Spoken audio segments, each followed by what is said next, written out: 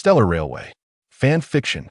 In his quest to behold the stars, a young boy ingeniously crafted a flying contraption from limited materials, successfully propelling himself into the cosmos. Unbeknownst to him, a train was fast approaching. Chapter 1. The Boy Who Longed to See the Stars. At last, I have succeeded. The boy gazed at the peculiar creation before him, a radiant smile illuminating his dusty face. His name was Inventor, a rather whimsical individual.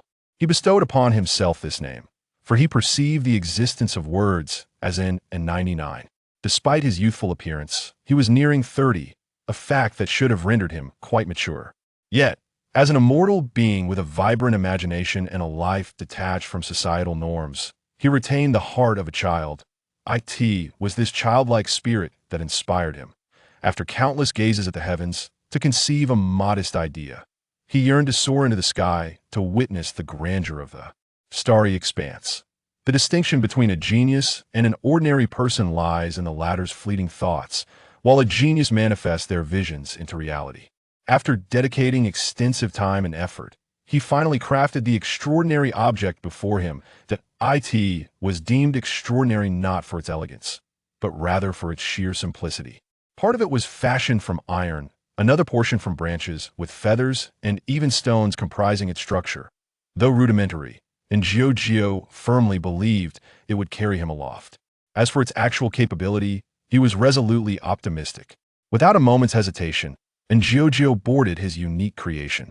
Upon pressing a stone button, this seemingly makeshift contraption astonishingly began to ascend. Feathered wings on either side of the craft began to flap gently, while flames erupted from beneath. With his peculiar apparatus, Inventor soared towards the heavens. He raised his hands high and called out to the forest below, "Farewell, Mother Tiger. Farewell, dear friends. I am off to see the stars." Some animals in the forest, hearing his voice, briefly glanced up before returning to their prior activities. They could not comprehend his intentions, nor was there any necessity for them to do so. After bidding farewell to what he considered his friends, Inventor guided his invention skyward at an exhilarating pace. As he ascended further from the earth and closer to the sky, he beheld the soft white clouds and soaring birds, all of which were breathtakingly beautiful. "Greetings, Miss Cloud." "Hello, Mr. Bird. Would you care to join me in my quest to see the stars?" They paid him no heed, yet Inventor remained undeterred, replying, "If you are unwilling, then so be it. However, should you change your minds, you are welcome to accompany me." The boy's gaze was fixed upon the lofty sky, his eyes brimming with boundless anticipation. Little did he know, he was already being observed in a monitoring room, a group of individuals engaged in leisurely conversation, when, all of a sudden, one exclaimed, "Unidentified. Flying object detected." "What unidentified flying object?" Several approached the screen, one of them sipping tea. However, as the image magnified and the object became distinctly visible, he abruptly spewed his drink. "What on earth is that?" Not only was he dumbfounded, but the others also wore expressions of disbelief. As inhabitants of a highly advanced planet, they had encountered many bizarre phenomena before. Yet the question loomed: who could elucidate the nature of this peculiar entity, adorned with wings and equipped with thrusters, its appearance utterly grotesque? More importantly, how on earth was it capable of flight? A man retrieved a pack of cigarettes from his pocket, extracted one, and lit it. Inhaling deeply, he exhaled a cloud of smoke, his tone laced with complexity. "I must be losing my sanity otherwise. How could such an illusion manifest?" The others turned their attention to him, and after exchanging glances, one of the men sighed. Suddenly, a haze enveloped the vicinity, and a woman seated before the screen glared at the chain smokers, reprimanding, "Don't pretend to be profound here if you wish to smoke. Step outside. Calm down, the man replied awkwardly, extinguishing the cigarette. He glanced back at the screen, unable to suppress his astonishment. This is indeed real, it's absurd. Could this child be a pathfinder? The group paused, then one remarked, "It's quite possible only those jesters could concoct such an abstract creation and execute such an intricate operation. What shall we do now?" They exchanged uncertain looks until the man spoke again. "As long as it doesn't involve us, we should disregard those jesters." They pondered this, realizing that as long as their planet remained uninvolved, they had no reason to care. Relieved, They continued to watch as the bizarre craft traversed the atmosphere and ventured into space. Ugh! And Gio grimaced, clutching his throat, his expression one of profound distress. As an immortal, his body was undeniably resilient, evidenced by his ability to breach the atmosphere. However, he was still human, and humans rely on oxygen. Just as Gio was on the verge of losing consciousness from oxygen deprivation, a gaze suddenly descended upon him. He felt an inexplicable relief, although he still struggled to breathe. The sensation of suffocation had lessened. With curiosity, Gio lifted his head and beheld an extraordinarily magnificent figure. In a gesture of politeness, he waved at the figure and shouted, "Mechanical head, did you save me? Thank you. A new member has joined the Genius Club. Seat 85, I am eager to learn what they do." Her words went unheard, and not only hers, as some surviving members of the Genius Club also received the same information. Oblivious to his new status as a member of the Genius Club, Gio witnessed the Mechanical Head's disappearance and courteously called out, "Mechanical Head, farewell." After a polite farewell, Gio continued to pilot his whimsical flying machine skyward, acutely aware of the newfound knowledge blossoming within his mind. However, he remained indifferent, his gaze firmly fixed upon the boundless expanse of the starry sky. Unbeknownst to him, the fabric of space around him suddenly became tumultuous. As chaos ensued, a sleek, black train aglow with azure light emerged against the cosmic backdrop, unfortunately, right in the path of Gio's trajectory. Inside the train, several passengers engaged in conversation. A graceful red-haired navigator, adorned in a white dress and a coat, was imparting knowledge to the ice entity she had rescued aboard. I understand," March 7 exclaimed cheerfully, nodding vigorously. The elegant Himiko responded with another nod, turning to the composed Dan Hung. "Dan Hung, please keep an eye on March." "I shall," Dan Hung replied, his dark hair and piercing blue eyes exuding an air of calm assurance. Bang! With a thunderous noise, the train came to a sudden halt. "What's happening?" A reliable adult male with brown hair and golden eyes, draped in a scarf and wielding a cane, adjusted his glasses, his expression one of confusion, mirrored by the other three. At that moment, a peculiar creature clad in red, wearing a tall hat and resembling a rabbit yet standing upright, approached the quartet and uttered a line that was nothing short of absurd. "It seems we've had a train accident. Pa." In the depths of space, a figure entwined with countless masks erupted in laughter that resonated throughout the starry sea. "The Astral Express has had a train accident in space. This is simply delightful. Ha ha." Chapter 2. What a delight. In the vastness of space, laughter echoed amidst the glittering stars of the Milky Way. "How delightful it is, ha ha ha." And Gio opened her eyes, and upon seeing the figure adorned with a deep red mask, a look of confusion crossed her face. However, when she noticed her fragmented flying machine and the enormous front of a vehicle pressing closely against her, and Gio seemed to grasp the situation. "Did you save me, Masked One?" she inquired, greeting Aha, who responded with hearty laughter. "Indeed, it is I, Aha. Little one, would you care to be my envoy?" Although Gio did not comprehend the meaning of envoy, she did not forget her own aspirations and shook her head, saying, "No, I wish to gaze upon the stars." Rejected, Aha felt a tinge of embarrassment, realizing even a piece of scrap metal was more esteemed than his offer. Chuckling, he departed, leaving Gio in bewilderment as she sensed something new within her body, though she could not quite discern what it was. As she watched Aha leave, she called out, "Your name is Aha, right? I will remember you, and when we meet again, I shall express my gratitude."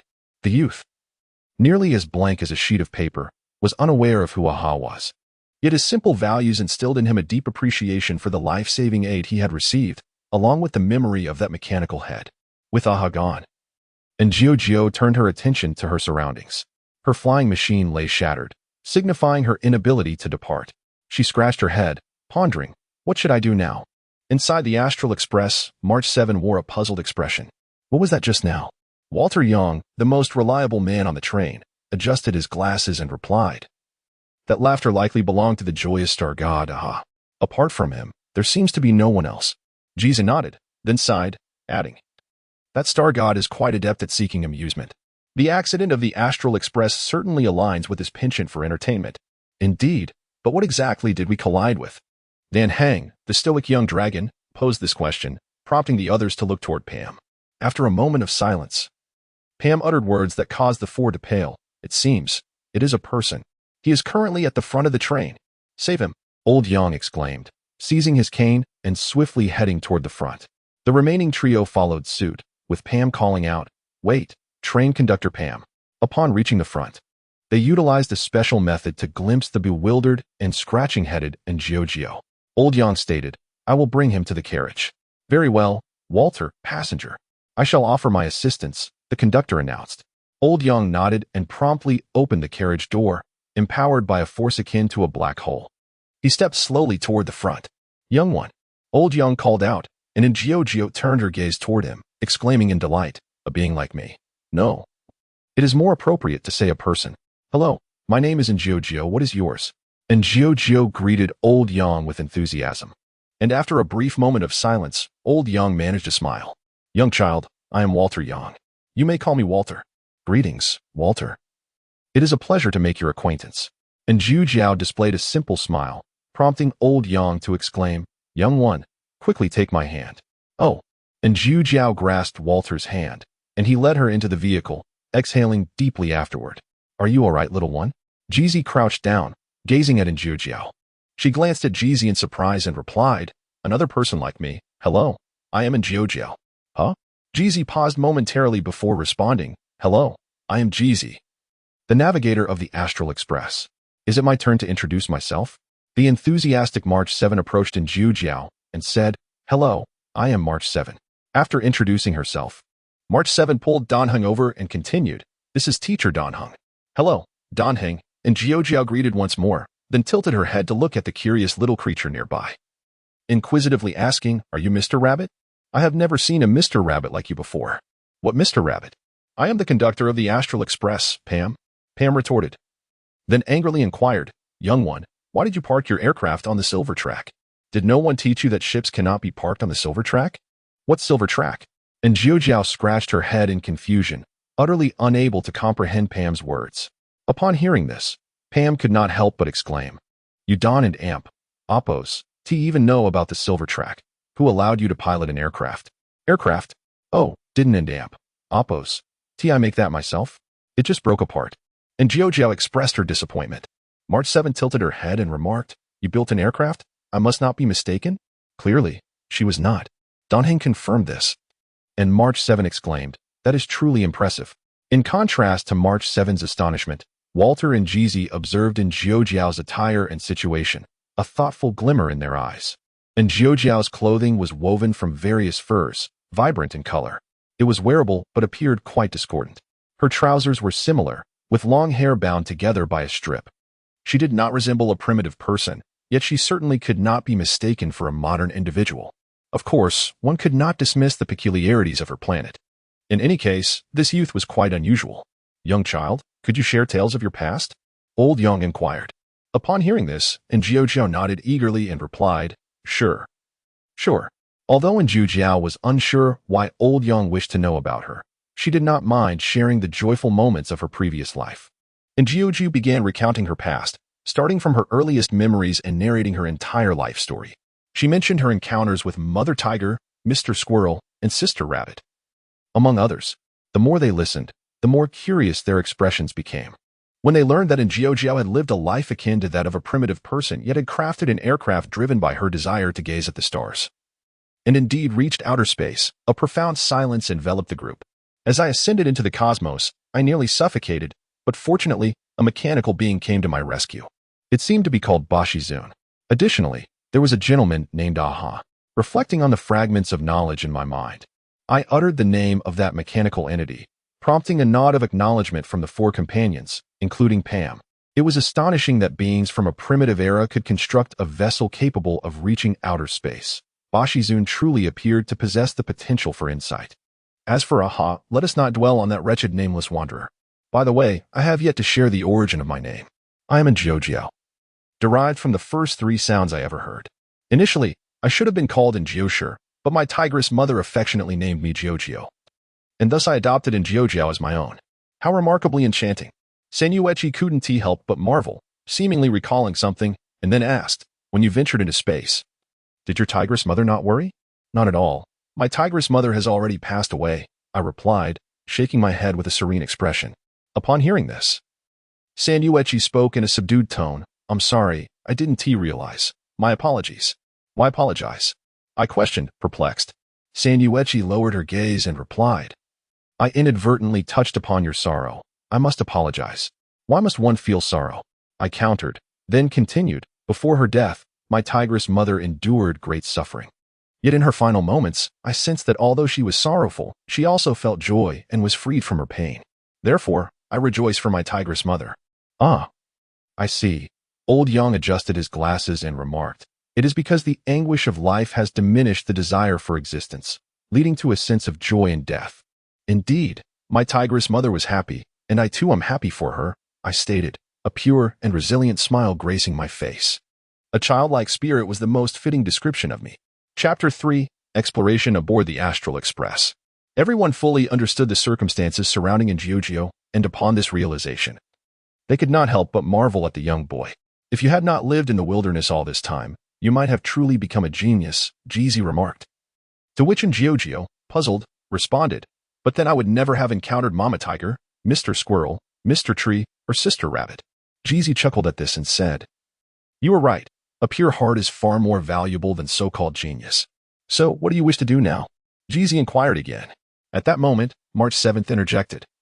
Shouldn't we consider becoming members of the Astral Express? But I want to gaze at the stars, and Giorgio insisted, his aspirations unwavering. Upon hearing this goal, March 7th immediately replied, then you must stay aboard the Astral Express. Our journey is precisely to traverse the cosmos. Indeed, as long as the spirit of exploration burns bright, the Astral Express shall never cease its forward momentum. Jeezy concurred with March 7 and Amp. Appos' words, then turned to Injiojio and asked, why do you wish to see the stars? Injiojio instinctively answered, sometimes, when I look up, I see the shimmering stars illuminating my night. I want to understand why they shine. I see, Jeezy nodded slightly. And after a moment of contemplation, she pointed toward a distant planet outside the window and said, Giorgio, observe that star. Following her gesture, Injiojio beheld the radiant star. And Jeezy continued, it is but one among billions, yet it emits its own light. Its brilliance spreads from here, becoming a part of the starlight that illuminates other planets, enlightening those, like you, who harbor curiosity about the celestial bodies. Exploration exists to witness the myriad worlds illuminated by the stars. Ah, I understand, Injiojio said, his gaze fixed on that star, his dark eyes seemingly nurturing countless celestial wonders. The knowledge he had acquired assured him that Jeezy spoke the truth. His wish had indeed been fulfilled. Yet, humans are inherently greedy. Upon achieving one desire, new aspirations arise. Thus, Injiojio found himself with a fresh longing. I wish to learn the stories of those stars, he expressed to Jeezy. Jeezy beamed with a radiant smile akin to blooming roses and nodded, then welcome to our ranks. Injiojio. Oh, splendid. We finally have another companion. March 7th exclaimed joyfully, while Donheng softly added, welcome, Injiojio. Welcome, Old Yang nodded slightly. And seeing that everyone was in agreement, Pam, too, assented, saying, in that case, Injiojio, you are now a new passenger of the train. With that, Pam produced a silver ticket and handed it to Injiojio, saying, this is your pass for the train, do not lose it. Thank you, conductor, as well as you, Kazuna, Mr. Walter, and Brother Donheng. Thank you for accepting me. Injiojio earnestly expressed her gratitude as she received the pass. March 7, feeling somewhat shy, remarked, ISN and Appos, this a bit too formal? This indicates Giorgio and Appos' politeness. Donheng spoke up, while March 7 scratched her head, saying, I feel like there is something more to your words. There is not, Donheng replied calmly. March 7 continued, is that so? All right, little March and Donheng, please take Giorgio to choose a room. Later, you all can go shopping together, allowing Giorgio to see the scenery of her own planet. Yes, Giorgio, come with us. March 7 enthusiastically led Giorgio toward the rear carriage, showing her both Donheng's room and her own along the way. March 7's room was quite charming, full of youthful spirit. However, upon seeing Donheng's room, Giorgio couldn't help but ask, can I stay in the Intelligence Bureau too? Giorgio, behave. Don't stay in the Intelligence Bureau, or you might turn into someone like Teacher Donheng. March 7 said earnestly. Donheng then interjected, March, do you have any grievances against me? No, of course not. Jojo is still so young. If she spends all her time with you, wouldn't she end up becoming an ice block? Donheng, you wouldn't want Jojo to become like you, would you? March 7 remarked, and Donheng fell silent. He didn't see anything wrong with his personality, yet he certainly didn't want Jojo to become a cold, aloof figure. Hiki, it seems teacher Donheng really values my little March 7 said with a radiant smile as she guided Jojo to an empty room. Opening the door, March stated, from now on, this will be your room, Jojo. Although it's a bit too simple, you can buy some things to decorate it. Yes, thank you. March 7, and Jojo replied adorably with a nod. March 7 immediately added, just call me March. But if you could call me Sister March, I would be even happier. If it makes Sister March happy, I don't mind, and Jojo said earnestly. March 7 couldn't help but exclaim, oh, I'm so satisfied, Jojo. You are truly adorable. And Jojo didn't fully understand the meaning of adorable but gathered it was a compliment, and smiled in response. Here's the key for you. Make sure to keep it safe. March 7 placed the key in Jojo's hand, then after taking another look at her, added, about your clothes. I have some old clothes that you can have. When we go to the trade star, you can buy some that fit you better. Donheng took out some clothes from his backpack and handed them to Jojo. She accepted them and thanked him, saying, thank you, brother Donheng. No need to be polite. From now on, we are companions, and it is only right to help each other. Hearing Donheng's words, Jojo nodding in a daze, began to undress. March 7's cheeks flushed, and she shouted, wait. What's wrong, Sister March? And Jojo gazed at March 7 with a look of confusion. March 7 coughed lightly and said, you must change your clothes in the room. It is improper to let others see. Furthermore, you should take a shower before changing. These elementary matters were unbeknownst to Jojo. March 7 was more than willing to elucidate, but she needed to escort Jojo to the bathroom. Omnipotent teacher Donheng. I rely on you, March 7 remarked as she turned to Donheng. He did not decline and nodded, saying, Jojo, follow me. Chapter 4. Journey to the trade star on the train, and Jojo emerged with her hair disheveled, clad in Dan Heng's old garments. Yet, it was rather unfortunate that Dan Heng was significantly larger than her, rendering the attire somewhat ill-fitting. Observing Jojo's unkempt hair, Dan Heng inquired, why have you not tied your hair properly? The tie broke, and Jojo replied, scratching her head. Upon hearing this, Dan Heng produced a comb and instructed, turn around. Obediently, and Jojo turned her back to him, as he grasped her hair and, with the power of the wind, blew away the moisture. He then gently combed her hair into place and, finally, secured it into a high ponytail with a hair tie. Touching her hair, and Jojo smiled and said, thank you, brother Dan Heng. You give me a sense of a tiger mother. Dan Heng fell silent, then sighed with resignation. Shaking his head, he remarked, all right. Let us find GZ and Mr. Walter, and then we shall visit your hometown. And Jojo nodded, following Dan Heng towards the observation car. Along the way, they encountered March 7, who brightened at the sight of the neatly arranged Jojo. Jojo, how adorable. March 7 was not jesting. And Jojo embodied the essence of an innocent youth. Her face bore the charm of youthfulness, with sparkling black eyes radiating clarity, complemented by her round, fair cheeks, rendering her irresistibly cute. Unable to resist, March 7 pinched Jojo's delicate face, to which Jojo responded nonchalantly, Sister March, you are also very cute. And Jojo spoke earnestly, for March 7, with her graceful beauty, vibrant spirit, and simple-hearted sweetness, was indeed a paragon of cuteness. Oh dear, even cuter, March 7 exclaimed, grasping Jojo's cheeks with both hands, her eyes brimming with delight. Who wouldn't wish for such an adorable younger sibling? At least, March 7 found it impossible to refuse. And Jojo, perplexed, could not fathom why March 7 was pinching her face.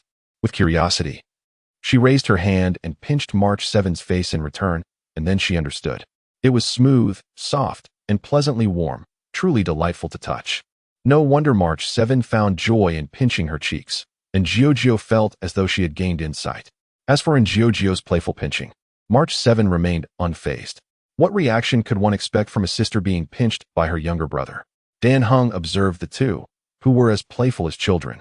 And he sighed, rubbing his forehead. March, GZ is still waiting for us. Right. March 7 immediately released her grip, and Jojo followed suit. The trio proceeded towards the observation car, where they found GZ preparing coffee. Meanwhile, Walter held a cup, lost in thought, contemplating whether life or the complexities of human relationships held greater significance. However, upon seeing the three emerge from the passenger car, Walter reached a decision. He set down the coffee and declared, "You have finally arrived. Let us depart. Hooray! We can go shopping again." On the 7th of March, a cheer erupted as Jeezy remarked, "Dan Hung, I shall transfer some credits to you to buy a few garments for Jojo." Indeed, she proved to be an exemplary mother, her first words reflecting concern for the youngest member of their train crew. Although it remained somewhat ambiguous who was older between Jeezy and Jojo, Dan Heng nodded gently in agreement. March 7 suggested, "Why not allow me to select? My taste is rather refined. Let us discuss this further after we arrive," Dan Hung replied. The trio followed Walter, utilizing the train's inherent spatial abilities to teleport to the trading star. This sudden transition to a new locale left Jojo in awe. Sensing her bewilderment, Lao Yang explained, "This is the power of the star god Chivali, the force of exploration, which enables our spatial relocation." "Remarkable," Jojo exclaimed, while Dan Hung added, "With the train's ticket, you will be able to wield this power. You can familiarize yourself with it later." Jojo nodded repeatedly, and Lao Yang then said, "All right. Let us proceed. We must complete our purchases before nightfall." As they traversed the city, Jojo marveled at her surroundings, her eyes filled with wonder. "Dan Heng, look. There's a store where we can buy clothes," March 7 exclaimed, tapping Dan Heng's shoulder. Lao Yang interjected, "You two take Jojo to shop for clothes. I shall handle the procurement alone." "That will be a great help, Mr. Walter," Dan Hung replied without hesitation, leading March 7 and Jojo away. Lao Yang watched as they entered the shop before embarking on his own shopping expedition. With the power of exploration closely entwined with space, he had no worries about carrying his acquisitions, as a pioneer possesses a unique backpack. Meanwhile, the trio had entered the store, welcomed warmly by the staff. March 7 selected numerous outfits, which she handed to Jojo. Soon, Jojo was ushered into the fitting room to try on the garments, one after another. March 7 deemed each outfit delightful, requesting even more, capturing photographs of each ensemble. It appeared that girls held an immense enthusiasm for such activities, leaving Jojo feeling like a moving clothes rack. Had Dan Hung not intervened, March 7 might have continued her revelry well into the evening. "March, let us not forget our purpose," Dan Heng reminded her. "Very well," March 7 replied, her expression lingering with reluctance, while Jojo breathed a sigh of relief, casting a grateful glance at Dan Heng. In truth, after several changes, Jojo felt that they had enough. However, not wishing to see March 7's disappointment should she be turned down, Jojo refrained from speaking up. "Boss, I shall take all these clothes." Dan Hung, "Please pay," March 7 declared generously. Jojo interjected, "Sister March, it really isn't necessary to have so many. A few changes will suffice. We could save some money for more essential items." Through the path of wisdom, Jojo's understanding of the world gradually aligned. At the very least, one has come to comprehend the significance of credit points. If possible, one should save where one can. Alas, there is no need to be frugal in this regard. Despite being a young man, one ought to pay attention to one's appearance. One should not resemble Dan Heng, who possesses no more than 5 garments in his entire wardrobe. March 7 boldly remarked, while Dan Heng, exasperated by March 7's incessant self-promotion, nonetheless proceeded to swipe his card and purchase all the clothing. After March 7 stowed the garments into her backpack, the trio exited the store amidst the clerk's warm invitation to visit again. "Where can we find a barber shop?" March 7 inquired, leading the two as they strolled leisurely down the street in search of a salon. During their outing, they also indulged in various delectable treats. Jojo's eyes sparkled with delight as he savored the delicious food, having never tasted anything quite so exquisite before. Just as Jojo was enthusiastically devouring his meal, the sudden passage of a robot caught his attention. "Jojo, what's the matter?" Chapter 5, Unexpected Indeed. March 7 nodded slightly, then inquired with a hint of confusion, "What is so peculiar about intelligent machinery, Jojo?" "I am quite curious about how it is manufactured and the structure of its body." Jojo did not attempt to conceal her thoughts, prompting March 7 to exclaim, "Jojo, such notions must not cross your mind." "Why not?" Jojo asked, bewildered. Dan Hung then offered an explanation. Any intelligent entity endowed with emotions possesses rights equivalent to those of organic life. Thus, intelligent machinery is a form of life. To harm it is tantamount to murder. Jojo, do not entertain such thoughts. "Well, all right." Jojo relinquished her line of thinking, aware that she should not burden Dan Hung and March 7. Seeing her acquiescence, Dan Heng first breathed a sigh of relief, then curiously asked, "What compels you to study intelligent machinery?" The root of this thought likely lay in her experiences. And Jiu replied directly, "Because of my name." The four voices I heard at that time originated from a mechanical entity akin to intelligent machinery. Ah, so your name derives from machinery, March 7 realized. While Dan Heng inquired further, "And what happened next?" March 7 paused, instinctively asking, "Are you all right?" Dan Heng shot her a glance, somewhat exasperated. If something were amiss, couldn't Jiu stand before them? And Jiu, however, dismissed any such notion, saying, "I merely have a slight pain in my chest. Beyond that, I am fine." "That is good to hear." March 7 exhaled in relief, but her expression suddenly stiffened as she realized she might have posed an absurd question. "Jiu, let us hurry to find a hair salon," March 7 urged, pushing in Jiu forward. Dan Heng observed March 7's retreating figure, feeling a mix of helplessness and amusement. He noted that March seemed a touch naïve. Had she not encountered the Astral Express, she might have fallen victim to deceit. With a resigned heart, Dan Heng followed suit. Before long, they discovered a hair salon. Just as March 7 was about to usher in Jiu inside, Dan Heng interjected, "March, you accompany Jiu. I shall procure some items." "Sure, go ahead, teacher Dan Heng. I will keep a close watch on Jiu," March 7 replied nonchalantly. To which Dan Heng nodded. Though he felt a twinge of concern for March, he trusted that in this peaceful trading star, no trouble would befall them. March 7 bid farewell to Dan Heng before leading in Jiu into the salon. Once settled in the stylish chair, the hairdresser began to trim in Jiu's hair. Soon enough, a clean-cut young man emerged before March 7's eyes, prompting her to exclaim, "Wow, Jiu, you look truly dashing." And Jiu beamed, embodying the essence of a radiant youth. After March 7 settled the bill with the proprietor, she exited the salon with Jiu in tow. "All right. We've purchased clothing and had your hair done. What else do we need?" March 7 pondered for a moment before her eyes sparkled with realization. "Of course. We still need to buy a mobile phone. In this day and age, how can one manage without a phone? Jiu, let us go. I shall take you to buy one." On March 7th, she eagerly pulled Jiu away, to which Jiu inquired, "Aren't we waiting for Brother Dan Heng?" Upon hearing this, March 7th replied nonchalantly, "It's fine. I'll send Dan Heng a location later, and he can come find us." With that, Jiu said nothing further and followed March 7th as they departed. However, they had not ventured far when a resounding noise suddenly pierced their ears. Boom. After the thunderous clamor subsided, March 7th, puzzled, remarked, "What on earth happened? Such a commotion." But it didn't take long for March 7th to regain her composure and urged Jiu, "Let us go see what's going on." "Oh." And Jiu, curious about the unfolding events, followed closely behind March 7th as they approached the source of the noise. Upon arriving at the scene, March 7th observed, "This appears to be a museum. Could it be that artifacts have been stolen from here?" And Jiu remained silent, still drawing knowledge about museums from the wisdom path. It was undeniable that the wisdom path was incredibly convenient. Whenever he sought information, he could simply consult the wisdom path directly. Furthermore, it facilitated communication, as in Jiu had managed to converse with the others on the train through it. "Come on, Jiu, let us listen in and find out what happened," March 7th urged as they blended into the crowd of onlookers. The museum director seemed to be in the midst of an interview, just addressing the missing items. "Could you please tell us how significant the loss is for the museum? How many valuable items have been lost?" The museum director, an elderly gentleman, expressed his distress upon hearing the reporter's question. "In truth, not much has been lost. Rather, many items have been damaged. However, that group had a very clear target, an ancient artifact dating back over 1,000 years before the Amber Era." "Could you possibly disclose what it is?" asked the reporter. "It's a mechanical antiquity that was already broken upon its arrival at the museum," the director explained. "Over 1,000 years before the Amber Era.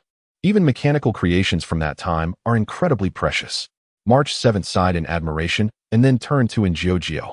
March 7th, with her warm-hearted nature, was about to respond when a calm voice interrupted, "March, don't meddle." "Ah, Dan Heng, you startled me. Did you know that was quite frightening?" March 7th exclaimed, patting her chest in relief. Dan Heng replied, "If I frightened you, I apologize, but I must insist you refrain from unnecessary interference." "How is this considered meddling?" March 7th retorted defiantly.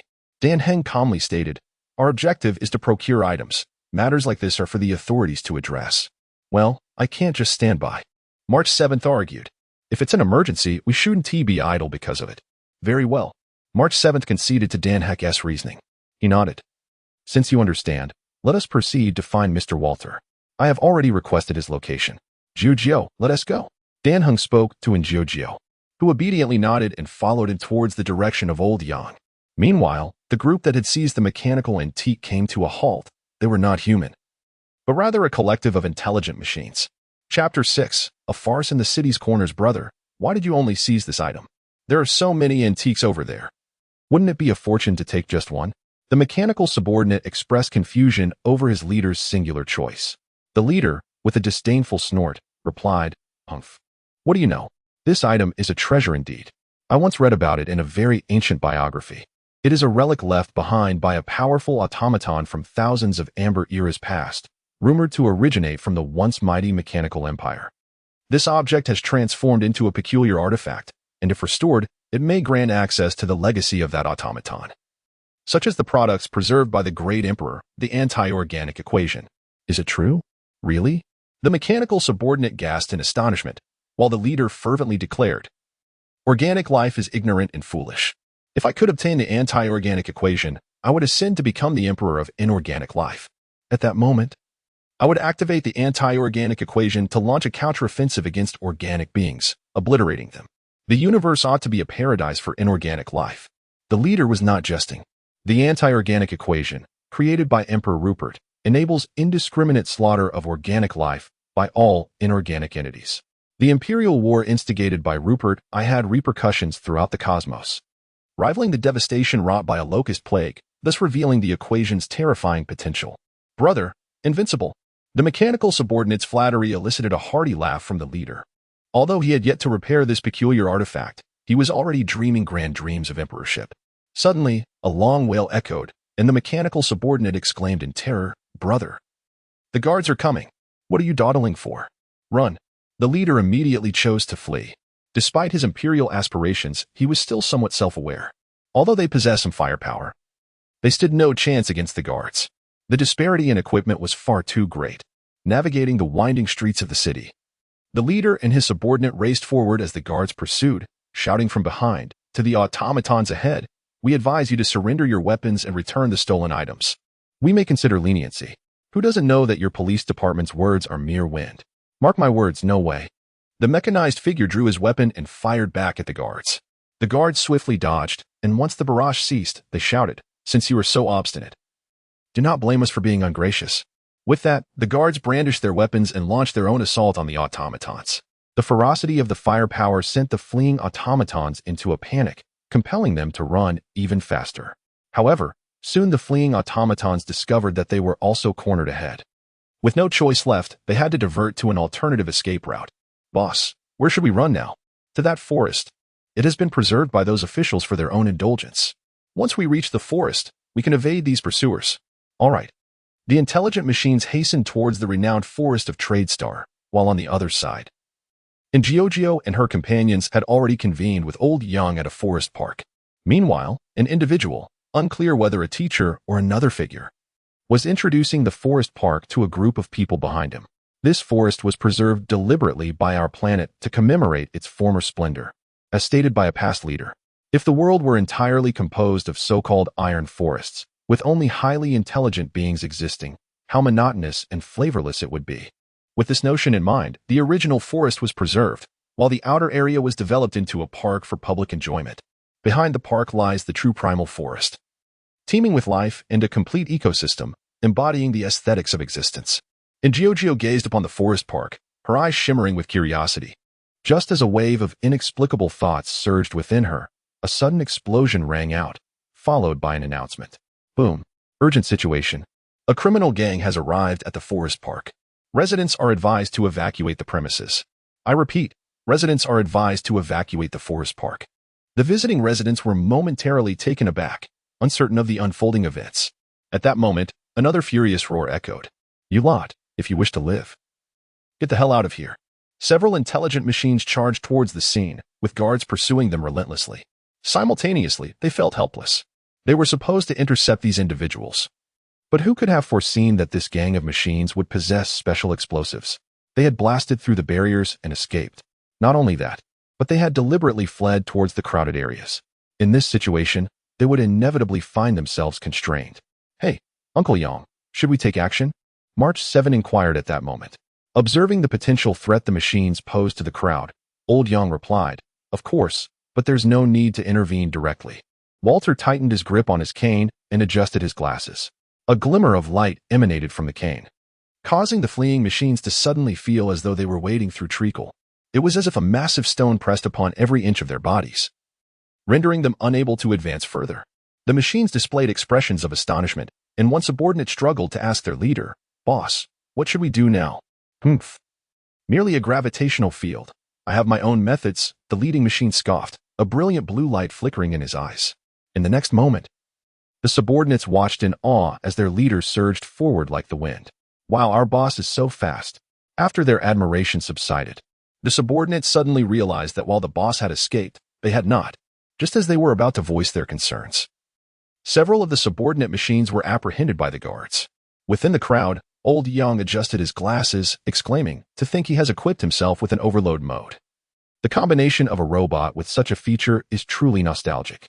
"Uncle Yang, this hardly seems the time for such reflections. What should we do about that fleeing individual?" March 7th gazed toward the direction where no trace of him remained, and Old Yang replied directly, "No worries. The overlimit mode inflicts significant damage on the body and cannot be sustained for long. It won't be long before that individual comes to a halt. He cannot escape too far." Old Yang's assertion proved accurate, as the leading intelligent machine soon ceased its pursuit. However, before he could exhale in relief, several imposing figures appeared around him. These individuals were all pathwalkers, each on a distinct journey, possessing formidable strength. "Surrender quietly, and you may experience less suffering." The blue light in his eyes flickered increasingly, and blue patterns even coursed across his body. One of the pathwalkers momentarily hesitated, then shouted, "Run." He has lost control and is about to explode. No sooner had he spoken than a thunderous roar erupted once more. The explosion from within him triggered a chain reaction, involving the small explosives and other devices he carried, culminating in a series of detonations. Amidst the chaos, the mechanical antique he possessed was propelled into the air, landing squarely upon Jiu-Jiu's head. "Ouch, that hurts." Energy levels have been detected. Chapter 7. The Great Inventor amidst the crowd. Argio covered his head with one hand, while the mechanical relic fell directly into his other hand. Before he could react, the relic emitted a voice. Detected suitable energy. Activating automatically. Argio felt something within him being drawn out as a streamlined glow flashed across the mechanical artifact. Activation successful. Activator's name, unknown. Gender, male. Identity confirmed as Pioneer. Binding in progress. Binding successful. Scanning current situation. Condition unclear. Location mismatched. Please provide identity information urgently and proceed to the corresponding location. Under Argio's gaze, the mechanical relic transformed into a vintage watch, fastening itself onto his wrist. A question mark popped into Argio's mind, leaving him utterly bewildered. Lao Yang, Dan Heng, and March 7 all looked at Argio, having heard the voice moments before. "Well, what an idea," March 7 remarked, directing their attention towards Argio. GZ, taken aback, inquired, "What happened?" "How to explain? It was like witnessing a farce, then receiving an object," March 7 replied. Her gaze fixated on the watch adorning Argio's wrist. Suddenly, the watch emitted another sound. Detected current environment as the Astral Express, continuing operation. The watch radiated a glow, and a rift appeared before the group. They were momentarily taken aback, and Pam seemed to recall something. Speaking up, "It's the belongings of a train passenger." Hearing this, GZ turned her attention to Pam, curiosity evident in her eyes. "Pam, do you recognize this item?" "A long time ago, but how long exactly?" March 7 prompted. After pondering, Pam responded, "It must be from a passenger over 1,000 amber eras ago." 1,000 amber eras? Pam, you actually remember passengers from over 1,000 amber eras? March 7 marveled. Pam, with a hint of pride, replied, "As the train conductor, I certainly remember every single passenger." "So, what did that elder pioneer leave behind?" March 7 inquired again, to which Pam scratched his head and said, "I only saw that passenger entering and exiting this rift repeatedly, but I do not know. If you wish to know, why not just step inside and see for yourselves?" GZ suggested. March 7's eyes lit up, and she nodded. GZ is right. Let us venture inside and discover. With anticipation, Argio stepped into the rift, followed closely by March 7, while the other three slowly entered as well. Pam, after a moment of hesitation, also stepped inside. As the world around them blurred, they found themselves in a peculiar place, and the voice echoed once more. Temporary Master, welcome to the realm of wisdom. Please complete your identity information. A beam of light materialized before Njiojo's eyes. He gazed at the name entry field above and inscribed his name without hesitation. Name, Njiojo. Gender, male. Identity, nameless traveler. Fate, pioneer wisdom. Conditions met. The binding with wisdom has succeeded. Master, you may refer to me as Ji2a. Here lies a recording left for you by a previous master. Would you like to view it? Previous master? Which esteemed pioneer could it be? March 7 inquired. To which Dan Heng nodded in agreement. It is quite possible. An image then appeared before the train crew, revealing an intelligent machine, clad in noble attire. Adorned with a train ticket on his chest, his age was indiscernible from his appearance. Yet, upon speaking, his voice, aged and hoarse, revealed him to be akin to an elderly organic being. Greetings, future pioneer. At this moment, let us raise a toast to our acquaintance. By the time you behold this image, I am likely no longer among the living. However, do not mourn for me. Rather, rejoice. Our shared fate and serendipitous experiences have granted us this moment of convergence. How could that not be moving? Though the intelligent machine's face bore no expression, the undertones of excitement and joy were palpable in his words. You may wonder why, as an inorganic being, I should not be destined for longevity. You are correct. I have chosen to cease existing. I have witnessed too many farewells, and even with chip replacements, the wear of emotions has rendered me unable to cherish this world any longer. I could certainly format my memories, but without them, how could I claim to exist? Thus, I have chosen eternal slumber, carrying these memories, some beautiful, some sorrowful, some bittersweet. After death, will I be able to see them again? Will I walk alongside them once more? I find no answers. I left Ji2a behind to allow it to once again witness the train that once bore my dreams and to leave my final gift and blessing here. The aged intelligent machine struggled to rise. His components decayed, creaking with each movement. He surveyed the small room and then smiled. Surely you can discern that this is a laboratory. This is the gift I wish to leave you. Yet, I have not left behind my creations or achievements. For I believe that you, embarking on the path of wisdom and pioneering, shall surpass me. With your intellect, may you bring hope to the stars. Of course, I have not left you empty-handed. Some of my whimsical ideas are entrusted to you. Should you have need, consult Ji2a. It will provide you with my fanciful, unrestrained thoughts. The recording concluded, and the crew fell silent, closing their eyes to bid farewell to the nameless traveler. Once the moment of silence passed, Pam suddenly cried out. Pam.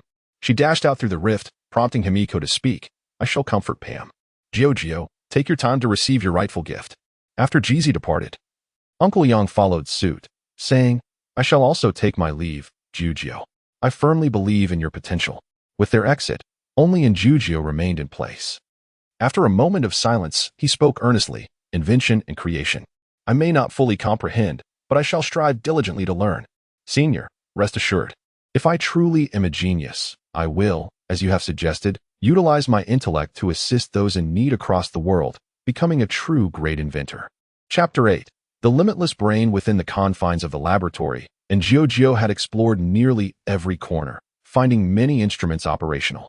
However, as the pioneering elder had remarked, there was little left of his own experimental creations. The elder had left behind intriguing ideas, and Jio pondered, may I take a look? As he sought to retrieve information, several files materialized before him, and Jio began to delve into these documents. But soon his expression shifted to one of confusion. While some concepts were within his grasp, others eluded his understanding, necessitating a drawing upon the knowledge embedded within the pathways of wisdom to comprehend them, albeit with difficulty. Logically, this should not have been the case. After all, Jio was a genius, acknowledged by the esteemed scholar. He was indeed a prodigy, capable of creating tools that could soar into the cosmos without sustaining damage, a testament to his extraordinary intellect. Yet, his greatest shortcoming lay in the fact that he had never received formal education and possessed no foundational knowledge. The pathways of wisdom, as enlightening as they were, could not transform him instantaneously into a scholar. Thus, Jio recognized the necessity of acquiring knowledge. The aspirations of a great inventor seemed daunting. Yet he resolved not to relent. Like before, he would ascend to the heavens. If comprehension was lacking, then he would embark on a journey of learning. With sufficient knowledge, the obscure would inevitably become clear. The young man made his decision and commenced to draw upon the pathways of wisdom, gradually absorbing knowledge from them. And Jiojio was a genius. Like an ever-thirsty sponge, he could absorb all the knowledge into his mind. At precisely 6:40, Jiojio emerged from the crevice, only to encounter March 7. As March 7 spotted Jiojio, she was about to greet him. However, before she could utter a word, her gaze was captivated by the white smoke swirling atop his head. "Jiojio, you seem to be smoking," March 7 exclaimed in astonishment. For Jiojio's head was indeed billowing with white smoke, as if something had been ignited. "Sister March, I feel quite hungry," Jiojio replied, unconcerned about the smoke enveloping him, instead patting his stomach. For some reason, he felt an abrupt pang of hunger. "Let us extinguish the smoke on your head first, shall we?" March 7 suggested. "What's wrong, March?" Her voice drew the attention of those nearby, yet they too were momentarily baffled upon seeing the smoke emanating from Jiojio's head. "Grumble." A long sound resonated as Jiojio rubbed his stomach and addressed Jeezy. "Sister Jeezy, I am so hungry. Pam has already prepared a meal. Why not eat a little?" Old Yang interjected. Jiojio's eyes brightened at the suggestion, and he nodded eagerly. "Yes, yes." Seeing Jiojio's intense anticipation, the others set aside their bewilderment and led him to the dining table. Jiojio, unable to contain his eagerness, reached for the food, but at that moment, Pam shouted, "Use a knife and fork or chopsticks." "I don't know how," he replied. Jiojio expressed her grievances, and Pam fell silent for a moment before sighing. "I will fetch you some food-grade gloves."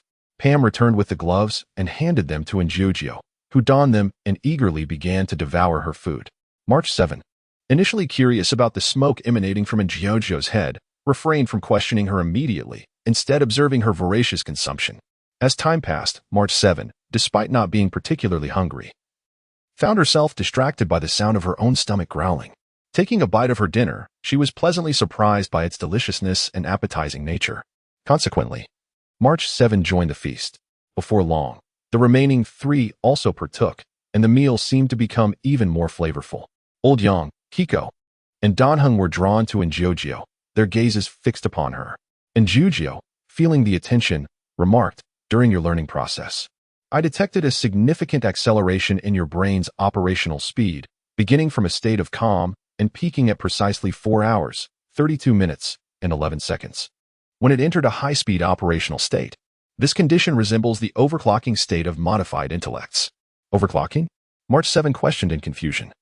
While Jiojio appeared to recall something and promptly stated, "I remember that moment distinctly. I wished for my learning speed to increase, and subsequently, I felt it accelerate." "Perhaps it was this thought that triggered your brain into an overclocked state," Kiko conjectured. March 7, bewildered, asked, "Is that really possible?" Old Yang nodded slightly. And March 7's eyes brightened as she inquired, "Can I make my brain overclock as well?" Her question left Danheng in contemplative silence. "Is it truly possible?" March 7, sensing the group's quietness, asked, "Why has everyone suddenly stopped speaking?" "If March needs it, I could attempt to create something to assist in brain overclocking," she suggested. "But that's not advisable, March," Kiko replied, shaking her head seriously. "Jiojio is inherently a genius, recognized by the esteemed scholars for her vast knowledge. It is not surprising that her brain can overclock, but we certainly cannot. When we tire from learning, our brains become sluggish, urging us to rest. And we cannot resist that call, even if we desire to. However, Jiojio appears to be unaffected by fatigue, able to directly enter an overlocked state. This difference lies in one's constitution. Do you understand, March?" This statement was laden with comfort. For Kiko had single-handedly repaired the Astral Express and was also acknowledged as a genius by the esteemed scholars. "I think I understand," March 7 replied, scratching her head. Momentarily convinced, Kiko sighed with relief and then turned to Jiojio, stating directly, "Jiojio, I know you wish to absorb knowledge. However, knowledge is boundless. And we have ample time, there is no need to rush. Therefore, one must maintain a measure of moderation in their studies. Do you understand?" "Ah, I see, Sister Jeezy." Jiojio obediently nodded, and Jeezy smiled, saying, "As long as you understand. Now, let us cherish this first night of your journey on the train." Chapter 9. The trains leap on the following day, dressed in her new attire. Jiojio clutched her freshly laundered old clothes and knocked on the door of the think tank. Upon opening the door, Danheng gazed at Jiojio standing at the threshold, his expression tinged with confusion. "Jiojio, why are you here so early? Is there something amiss?" "Brother Danheng, here. I have your clothes. I have washed them for you. And Jiao handed the garments to Dan Heng, who accepted them and replied. There was truly no need for such haste. The two proceeded to the observation carriage, where Pam fortuitously wheeled the dining cart past them. Walter passenger. Please refrain from watching the news, Pam remarked. And Kiko passenger. The train conductor has prepared milk. Let us put the coffee on hold for now. Dan Heng passenger. I have also prepared your breakfast, Pam added, dutifully placing the food on each person's table before approaching in Jiao. Since I do not know your preferences, I have prepared the meal in the usual manner. If there is anything amiss, do inform the train conductor, Pam stated. Conductor, I can eat anything, and Jiao replied, patting her chest. Good children do not have picky tastes, Pam said with satisfaction. After speaking, Pam glanced around but failed to spot the figure of March 7. Shaking its head in resignation, Pam commented, Is March 7 passenger still indulging in slumber? In Jiao passenger, please refrain from emulating March 7. Rising on time for breakfast is essential for good health. I understand, conductor. And Jiao nodded obediently, much to Pam's delight. As an elder, it cherished well-behaved and compliant children, unlike March 7, who had the audacity to suggest a dress-up game, showing a blatant lack of respect for the train conductor. A yawn escaped March 7 as she strolled into the observation carriage. Pam, looking at her, remarked, March 7 passenger, indulging in sleep is quite detrimental. Oh, got it. March 7 replied, settling onto the sofa. After a considerable pause, she shook off her lingering drowsiness, regaining her usual vibrant demeanor. Having devoured her breakfast, March 7, in a playful tone, turned to Kiko and asked, Kiko, where are we headed next? We have yet to decide. How about you two take the lead in choosing? Kiko suggested. Scratching her head, March 7 replied, I'm not sure about this. Perhaps you could provide a few options to choose from? Certainly, Kiko nodded, preparing to suggest a few names when suddenly, in Jiao's smart wristwatch emitted a sound. Special signal detected. Would the owner like to receive it? And Jiao paused momentarily before nodding in assent. Yes, receive it. Let us play it and see what information it conveys, Kiko proposed, making a decision. And Jiao nodded and instructed, smartwatch, play. Playing audio. As the recording commenced, a crackling noise reminiscent of an old television's static filled the air. Once the jarring sound subsided, a weathered voice resonated among the group. Of course, I do not wish to deceive you. Thus, I shall disclose the truth to you. Evergreen is on the brink of extinction. 3 months ago, devastation descended upon Evergreen. In merely 3 months, the majority of its planet has succumbed. The audio concluded. An old Yang, with a grave expression, remarked, It seems we need not deliberate any further. No, this is not a decision for one alone. It ought to be made collectively by a show of hands among the train's passengers. GZ shook her head and then stated, Those in favor of proceeding to Evergreen, please raise your hands. All 5 raised their hands, and GZ smiled, saying, It appears our choice is unanimous. As pioneers, how could we choose to turn a blind eye upon hearing such news?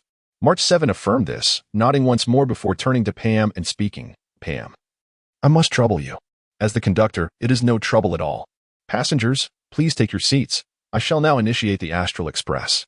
With that, Pam trotted off towards the control room. GZ addressed the group. Prepare yourselves. The others settled onto the sofa while March 7 remained standing. And Jiao, perplexed, inquired, Sister March, aren't you going to sit? I am engaged in a challenge to avoid falling. March 7 replied with a hint of pride, prompting in Jiao to question, a challenge to avoid falling?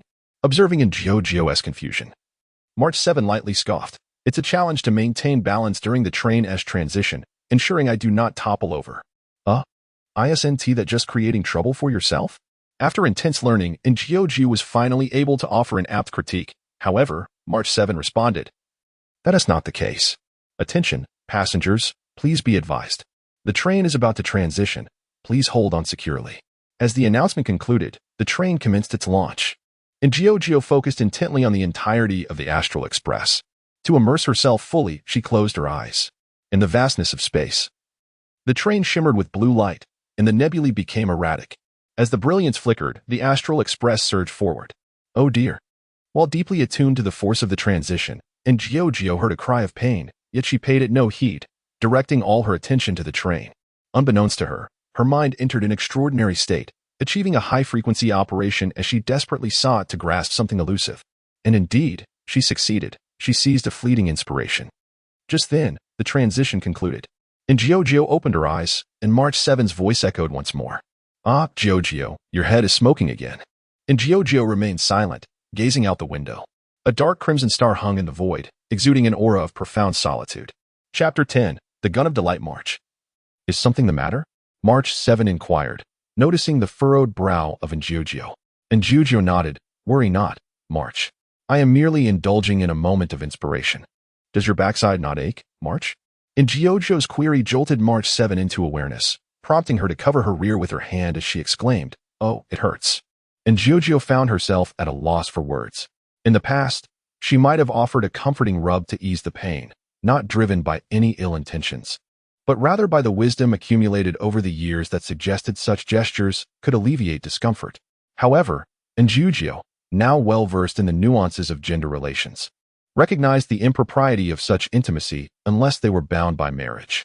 She listened as March 7 quickly recovered from her discomfort, turning her gaze out the window towards the crimson star. Is that evergreen? She asked curiously. Indeed, Kiko replied, joining March 7. Evergreen is so named because 70% of it is land, while only 30% is ocean. Its most remarkable feature is that since the Amber Ages, its trees have never withered, remaining ever verdant through the seasons. Not a single desert mars its surface, resembling a flawless emerald amidst the cosmos. Yet, March 7 gazed at the dark red planet, hesitating to voice her thoughts. With a sigh, Kiko remarked, This is the universe. March 7's spirit sank at this statement. Kiko affectionately ruffled her hair and encouraged, Do not be disheartened. At least we possess the power to effect change. Indeed, we are pioneers, March 7 replied, finally invigorated. Kiko nodded gently, then addressed the group. This time, Walter, you shall accompany the children. Very well, Walter assented with a slight nod, showing no reluctance. He possessed a vigor rivaling that of youth, naturally unresisting. This is Giorgio's inaugural expedition, and given the unique circumstances, please extend extra care to her. I shall provide support from afar, Kiko advised. March 7 patted her chest confidently, declaring, Rest assured, I shall look after Giorgio. Kiko remained non-committal, turning to the others. The situation in Evergreen is unlikely to be favorable. Prepare yourselves thoroughly before we depart. Sister Kiko, do we have any materials? And Giorgio approached Kiko, a hint of shyness in her demeanor. Kiko regarded her curiously. What do you require materials for? I intend to fashion a weapon, albeit a temporary one, to somewhat harness my capabilities. And Giorgio revealed her intention. She felt acutely aware of her limitations compared to Dan Hung and March 7. Possessing little strength, merely a robust constitution honed by a lifespan in the wild. As for combat experience against beasts, she lacked that as well. For the animals had always treated her kindly, never bullying her. Of course, Giorgio had faced life and death situations, though those pertained to other creatures' struggles for survival. Considering her mother was a formidable tiger at the apex of the food chain. This is also the reason why Giorgio faced the death of her tiger mother with remarkable composure.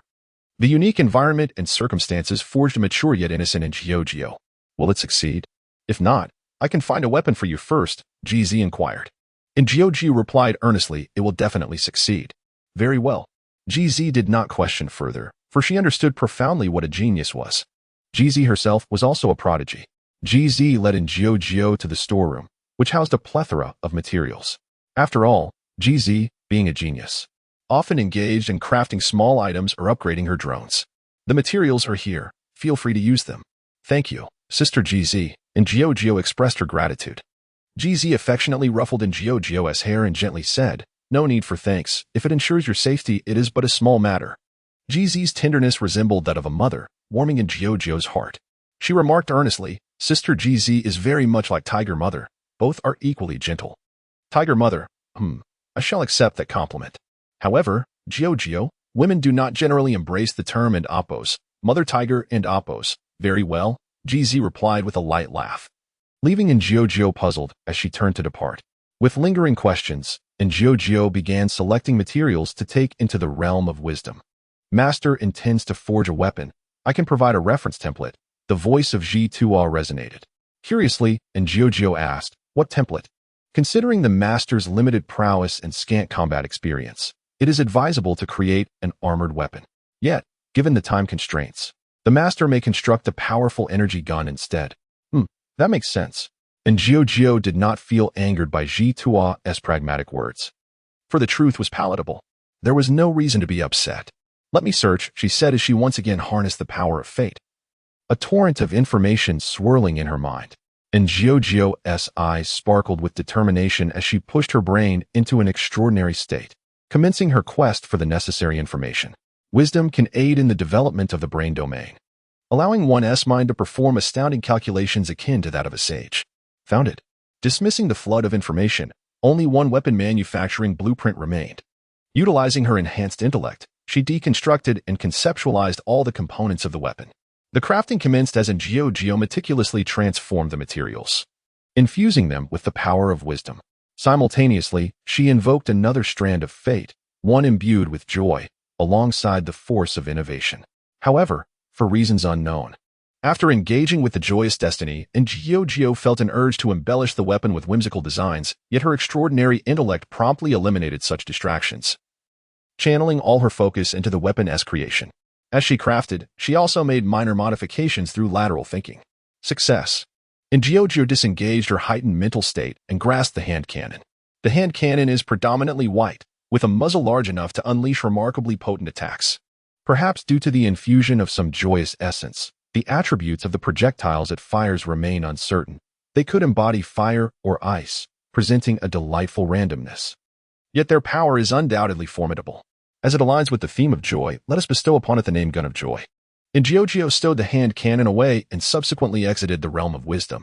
Upon arriving at the observation carriage, she found the others waiting expectantly. "Jiojio, you have finally arrived. Has the weapon been completed?" inquired March 7. Jiojio brandished the hand cannon and nodded affirmatively. "It has been successfully crafted." "That is splendid." Old Yang replied with a slight nod before continuing. "Then let us set forth." "May the journey be smooth," GZ added, and Old Yang nodded, leading the three out of the carriage towards the verdant expanse of Cha Chain. As GZ observed their departure, her gaze returned to the deep crimson star above. Chapter 11. The Desert Upon the Dark Crimson Soil. A group of individuals materialized in an unfortunate position, right amidst a horde of monsters. It resembled a black hole. Walter's eyes glimmered with a flash of light, as the terrifying allure and gravity of the simulated black hole annihilated the surrounding phantoms. "Uncle Yang, you're incredibly strong," March 7th exclaimed in awe, to which Jiojio nodded in agreement. Dan Heng surveyed the vicinity and remarked, "The situation here is dire." Old Yang acknowledged this with a nod and added, "We should not linger. We must leave at once." Choosing a direction at random, the group hastened forward. However, they soon encountered numerous phantoms. "Are there really this many phantoms?" March 7th queried, drawing her bow and dispatching several of the creatures. Dan Heng unsheathed his weapon, piercing through the phantoms with precision. Bang, bang, bang. Jiojio wielded her joyous spear, unleashing attacks of various elements. When the fiery, icy, windy, and lightning-infused energy projectiles struck the phantoms, they were obliterated in a single blow. Whoosh. Jiojio. An arrow composed of wind shot towards Jiojio, prompting March 7th to raise her hand, a faint glow emanating from her palm as she enveloped Jiojio in a shield barely perceptible to the naked eye. Boom. The arrow exploded, sending Jiojio flying. She landed on the ground, her garments shredded by the wind blades, but fortunately, the shield had mitigated the damage. "How dare you harm Jiojio, you vile creature? Take this." March 7th concentrated ice attributes into her arrow, launching it directly at the assailant. The stomper similarly drew back its bow, countering March 7's ice arrow with its own. The simulated black hole. Old Yang gently lifted his staff, and the terrifying black hole eradicated the stomper. This was no mere game. Old Yang's simulated black hole possessed the formidable power to crush all to oblivion. At that moment, Dan Heng had already helped Jiojio to her feet. Old Yang adjusted his glasses and said, "We must hurry." Old Yang was not afraid of the phantoms. If he wished, he could easily eliminate them all. However, the issue lay in the fact that the phantoms seemed endless. Given the uncertainty of their situation, there was no need to squander time and energy battling the phantoms. The group fought while retreating, yet to their dismay, phantoms appeared to be everywhere in this world. No matter which direction they chose, they would encounter phantoms. "Ha!" Dan Heng swung his weapon, piercing a phantom. He turned to the others and said, "Could it be that this world has already fallen?" Old Yang responded directly, "It is not beyond the realm of possibility, especially considering the uncertainty of when that message was sent." "Ah, we have arrived too late," March 7th lamented, her spirits dampened. Observing this, Jiojio immediately countered, It's not time to give up. Perhaps there are still those in this world waiting for us. Indeed, Old Yang concurred with Inventor. For if there were truly no glimmer of hope left, this planet would have surely crumbled to dust. The phantoms of destruction would only carry forth the march of annihilation. If this world truly lacked any resistors, this planet would have long since succumbed to destruction. Beep. The sound of a phone echoed, prompting everyone to retrieve their devices. Only to discover a message from Jeezy. Esteemed colleagues, the train has just detected the power of the star core from Cha-Ching. The scent of annihilation is overwhelmingly potent, obscuring the essence of the star core and adversely affecting the surrounding environment. Well, it is now up to you. Old Yang set down his phone and addressed the group. It appears our mission has expanded, yet this also elucidates the emergence of virtual soldiers in Cha-Ching. March 7 approached Inventor and remarked, "Inventor, you are yet unaware of what a star core is, are you? Allow me to explain." However, before she could finish, Inventor interjected, "The star core is the cancer of the myriad realms. Once it manifests, a planet is inevitably destined for ruin." "Ah, I see." March 7 responded, visibly astonished, to which Inventor nodded, stating, "I learned this from the intelligence path." Wow, how convenient. Why can't exploration be like this? March 7 expressed a hint of envy. Inventor replied earnestly, "Perhaps it is because the intelligence path is akin to a computer. For a computer, information is its greatest advantage, is it not? Each path possesses its own merits." "That makes sense," March 7 conceded with a slight nod.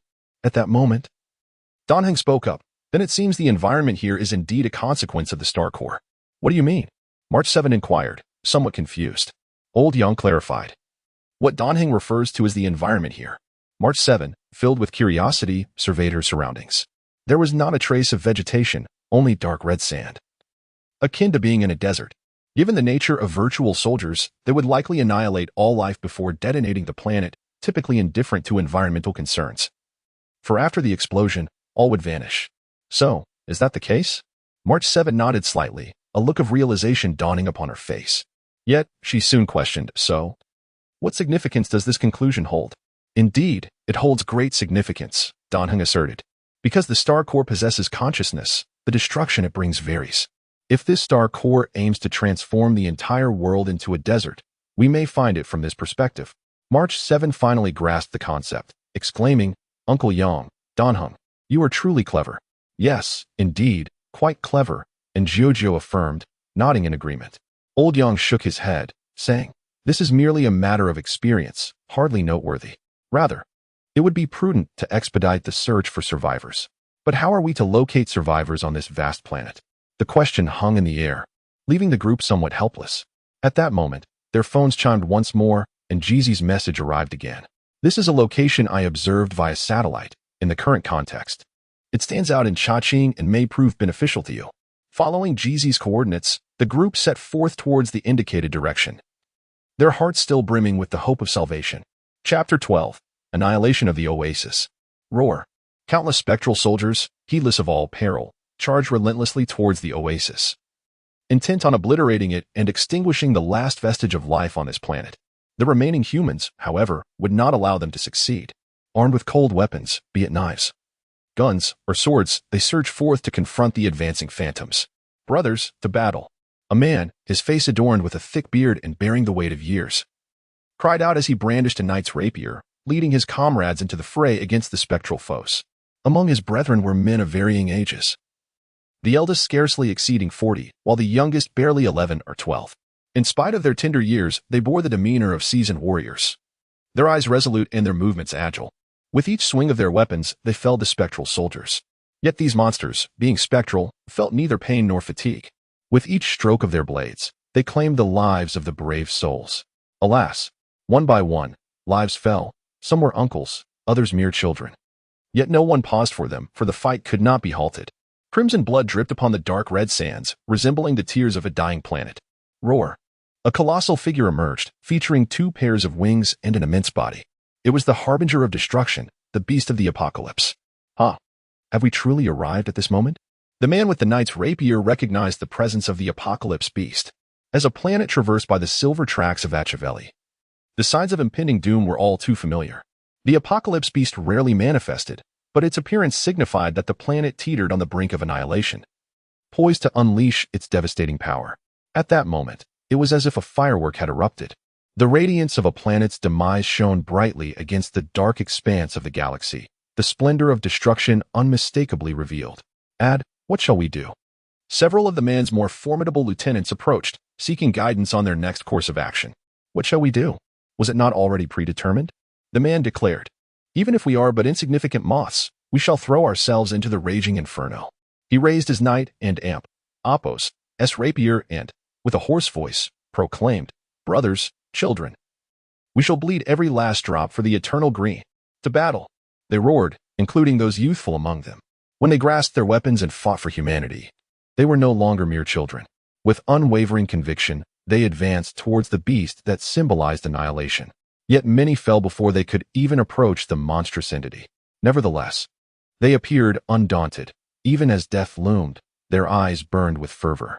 With the remnants of their vitality, they sought to fulfill their purpose, dragging the agents of destruction into oblivion. At last, they drew near to the apocalypse beast. It merely lifted its wings, the essence of annihilation brewing within its membranous appendages, as terrifying waves of destruction prepared to engulf those who dared approach. Roar! The radiant light, emblematic of destruction, descended, a force beyond the reach and resistance of ordinary mortals. At that critical moment, a voice resounded. A simulated black hole. The distorted void consumed the light of annihilation, extinguishing it into the abyss. This unexpected salvation momentarily stunned the onlookers. In that instant, the bearded man bellowed once more, brothers, charge. A collective roar erupted as the people surged forth, wielding their weapons against the apocalyptic beast. Their not-so-sharp blades struck the creature's body, leaving behind a series of marks. The Doomsday beast roared, raising its claw to grasp those who underestimated their odds. Go! A streak of light cleaved through the sky, striking the beast's arm and halting its impending attack. Upon closer inspection, the source of that brilliance revealed itself to be a long spear. Take that, you vile creature! An icy blue arrow, propelled by a voice filled with fury, struck the beast squarely in the face, leaving it smeared. The damage may have been minor, yet the insult was undeniable. Bang! Bang! Bang! Ice, fire, lightning, and wind. Countless projectiles rained upon the wings of the Doomsday beast, resulting in a violent reaction that inflicted considerable harm. Roar! The beast, now enraged, took to the skies. Those who had managed to climb onto its back found themselves plummeting toward the ground. Among them was the bearded man, but fortunately, the timely intervention of the train crew saved them. Old Yang rescued the bearded man, bringing him to safety. Once on the ground, Old Yang inquired, "Are you all right?" "I'm not dead yet," the bearded man replied, shaking his head. He then asked Old Yang, "Who are you?" "We are the crew of the Astral Express. We received a distress signal from Cha Ching and came to resolve the crisis." With a heavy sigh, Old Yang continued, "However, we have arrived too late." "No, any assistance, regardless of timing, is never too late," the bearded man responded, maintaining an optimistic outlook, even in the face of impending doom. "You all retreat. We shall handle this Doomsday beast," Old Yang reiterated, to which the bearded man nodded. "All right, I entrust this to you." With that, the bearded man brandished his slender sword, charging towards the surrounding phantoms. Old Yang redirected his gaze to the soaring beast. "Come down to me."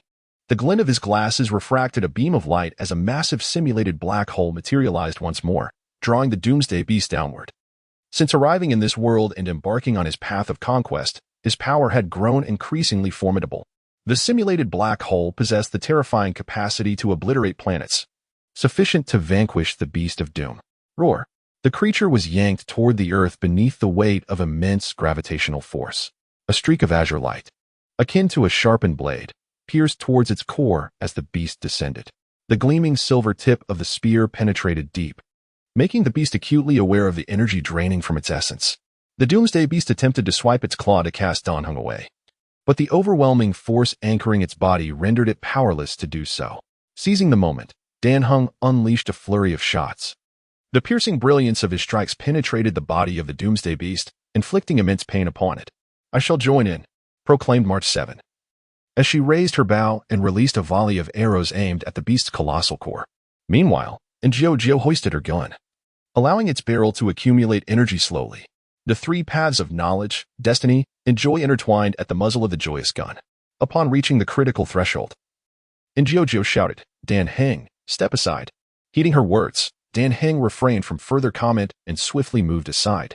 The terrifying energy projectile, forged from the fusion of 7 attributes, struck the core of the Doomsday Beast with formidable force. Though it did not shatter the core, it still inflicted considerable damage. With a roar, the severely wounded Doomsday Beast emitted a terrifying growl, its surroundings shimmering with ominous waves of energy. It began to summon the power of destruction's path. Yet old Yang would not grant it that opportunity. "Have you ever witnessed the spectacle of stars being shattered?" he declared. "Behold, a black hole." Chapter 13, Victory, Heroes. In the abyss, a colossal black sun, resembling a black hole from which even light cannot escape, materialized before the End Beast. This twisted and chaotic void bore an insatiable allure, engulfing the End Beast within its depths. Yet, even after consuming the End Beast, the black sun did not cease its voracious appetite. Countless phantoms were drawn into its embrace, obliterated under the weight of its gravity, leaving not even ashes in their wake. When the black sun finally dissipated, an eerie emptiness enveloped the surroundings. Old Yang couldn't help but exhale in relief, reflecting on the formidable resilience of the End Beast. It is worth noting that a black hole of such nature can warp even time itself. The End Beast lingered within for an extended duration before being crushed to oblivion by the distorted gravitational forces. However, the demise of the End Beast did not signify ultimate victory. After releasing a deep breath, Old Yang commenced the task of clearing the phantoms. The battle officially concluded only as the sun began its descent. After the skirmish, the crew of the Astral Express gathered together. March 7th wiped the sweat from her brow and wearily exclaimed, "I'm exhausted." Drawing a bow and releasing arrows incessantly can indeed be taxing. Yet, this sentiment was not shared by Old Yang, Dan Heng, or Ingio, who displayed no signs of fatigue. "Aren't you all tired?" March 7th observed incredulously. Old Yang clarified, "Fatigue doesn't always manifest visibly." In truth, Old Yang had exerted considerable effort during the slaying of the End Beast, but the subsequent phantoms proved relatively easy to dispatch. As for Dan Heng, being half a dragon sovereign, fatigue was hardly an option. And Jiao, on the other hand, felt invigorated. The strength bestowed upon him by fate was ample. Although the path of joy was not as generous as that of knowledge, it was not lacking either. Perhaps it was because the Astral Express had experienced a rather joyous encounter amidst the cosmic calamity. "Are they collecting the bodies?" March 7th spoke up again. Noticing that the others seemed engaged in a grim task, Old Yang nodded in affirmation. "Indeed, they are collecting the bodies. It seems the end of the world has not caused them to forget the customary practice of returning to the earth. However, it may not necessarily be about resting in peace." Ji Tua interjected, prompting March 7th to inquire, "If it and Oppos, it's not about resting in peace, then what is it?" March 7th was taken aback, then exclaimed in disbelief, "How could that be possible? Ji Tua, you're not jesting, are you?" "I have deduced this possibility based on the current environment and circumstances. I have also witnessed such scenes alongside my former master," Ji Tua explained. "For organic life forms, deriving sustenance from food is essential. Extreme hunger can lead to hallucinations, and their thresholds for survival may diminish drastically." "Ji Tua, please stop," Ingio interjected, feeling uneasy at the thought of such imagery, which was difficult for him to fathom. March 7th felt similarly. She simply could not accept it. In truth, to uncover the truth, one only needs to look back, Dan Heng suggested. Old Yang concurred. Indeed, debating this here is futile. It would be more enlightening to witness it firsthand. Following their discussion, the bearded man arrived alongside his aide, addressing them, "Esteemed guests of the Astral Express, greetings, and welcome to Evergreen. In times past, I would have joyfully composed a poem to celebrate your arrival and to extol the beauty of Evergreen's landscapes. Yet now," the man with the beard gazed at the dark red sands, sorrow flickering in his eyes.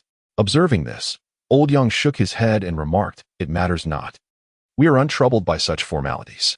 Thank you for your understanding, gentlemen. Please follow me to the oasis. There lies the last vestige of greenery in Evergreen, our current abode. Forgive the inconvenience." Old Yang nodded, and the bearded man echoed the gesture, adding, "However, you must wait for us a moment. Please, take your time." "Thank you, Uncle Yang. Let us lend a hand," March 7 interjected, and Njiojo nodded in agreement, stating, "Sister March is correct." Old Yang, upon hearing this, did not decline but replied, "Very well. However, I must caution you, the task of retrieving the bodies is no simple endeavor. If it proves too much, none shall fault you."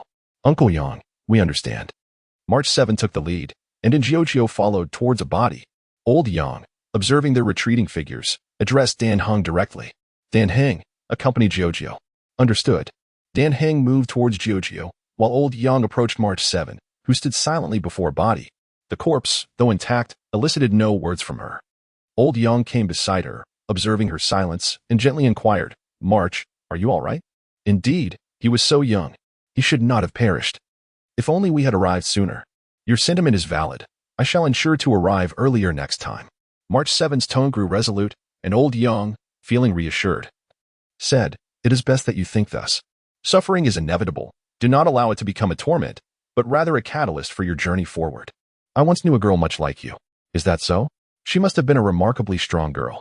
Uncle Yang, may you share her story with me? Should the opportunity arise, I shall."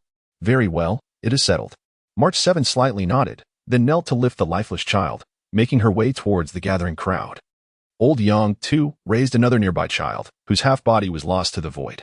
Yet he felt no revulsion, for he had faced such circumstances countless times. In contrast to March 7's sorrow, Jiujio felt only a profound sadness, wishing merely to lay the remains to rest. As leaves return to their roots, this serves as the final solace for the departed. Dan Heng, witnessing this, released a breath of relief, similarly lifting a body and carrying it towards the assembly. Together, the group toiled until all the bodies were gathered in one place. "Thank you for your assistance," the bearded man expressed his gratitude once more to the train crew. To which old Yang replied, "No need for thanks. After all, the deceased deserve our utmost respect." Indeed, the bearded man nodded gently, then turned to the living, raising his voice. Chapter 14, The New Grave of the Oasis in the dark red sandy soil, a vibrant green hue emerges, radiating with exuberant life. This is the last vestige of vitality in the ever-verdant landscape, a solitary beacon of hope. Encircled by a peculiar fence, this area stands as a bastion against relentless assaults. With guardians stationed nearby, "Gentlemen, this is our current abode," the bearded man addressed the crew, while old Yang observed the fence and remarked, "This structure seems rather extraordinary. Indeed, our lush greenery teems with life, and it possesses its own peculiarities. Certain trees, due to unique circumstances, have birthed remarkable powers. This fence is a testament to that," he explained. "I see." Old Yang nodded slightly, not particularly surprised. After all, the universe is replete with anomalies. Perhaps this fence has embarked upon a path of abundance. "Please, come in." The bearded man gestured for the group to cross the fence, revealing a distant oasis and the sparse buildings surrounding it. "May I inquire how many individuals remain in Chaqing?" Old Yang asked, noting the scarcity of structures. The bearded man fell silent for a considerable time before responding. "Before the onset of today's battle, there were nearly tens of thousands. However, the number has surely dwindled since then." "Tens of thousands? That is woefully insufficient. A planet can accommodate at least hundreds of billions, yet only such a meager count remains. It is indeed disheartening. That is still a considerable number. Were it not for the desperate efforts of the survivors to forge the sanctuary, we would have long succumbed to extinction. However, the relentless assault of annihilation is unyielding. Over a billion, millions, hundreds of thousands, 50,000, 30,000. Now, we are left with merely this handful." The bearded man's tone was devoid of embellishment, yet the sorrow woven through his words was palpable to all. The crew fell into a somber silence, the gravity of the situation weighing heavily upon them. "Let us speak no more of this. I must lead my brothers in laying those heroes to rest." The bearded man shifted the topic, to which old Yang inquired, "May we accompany you?" "Of course," he assented, nodding before issuing commands for the living to carry the deceased towards the oasis. The onlookers were predominantly young boys, around 8 or 9 years old, with only a handful being slightly older. "How strange. They seem to be staring at me." March 7 scratched her head, uncertain if it was merely her imagination. She felt as though many were observing her. Is it just an illusion? It is not an illusion. They are indeed watching you. In fact, many on the battlefield have their eyes on you. Though less overtly, old Yang adjusted his glasses, struggling to articulate the nature of their gaze. It was not pure desire. Nor was it. It felt imbued with a sense of hope. Is that so? March 7 scratched her head again, still perplexed, despite the many eyes upon her. The onlookers did nothing but follow the larger group. The multitude of lifeless bodies did not seem to evoke sorrow among them. Alternatively, one may have grown accustomed to sorrow, yet still harbor hope within. The oasis soon came into view, surrounded by an endless circle of graves. The bearded man halted his steps and called out to the crowd, "Let us lay the heroes to rest." In an orderly manner, they began to dig pits, interring the deceased one by one. Old Yang spoke up, "Let us lend a hand.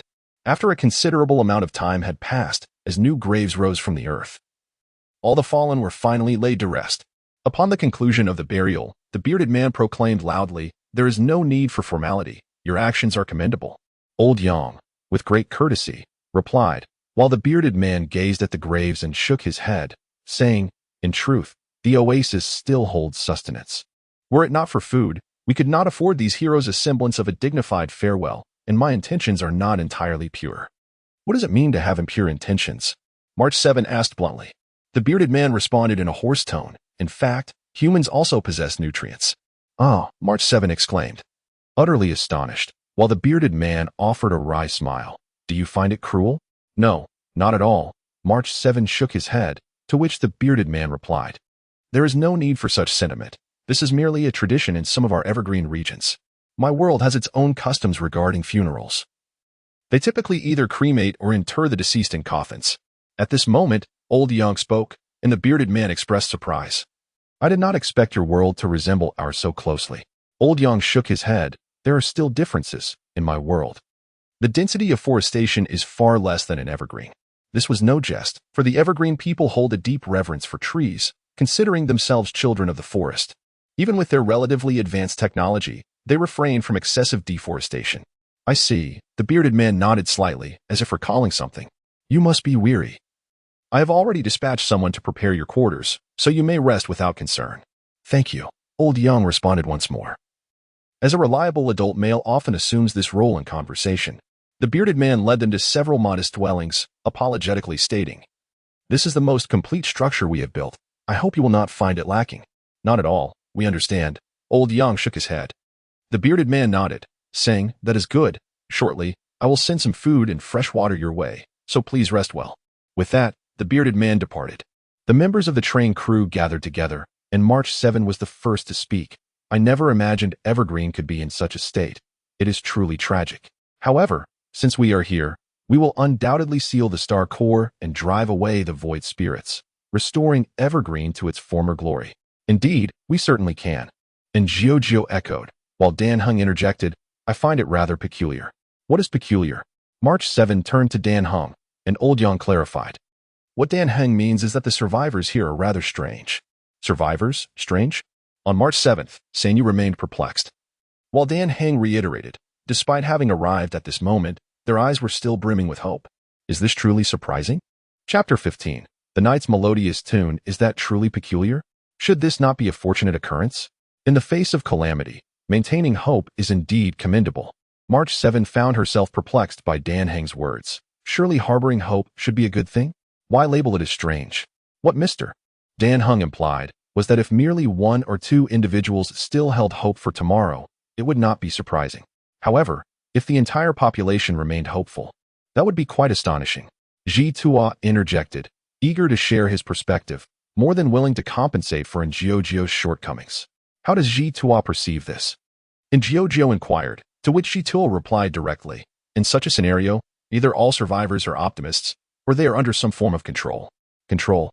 March 7 gasped, covering her mouth in shock. Could it be that leader? Miss March 7, if that were indeed the case, it would be quite understandable, he continued.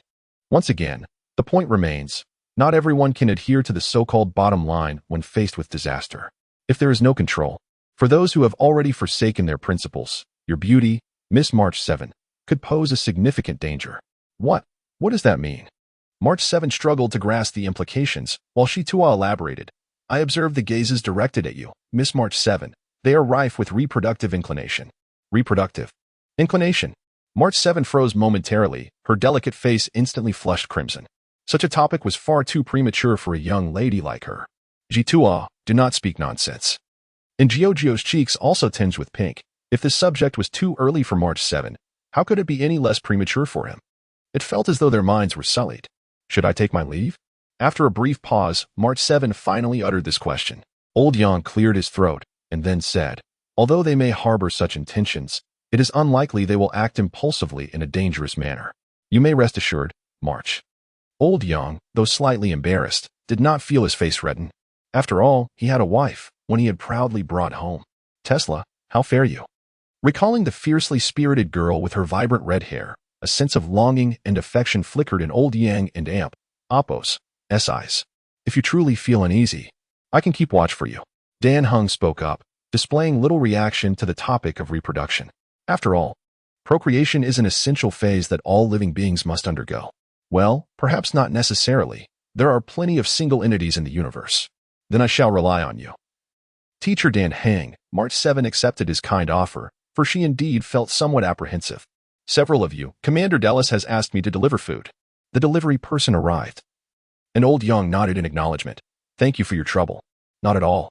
I shall take my leave now. Once the delivery person departed, Old Young remarked.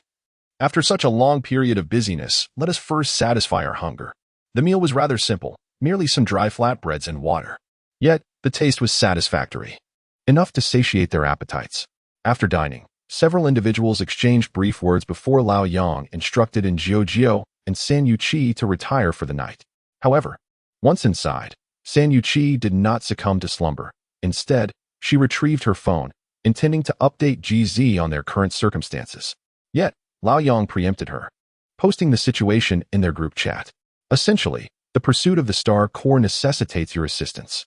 Fear not, for I am thoroughly prepared. Whenever you require it, I can readily mobilize to forge a path for you. Truly, Sister GZ exemplifies magnificence. Sanyuchi sent this message accompanied by a starry-eyed emoticon. Lao Yang, Sanyu, why are you still awake? Sanyuchi, oh, I am a bit anxious, hence I cannot sleep. Dan Hang, I am just outside the door. There is no need for concern. Jiao, sneaking a peek Sanyuchi. Jiao, why are you still awake? Sanyuchi, with a serious expression. Jiao, Sister Sanyu, that expression does not suit you at all. Lao Yang, neither of you should criticize the other. Hurry and get some rest. With two reluctant o's, the two complied. And Jiao, lying on her bed, swiftly closed her eyes and soon drifted into a deep sleep. Having spent too long in the wild, capable of resting in any environment. Meanwhile, Senyuchi too succumbed to drowsiness, her eyelids growing heavy. In the deep of night, dark red sands danced through the air, resembling the gleaming lights of a steel forest, casting a veil over the gaze of those who looked up, obscuring the starlight. Ding! Ding! Melodic notes wafted through the air, reaching the ears of the slumbering and Jiao. She blinked in confusion, scratching her head and murmuring. What is that sound? It was the sound of a piano. And Jiao, intrigued yet perplexed, hesitated for a moment before rising and stepping out of her room to listen intently to the mysterious music. Who was playing the piano? I had just fallen asleep. San Yuqi's voice of complaint followed, and Jiao turned to look at her, just as Lao Yang and Dan Hung approached their side. The music seemed to emanate from the direction of the oasis. Dan Hung gazed towards the oasis, while Lao Yang suggested, let us go take a look. San Yuqi nodded eagerly, her indignation palpable as she declared, yes, we must investigate who possesses such a lack of civic duty to play the piano at this hour, deliberately disturbing our rest. With a shared resolution, the four of them set off towards the oasis. Shortly after their arrival, they discovered the source of the enchanting sound. A man cradled a violin in his arms, standing before countless fresh graves, his rough fingers deftly plucking the strings to produce a melodious tune. The performance was exquisite. The strings shimmered with a faint glow, and the ornate floral patterns engraved on the violin's body seemed to come alive, harmonizing with the music. How beautiful! Senduchi exclaimed, her earlier ire dissipating. In a tranquil state of mind, the music took on a different resonance, evoking feelings of hope and strength, empowering the listeners. So captivating was the melody that the four friends chose not to intrude, choosing instead to quietly absorb the hopeful strains of the performance until the final note was played. As the melody came to an end, a sense of melancholy unexpectedly enveloped the hearts of the four members of the train crew. It appeared that the other party had sensed their arrival, turning to face them with a look of surprise. Ah, it is indeed some guests. Are you unable to sleep? Upon clearly seeing the face of the person who turned, March 7 couldn't help but feel astonished. Old Young adjusted his glasses and remarked, this piece is truly beautiful. The other party gave a slight nod in acknowledgement. March 7, recovering from her surprise, exclaimed, this is truly unexpected. Why do you say that? The reason for her astonishment lay in the fact that the pianist was none other than the bearded man, the current leader of these survivors, Dellis. Chapter 16. Hope and despair before countless new graves. Mr. Dellis's extraordinary musical talent came as a surprising revelation. March 7th, taken aback, could not help but express her astonishment. Dellis smiled and replied, in truth, I was once a poet, though hardly even a third-rate one. It is merely through practice that I have acquired this skill in music. Oh, I see. That is still quite impressive, March 7th praised again. Delis gently remarked, though the melodies are enchanting, it is wise not to indulge in them too much. Why is that? March 7th inquired, her curiosity piqued. And Geo rested her chin on her hand and spoke. I sense something peculiar about the music. Oh, you've noticed. It seems you possess a keen intuition, Delis said, turning his gaze toward Ngio, causing March 7th to pause in astonishment. Realizing the gravity of the situation, March 7th exclaimed, is there truly something strange? It lies within the lyra you hold, Dan Heng interjected. Delis nodded gently and proceeded to explain, indeed. You must have discerned the oddity present here. Despite the current circumstances, the order among people remains intact, thanks to this very lyra. This lyra, known as Evergreen, hails from my lineage. My family is ancient and has endured numerous upheavals throughout history, both times of decline and periods of glory. Curiously enough, during the zenith of our family's prosperity, a divine tree was born, serving as a symbol of our flourishing. However, in the ensuing years, a monstrous creature emerged upon the divine tree. Our brave warriors vanquished the beast and extracted extraordinary strings from its carcass, naming them the celestial strings. Yet, for reasons unknown, upon the creature's demise, the divine tree suddenly withered, leaving only a faint hue of green. After much deliberation, my ancestors crafted this instrument from the evergreen tree and the celestial strings. It possesses the unique power of the beast. Yet it appears that the influence of the evergreen tree has drastically altered its effects. While the beast's power evokes sorrow, despair, and madness, evergreen can produce melodies that fill the heart with hope, joy, and profound emotion. After the creation of evergreen, it seems our family exhausted all its fortune, swiftly descending into obscurity. By the time calamity struck, I was the sole survivor, and thus, evergreen came into my possession. Upon hearing Delis's tale, the group felt a mix of emotions. At that moment, Old Yang remarked, so, the reason those people can maintain order is simply because they still harbor hope within their hearts. Indeed, Delis affirmed, hope, as a concept, has always been remarkably beautiful since its inception. As long as one nurtures such emotions, they can confine malevolent thoughts deep within their hearts. Delis nodded slightly and continued softly. Do you believe my actions are somewhat excessive? No, rather they are necessary, came the response. Yet I understand that this is fundamentally flawed. Hope should be like a gentle breeze on a sweltering day, a warm current amidst the bitter cold, or a touch of green in a desolate wasteland. It requires not abundance, but is enough to uplift the spirit and embolden one to forge ahead, rather than witnessing the death of comrades without shedding a single tear. Such hope, perhaps, has transformed into a form of numbness. What should evoke genuine smiles has instead become a cage that confines them, even compelling me to confront death with the shackles of spirit I have bestowed. Delis turned away and once again played the exquisite melody. However, upon uncovering the truth, the audience could only perceive a subtle melancholy woven into the music. Let us depart, Old Yang spoke, and the others nodded in agreement, casting one final glance at the man before they left. Beneath the hazy sky, only one remained, playing a tune that offered hope to others while burdening himself with profound sorrow. The following morning, March 7th awoke and stepped out of her room, yawning, when several men suddenly approached her. What do you want? She exclaimed, startled by their abrupt presence. Dan Heng, who had not slept all night, was about to intervene, but he noticed that the men were maintaining a respectful distance. Hello, miss, do not be afraid. I merely wish to befriend you. If the opportunity arises, I hope to advance our relationship further, one man declared. Miss, I too wish the same, and I believe I am far more suitable than he, another chimed in. Me too.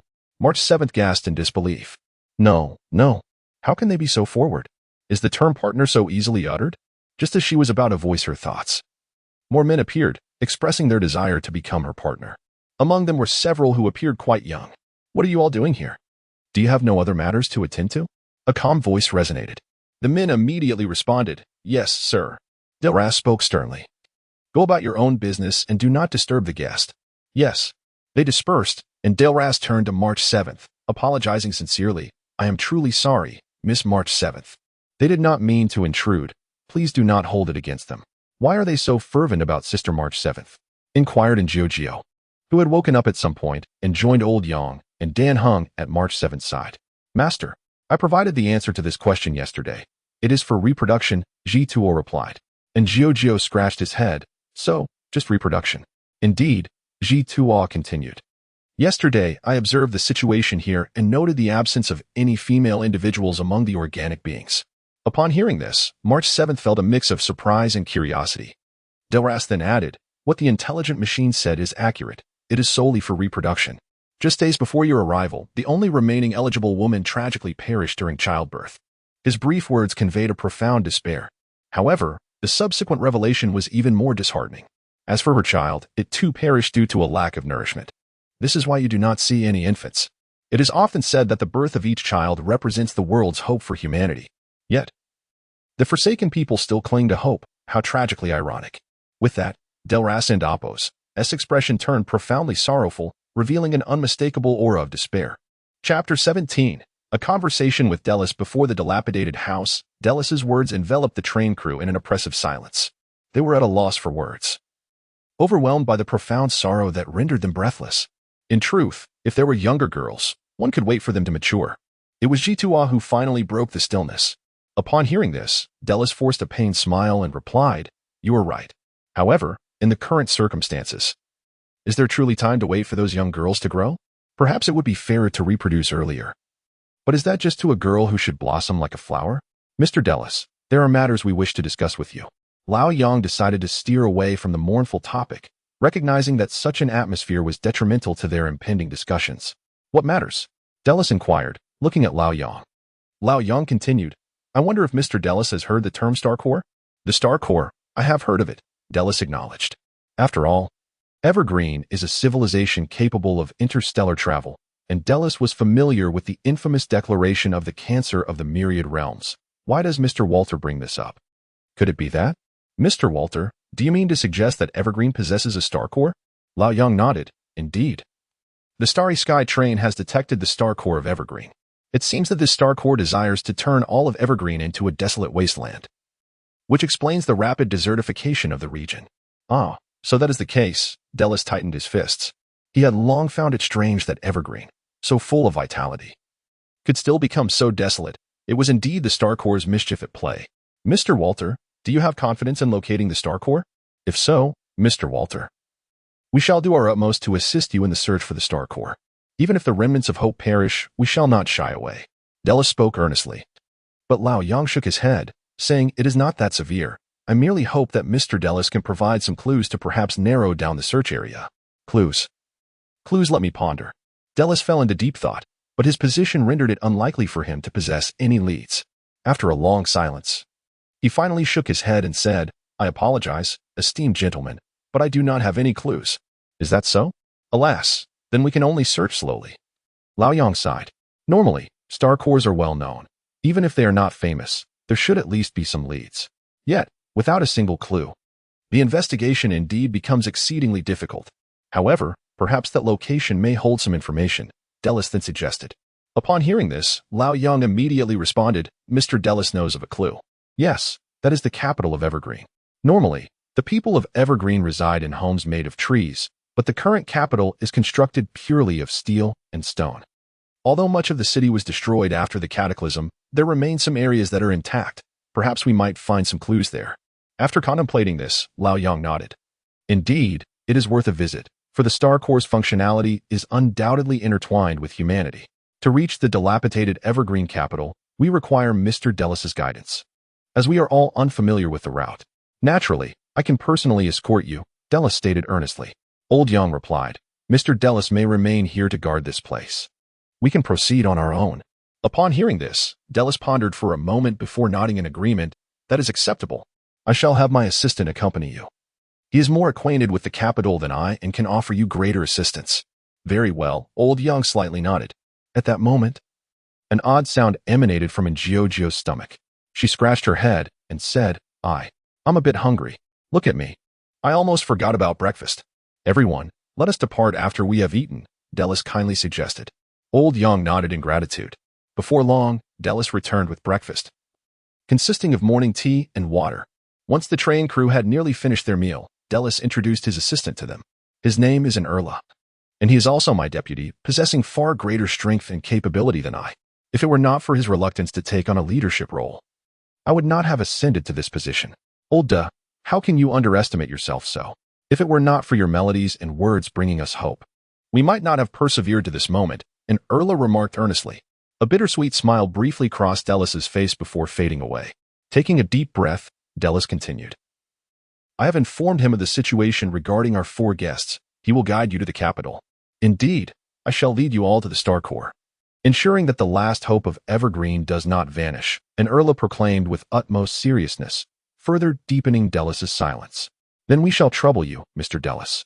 Old Young extended his hand and shook an Erla's. Shall we set off now? Delis inquired. March 7 interjected, you seem more eager than us. Certainly. The sooner we seal the Star Core, the greater our hope, Delis responded. Old Young adjusted his glasses and nodded. I share the same sentiment. Let us depart at once. I will see you all off, Delis stated earnestly. Old Young nodded and turned to the group. And Gio, March 7, and Dan Hung all nodded in unison, joining Old Yang's side. Your hands now hold the future of Evergreen. Yet, please do not bear too much pressure. If truly impossible, you may leave without reproach from us. Delis spoke sincerely. March 7 immediately replied, as pioneers, how could we disregard everything before us? Betting on the name of the nameless traveler, we shall undoubtedly succeed. Dan Hung cast a glance at March 7 but refrained from speaking further.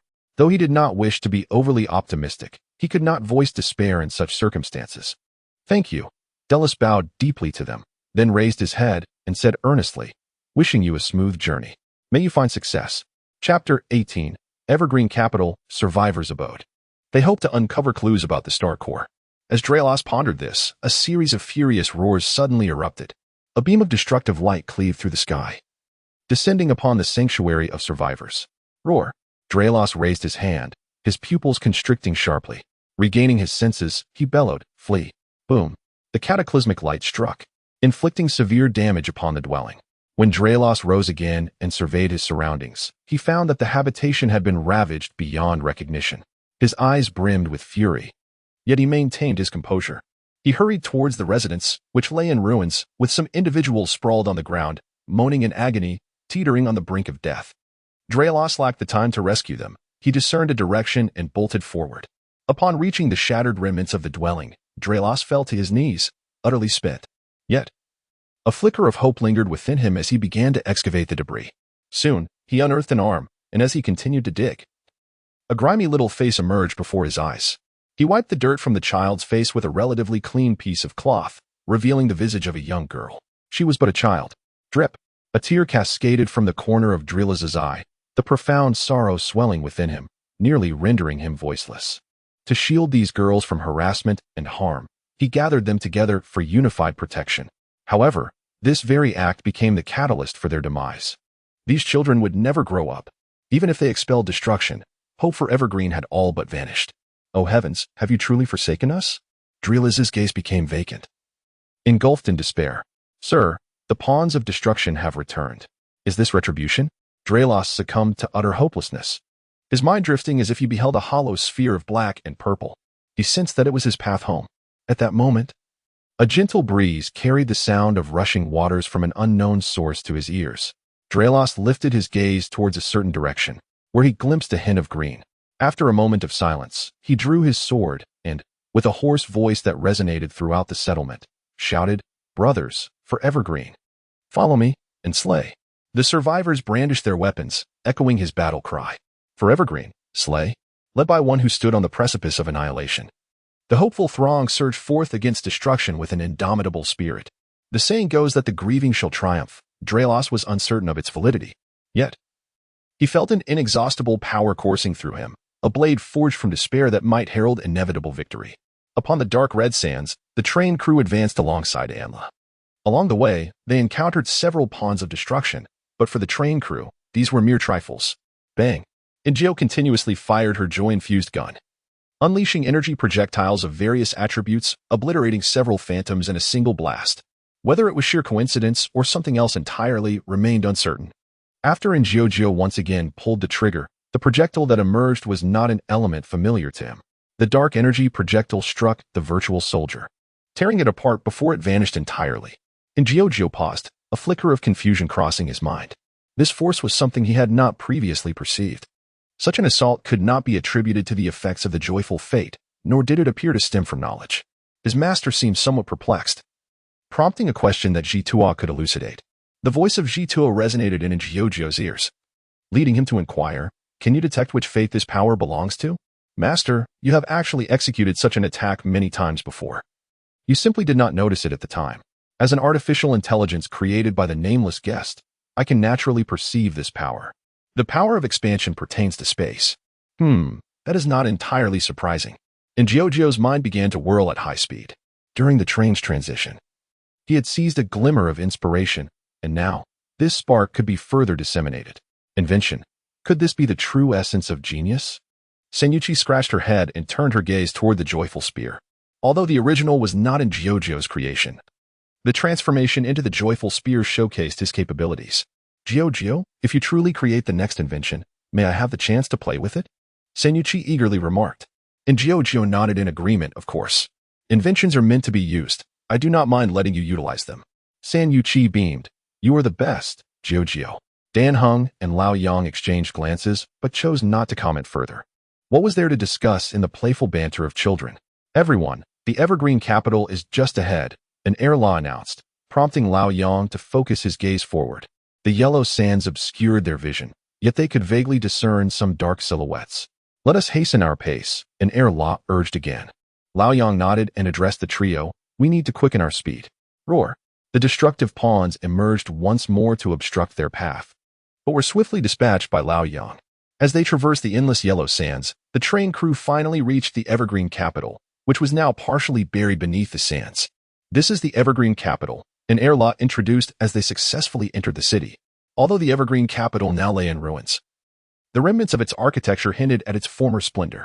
In contrast to the destructive pawns roaming outside, those within the city were sparse, scattered in various locations. Lao Yang entered a building to inspect, finding nothing of note. Uncle Yang, did you discover anything? Senyuchi followed suit, to which Lao Yang shook his head. Nothing significant, just an ordinary building. No clues to be found. I see, Senyuchi nodded.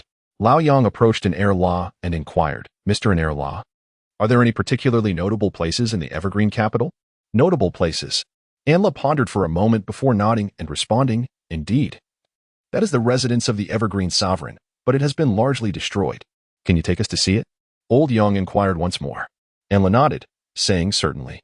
She led the group through the intricate maze of alleys, arriving at a location that, despite its damage, still retained an air of grandeur. Just as they came to a halt, a peculiar sound suddenly echoed in their ears. Beep, beep, beep. Chapter 19, concerning the star core before the dilapidated edifice. A sound resonated, beep, beep, beep.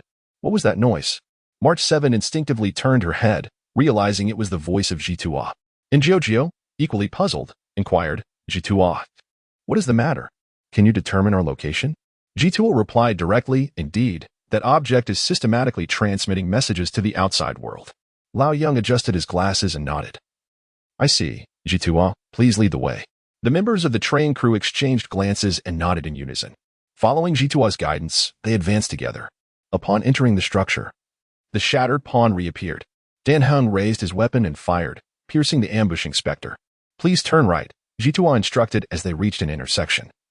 And the group veered to the right. During their progress, March 7 intermittently lifted her camera to capture images. Though the buildings were forged from rock and steel, the passageways were adorned with distinctive tree patterns along the edges, lending them a sense of commemorative significance. Is Sister March taking photographs? Someone asked. Indeed.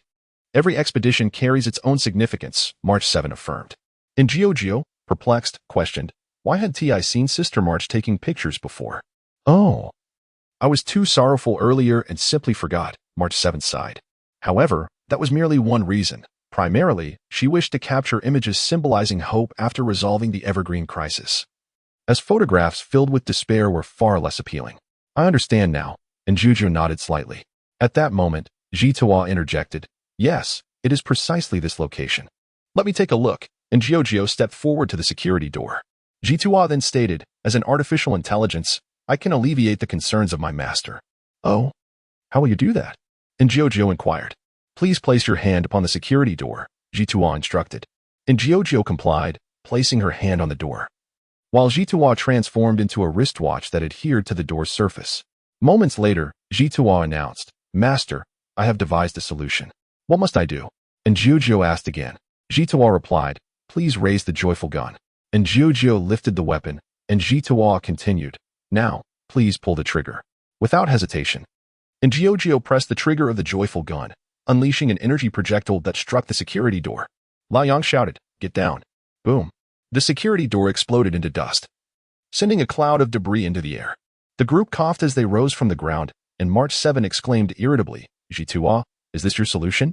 "According to my calculations, this is the simplest and most direct method," Jitua responded innocently. March 7 retorted, "I expected you to decipher the code." "Why decipher a code?" Jitua countered. March 7 insisted, "Aren't you an artificial intelligence? Surely you can accomplish that? Just as a fool cannot easily become wise. I too cannot unlock a security door devoid of power." "No power?" On March 7th, a moment of hesitation occurred as Jitua reiterated, "Indeed, Miss March 7th. This security door has run out of power." Feeling somewhat awkward, March 7th scratched her head, just as she was about to kick the door open. Lao Yang stepped in to defuse the situation, saying, "Since the door is already ajar, let us hasten inside." Yes, let's go in quickly," March 7th exclaimed, stepping ahead into the room, followed closely by the others. Upon entering, Jitua addressed in Gio, "Master, the item lies upon the table to your left." Turning her gaze, and Gio beheld an object resting on the table, a black box adorned with protruding antennas, reminiscent of an old-fashioned radio. "Is this a radio?" she inquired, lifting the object. Jitua responded, "No, this is not merely a receiver. It is a unique device that integrates the functions of receiving, recording, and transmitting sound. Upon detection, there is a recording present as well." "Shall I play it, Master?" he asked. "Play it," she commanded. The image flickered, somewhat indistinct, revealing an elderly man with a resolute countenance. An heir La, gazing at the elder, exclaimed with fervor, "This is our esteemed leader, who perished a few months ago in the battle against destruction." The group nodded in solemn acknowledgement as the leader in the recording began to speak. "I do not know who you are as you behold this image." "Indeed, it is the Star Core," Lao Yang remarked, nodding in recognition, unable to suppress his astonishment at finally uncovering a lead. March 7th and Gio attentively listened, eager for the forthcoming information. "The Star Core appeared a millennium ago. We captured it and bound it through extraordinary means. After centuries of research, we have managed to extract a fraction of its power for our use." Upon hearing this, March 7th expressed her surprise. "The Star Core can be harnessed?" "Indeed, if one makes a wish, the Star Core can unleash powers beyond ordinary imagination. However, the realization of such a wish is uncertain," Jitua elucidated. The recording continued, "Nevertheless, if we cannot fully control the Star Core, we dare not employ it. However, an event transpired that compelled us to utilize its power. The world, which should have remained evergreen, faced a catastrophic decline in its forests.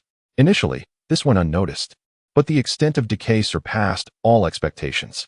Scientists predicted that at this rate, it would not be long before the evergreen star transformed into a desolate wasteland.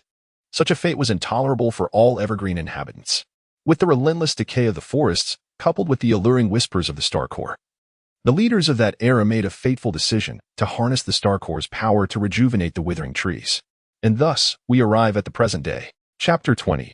Jitua, praise me excessively in the dimly lit room. The Star Core has never erupted. We all believed that the Star Core would be eternally confined, and that evergreen would remain perpetually verdant. Yet, as you are all aware, the outcome was quite the contrary. The Star Core summoned destruction, and evergreen swiftly fell into ruin. It has amassed countless grievances, intent on transforming evergreen into an everlasting wasteland. This was hardly unexpected. Old Yang adjusted his glasses, unperturbed by the conclusion of this tale. The Star Core has never been a benevolent entity. Even if initially contained, it was destined to erupt one day. Thus, this encapsulates the predicament of the evergreen Star Core. As for the Star Core's location, it lies in this very place, deep within the royal city. I implore you all to ensure the Star Core is sealed. Rest assured, I shall not allow your efforts to go unrewarded. In the vicinity of the Star Core's sealing site, there exists an artifact, some research and technology from Evergreen, as a token of my gratitude."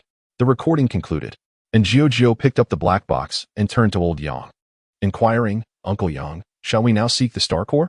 Old Yang replied decisively, "Now that we have identified our objective, we cannot allow it to escape. We shall set forth immediately." Dan Heng nodded in agreement. "Indeed, the sooner we seal the Star Core, the better. Delays may lead to unforeseen complications. I have detected a map within the black box. Shall I guide you?" Ji2a offered, and Jiujio promptly responded, "Yes, please." "Very well, let us commence the guidance. Please proceed forward." The train crew followed Ji2a's directions, navigating through a labyrinth of corridors until they arrived at the innermost depths of the royal city. There, they encountered a pitch-black basement, at the end of which stood a formidable door. Behind this door should lie the Star Core. Old Yang tapped the solid door with his hand, remarking, "It is quite thick. It seems we shall need to force our way through. Such matters, of course, should be entrusted to the omnipotent Ji2a." Ji2a spoke again, and March 7, puzzled, asked, "But can't you open the door?" "Miss March 7, while I am unable to open the preceding door, it does not imply that I cannot open the subsequent one," Ji2a clarified. March 7, bemused, responded, "Is there any difference?" "The distinction lies in the fact that this door is electrified." March 7 fell silent, her cheeks flushed anew. And Jiujio, observing the white mist above March 7's head, marveled, "Sister March, your brain has reached its limit." March 7's face grew even redder, and at that moment, Ji2a remarked, "I have detected a sudden rise in Miss March 7's body temperature. Physical cooling is advised." And Jiujio placed her hand upon the door, while Ji2a transformed and adhered to the door, initiating its calculations. Moments later, the door emitted a sound. Click. The door swung open effortlessly, and Ji2a proclaimed, "A simple task. I truly excel." "How impressive!" And Jiujio exclaimed, to which Ji2a promptly responded, "My master may shower me with praise. I can withstand it." After a brief moment of contemplation, Jiujio spoke, "Well, Ji2a, you are indeed remarkable. You shall undoubtedly evolve into a superlative artificial intelligence." The master and amp, Oppos, praise warmed my intelligent core, prompting me to enhance my computational power in pursuit of becoming the most formidable artificial intelligence. Ji2a and amp, Oppos, words elicited a suppressed chuckle, while Jiujio remarked, "Yet the most powerful artificial intelligence ought to be Bo Shirzun. Then I shall aspire to be second." Ji2a, embodying a heartfelt approach, mused, albeit uncertain if Bo Shirzun truly qualifies as a conventional artificial intelligence. "You two are indeed a perfect match." March 7 Kuden and amp, Oppos, helped but comment. At that moment, Ji2a asserted, "I must disagree. My compatibility with the master is merely 70%. "Is that so?" "Ahem, let us proceed." Lao Yang interjected. Ji2a flickered slightly, and the grand door swung open naturally. At this juncture, Lao Yang suggested, "Mr. and Erla, I recommend you wait for us here." "Understood. I shall remain here, awaiting your triumphant return," and Erla nodded, uttering not a word more. From the previous battlefield, he understood the disparity between himself and the members of the train crew, hence refraining from being a burden. "Thank you for your understanding." Lao Yang expressed his gratitude with a nod, before leading the three inside. Meanwhile, an Erla stood outside, vigilantly surveying the surroundings. Although he could not enter, he had his own responsibilities, striving to ensure that no dangers would unexpectedly emerge behind the train crew. Upon entering, the group did not immediately spot the Star Core, nor did they encounter any immediate threats. Instead, they came across numerous uniquely shaped scrolls. Where could the Star Core be? March 7 inquired, her expression perplexed. Beside her, Dan Heng picked up a scroll and opened it, discovering a wealth of research pertaining to the Star Core, which yielded valuable insights. "This must be akin to a knowledge repository, much like the train's think tank," Lao Yang deduced. At that moment, Ji2a suggested, "Master, should we seek out the item mentioned by the everlasting Chancellor?" Yet the Chancellor did not specify what that item resembles, and Jiujio added, also eager to locate it but uncertain of its exact appearance. "You may wish to search diligently, since that item harbors the knowledge of the everlasting. It must be quite extraordinary." "Indeed, I shall endeavor to find it," and Jiujio replied, commencing her search, while Lao Yang meticulously scanned for traces of the Star Core. March 7 glanced at Dan Heng, who was engrossed in the scrolls, and resolved to assist in Jiujio in her quest. While searching, March 7 arrived before a wall that appeared more distinctive than the others. She extended her hand to touch its surface. With a hum, it seemed she had activated a hidden mechanism, as mysterious luminescent patterns cascaded across the wall. A cube-like object emerged from the center of the design, hovering before March 7. Hearing the commotion, the others approached, and March 7 turned to Lao Yang, inquiring, "Uncle Yang, what is this object?" Shaking the cube in her hand, Shito responded, "Based on our deductions, this should be the item the Chancellor referred to, carrying the essence of everlasting technology." "Is that so? Then I leave it in your capable hands." Jiujio, On March 7th, she handed the item directly to Ngyo, who graciously accepted it and remarked, "Thank you, Sister Sanyu," with a playful smile. Sanyu responded, "After thorough examination, this object indeed embodies the technology of Cha-Ching. It is also a key." A key? What could that mean?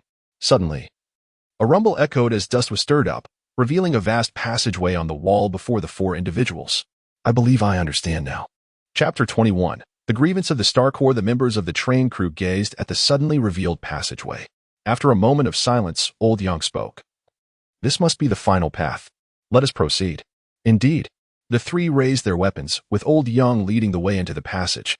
The others followed closely, with Danheng taking the rear to protect the two. To their surprise, they encountered no danger. Although the passage was shrouded in darkness, it was merely dark. There were no sudden appearances of tentacles or descending monsters. Eventually, the four arrived at the end, where they beheld intricate machinery still in operation, along with a glowing object situated atop a central platform. Surrounding it was a peculiar dust.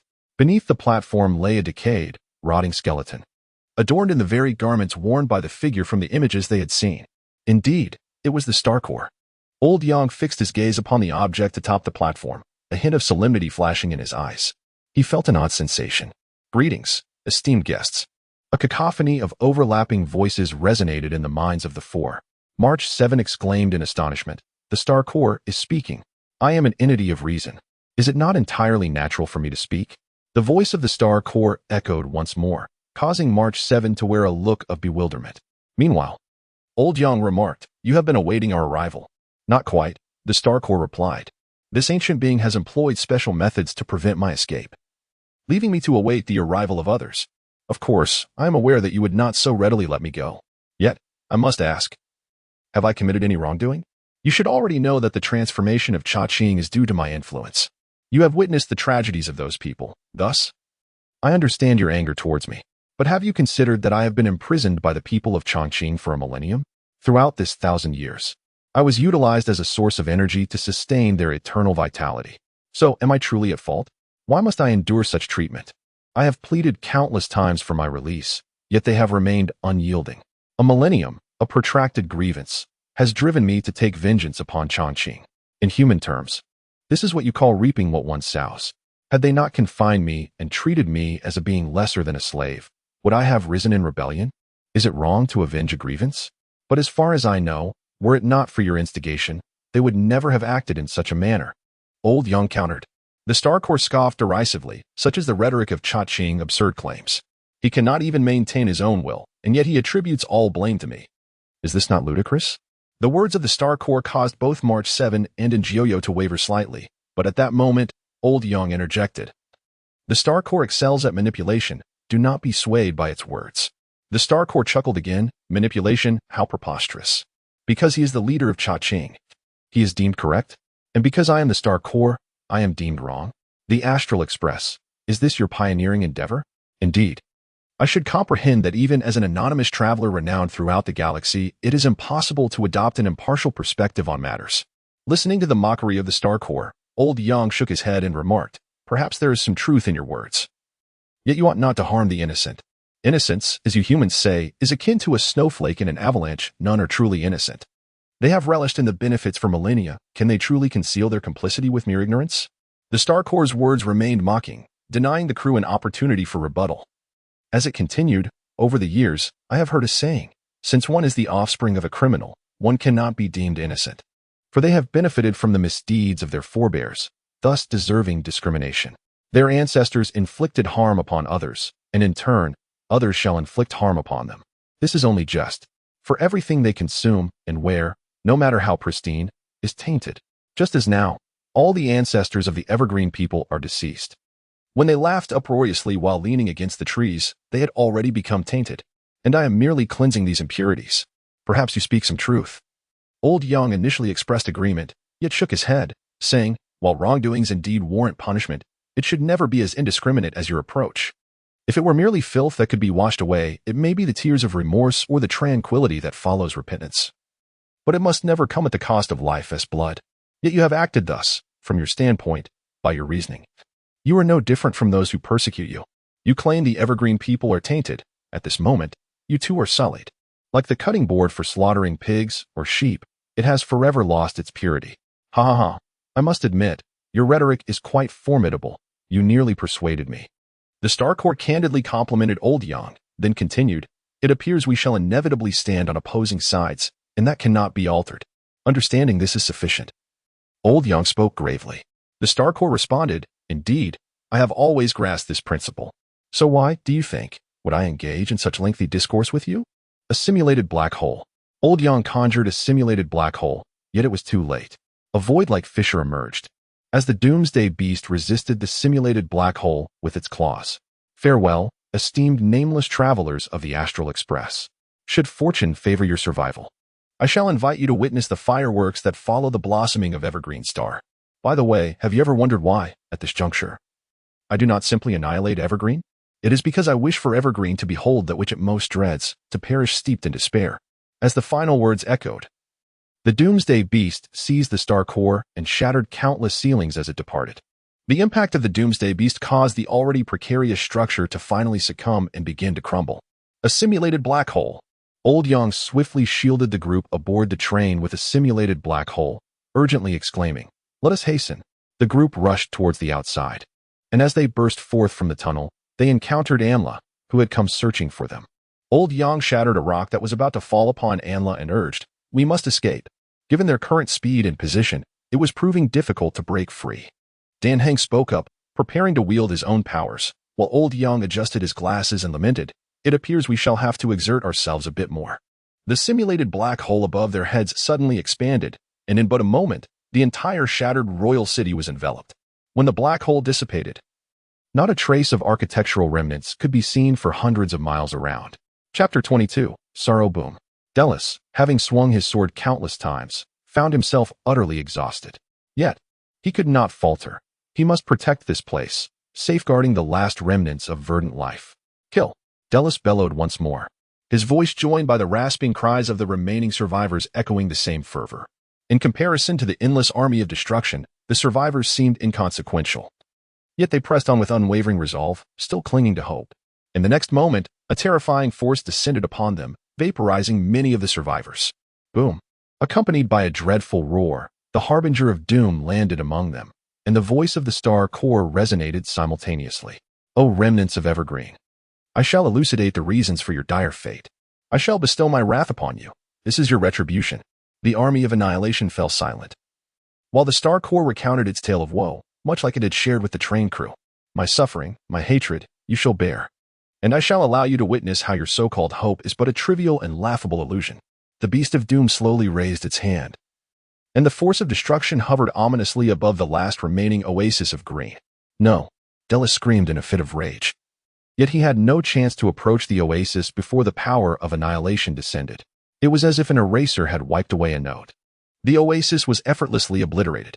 When Delis finally reached the site where the oasis had once flourished, not a trace of green remained in his eyes.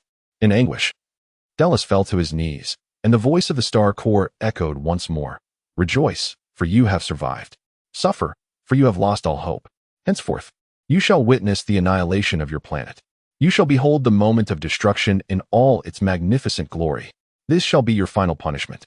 The beast of doom retreated, along with the army of destruction, leaving behind Delis, who seemed to have lost his very soul, kneeling upon the desolate sands.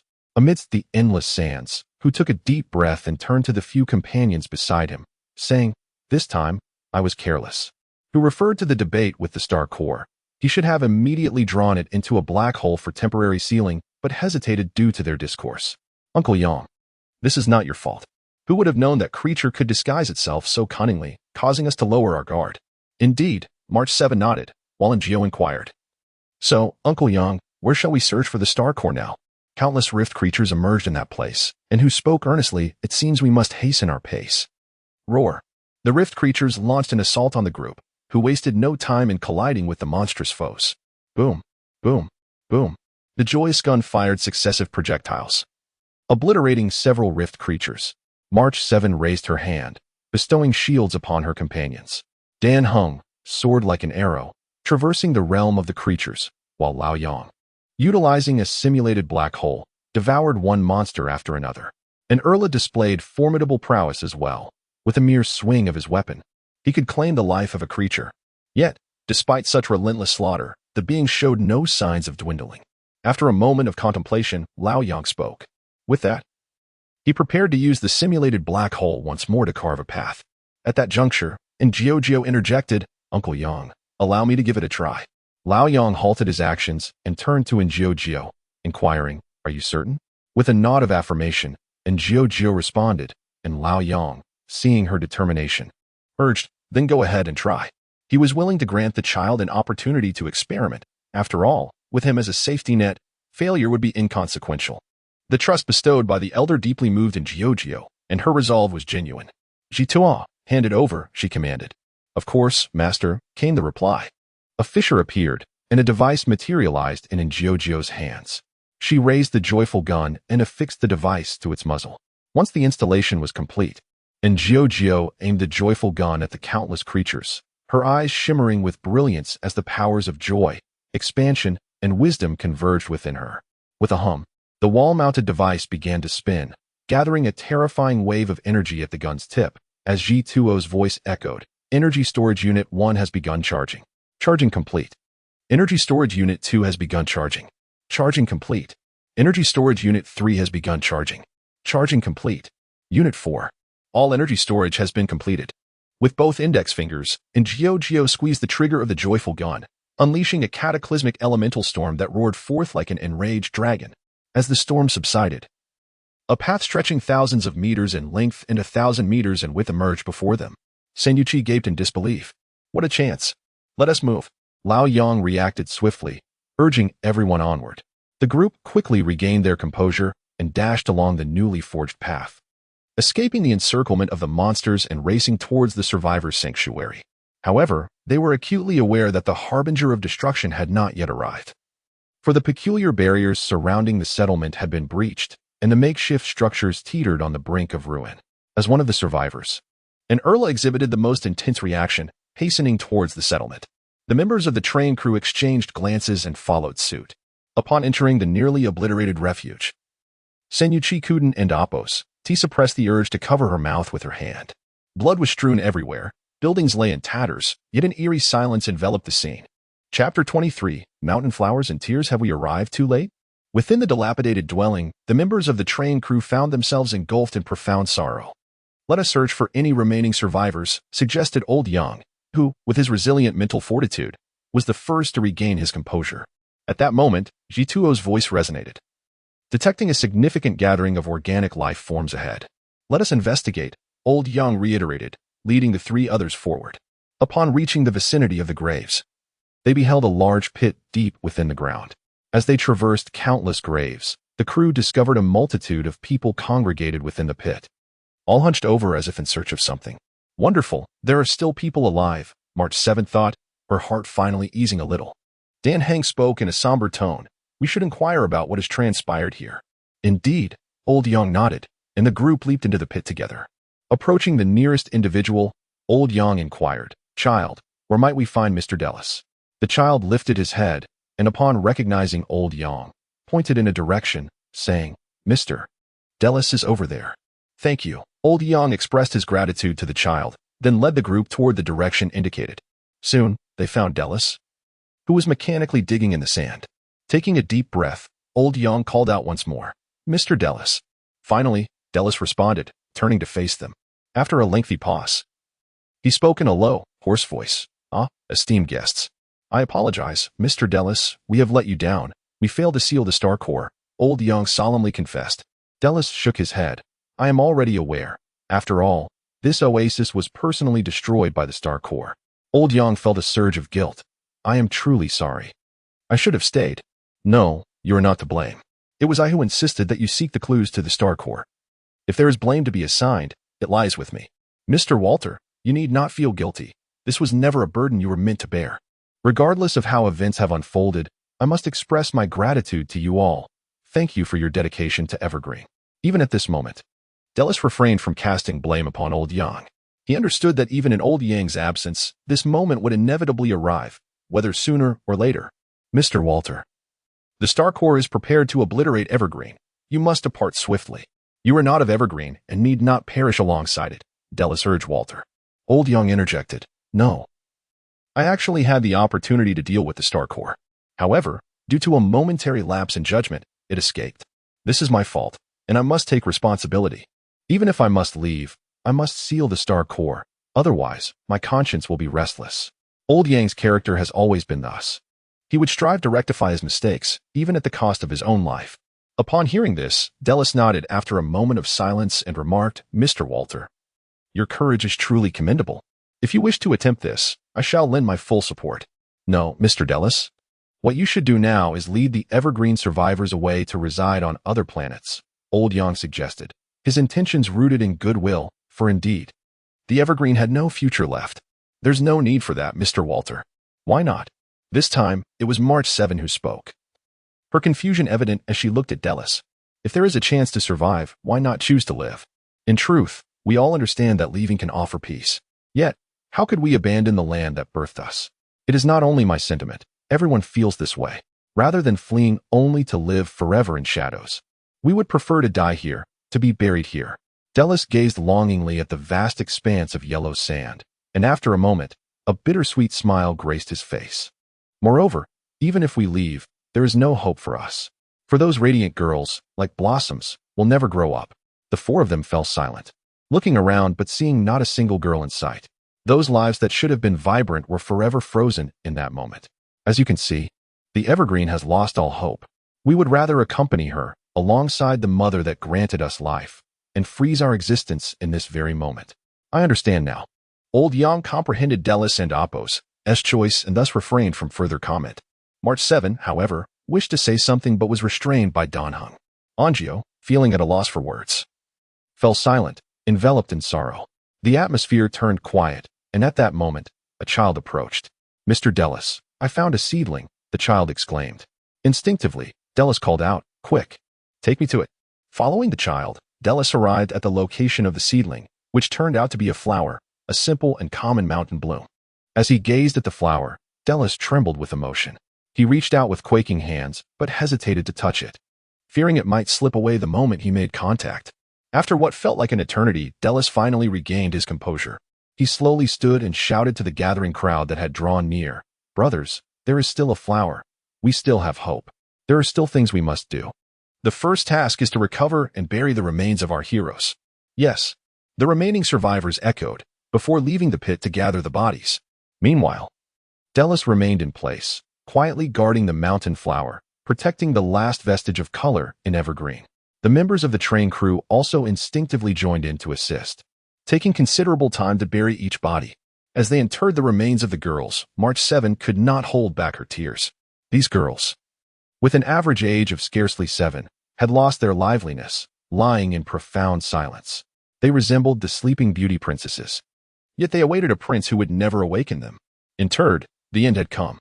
The remaining few hundred gathered in silence, unsure whether it was sorrow or numbness that enveloped them. At that moment, Dellis stepped into the center of the crowd, raising his lyre, Evergreen.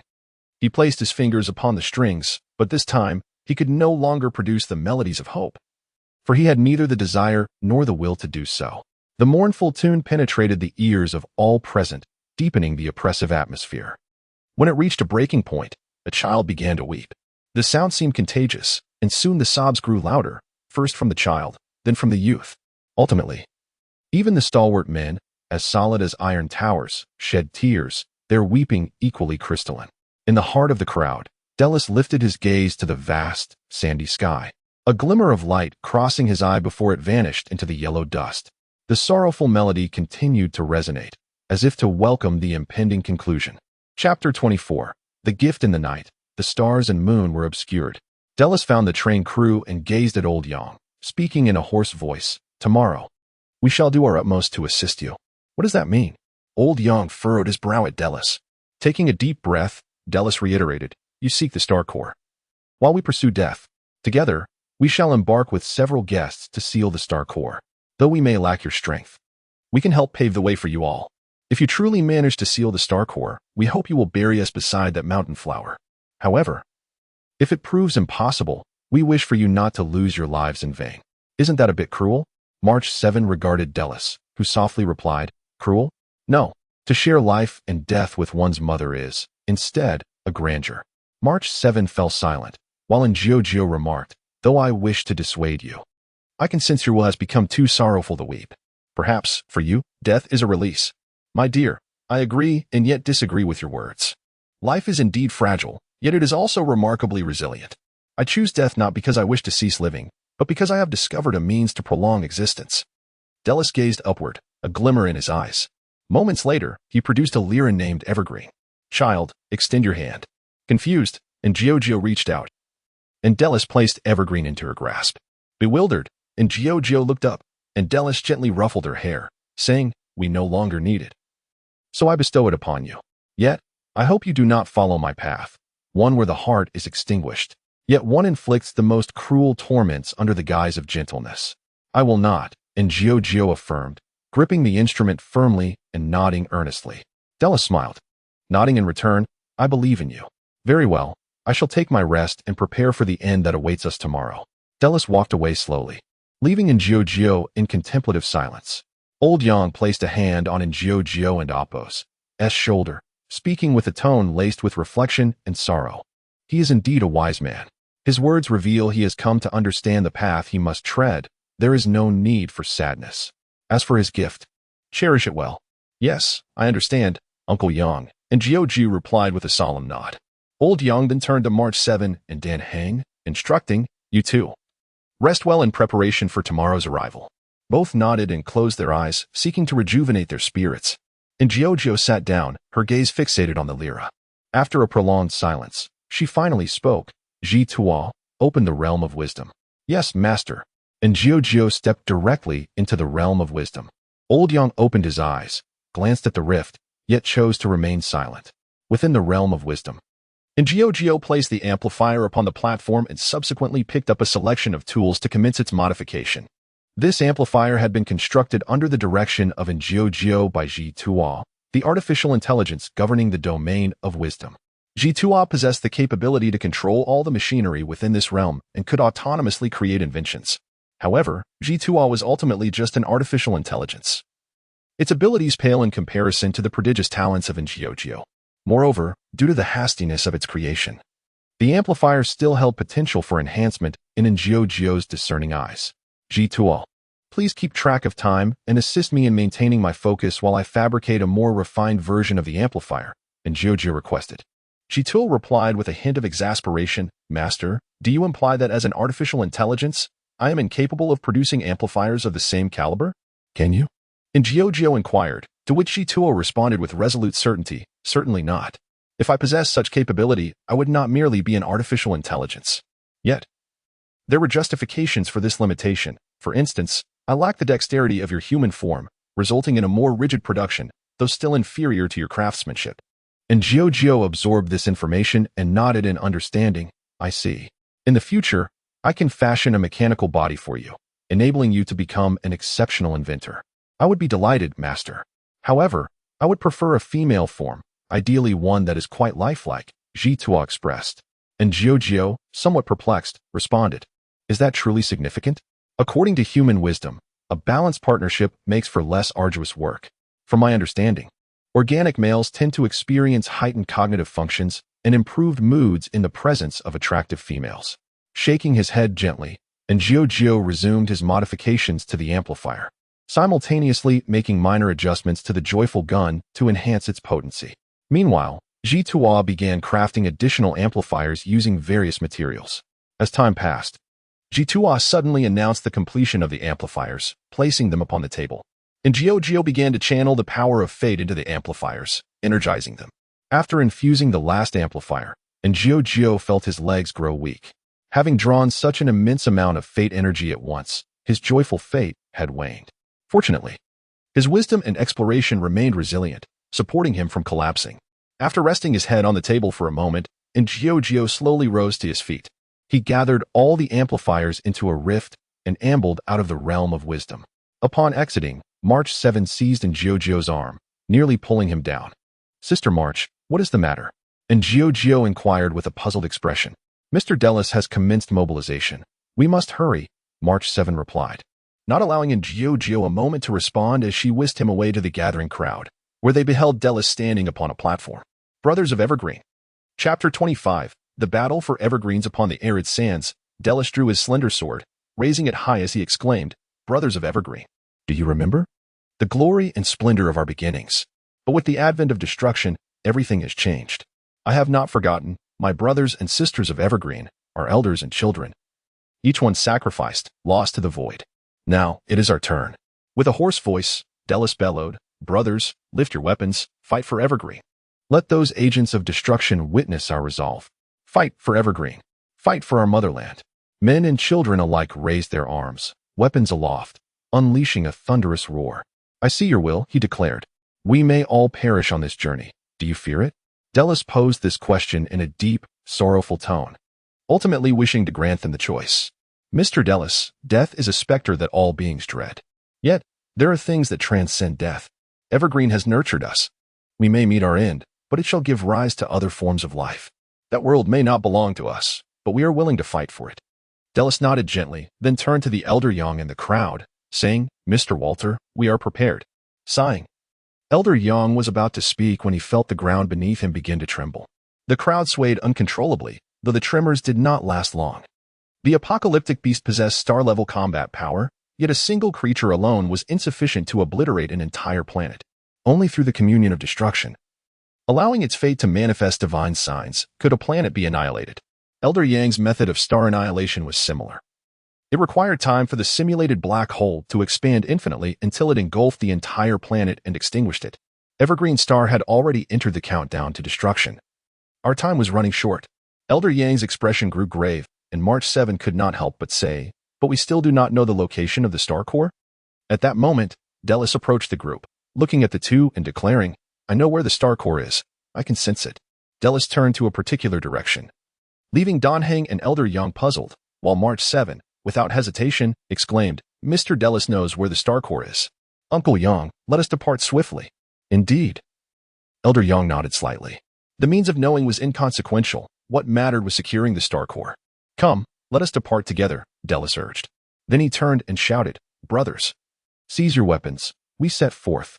Yes. As they advanced, Elder Young remained busy, communicating with Jeezy via his phone, who was also aware of the choices facing the Evergreen residents. However, she refrained from expressing her opinions, for she understood that, having reached this juncture, any words held little significance. Sigh. A sigh escaped his lips as Old Young gazed upon the tranquil procession of souls moving forward. A wave of sorrow surged within him. A low, guttural roar erupted as Delis raised his hand, commanding the crowd to halt. Not far ahead, the harbingers of destruction had gathered. To my surprise, "You truly dared to come. I had granted you an opportunity. Why did you not cherish the fleeting moments before annihilation?" The voice of the star core resonated in the ears of the people, imbued with a sense of lament. Delis scoffed, declaring, "We require neither your pity nor your compassion. Everything shall be earned by our own efforts." With his slender sword raised high, Delis bellowed, "Brothers, lift your weapons. Follow me, slay, slay." They hastily armed themselves, charging towards the legions of destruction. In comparison to the overwhelming forces of annihilation, their numbers appeared scant, almost meager. Yet, with unwavering resolve, they embarked upon this path not in search of death, but rather in pursuit of hope. "We shall follow," Old Young proclaimed, as Ngio, Dan Heng, and March 7 likewise seized their weapons, joining the throng. "Since you wish to embrace death, I shall not hesitate to escort you on your journey." As the words of the Star Core faded, the ethereal soldiers collided with the advancing crowd. In that single clash, countless ethereal soldiers fell, while some among the crowd succumbed as well. "Allow me to bestow a blessing upon you." March 7 raised her hand, drawing upon the power of protection, enveloping the group in a shield. A roar erupted as an ethereal soldier swung its blade towards March 7. Just as she prepared to retaliate, Delis struck with swift precision, dispatching the assailant. What incredible speed! Dan Hung thought in disbelief, astonished by Delis and Apos' rapidity. Had he, perhaps, transcended the fates? "Protect our guests," Delis roared. As the crowd encircled the 4 members of the train crew, Delis turned to them, speaking softly, "Soon, you will face the Star Core. Conserve your strength." "Battle!" He bellowed once more, and the crowd engaged in fierce combat against the ethereal soldiers. One by one, they fell under the onslaught, yet their formation remained unbroken. They were like the sharpest of spears, piercing through the forces of destruction, drawing closer to the Star Core. The lament of the fallen shall lead to victory. The potential of humanity is boundless. When a person has nothing left to lose, they become invincible. This has been true throughout history. Fight. Their voices grew hoarse, their battle fervor intensifying. They mourned for their fallen brothers, their rage surging ever higher. With each swing of their blades, their hearts grew numb, their emotions consumed by the singular desire for vengeance. For those brothers who had perished, for their ravaged homeland, revenge. Fight, fight, fight. They transformed into fearsome spears and chisels, advancing deeper into the fray. Should their weapons shatter, they would resort to their fists. If fists could not suffice, they would utilize their mouths. Any part of themselves that could serve as a weapon would be wielded. Only upon the arrival of death can they truly attain tranquility. Chapter 26. The Malevolence of Destruction. The Doomsday Beast. Amidst a surging tide of annihilation, a small band of a mere dozen souls presses forward with unwavering determination. Their weapons lie shattered, and their fists, battered from relentless blows, reveal stark white bones. Breathless and utterly exhausted, they are sustained solely by the flickering flame of their will. As the spectral adversaries assail in relentless waves, one by one, they succumb. Ultimately, when they reach the location of the star core, encircled by devastation, only a scant few remain. Brothers, we have reached the final moment. For Evergreen, strike. They roar in a last defiant cry, tearing through the encirclement. At that instant, a radiant light descends, erasing them from existence. Dras, positioned farther away, is merely hurled backward. Kill, he bellows in his final shout, as he is engulfed by the tide of destruction. Like a black hole, Old Yang murmurs, as a dark sun emerges, consuming the light, the remnants of devastation overwhelming all. His countenance is etched with sorrow for the fallen. Jiao, Dan Heng, and March stand in somber silence. Jiao and March's eyes are reddened with grief, while Dan Heng's expression carries a shadow of melancholy for the heroes lost. In truth, the four had intended to intervene but were restrained. At this moment, mere survival feels like a torment. Yet their efforts are not in vain. The crew of the train finally arrives at the heart of the annihilating army, the very site of the star core. Quite the spectacle, isn't it? The star core intones indifferently, perched within the palm of the Doomsday Beast, seemingly lamenting the lives extinguished. "You vile creature, we shall seal you," March cries with fury, to which the star core scoffs. "Do you truly see yourselves as saviors?" Perhaps the nameless guests are indeed recognized as such. But do not forget, the Astral Express has been destroyed multiple times. Even Akhil fell. I have no qualms about being a part of the force that brings down the Astral Express. Let it perish alongside the planet named Evergreen. Bah! You think you can prevail against me? I alone could vanquish you. March casts aside her composure, her sole desire now to unleash her wrath upon the Star Core. "If you dare, then try," the Star Core challenges. Like a black hole, the dark sun manifests, seeking to engulf both the Star Core and the Doomsday Beast. The malevolent creature flaps its wings, extinguishing the dark sun. How is this possible? Old Yang and Appo's eyes widen in disbelief as the Star Core erupts in a maniacal laugh, surprised. Do not be, for this is destruction. You should consider yourselves fortunate to witness the arrival of annihilation. Such a magnificent moment. It would be regrettable without an audience. Golden radiance ripples from the Doomsday Beast, emanating the essence of a fated demise. The Star Core ascends slowly, settling upon the heart of the Doomsday Beast, gradually merging with it. The resplendent radiance erupted from the body of the Doomsday Beast as Old Yang raised his hand, employing a black hole as a shield to fend off the assault.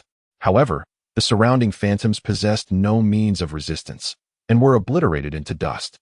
When the terrifying brilliance subsided, the four individuals simultaneously looked up, only to behold a magnificent figure in the sky.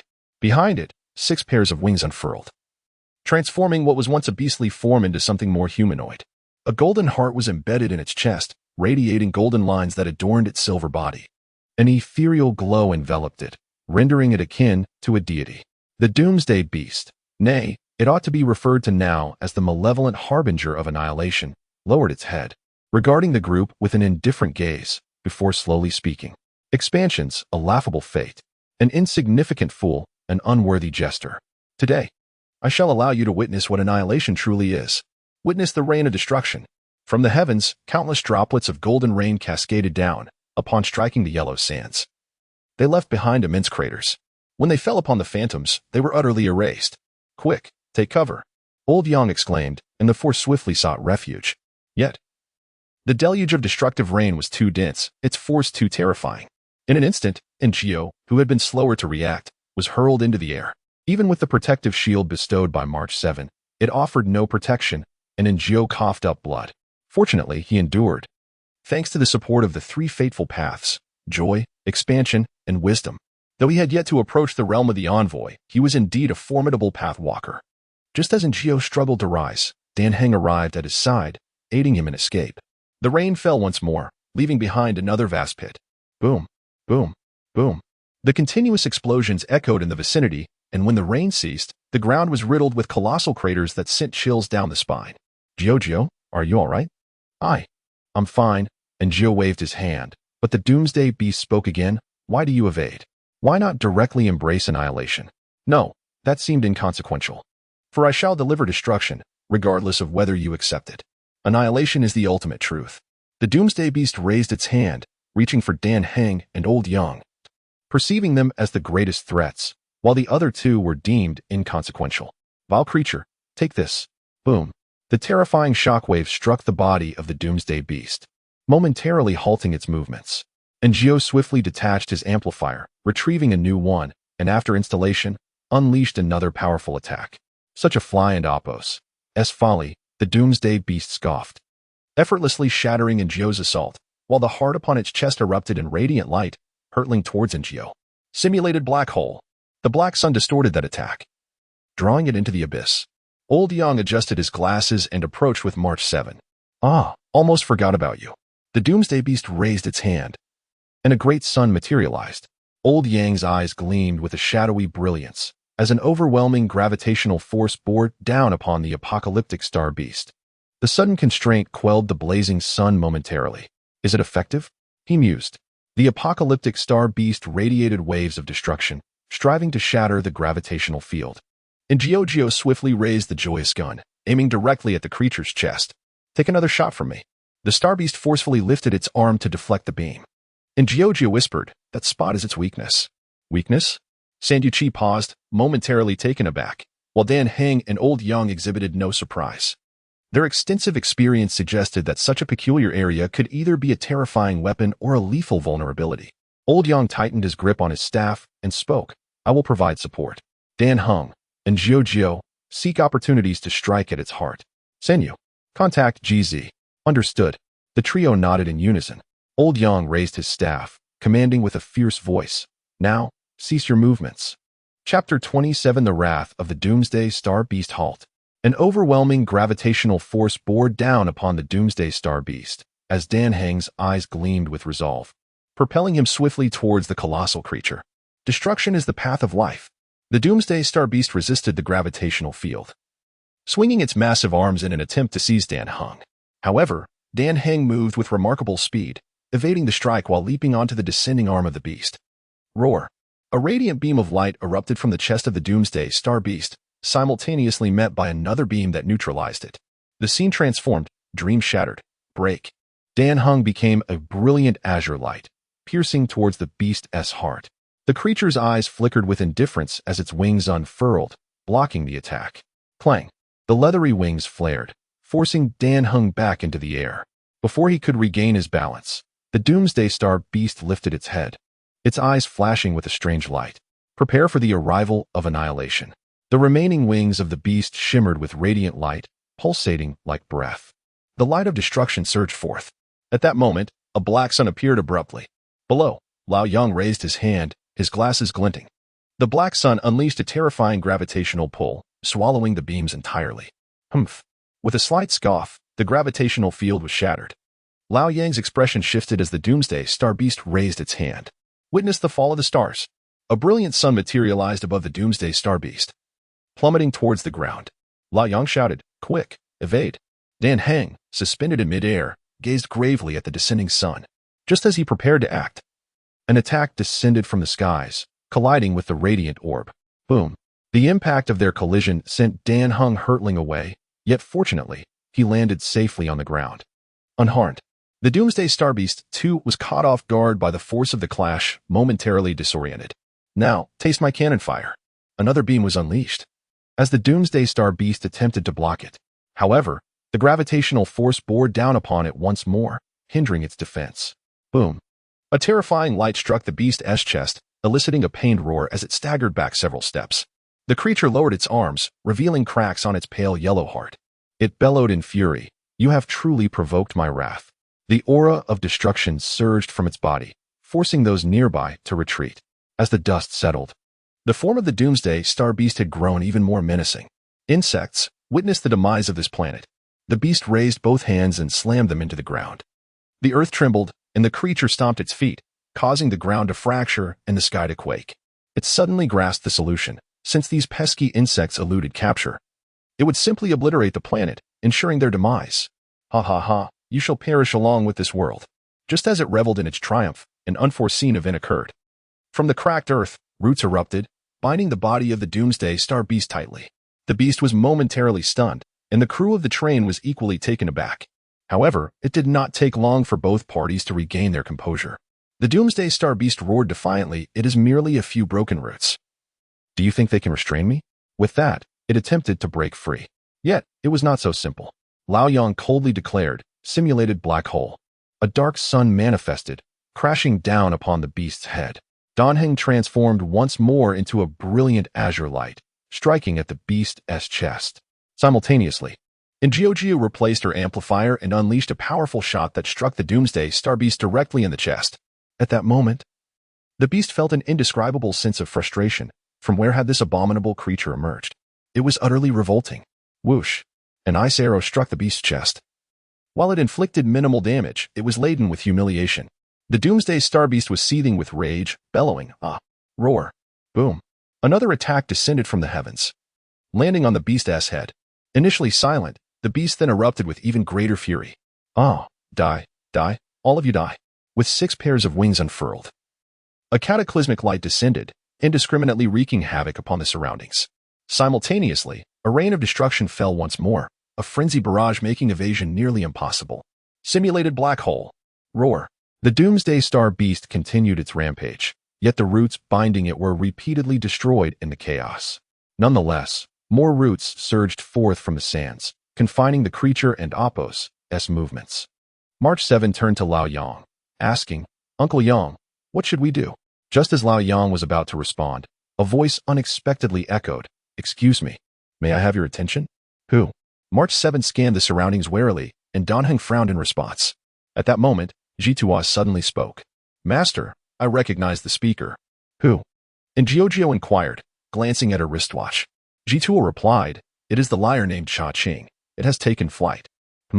Greetings to you all."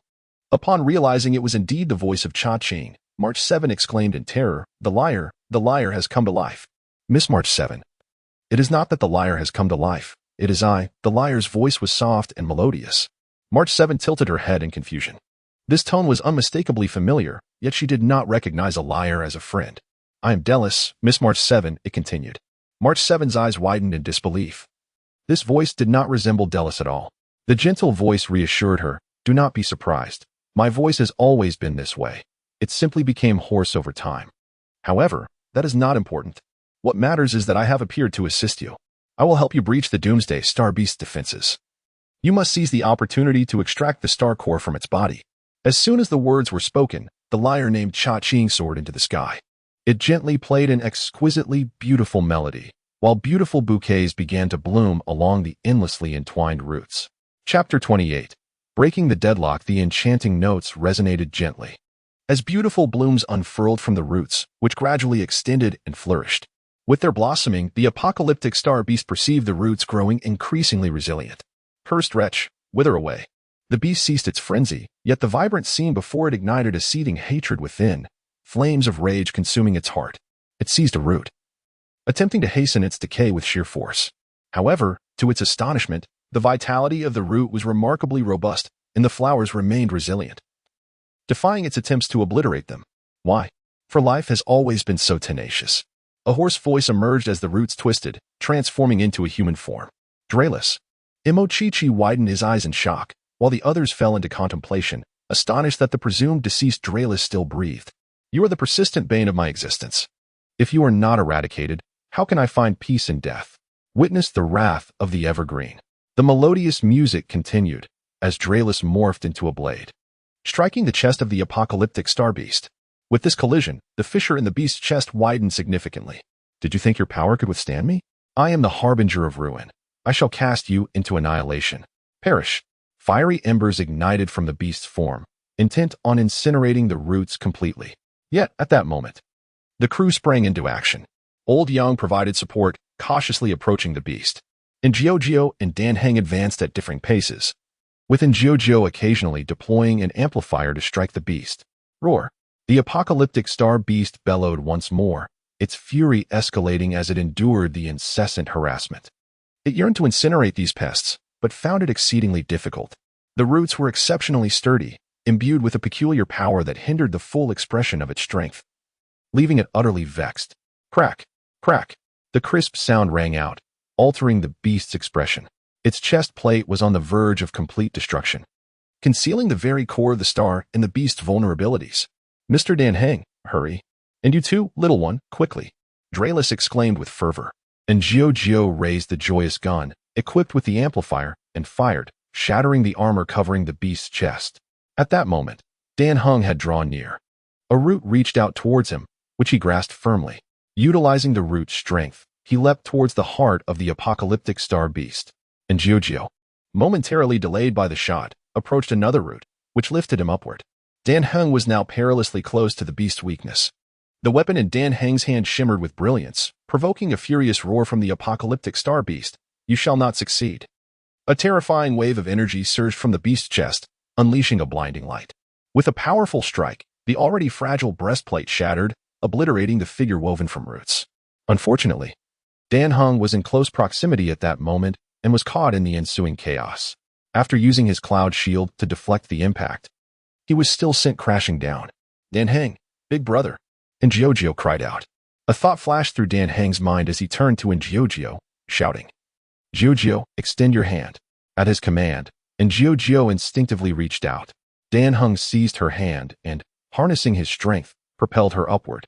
In that instant, and Jiao comprehended Dan Heng's intent.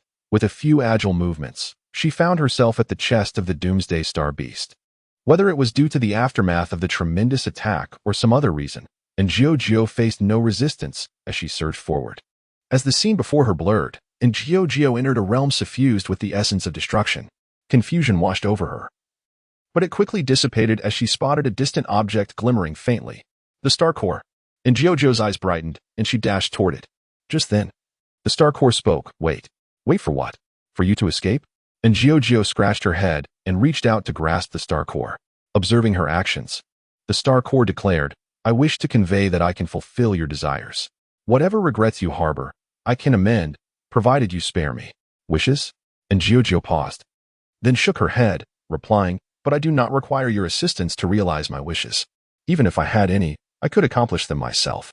With that, she reached for the star core once more. The star core offered no resistance and fell into her grasp. This was the star core, inherently devoid of substantial power, yet capable of instigating the annihilation of a planet, an unfathomable terror. Having secured it, she prepared to exit, yet soon found herself at a loss. Uncertain of how to leave this place. Hey, tell me how to get out, she implored. The star core replied, if you let me go, I will allow you to escape. No, I'll try on my own. And Jiao raised her joyous spear, set the amplifier, and fired a shot, blasting open an exit. I can get out. Just as she was about to leave, the star core interjected again. Wait, I need to tell you something. I'm not interested. And Jiao was entirely immune to the star core's entreaties and prepared to depart. But before she could, the star core exclaimed, even if you seal me, it is in vain, for destruction will persist. What do you mean? And Jiao inquired, gazing at the star core. It softly responded, destruction does not stem from me. Even if you manage to seal me, it will be futile. With just a handful of you, you cannot eradicate the pervasive void soldiers throughout Evergreen. The land will inevitably succumb to destruction. And Jiao fell silent, rifling through her knowledge of fate and understanding that the star core spoke the truth. After a moment of contemplation, she asked, so what are you implying? I can assist you. The power I possess has the capacity to eradicate the entire Evergreen phantoms and even restore vitality to Evergreen itself. The inhabitants of Evergreen have made tremendous sacrifices. Yet the realm remains ensnared in devastation. How profoundly agonizing this must be for the departed. What do you say? For the sake of Evergreen's future, consider it. The voice of the star core was laden with seduction, and Gio found himself ensnared in contemplation. At that moment, a jade arrow suddenly shot forth, piercing Gio's body. Ugh! He was violently thrown to the ground, blood spilling from his lips. As he raised his head, he was met with the sight of a stomper. In that instant, Gio comprehended the deception he had fallen victim to. "You scoundrel!" He glared at the star core in his hand, which cackled mockingly. "Ha ha ha!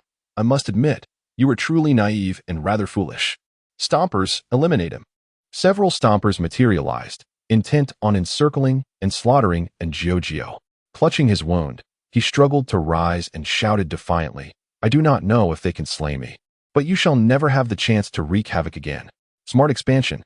Chapter 29, the final long poem G2A, Open the Spatial Rift. Indeed, a fissure materialized, and Gio promptly cast the star core into it, simultaneously uttering, "You stay here and behave." Cough, cough. Within the realm of wisdom.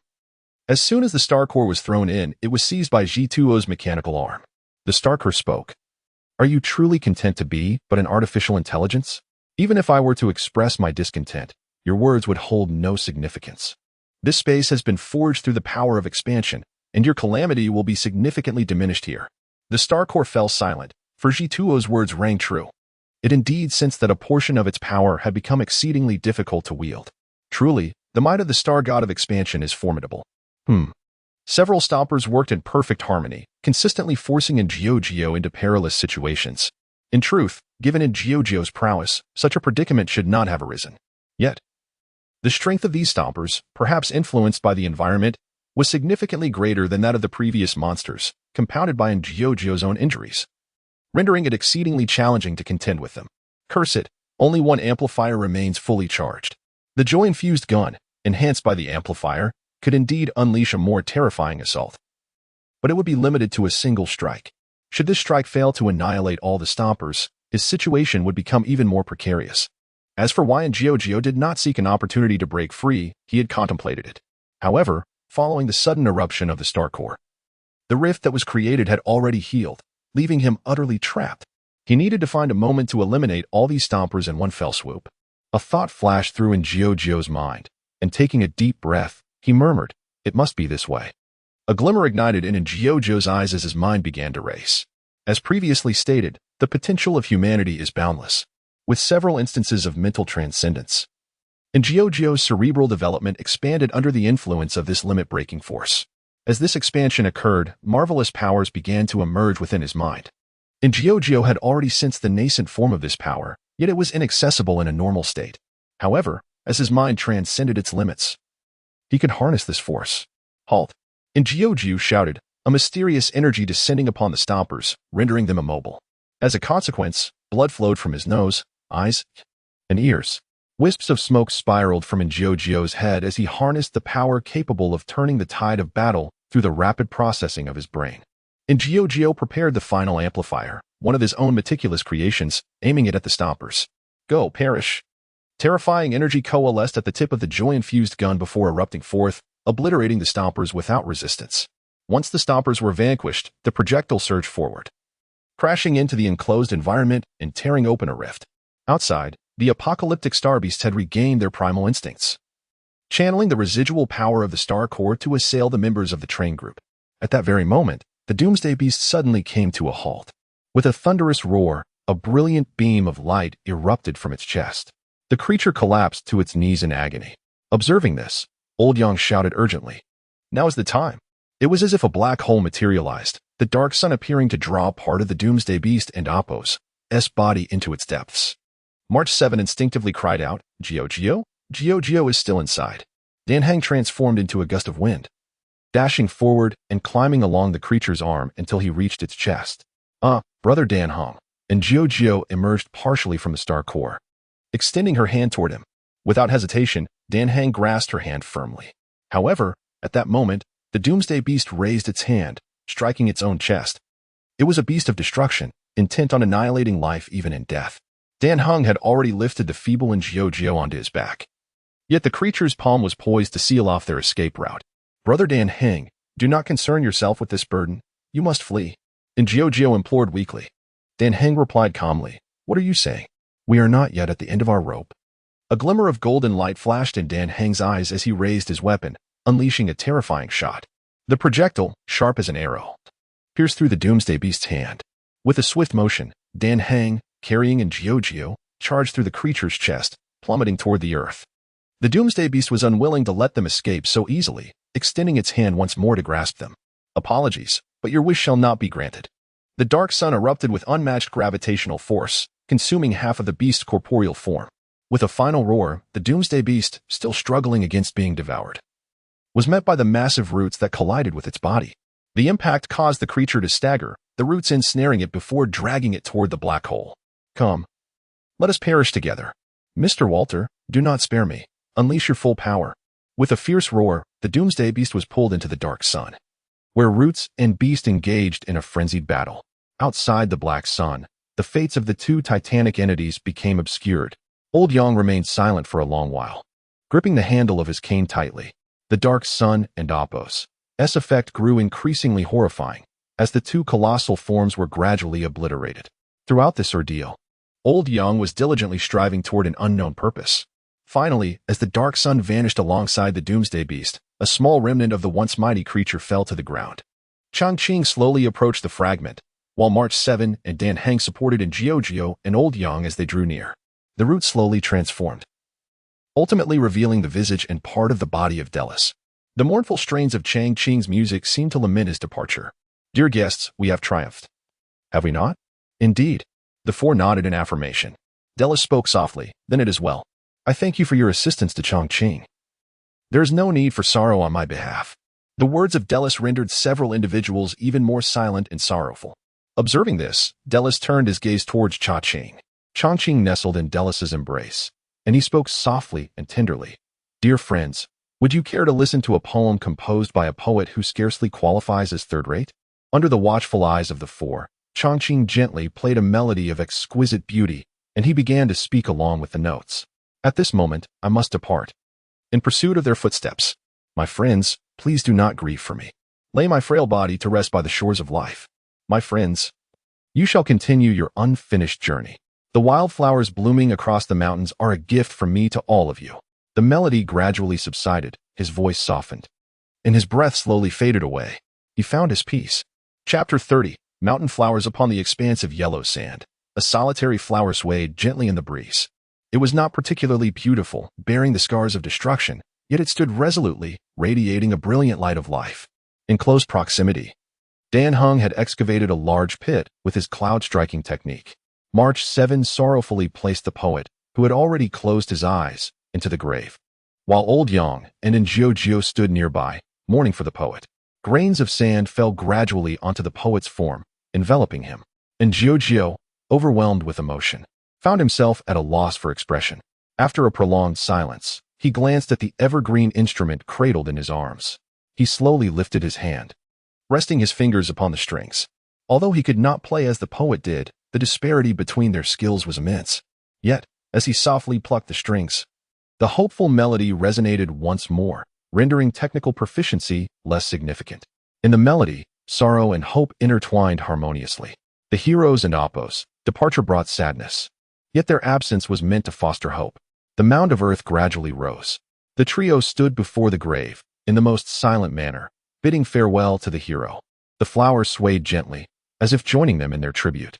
A rustling sound mingled with the melody, reaching the ears of those present. They turned their incredulous gazes towards the newly formed grave, from whence the sound emanated. The yellow sand was slowly pushed aside, revealing a tender green shoot emerging from the pinnacle of the grave.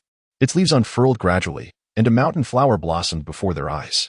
It was the first, but certainly not the last. The members of the train crew slowly turned their heads to witness countless mountain flowers unfolding and blooming before each grave. This did not seem particularly astonishing. After all, when Delis and the crew had launched their assault against the Doomsday Beast, they had wielded the power of abundance. Given Delis's performance, his connection to abundance was undeniably profound. By such a display, he ought not to have perished so easily. Perhaps there would come a day when this world would indeed be adorned with mountain flowers. Old Yang spoke, suggesting that while other fates may falter, abundance would surely prevail, as it symbolized life itself. I believe it will happen, he asserted. Do you not agree, Teacher Dan Heng? March 7 turned to Dan Heng. who bore a hint of complexity in his gaze. However, he soon responded with a nod, affirming, indeed. Yet, it seemed that destruction had not been entirely eradicated. And Giorgio had ceased his playing at this moment, articulating the pressing issue at hand. March 7 paused, scratching his head as he realized, yes. Presently, only the four of them remained in the evergreen, and if they did not eliminate the remnants of destruction, this hard-won sea of flowers would likely perish. I might have a better solution, and Giorgio ventured. March 7 looked at him with curiosity, inquiring, Giorgio, what do you propose?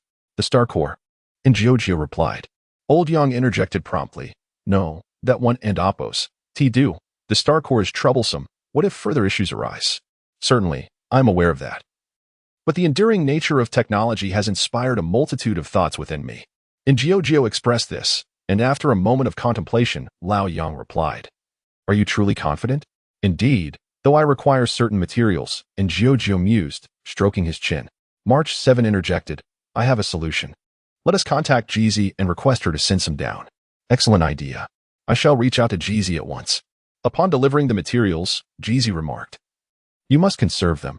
We have only recently procured these supplies, and half has already been consumed.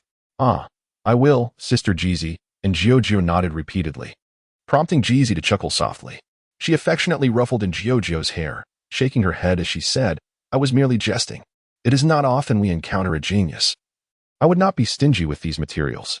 However, the star core is indeed perilous. Without absolute certainty, it is best to refrain from its use. Sister Jeezy, please have faith in me. And Giorgio replied earnestly. Jeezy gently brushed her finger against the wound at the corner of Giorgio and Apos' mouth, softly advising, of course. I have confidence in you, but do take care of your own condition. I will. Once I create what I need, I shall rest adequately. And Giorgio was remarkably fixated on this matter, prioritizing it over his current state. His injuries seemed trivial in comparison to the pressing situation. Alas, I cannot persuade you. You must exercise your own judgment, Jeezy said with resignation. And Giorgio nodded affirmatively. Yes, do not worry about me, Sister Jeezy. G2all. Open the realm of wisdom. It is already open. Sister Jeezy and everyone, I must attend to my tasks. And Giorgio waved farewell to the four before plunging into the realm of wisdom. The four exchanged glances, each wearing a look of helplessness. It appeared that they would need to provide Giorgio with more guidance henceforth. Support, March 7 commented, as their dialogue was lost on Giorgio, who was already seated at the table, engrossed in studying the cube belonging to Chongqing. The cube contained various technologies associated with Chongqing, predominantly linked to the star core. After all, the ability to utilize the star core for an extended period before facing backlash clearly indicated Chongqing's expertise. Hey, you are Giorgio, right? Have you come to realize your impotence against destruction? I can assist you, provided you spare me. Be quiet, and Giorgio retorted. Although the star core was evidently not so easily quelled, it is worth noting that within the narrative, the star core on Yalalu No. 6 had incessantly seduced the Grand Guardian for 7 centuries. However, this was of no consequence to Giorgio, whose mind began to cloud once more. He utilized his abilities to mute the voice of the star core, finally experiencing tranquility. He retrieved the joyful gun and commenced extensive modifications. This endeavor consumed considerable time. And upon successful alteration, Giorgio approached the star core. What do you intend to do? You. Chapter 31. The Star Core and Apos' profanity amidst the yellow sands. Is this truly feasible? March 7 gazed at the distant figure of Giorgio, her brow furrowed in uncertainty. At that moment, Jeezy remarked, have faith in Giorgio.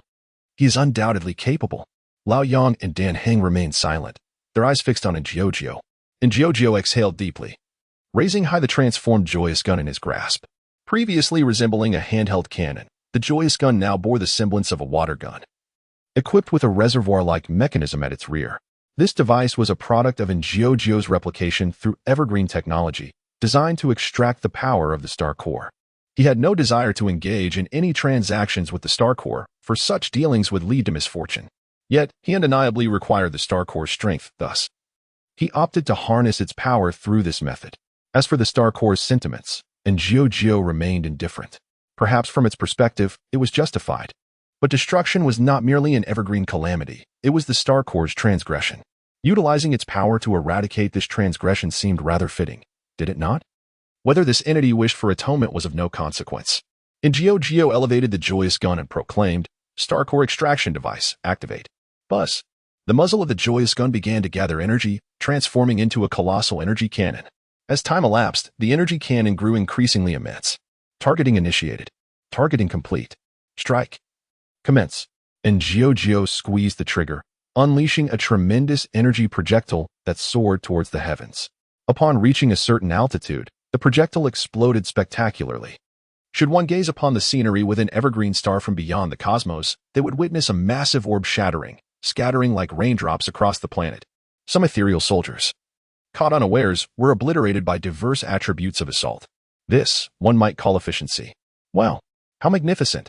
March 7 exclaimed, mesmerized by the luminous streaks traversing the sky. Lao Yang's eyes sparkled as he murmured, "An extraordinary large-scale targeted strike. What a splendid concept. How marvelous it would be to incorporate this into Allahat." Dan Hang and Jeezy exchanged no further words, silently savoring the spectacle. And Gio, too, offered no additional commentary, save for the grumbling of the Star Core. IFING, yet, regrettably, this specialized extractor entirely muffled the Star Core and Oppo's incessant complaints, relentlessly siphoning its power, leaving it in a profound state of emptiness. It and Oppo's, so hot. So hot. So hot. At that moment, Gio's hand had turned as red as a pig's trotter, and he could even faintly detect a scent of cooked meat. This predicament arose from the unrestrained output of the joyous gun, resulting in overheating. It is universally understood that excessive use of weapons leads to overload, especially when the joyous gun is employed for global strikes. The deformed muzzle of the joyous gun attested to the ferocity of its discharge, a testament to its reinforcement during modification. Had it not been fortified, it likely would have undergone complete transformation by now. It and Oppo's, so hot. So hot. The utterance did not come from Ngio, but rather from March 7. After Ngio cast the joyous spear to the ground, March 7 hurried over. Despite witnessing Ngio's predicament, she foolishly attempted to pick up the joyous spear, only to burn her hand in the process. Ngio and March 7 faced each other, waving their hands in frustration. To an unsuspecting observer, it might have appeared as if they were engaging in some form of performance art. "Jeezy, it hurts." March 7 lamented to Jeezy, who replied with exasperation, "I told you not to touch things recklessly. You brought this upon yourself." Nevertheless, Jeezy kindly retrieved a medical kit and said to Old Young, "Walt, please assist Gio with her bandaging." Of course, Old Young responded, taking out bandages and burn ointment to tend to Ngio's wounds. Once he had applied the ointment, he wrapped her shoulder in bandages, adorning it with a thoughtful bow. "Other areas require attention as well," Old Young noted, glancing at Ngio's shoulder, where bloodstains were conspicuous due to her unchanged attire. Although she had received basic treatment, it was evidently insufficient. "Uncle Yang, don't worry, I think I..." Suddenly, before she could finish her sentence, Ngio collapsed. Old Yang was startled and quickly caught her, drawing the attention of the other three. March 7, ignoring her own unbandaged hand, rushed over, exclaiming, "Gio, are you all right?" "I'm fine, just a bit hungry," Ngio replied, clutching her stomach, eliciting laughter from those around her. Jeezy chuckled helplessly and remarked, "I completely forgot that you must not have eaten for quite some time." Coincidentally, she had brought some food down at Pam's request. Jeezy retrieved the food from her space, and Ngio eagerly reached out. But her well-bandaged hand rendered her unable to grasp anything. Observing this, Jeezy gently offered, "Since you're having difficulty moving, let me feed you." Jeezy picked up a portion of food and began to feed Ngio. Without a hint of shyness or hesitation, Ngio devoured the food, her cheeks puffed out like an adorable little squirrel. Meanwhile, Old Yang attentively changed the bandages on Ngio's shoulder, while March 7 received assistance from Danang. Before long, Ngio had polished off a substantial portion of food. She patted her belly, wearing a look of contentment. For Ngio, a satisfying meal was second only to the thrill of invention. The prospect of creating something new while satiated was undeniably exhilarating. Feeling a bit drowsy, Ngio murmured, her head growing heavy and her eyelids fluttering. With everyone present, she felt safe and soon drifted off to sleep. "Gio, what is wrong?" March 7 fretted, glancing at Ngio lying on the ground, concerned for her well-being. Jeezy observed the stillness of Ngio and concluded, "She must be simply exhausted. Let us not disturb her." "Oh, I'll keep quiet right away," March 7 replied. At 7 o'clock in March, she nodded slightly and then promptly closed her lips. Meanwhile, Jeezy retrieved a pillow from the spatial realm and gently placed it beneath Ngio's head. She tenderly caressed in Jiujiu's hair. At that moment, Jizi's eyes radiated a maternal glow, and her smile was as benevolent and gentle as that of a mother. Chapter 32. The Return of the Train upon the Golden Sands. Countless mountain flowers swayed in the breeze. Farewell, Mr. Delis. We must take our leave now. And Jiujiu bowed towards the newly erected grave, holding the evergreen in her hand, softly proclaiming, I will take good care of evergreen. Do not worry. The other four also bid farewell to the sea of flowers, and after their farewells, the group prepared to depart. At that moment, a mountain flower suddenly floated down, landing in the hands of the five. What is this? Senyuchi was momentarily taken aback, while GZ gently remarked, It is a gift, perhaps a farewell gift for us. Is that possible? Old Yang inquired. GZ replied once more, why not? Regardless of whether it is a coincidence or for some other reason, it has found its way into your hands, has it not? Indeed. Old Yang nodded slightly, gazing at the mountain flower in his hand. No, it should now be called the commemorative flower. And Jiujiu also focused her attention on the flower, seemingly inspired by a thought, and placed it alongside evergreen. The evergreen emitted a soft glow, and the mountain flower began to entwine gracefully around it. How marvelous! Senyuchi marveled at the sight. After a moment of contemplation, she took out her bow and arrow, placing the mountain flower upon them. Unfortunately, nothing occurred. Why doesn't Endapos, tea at work? Senyuchi questioned, her brow furrowed. Dan Hung responded with a sigh.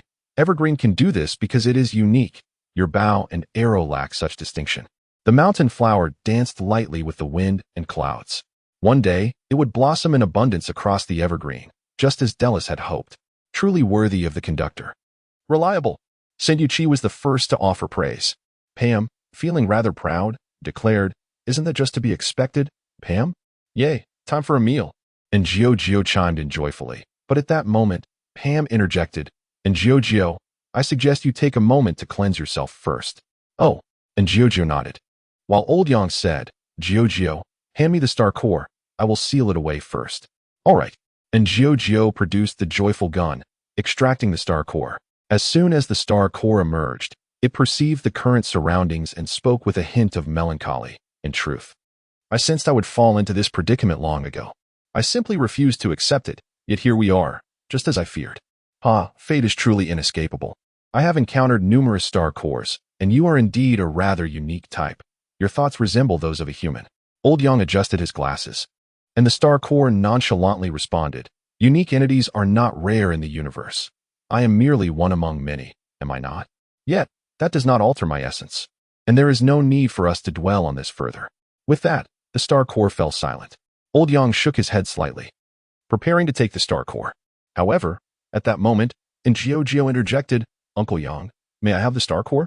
Why? Old Yang was taken aback. While the star core chimed in, What? Are you reluctant to part with my power? I can grant it to you, provided you make a wish. That is not the case. I merely wish to use you as a source of energy.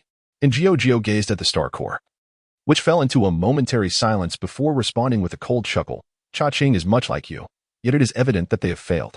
However, you have indeed been sealed for a millennium.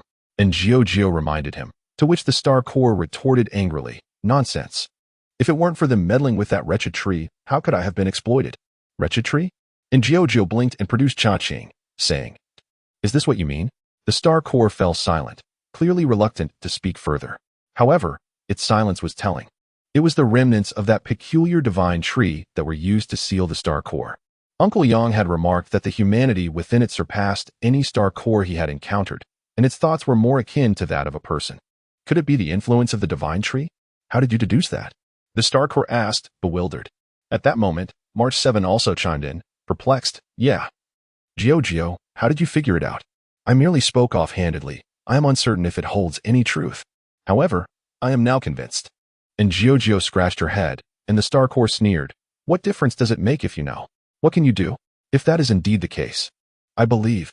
And Jiujiu gently strummed the strings of Cha-Ching, and upon hearing the melody, the star core suddenly began to tremble. It is unclear, but the music from Chongqing seems to have a restraining effect on the star core. I have yet to encounter anything that can suppress a star core, Dan Hung said, shaking his head in confusion. March 7 turned to Jiujiu, seeking an explanation. I am merely speculating that the birth of the divine tree may have a certain connection to the star core, and Jiujiu mused, then added, for instance, I once encountered a saying in the realm of knowledge: for every deadly poison, there must be an antidote within 7 steps. Gio implied that the divine tree's existence was to counteract the star core.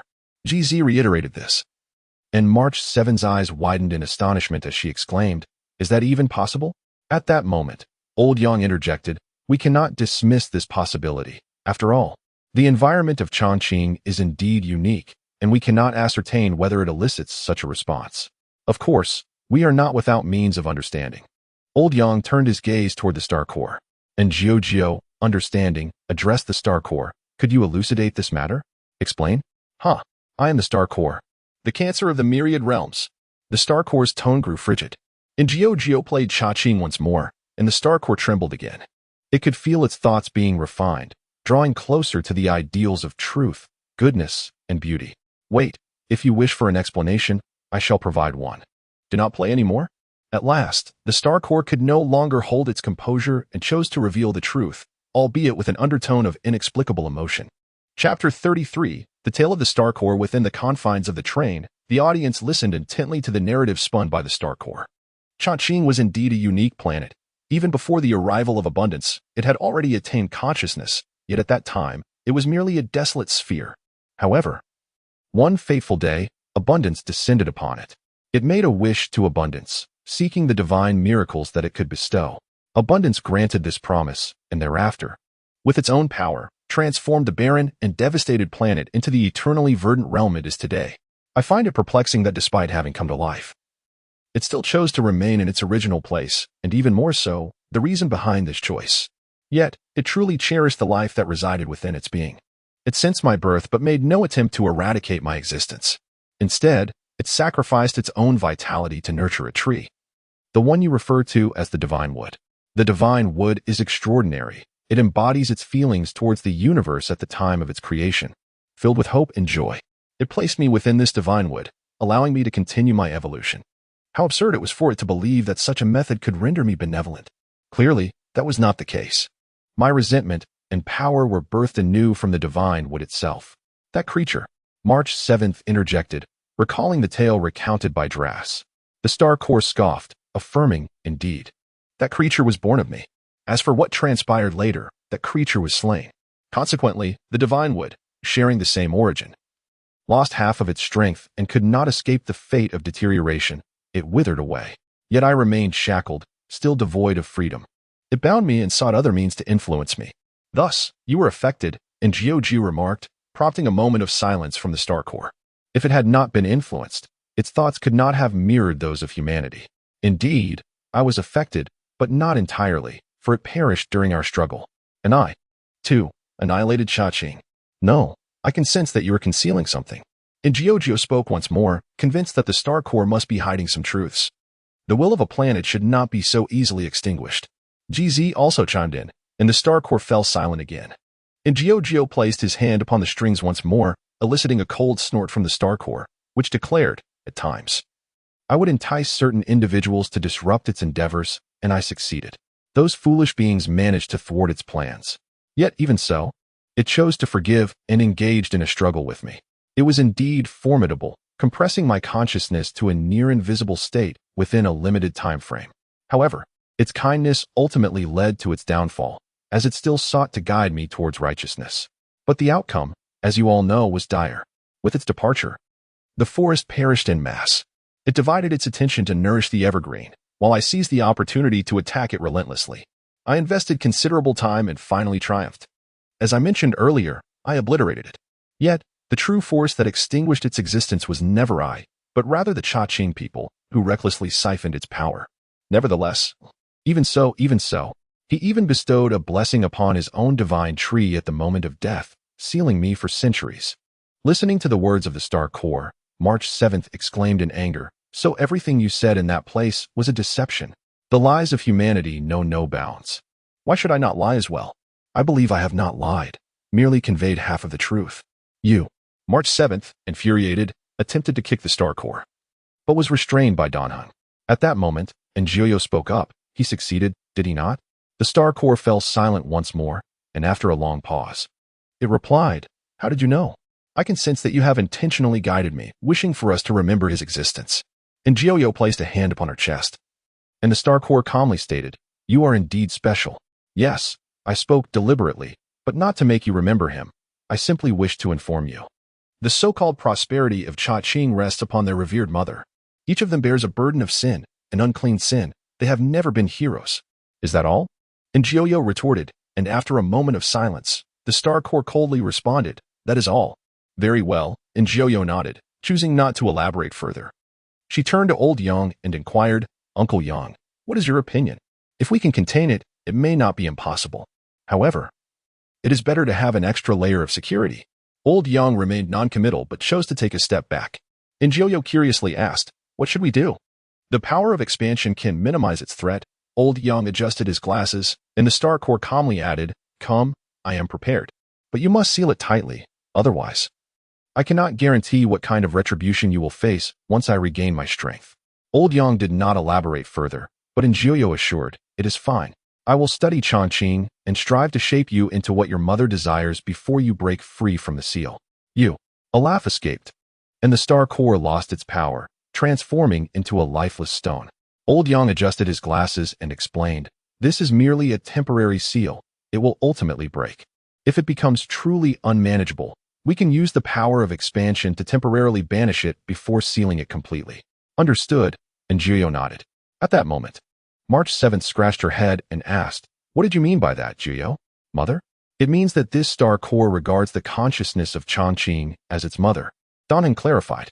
March 7th exclaimed in surprise, "If that is the case, without those unforeseen events, could the consciousness of Chongqing truly have succeeded? Perhaps, but it evidently failed." And Jiuyo acknowledged, "The Star Core, like the others, has caused the destruction of planets. Brother Donning is right. Its actions are no longer worthy of forgiveness." And Jiuyo nodded in agreement and continued, "Therefore, since it is challenging to obliterate, it would be more prudent to allow it to realize its own value, awaiting the moment when I devise a means of its annihilation, thus granting it liberation." On March 7th, she scratched her head, feeling that these words were somewhat amiss. GZ and Old Yang exchanged a glance, both harboring the same thought. It is imperative to guide in Jiuyo properly, lest she veer off course. Chapter 34. The Tavern of Delight. Between Wisdom and Jiuyo placed the sealed Star Core within the realm of wisdom and commenced a systematic study of how to play the lyre. Guided by the learning materials provided by Jitua, the enchanting melodies resonated from Chongqing, while the Star Core, temporarily sealed, could only listen in silence, experiencing a gradual transformation of its essence. However, it no longer resisted this process as vehemently. After voicing those thoughts, it had found a sense of acceptance. Regarding in Jiuyo's mention of destruction, if it could indeed be realized, there was nothing left to say. One must acknowledge the brilliance of genius. After merely a brief period of practice, Jiuyo had already begun to play quite adeptly. Feeling a bit fatigued, she decided to conclude her endeavors for the day. Tomorrow would bring another leap, and she was uncertain of the next planetary destination, which piqued her curiosity. With anticipation filling her spirit, Jiuyo gradually relaxed her body. Just before she slipped into a deep slumber, she heard an inexplicable laughter. "Hey, wake up, buddy." As the call echoed, Jiuyo opened her eyes in confusion. She soon beheld a figure adorned with a clown mask. Judging by the physique, it appeared to be a man. "Who are you?" she inquired. "No need to know who I am. I merely performed a good deed," the man replied before departing. Perplexed, Jiuyo scratched her head, uncertain of what had transpired. However, her attention soon shifted to her surroundings. The decor and the patrons engaged in lively toasts suggested that she was in a tavern. Strangely, the guests all seemed to be wearing masks. As Jiuyo pondered this curious scene, another patron arrived, appearing utterly disheveled and covered in shoe prints. "Ha ha."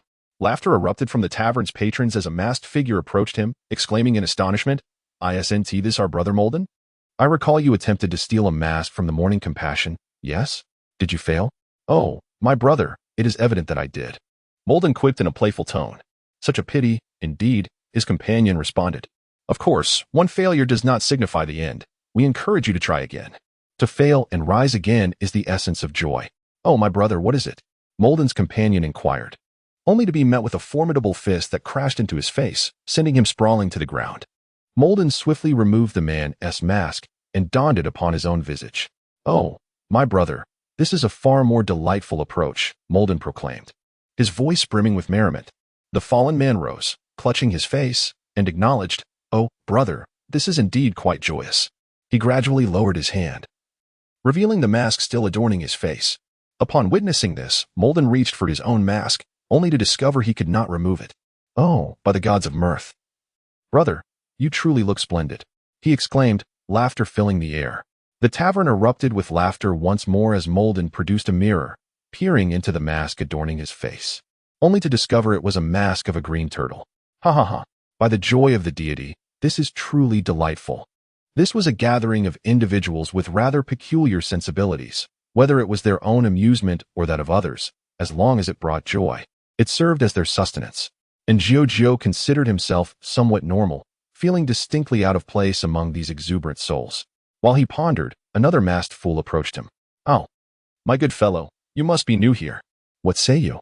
Care to learn from your predecessors and pilfer a mask from the mournful souls?" The man nodded slightly, a hint of surprise gracing his features. How could such a seemingly naive youth be favored by the deity of mirth? "In honor of your inaugural visit to the tavern, would you allow me the pleasure of treating you to a drink?" And Jiao shook his head, replying, "No, you are a masked fool, and I cannot ascertain whether you would find amusement at my expense." His words rendered the man momentarily speechless, yet he quickly retorted, "But you are here, are you not? That makes you a masked fool as well. Must one be a masked fool to arrive here?" And Jiao countered. The man responded promptly, "Not necessarily, but it is quite rare to find." Suddenly, the tavern doors were flung open with a resounding bang, and a figure clad in black, resembling a Western cowboy, strode in. Finding this tavern was no easy feat were it not for that envoy. I might still be searching in vain. The cowboy raised his revolver, pointing it at one of the fools as he spoke. "I have heard that the masked fools possess remarkably extensive sources of information. Can any of you divulge the whereabouts of Osvaldo Schneider from the company's market development department?" "Oh, a cowboy. You are indeed a fitting addition to our tavern," remarked one of the masked fools. "I recognize you. The sea rover, Portio. The bounty on your head is quite substantial." Portio gestured towards the fool, his shark-like grin widening. "Indeed, it is I. So, darling, can you provide me with the information? I am afraid that the market development supervisor is no ordinary character, and we have no information to share," the masked fool replied slowly, shaking his head. Portio nonchalantly remarked, "If you have no news, then kindly silence yourself, darling, or I might be compelled to take your life with a single shot." "Understood." The masked fool raised his hands in surrender. Portio then turned to address the other masked fools, continuing, "What about you? Do you possess any information?" Portio scanned the room and, upon spotting in Jiao, was momentarily taken aback, exclaiming, "Well, you little darling, you startled me." He continued, "You fools certainly enjoy these performative arts." And Jiao blinked in acknowledgement, realizing he was the subject of Portio and Apos' comment. With a sense of curiosity, he retrieved a mirror from his belongings and gazed into it. Subsequently, and Jiao fell into a contemplative silence. Who is this person with a face smeared in grease paint? Oh, it turns out to be him. So, who is responsible for this? And Jiao recalled the individual who had awakened her, took a deep breath, and spoke in a low, somber tone, "That despicable fellow." Chapter 35, Posha, what a detestable fellow. And Jiao felt a surge of anger, yet even in his fury, he managed to exercise restraint.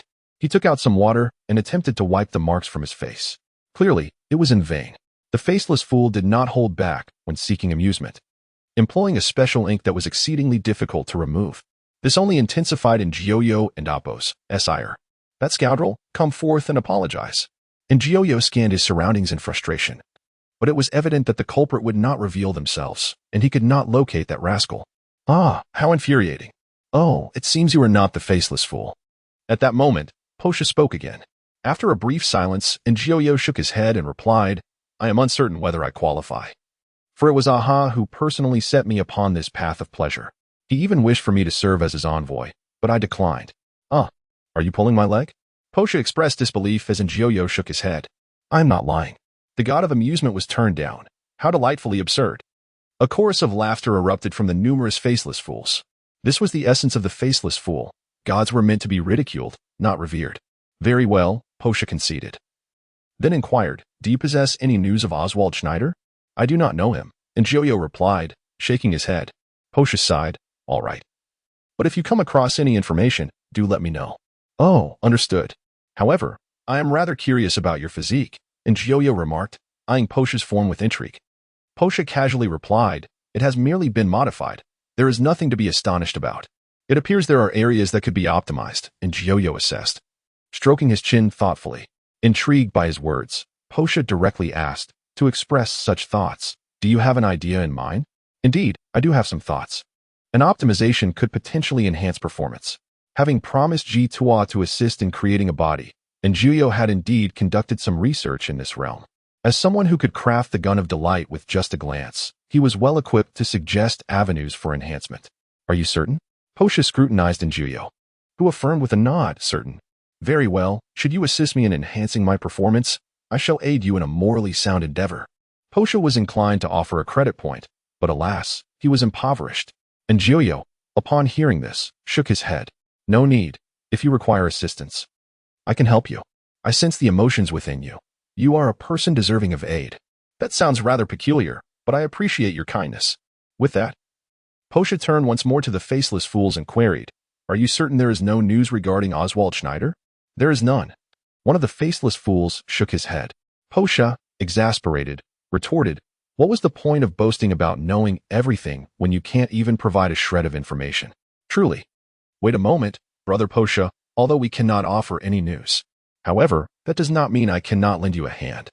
I presume you would be quite eager to stir up some trouble for the company, wouldn't you? A masked fool casually interjected.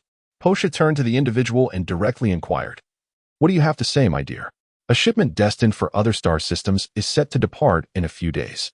The masked fool revealed this information, prompting Posha to demand, specify the time and location. Posha was unperturbed about causing inconvenience to the company, regardless of the time or place. He was willing to act if it were feasible. Oh, it seems Mr. Posha is intrigued. Let us share the details. The masked fool disclosed the precise time and location. To which Posha responded, thank you. Sighing, the masked fool said, well then, I shall take my leave. Posha glanced at Injiojo, who nodded and began to follow him out. At that moment, another masked fool approached Injiojo and whispered, young one, everyone's joy is distinct. What brings you joy? Injiojo was momentarily taken aback, yet the masked fool had already departed. After some contemplation, Injiojo followed Posha out of the tavern. Once the two had exited, the masked fool who had offered assistance to Posha chuckled softly, ladies and gentlemen, would you care for some entertainment? We would be delighted. As they made their way out of the tavern, Posha asked Injiojo, what materials do you require for your modifications? It depends on the circumstances. But they are generally not expensive. I have some stored in my wisdom. After a moment's thought, Injiojo inquired, Mr. Posha, do you harbor significant grievances against that company? Indeed, that little rascal Osvaldo Schneider. I shall one day delight in taking him down.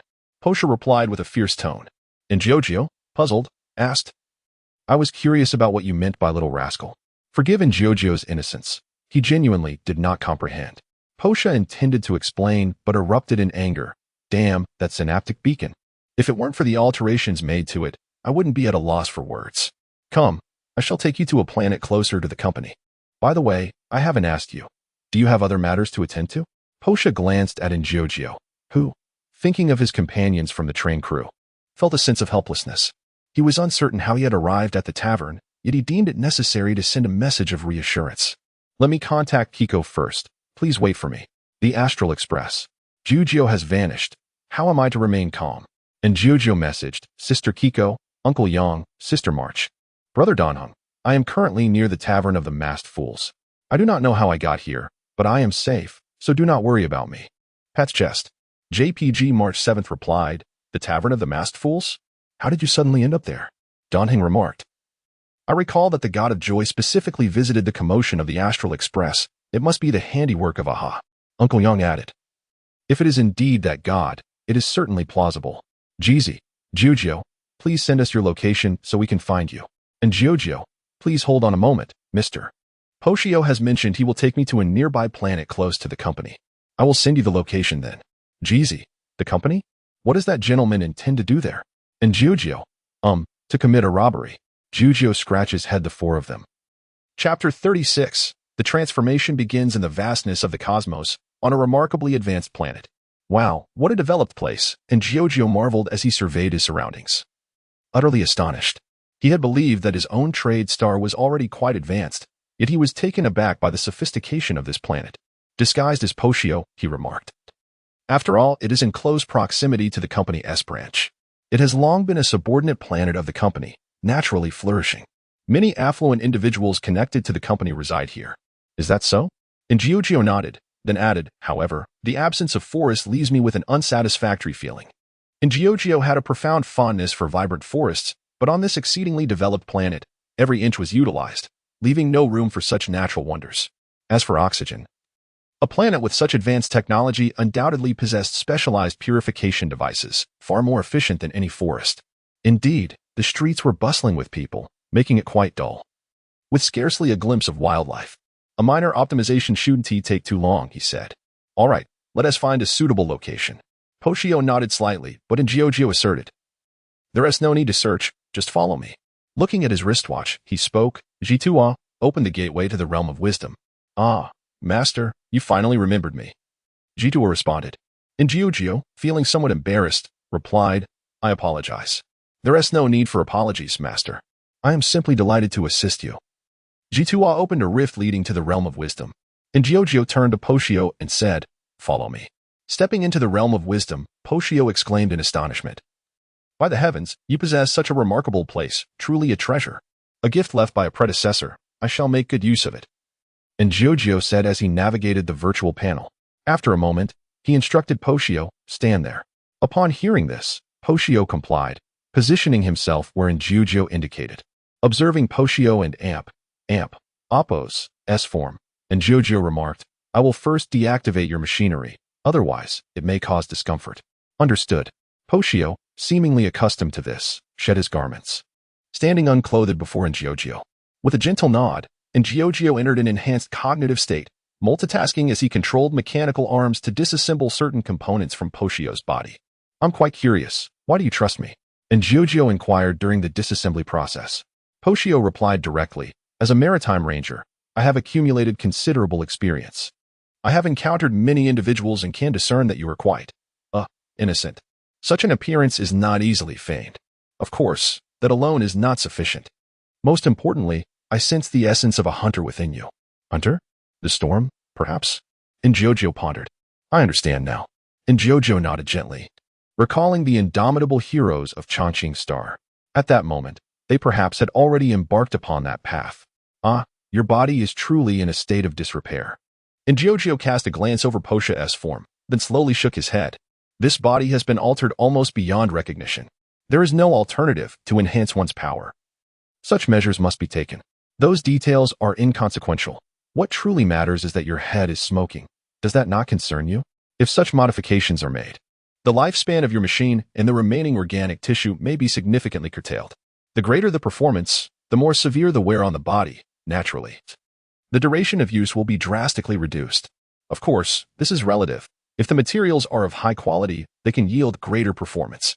However, Poshio's body is largely constructed from ordinary materials. Enhancing performance without upgrading the hardware risks complete degradation at any moment.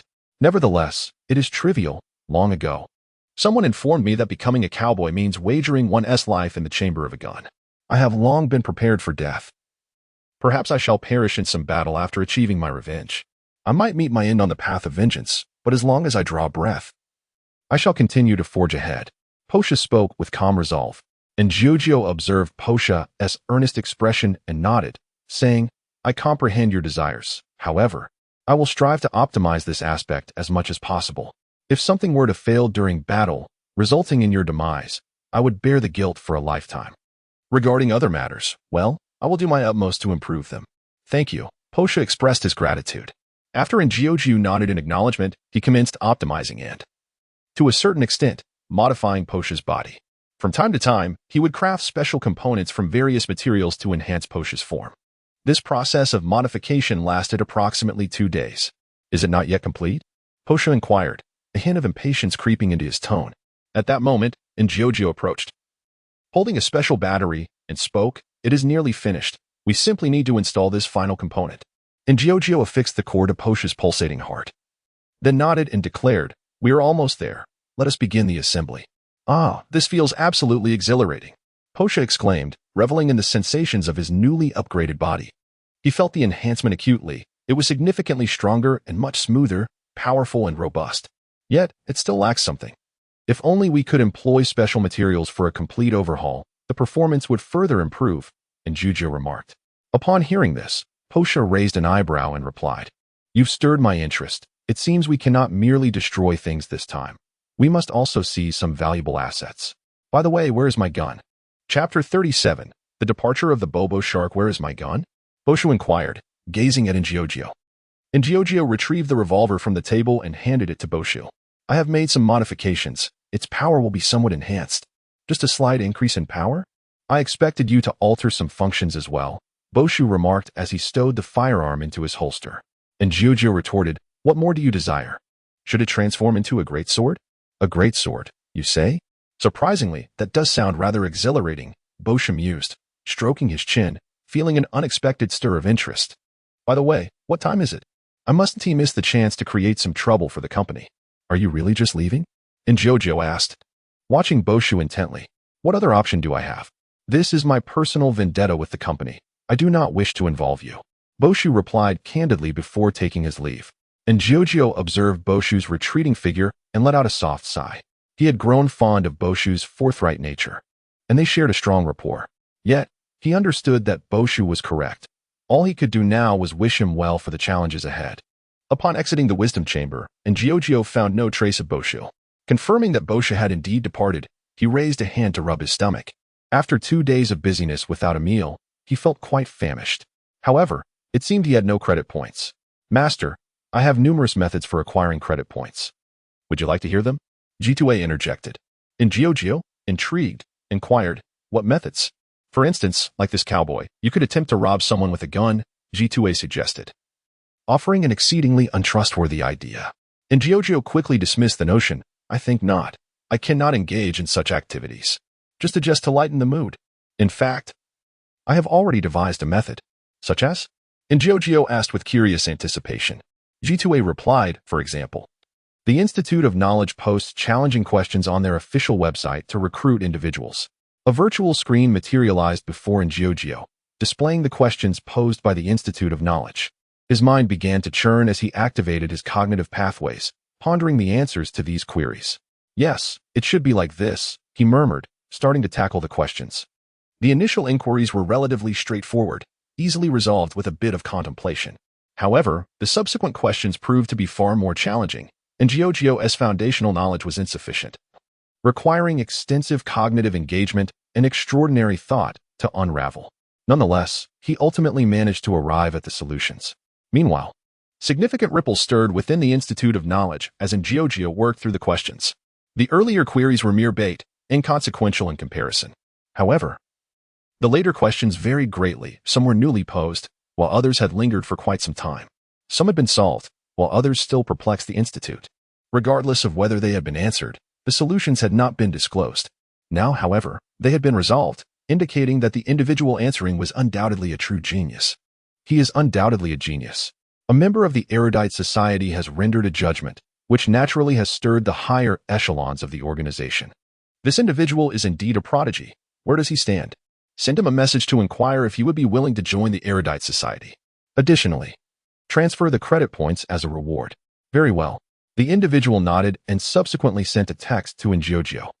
The erudite society wishes to invite the master to their ranks and inquired about the master's account to facilitate the transfer of credit points. Ingiogio nodded in acceptance. For G2A is a meticulously crafted creation of the esteemed pioneer, possessing tremendous potential. Then please assist me in establishing a virtual account. As for the invitation to the erudite society, what is your opinion, G2A? The erudite society stands as a formidable organization, second only to the Genius Club, and the knowledge contained within may prove beneficial to the master. Ultimately, the choice to join rests solely in the master's hands. After all, the erudite society is unlikely to pose a threat to the illustrious Astral Express within the galaxy. That is a valid point. Let us go and take a look. If it does not suit us, we shall refrain from joining. Ingiogio nodded slightly, then added, G2A, please send them our location. Understood, Master. Splendid. Let us depart swiftly. We must secure this genius for the erudite society. Without a moment's hesitation, the high-ranking member of the erudite society boarded the spacecraft and set off directly. Meanwhile, the occupants of the Astral Express observed the message sent by Ingiogio. Ingiogio, everyone, I am heading to the erudite society. There is no need to rush to pick me up. GZ, why the sudden trip to the erudite society? In Jiujio, they have extended an invitation, and I intend to explore the possibility of gaining insights. March 7. Jiujio, what are you implying? March 7 looks puzzled. In Jiujio, Sister March. Surely you understand I mean to partake without cost. Chapter 38. The arrival of the Institute of Knowledge in a quaint restaurant. In Jiujio. Having earned a considerable amount of credit points, indulged in a sumptuous feast, believing that in this world, culinary delight should never be forsaken. Satiated. And Jiujio gently patted his belly, a look of contentment gracing his face.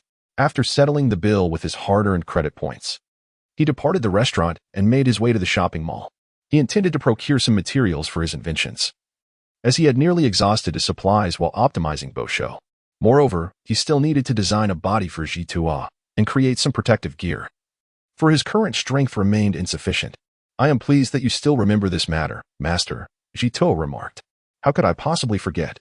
And Jiu replied with a gentle smile, then purposefully began to gather the necessary materials. However, it wasn't Apos too long before he encountered a rather disheartening reality. His credit points were running low. The Institute of Knowledge had indeed bestowed upon him a substantial sum, exceeding 2 million. Do not be astonished. After all, the Institute is backed by a corporation of considerable wealth, especially considering Jiu had resolved several of their pressing issues. Nonetheless, these credit points were evidently insufficient, as some precious materials cost tens of millions, exorbitantly priced. He found himself unable to afford them. Gazing at the materials displayed at the counter, and Jiu scratched his head, when Jitua interjected, Master, there is no need to fret with your talents. Financial freedom is inevitable. Indeed, I will strive for it, and Jiu affirmed, turning to seek out other more affordable materials, which could be utilized for inventions or the crafting of various items.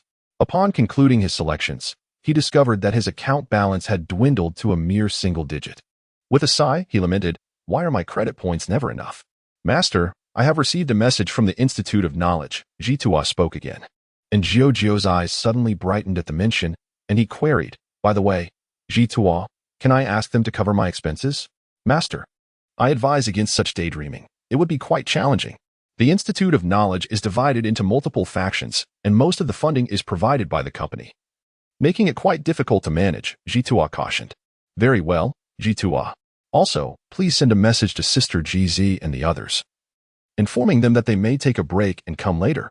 Understood, Master. Jitua busily set to work. And Jiu appreciated the comfort of having an artificial intelligence to assist him. At least this aspect could be entrusted to another. And Jiu sat quietly, awaiting the arrival of the Institute of Knowledge representatives. Moments later, he spotted a group adorned with wisdom crowns. Instantly recognizing their identities, and Jiu approached them. However, as he raised his hand to greet them, they simply bypassed him. And Jiu was momentarily bewildered. Were they not there to seek him out? Judging by their resolute demeanor, it appeared they indeed were not. So they are not looking for me after all. And Jiu scratched his head and sat back down, resuming his weight. Feeling a tad bored, he turned his gaze toward the group of individuals from the Knowledge Society. Curiosity piqued, he wondered about their purpose for being here, especially since it coincided with his own quest. He observed as the members of the Knowledge Society approached an elderly gentleman, inquiring, You must be the person we are seeking, correct? It dawned on Jiu that they were indeed searching for this elder. The elder, appearing quite bewildered, responded, Who are you? Ah, esteemed elder. We are from the Doctorate Society. The leader identified himself. The elder, now enlightened, remarked, The Doctorate Society. I have heard of you. What brings you to me? The leader, sensing something amiss, queried, Elder, are you unaware of why we have come to find you? The elder shook his head, stating, I am but an insignificant person. How could I possibly know your intentions? A subtle twitch at the leader's lips signaled his realization of a mistake in their inquiry. Yet, it was curious that, despite the limited number of people present, this bespectacled elder radiated a profound wisdom. Was it not possible that the child, who appeared so innocent moments ago, was their intended target? Forgive us, elder, we have erred in our search. No harm done, the elder replied with a gentle smile. I assumed you distinguished individuals had significant matters to discuss with me, which I am ill-equipped to handle. With that, he ambled away, prompting the leader to resume questioning the remaining individuals in the vicinity. After a thorough inquiry, the outcome was decidedly disheartening. Is that fellow toying with us? One member of the Knowledge Society expressed growing impatience, while the leader furrowed his brow, suggesting, "Let us send another message and inquire further." "Very well, I shall send a message." As the member dispatched the communication, Jituwa interjected, "Master, the Knowledge Society has sent another message." The group of Knowledge Society members turned their gaze toward Injiojio, plunging into a prolonged silence. Indeed, they have eliminated all correct possibilities. It is no wonder they are at a loss. Unaware of their scrutiny, Injiojio, puzzled, remarked, "But did I not send them the location? Did they not arrive alongside the members of the Knowledge Society?" The members of the Knowledge Society exchanged awkward glances, inching closer. The leader spoke up, "Good sir." Injiojio looked up, perplexed, and asked, "Is there something amiss?" "Sir, we are here to find you," the leader said, his tone laden with discomfort. Injiojio scratched his head, replying, "But you all ignored me just now." "It was a misunderstanding, merely a misunderstanding," the leader stammered, feeling increasingly embarrassed. Injiojio nodded, affirming, "Indeed, a misunderstanding. Well then." Although Injiojio said little, the leader felt an overwhelming sense of awkwardness. After a considerable effort to compose himself, he cleared his throat and stated, "That is quite all right, however. I have come across some materials I am interested in, yet I lack the necessary credit points." Such individuals were not unfamiliar to him. Those who have witnessed the opulence of the Erudition Society are surely compelled to join. Thus, the leader confidently proclaimed, "Whatever you desire. Dear sir, do not hesitate to express it. I shall cover the expenses." Chapter 39. The Society of Knowledge at the store amidst the bustling shop. Injiojio meticulously selected materials that piqued her interest. Behind her, the leader of the Society of Knowledge felt a slight twitch at the corners of his mouth.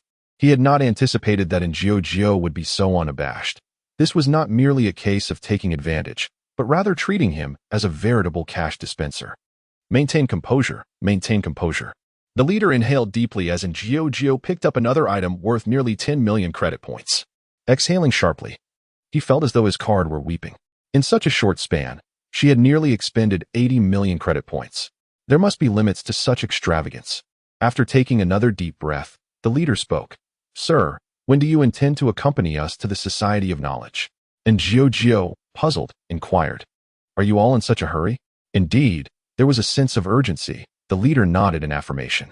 Injiojio, with a hint of consideration, replied, "If you are in a rush, I can accompany you there first." "Truly, that would be splendid." "Please, sir." The leader gestured, and Injiojio nodded in agreement as they departed. Meanwhile, the shopkeeper approached the leader, presenting the bill. Reluctantly, the leader produced his card, painfully processing another expenditure of over 10 million credit points.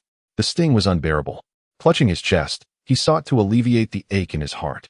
After a considerable moment, the leader composed himself, donning a smile as he exited the shop and approached Injiojio. "Mr. Shall we proceed to the port for the spaceship?" Injiojio nodded, following them to the port. Upon witnessing an array of advanced spacecraft, her curiosity was ignited anew. "Sir, please." The leader guided Injiojio towards their vessel. As they boarded, she contemplated when she might dismantle a spaceship for research. The ship was soon activated, whisking Injiojio away from the planet. Gazing through the observation window, a question surfaced in her mind. She realized that neither the spacecraft piloted by Poshio nor that of the Society of Knowledge possessed the unique capabilities of the Starry Train, specifically its ability for dimensional leap. Utilizing the silver tracks that connect numerous worlds, the train could achieve a transcendent leap, instantaneously transporting itself from one location to another. In contrast, conventional spacecraft could only traverse along the silver tracks or via other means, lacking the teleportation technology of the Starry Train. The power of expansion, the essence of space? Injiojio rested her chin on her hand, reflecting on the various dominions of the celestial deities she had encountered through her intellectual journey. Beyond expansion, other deities could wield spatial powers to a certain extent. However, in comparison to the unparalleled mastery of space exhibited by the deity of expansion, the others fell short. The differing emphases rendered it exceedingly challenging to replicate the leap technology of the Starry Train. Could I possibly emulate such a capability? Endowing a spacecraft with the potential for dimensional leap? A glimmer of inspiration flickered in Injiojio's eyes. As the Starry Train transitioned, he had already conceived an idea, and now he sought to bring this inspiration to fruition. "Ah, I see," the leader nodded, indicating comprehension. In truth, many members of the scholarly society experienced similar phenomena. Inspiration often struck unexpectedly, causing them to overlook their immediate circumstances. "Thank you." and Giorgio expressed his gratitude politely. The leader nodded again and escorted him to the lounge. Upon entering the lounge, the leader departed, granting Giorgio the privacy he desired. After bidding farewell to the leader, Giorgio turned to Zytop and said, "Zytop, I intend to study certain aspects and need to understand your structure." "Master, are you going to study me?" Zytop replied. "In a sense, yes." Zytop was quite unique. Compared to the nameless Traveler-S spatial backpack, which was crafted to accommodate only the traveler, Zytop was evidently superior, as it allowed for the entry of living beings. The illustrious nameless predecessor had traversed considerable distances in the realms of knowledge and exploration, although he claimed to have left no significant research behind. Giorgio believed that Zytop was the finest legacy of that predecessor. "If it is for the master, of course, please proceed with care." Zytop's tone carried a hint of shyness. Giorgio, puzzled, inquired, "Why does your tone sound so peculiar?" Zytop chose not to elaborate further, and Giorgio, unconcerned, began to examine Zytop's structure, drawing inspiration from his findings. "Have you made any discoveries, master?" Zytop asked. "I have some ideas, but further research is required." Giorgio shook his head. Although he had observed certain elements, it did not equate to immediate replication, as time was still needed. "Well, it's not a matter of urgency. More than that, I am inclined to explore how to create a mechanical intelligence that can house you." The initial purpose of acquiring materials was indeed to fabricate a body for Zytop, while the study of transition technology was merely a spontaneous thought that had arisen. "Mr. N, we have arrived." Giorgio rose and followed the leader down the spaceship. Before him stood an immense edifice, its exterior devoid of overt signs of advanced technology, yet undeniably grand. "This is the headquarters of the Scholarly Society, Mr. N. Allow me to guide you through." This was the moment to showcase their foundation. While the Scholarly Society may not rival the Genius Club's outrageousness, it was, in fact, a considerably more cohesive organization, as the relationships among the geniuses within the club were not particularly strong. In contrast, the Scholarly Society boasted substantial financial resources and corporate backing. "Very well," Giorgio nodded. And the leader led him into the heart of the Scholarly Society. Chapter 40. A visit to the headquarters of the Institute of Knowledge. The Institute of Knowledge encompasses countless departments, each dedicated to a myriad of research directions. To date, it has birthed innumerable inventions that have benefited the entire galaxy, widely utilized across various industries. With a profound heritage and substantial backing from the Interstellar Peace Corporation, the resources at our disposal are virtually limitless. As long as one can produce results, investment is readily available to pursue their aspirations. Undoubtedly, the Institute of Knowledge stands as the foremost academic institution in the galaxy, representing the ideal choice for all aspiring youths. The leader passionately elaborated to Giorgio, who, after a moment of contemplation, straightforwardly inquired, "Isn't the top institute the Genius Club?" The leader's expression faltered momentarily, followed by a slight cough as he responded. "The members of the Genius Club do not exhibit a sense of unity. Some have even passed away, rendering the atmosphere far from that of an academic institution." "Is that so?" Giorgio found this explanation somewhat unconvincing, yet ultimately accepted it. The leader, regaining his composure, continued, "What do you think? Would you like to join the Institute of Knowledge? In the future, you can apply for funding for your research from the corporation, regardless of the nature of your research. As long as you are willing, you may pursue it."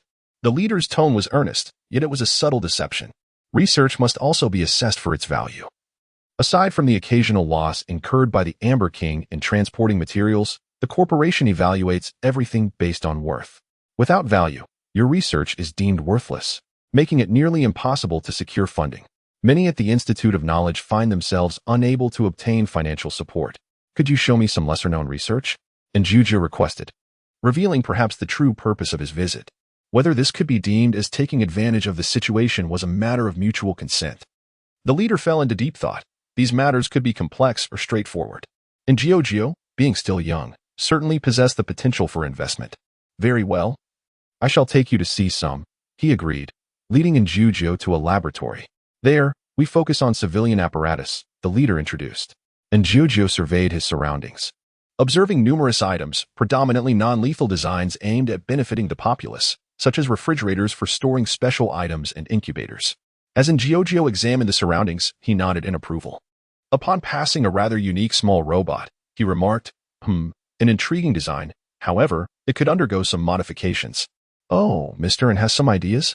The leader inquired, and Jiuzhou nodded and elaborated. For instance, this area could be adjusted to enhance performance. He outlined several points, and the leader nodded in agreement, feeling enlightened by the insights shared. As Jiuzhou explained, the team responsible for inventing the device leaned in curiously. Initially dismissive, they were left astonished after listening to him.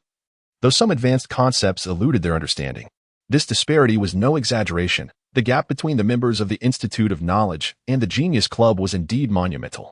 In the illustrious 56th seat of the Genius Club, Elijah Salas possesses a remarkable invention known as the synesthetic beacon.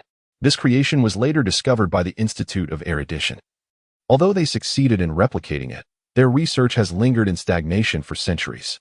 Who is this extraordinary individual, so formidable yet so youthful? A researcher expressed his bewilderment, mirrored by the confusion of his peers, who had never encountered Jiuzhou and thus remained oblivious to his identity. Could he possibly be a member of the Genius Club? One individual voiced this possibility, only to be swiftly countered. It is implausible that a member of the Genius Club would grace this place. I recently heard that the Genius Club had acquired a new member, yet this individual has yet to reveal themselves, remaining nameless. Another voice chimed in, igniting a fervent discussion among the group. The leader, having overheard their discourse, interjected, "Are you all devoid of tasks?" The researchers instantly reverted to their usual demeanor, while the leader contemplated various thoughts and inquired, "Mr. N, are you a member of the Genius Club?" "Not at all," Jiuzhou replied, shaking his head. He was merely regarded by the esteemed scholar. Indeed, Jiuzhou remained unaware of his membership in the Genius Club. "Oh, I see." The leader nodded, visibly relieved. As long as he was not a member of the Genius Club, he could escape the pangs of jealousy. Although he extolled the Institute of Erudition's prowess, the entire galaxy knew that only those accepted into the Genius Club were truly recognized as geniuses by the esteemed scholar. Such recognition meant that even corporations would treat these individuals with utmost reverence. After the acknowledgement of Screwgum, the company promptly abandoned all plans concerning inorganic life, underscoring the value of the Genius Club's endorsement. "Is this matter truly significant?" Jiuzhou countered. The leader quickly replied, "Not important. Let us proceed." The leader followed Jiuzhou through a series of laboratories, witnessing numerous inventions and creations. Jiuzhou activated his transcendent mode once more, absorbing the vast knowledge presented before him. This did not exhaust his cerebral capacity as it had previously. His mind remained unclouded. In light of this, might Mr. N consider joining the Institute of Erudition? What? The batch of resources due in 3 days has been postponed. Are you jesting? Do you grasp the urgency of our research? If progress falters, beware of the company and Oppos' repercussions. Plans have shifted. Is my research not of greater significance than whatever plan you refer to? Enough. I shall communicate with your superiors. 3 days, resources, company, plans. The sudden delay of that shipment, does it hint at something deeper? From Jiuzhou's first-hand observations, it seemed likely that those fools might indeed stir up some trouble. Consequently, Jiuzhou swallowed his refusal and remarked, "I have perceived the atmosphere of the Institute of Erudition, yet this is intrinsically linked to my future endeavors." The leader, upon hearing this, was not taken aback. After all, it is only natural for a genius to contemplate their own future. Therefore, the leader directly stated, "Very well, I shall take you to the temporary residence, where you may reflect at your leisure." "Thank you very much," Jiuzhou replied with a slight nod, once again falling into deep contemplation. Chapter 41. A Murder of the Heart in the Temporary Resting Room. The leader politely took his leave, saying, "I shall take my leave now, Mr. N. Do rest well." With that, Jiuzhou entered the room directly. At this moment, Jiuzhou spoke up, in the spirit of vigilance. "I suggest that the master first assess the situation here." "That makes sense," Jiuzhou replied with a gentle nod. With Jiuzhou and Oppos' assistance, she surveyed the area but found nothing amiss. "There is nothing here," Jiuzhou sighed in relief and settled onto the sofa, lost in thought. Jiuzhou then inquired, "The master seems to be in a quandary since earlier." "Indeed, I have received some troubling news, though I am not entirely certain," Jiuzhou admitted. The Bosher Society maintained close communications with the company, and she could not ascertain whether the resources in question were indeed those mentioned by the fool. Regardless, she had to investigate further. If she could reach out to Bosho, that would be most advantageous. But how could I contact him? There is no need for such concern. "Master, perhaps it does not pertain to Mr. Bosho," Jiuzhou suggested. "True, I must inquire further," Jiuzhou mused, stroking her chin. "Yet, Venturing out was not the only option. As a genius, she possessed myriad methods to acquire information. Approaching the terminal set up in the room, she spoke, "Ji-Tua, please assist me in establishing a connection." "Certainly, master." The wrist device began to transform as it integrated with the terminal. And Geo gazed at the virtual screen before her and raised her hand. She commenced her inquiry, leaving behind a series of false URLs. Her fingers moved swiftly as she breached the firewall of the Bosher Society. Of course, she took precautions to ensure that her actions would not be immediately detected. "Successful breach, retrieving information now," she announced. And Geo began to extract data concerning foreign trade from the Bosher Society, quietly pushing her cognitive limits as torrents of information flowed across the screen. "Wait, what is this?" Her expression suddenly flushed, as if she had stumbled upon forbidden knowledge. "Master, this pertains to the necessary operations of organic reproduction. I have also extracted some trending keywords from these operations, such as, who would use a public computer to view such material?" "Stop. Do not speak further." And Geo swiftly filtered out the information, taking quite some time before her complexion returned to normal. At that moment, the Bosher Society finally realized their network had been breached. "Master, the Bosher Society has begun to trace your presence," Ji-Tua warned. "I am aware," and Geo replied, commencing the process of locating false addresses and placing them across numerous terminals, both private and public. "I have found it. The time, location, and resources all align. However, the operation has been temporarily cancelled. I can now confirm that this information is indeed related to Bosho. It is time to withdraw. As an expression of my apologies, I shall upgrade your firewall as well." And Geo thoughtfully undertook some upgrades to the firewall of the Doctoral Society's network as a gesture of apology. Subsequently, Geo withdrew. Meanwhile, those maintaining the network at the Bosher Society were in a frenzy. Initially, when the first location appeared, they believed they had genuinely pinpointed their target. Little did they know that, in the next moment, half of the Bosher Society's terminals had become mere addresses, clearly the result of misleading information disseminated by that individual. Just as they were filtering through this information in search of their adversary, someone suddenly remarked, it seems he has already left. Are you saying he departed? Did he steal the information he needed?" "No, that's not the case. The data has not been compromised. It's just, the firewall has been upgraded." "So you mean that person neither stole the data, nor did he upgrade our firewall?" One individual, struggling to grasp the situation, pondered how a hacker could breach a firewall without stealing data, yet still enhance it. Was this concept so obscure? However, he quickly regained his composure. "Bang. Insult. This is nothing but an insult. That guy is mocking us. He infiltrated the Bosher Society's network, didn't he steal any data, and even upgraded our firewall. This is nothing short of a blatant affront. It's utterly despicable. Find him. We must track down that individual and show him the might of the Bosher Society." Yes.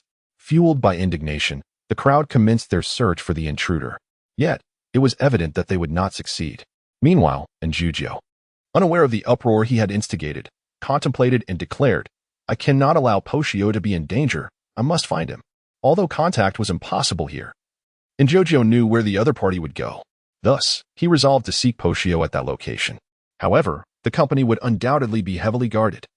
He needed to prepare before he could escort Poshio to safety. After some reflection, Geo conceived a plan. If he could create that particular item, it should suffice. But the limited time would only allow him to produce a rough prototype. Ji-Tua opened the realm of wisdom.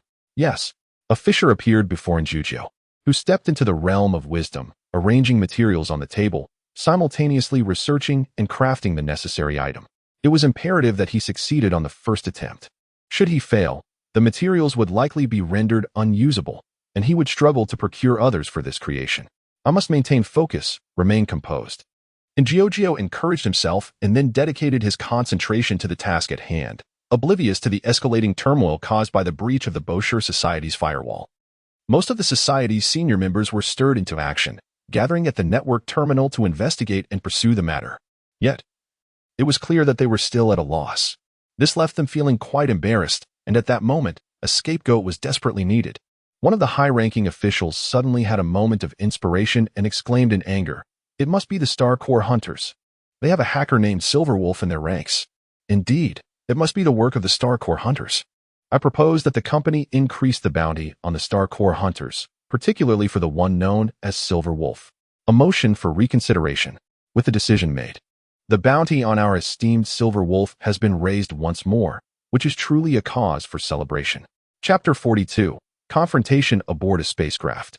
Silver Wolf lay quietly on her bed, engrossed in her game. Just as the gameplay reached a pivotal moment, an unexpected message arrived. "Darling, are you there?" Silver Wolf chose to ignore it, continuing her game. However, the sender, clearly impatient, sent another message. "Darling, are you there? Are you there? Are you there?" Irritated by the incessant notifications, Silver Wolf made a critical mistake and her character perished. "Apologies, but I stumbled upon something rather intriguing and thought to share it with you," came the reply from Kafka. "What is it?" Silver Wolf inquired, perplexed. Kafka sent over Silver Wolf and Apos' bounty notice while typing. "Your reward has increased." "Oh, as a Stellar Core Hunter, ISN and Apos, it natural for the bounty to rise?" Silver Wolf responded calmly, but Kafka followed up with another message. "The reason for the increase is that you hacked into the Academy of Knowledge's network." "Darling, when did you become so studious?" Silver Wolf found Kafka's statement perplexing. Yet it was the latter part that truly piqued her interest. "I hacked into the Academy of Knowledge's network?" "Surely not." Kafka appeared skeptical, prompting Silver Wolf to assert. "I told you, if I say no, then there is no. This is slander." "Slander? Well, it seems you've been unjustly accused," Kafka replied. Infuriated, Silver Wolf retorted. "Those fools couldn't find the true culprit and decided to pin the blame on me. Very well, I must teach them a lesson and make them suffer." With determination, Silver Wolf raised her hand, conjuring a virtual screen before her eyes. Utilizing a unique method, she began her assault on the Academy of Knowledge's network. The Academy, practically intertwined with the Technical Development Department, naturally employed their firewall. If the company couldn't withstand her onslaught, neither could the Academy. "Watch me steal all your data and make it public," Silver Wolf declared. If she succeeded, the Academy would undoubtedly incur significant losses. However, as she launched her attack, she was taken aback to discover that the Academy and Apos' firewall was not so easily breached. "Has it been upgraded? Excellent. You have ignited my competitive spirit," Silver Wolf thought, accelerating her efforts against the firewall. Simultaneously, the Academy became aware of the intrusion. From the network terminal, the lead official roared in fury. A multitude of personnel sprang into action, initiating a counteroffensive against Silver Wolf. Indeed, she was one of the most elite hackers. Even the upgraded firewall could not withstand her prowess. Yet, the Academy's members were no pushovers either. Although they unleashed their full firepower, they still struggled to thwart Silver Wolf's advance. "Curse it, who designed this firewall? It's able to coordinate with those people." Silver Wolf seethed, her fingers flying over the keys with renewed vigor. Today, she must breach the Academy's defenses. Otherwise, her reputation as the galaxy's foremost hacker would be at stake. Meanwhile, on the other side, the personnel of the Academy were equally determined, ready to unleash their own fervor. Everyone has come and gone freely. If they return again, will they still have their faces intact? Both factions were filled with a palpable tension, leading them to engage directly in a fierce confrontation. Thus, several systems elapsed, and Silver Wolf's fingers were nearly smoking from the relentless pressure, yet she remained thwarted by the firewall and the guards atop it. Silver Wolf could sense that if she continued this way, her fingers might sustain damage. Although hackers are known for their intellect, what would her game become without her dexterity? Infuriating. In the past, she occasionally faltered due to her novice status. However, as a prodigy in this field, she had not faced defeat after honing her skills. Yet here she was, unexpectedly tasting that long-forgotten bitterness. "Ah, the Institute of Knowledge. I shall remember you. One day, I will infiltrate your network and expose your secrets." With a cold huff, Silver Wolf began to stretch her fingers, avoiding any injury. Meanwhile, the members of the Institute of Knowledge erupted in cheers. "Wonderful. We have triumphed." For the attacking party, failing to breach the firewall constituted defeat, whereas for the defenders, successfully holding their ground was a victory, naturally bringing them joy. "Are you also pleased?" The leader's face darkened, and the crowd fell silent, uncertain of what had caused their superior's discontent. "You may rejoice, but I am far from happy. If it were not for the firewall left by that individual, we might not have held our ground. Our Institute of Knowledge relied on the upgraded firewall created by the first hacker to fend off the second. Do you not feel a sense of shame? This is what we call a heart-wrenching blow." The leader's face was etched with fury as he took a deep breath and spoke gravely. "Decode and upgrade that firewall created by that individual. I do not wish to witness a repeat of this incident." Understood. The group promptly settled down to begin analyzing Jojo's firewall. The leader sighed, his expression one of utter helplessness. Meanwhile, the person who had stirred such a commotion remained absorbed in creation, unable to extricate themselves. 3 days later, at the company airport. Today, your mission is to capture the fugitive who has caused our company significant losses. Anyone who dares defy the company will face severe punishment. Ensure the mission is accomplished. I can't hear you. Speak up. Have you not eaten? Ensure the mission is accomplished. Excellent. Very spirited. The leader nodded in satisfaction and then bellowed, "Let us go." The employees boarded the spacecraft, embarking together. The leader, filled with confidence, believed that this time they would undoubtedly succeed. Chapter 43, Confrontation at the Knowledge Society. Success. At long last, success. And Giorgio gazed at the peculiar device before him, a joyful smile gracing his face. After expending such immense effort and time, he had finally brought this creation to fruition. 3 days had elapsed, and it was no exaggeration to say that Boshu had already engaged with the company's spacecraft. If the timeline held true, then indeed. And Giorgio inhaled deeply, promptly storing the item within his spatial realm, and then dashed out of the room, racing toward the exterior of the Knowledge Society. Upon reaching the dock, he observed a vessel that was neither particularly large nor small. A heist? Not ideal. But necessity prevailed in this moment. G2A was diligently linking to the ship's control system on behalf of its master, and Giorgio placed his hand upon the virtual screen, commencing the breach of the spacecraft's system. During this endeavor, he could not help but marvel at the sophistication of the ship system. Impressive.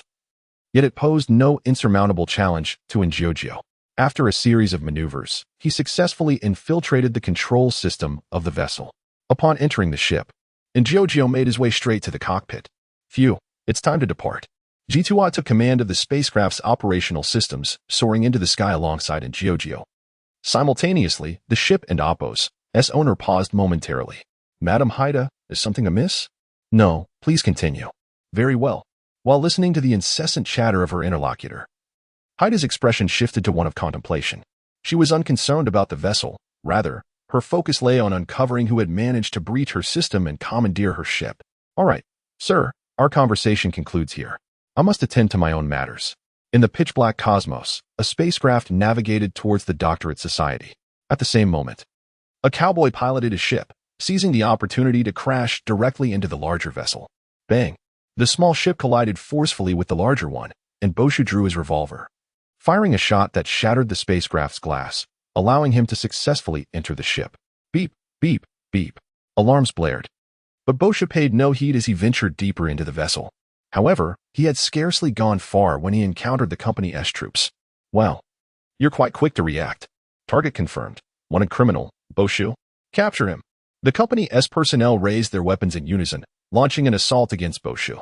Yet, with astonishing speed, Boshu deflected all incoming attacks. Simultaneously, he retaliated. As his revolver roared to life, he incapacitated the employees one by one. Realizing that Boshu had fallen into a trap, they tightened the encirclement. A cold voice resonated in the ears of the employees. In the void of space, several ships emerged, landing on the vessel that Boshu had breached. Inside the ship, Boshu deftly maneuvered, taking down numerous company employees. Yet, he soon sensed something amiss.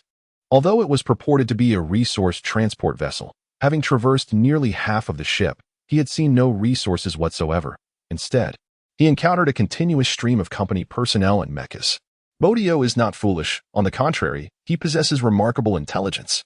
It did not take long for him to sense something amiss, and he exclaimed in frustration, "How dare my beloved jester betray me? I shall surely end you with a single shot." Bang! Bang!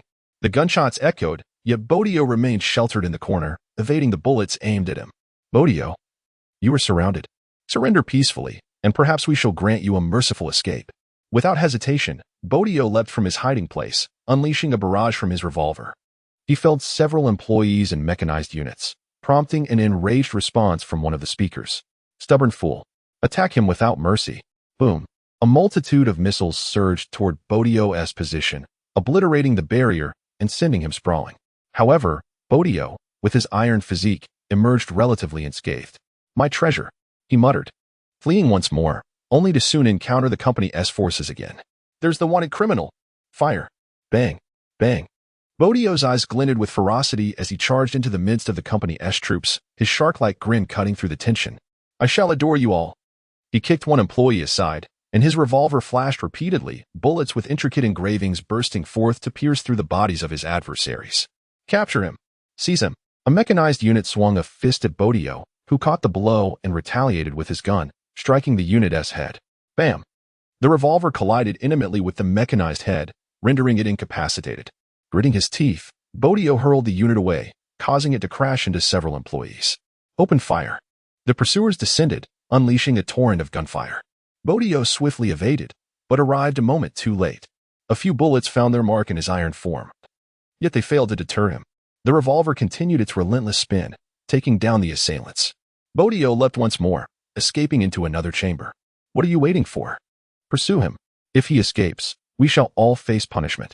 A throng of employees rushed toward the direction Bodio had fled, and at that moment, a revolver was raised. Boom! An explosion erupted, shattering the entrance, and some employees were violently thrown by the blast. A gift for you all. Receive it well. Bodio's voice rang out, followed by a chorus of furious shouts. Bodio, you had better pray you do not fall into our hands. Crash! A bullet whizzed past, narrowly missing him. A close call indeed. Had it deviated further, the outcome would have been dire. Bodio, after him, pursue. Yes. A multitude of employees resumed their chase after Bodio. Standing before a panoramic window, he beheld the ship stationed outside, a sardonic smile gracing his lips. My treasures, how devoted you are to winning my affection. But alas, I have yet to complete my hunt. I cannot perish now. Taking a deep breath, an idea surged within him.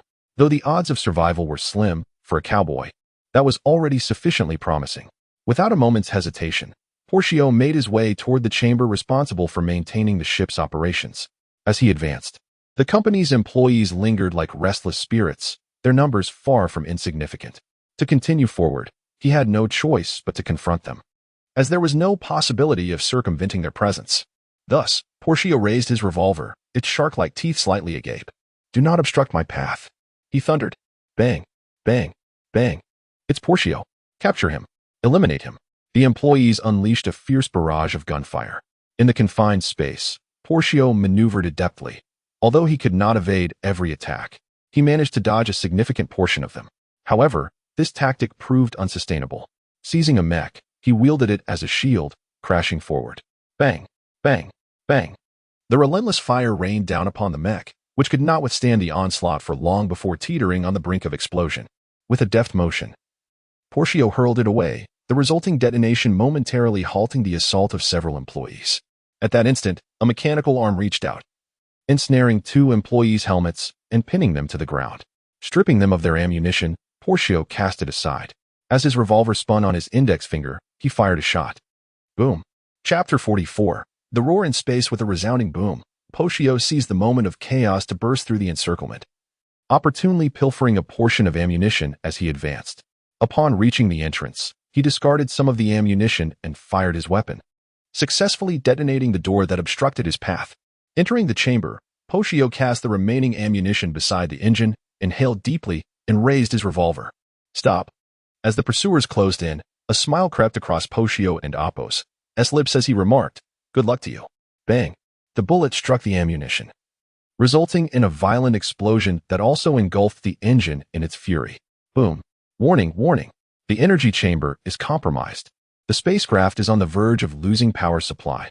The successive explosions reverberated through the expanse, while our protagonist, Porcio, had already been ejected from the ship. The force of the engine and Apos' detonation was undeniably immense, leaving his body significantly damaged. Yet, he had managed to escape. Target acquired. Wanted fugitive Porcio. Engage in attack. Several spacecraft, stationed near the colossal vessel, detected Porcio in the void of space, leaving no room for doubt regarding their course of action. Authorize attack. The weaponry aboard the vessels began to charge, causing a subtle shift in Porcio's expression. He had nearly forgotten that company ships were present in this vicinity. Was he truly destined to perish here? Porcio was clearly unwilling to accept such a fate. He had yet to eliminate Osvaldo Schneider. At that moment, Porcio felt an unusual irregularity in the rhythm of his heartbeat. Detected. 70 damage to the body. Activate overload mode to regain mobility. Startled, Porcio exclaimed, What the? After a moment, he composed himself and commanded, Activate. He understood that his body did not possess a genuine overload mode. This was evidently a feature installed by Angio. and it was proving invaluable at this juncture. Buzz.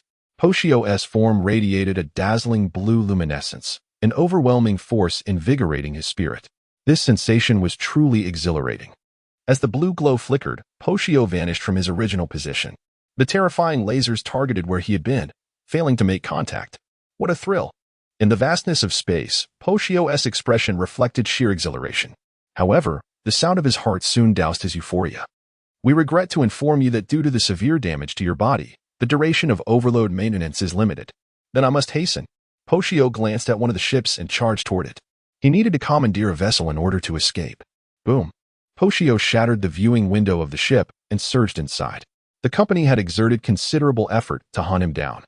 Some crew members had boarded the large vessel to pursue him, while others surrounded the area to prevent his escape. Thus, the ship was indeed occupied by a significant number of personnel. Oh, my dear, did you think you could stop me? In an extraordinary state, Poshio overwhelmed these employees. The wanted criminal boarded another ship. Fire. But that's our ship. Enough talk. I command you to fire. The pilot aimed the energy cannon at his own team's vessel and opened fire. When Poshio arrived at the cockpit, he was met with a deafening explosion. Boom. Parts of the ship were obliterated by the blast, prompting Poshio to exclaim, "Endapos, what an explosion! They're your comrades." Endapos, boom, boom, boom. The ship reverberated with explosions, clearly. Others aboard different vessels had made the same choice. My dear. Whoosh. Another energy cannon shot towards Poshio, who deftly evaded the blast in the void of space. Although he narrowly escaped, his expression grew increasingly grave. Warning. Overlimit mode will soon be deactivated. My dear, why so soon? Poshio instinctively cursed, but soon fell silent. If overlimit mode ceased, he would most likely perish here. Yet Poshio was never one to surrender easily. He could die, but not in such a humiliating manner. Fixing his gaze on the enormous ship, now stabilized by reserve energy, Poshio boldly declared, "Even if I must die, I shall do so with grandeur." Dodging the incoming energy blasts, Poshio surged toward the colossal vessel, his actions drawing the attention of onlookers. What is he planning? Should we open fire? What nonsense! Can an ordinary ship compare to this new model? This vessel could be sold 1,000 times over. But if we don't fire, won't this new ship be destroyed anyway? Am I the one in charge, or are you? The pilot fell silent, unsure of how to respond. Before the leader could utter another word, a voice from headquarters suddenly echoed in their ears. Fire. As long as it ensures the wanted criminal's demise, every sacrifice is worthwhile. Understood? Boss. The leader nodded and then bellowed, "Fire at will." But boss, didn't you say that was a new model and we shouldn't damage it? Silence. Am I the boss? Or are you? The pilot was rendered speechless by his superior's contradictory statements, yet he complied with the command and fired upon the new model ship. The other vessels followed suit, adjusting their cannons and launching their attacks. Boom, boom, boom. The new ship was bombarded incessantly, its internal alarms blaring. Warning, warning, the outer hull is under attack. Sustaining 40% damage, 60% damage. Warning, warning, the hull is about to be destroyed. My dear, this is all too swift. As Poshio entered the cabin, his pupils dilated, and that ominous voice echoed in his ears. Overlimit mode will deactivate in 30 seconds. 30, 29, 28. Poshio took a deep breath and burst forth from the cabin. Not far from where he had just departed, the ship behind him erupted in a thunderous explosion, sending the nearby Poshio hurtling through the air. The craft was severely damaged, and the overload mode was disengaged. Poshio found himself utterly drained, floating helplessly in midair. This time, it seemed he was truly destined to perish.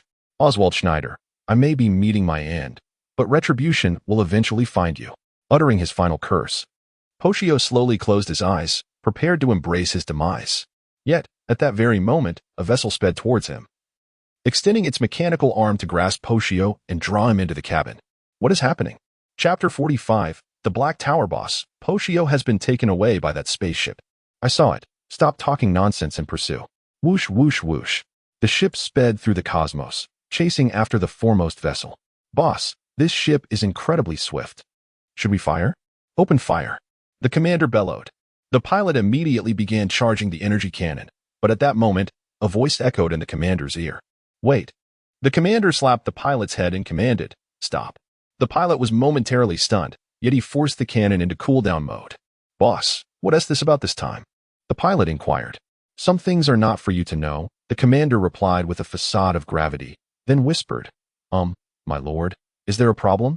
Continue the pursuit. Let me inquire first. On the planet where the Doctor's Society was located, the Black Tower raised a hand, receiving a communication from the company. You say the spaceship? Oh, my vessel has been taken. I have no idea who did it. If you need, you may destroy it. But there are many valuable materials aboard that may require some credit points. I see. Understood. The Black Tower lowered his hand and murmured, a fugitive, how intriguing. After a moment of contemplation, a glimmer flickered in the Black Tower's eyes. He raised his hand, summoning a holographic screen, and began his operations. On board the company's vessel. All right. The commander nodded vigorously and shouted, fire. The pilot, left with no words, took control of the cannon and began charging it for an attack on the ship ahead. Whoosh. The spaceship maneuvered like a protagonist's airship in a space game, deftly evading the energy blasts. Inside the ship, Giorgio was inspecting Poshio's condition. The body is damaged by 85%. You're fortunate not to be scrapped. Poshio responded helplessly. At such a crucial moment, how could I not take a gamble? Giorgio sighed, then remarked, if you don't repair it, it will likely remain immobile. I need to find a safe location to assist you. Let me ponder this. Giorgio fell into deep thought when suddenly, Jitai interjected, Master, a call has been detected. Would you like to connect? Any normal person would have hung up by now, Jitai noted. Though Giorgio was also a normal individual, his kindness prevailed, and he replied, connect the call. The Black Tower appeared on the screen, and Giorgio bowed, saying, I apologize for taking your spaceship. You may leave your card number, and I will compensate you at full value. Upon hearing this, Poshio interjected, you came to rescue me. How could I let you pay? That individual, I will cover the loss of the ship. Haida blinked and directly inquired, I am indifferent to the spacecraft. But I am rather curious about how you infiltrated its network. You don't mind? Giorgio looked up in astonishment, while Boshu chimed in, oh my. What a composed beauty. Ignoring Boshu, Haida continued, that's fine, you needn't compensate. What intrigues me more is how you managed to breach my spacecraft's firewall, which is rather formidable. How did you achieve it? First this way, then that way. Just like that, it was accomplished, and Giorgio explained her actions. Haida nodded, remarking, the fact that you conceived of this approach indicates you possess quite the talent. And Giorgio seemed taken aback by the abrupt shift in conversation, while Haida went on. If you agree, I can ensure the company will cease its pursuit of you, and also spare that wanted criminal. Indeed, Haida had the clout to do so, for she held the 83rd seat in the Genius Club, albeit she was not particularly fond of such a lowly position. As a collaborator of the company, she still had some influence. I'm afraid I cannot agree, and Giorgio replied. Why not? Oh, right. You are affiliated with the Doctor's Society, aren't you? You are the nameless one. Haida was taken aback, not expecting Giorgio's identity to be the nameless one. This was quite intriguing. Indeed. I was merely cast into a tavern by Aha, and by a stroke of fortune, I ended up here, and Giorgio succinctly recounted his circumstances. Haida squinted and remarked, you are still a fool. No, that doesn't seem right. How could someone who enters a tavern be anything but a madman? Yet, in Giorgio's clear-eyed youth hardly seemed like a fool. Boshu interjected, I can attest to that. I indeed saw him in the tavern. It was I who brought him away. And he certainly does not resemble a fool. Very well, that is of little consequence. Though you are the nameless one, even the nameless one can disembark, cannot they? Haida asserted once more. And Giorgio shook his head, no, I cannot. Sister Jeezy and Uncle Yang have been very kind to me. I value loyalty, so let it be. Haida was never one to persist stubbornly. Since the other party declined, there was little more to say. Oh, I am quite curious about your plan. After all, my spacecraft is well aware that it is not a combat type. Its speed does not surpass that of the company's specially designed vessels, but it excels in comfort. Given this situation, how do you intend to escape? Boshu responded directly, ahem, if it comes to it, you can throw me out. They are after me. I can buy you some time. That won't do. I cannot do that. Moreover, I have my own methods. And Giorgio retrieved an item and addressed Jitua. Master, I must remind you, although you are a genius, completing the leap with the first prototype will be quite a challenge. However, at this moment, there was no better alternative. And Giorgio expressed, I believe in myself. Very well, I am willing to accompany you in this gamble. Jitua granted the necessary permissions, and under Haida's intrigued gaze, and Giorgio linked the prototype to the spacecraft. The connection has been successfully established. May I inquire, dear master, if we are to commence the transition? Wait a moment. What have you done? Chapter 46. Transition. Success. What have you done? A flicker of astonishment flashed in the eyes of the Black Tower, while Jitua continued.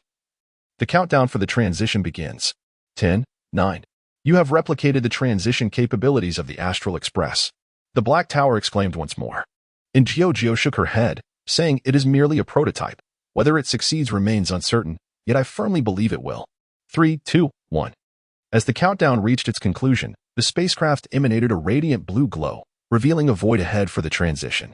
Due to the expansion of space, communications became extremely unstable, causing a disruption in the Black Tower and Oppo's signals. However, this was inconsequential, as Jitou remarked, the transition is about to commence. Unlike the Astral Express, a creation of Archimedes, this spacecraft is at risk of disintegration mid-transition. The master must contemplate this carefully. Whoosh! The spacecraft transformed into a streak of light, piercing into the spatial corridor. Coincidentally, the company and Oppo's energy cannon struck the spacecraft at that moment, inflicting some damage. Fortunately, the vessel had already entered the void of transition, vanishing from the sight of the corporate fleet. On board the corporate vessel, the pilot reported, "Boss, we have lost the target." "I see it," the supervisor shouted, then muttered, "That. My lord, we have lost track." The transition of the Astral Express. He was unequivocally certain that it was not the Astral Express. Yet, it was precisely this certainty that rendered it all the more astonishing. The power of transition, capable of traversing infinite worlds in an instant. Within the planetary confines of the Doctor's Academy, the Black Tower whispered after a moment of silence, "A genius, could it be?" In the dark expanse of space, a cerulean rift appeared, and a battered spacecraft emerged from within. "Master, the spacecraft is severely damaged and is about to crash." "Very well, then let us charge forth." "Yes." The spacecraft forcibly ignited its engines, heading towards the nearest planet. Meanwhile, Jiao began dismantling the prototype, only to discover it was already compromised.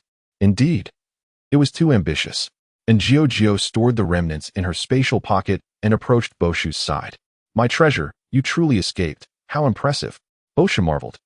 To which Jiao replied, "I remain uncertain, but it is fortunate to have made it out.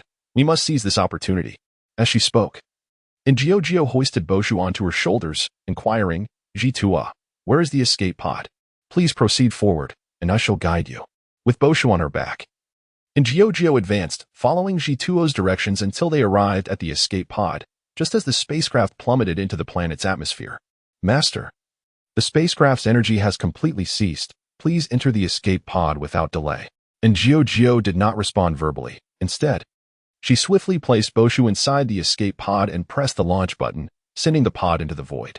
She then entered another escape pod herself. And Jiao pressed the buttons within her pod, but it failed to launch successfully. And Jiao was momentarily taken aback, but quickly regained her composure. There was undoubtedly a malfunction. Typically, escape pods possess specialized power sources that allow them to function for a brief period even when the spacecraft is immobilized. "Master, I suggest you take refuge within the confines of the intelligence," Jitong advised. Upon hearing this, Jiao shook her head and replied, "There is no need. I have a solution. Moreover, should the spacecraft explode, you would undoubtedly sustain damage as well." Although Jitong's core had withstood an explosion once before, the magnitude of a spacecraft's explosion was incomparable to that previous event. And Jiao pushed open the escape pod and crouched down, her mind racing into overdrive as she commenced her repair work. In times of dire crisis, one must not succumb to panic, utilizing Jitong's capacity to transform into various tools. And Jiao deftly conducted intricate operations and successfully repaired the ejection mechanism. Entering the escape pod once more, she pressed the button. At long last, just as the spacecraft was on the verge of plummeting, the escape pod was ejected, soaring in an alternate direction, while the spacecraft descended with a resounding crash. The cacophony certainly drew the attention of many, including a camp populated entirely by children. A girl, adorned with a celestial halo and possessing 2 pairs of wings sprouting from her ears, emerged from the tent. Her beauty was enchanting, and her demeanor exuded elegance as she gazed toward the source of the explosion with her emerald green eyes. "What has transpired? Has war begun anew?" Her voice was laced with concern. She truly wished to witness no more conflict. However, it was evident that this war was beyond her fragile capabilities to halt. Yet she remained willing to contribute in any way she could. "No, the atmosphere is not so grave," Something must have occurred. A small child emerged from the tent. Despite his trembling voice, his expression was resolute. Indeed, Sister Robin, we will protect you. The girl, known as Robin, lowered her gaze to the little ones around her and spoke gently. Thank you. Your kindness brings me joy. You are all such brave children. Robin tenderly patted the heads of the children, though her eyes still reflected an uncontainable worry. At that moment, a few individuals approached Robin's side. Miss Robin. They greeted in unison, her loyal guardians, who were also her fervent admirers and those who cherished her deeply. What exactly has transpired? Robin inquired. One of the guards promptly replied, a spacecraft has fallen from outer space. It may have been an aviation disaster. However, Miss Robin, that is exceedingly perilous, the guard cautioned.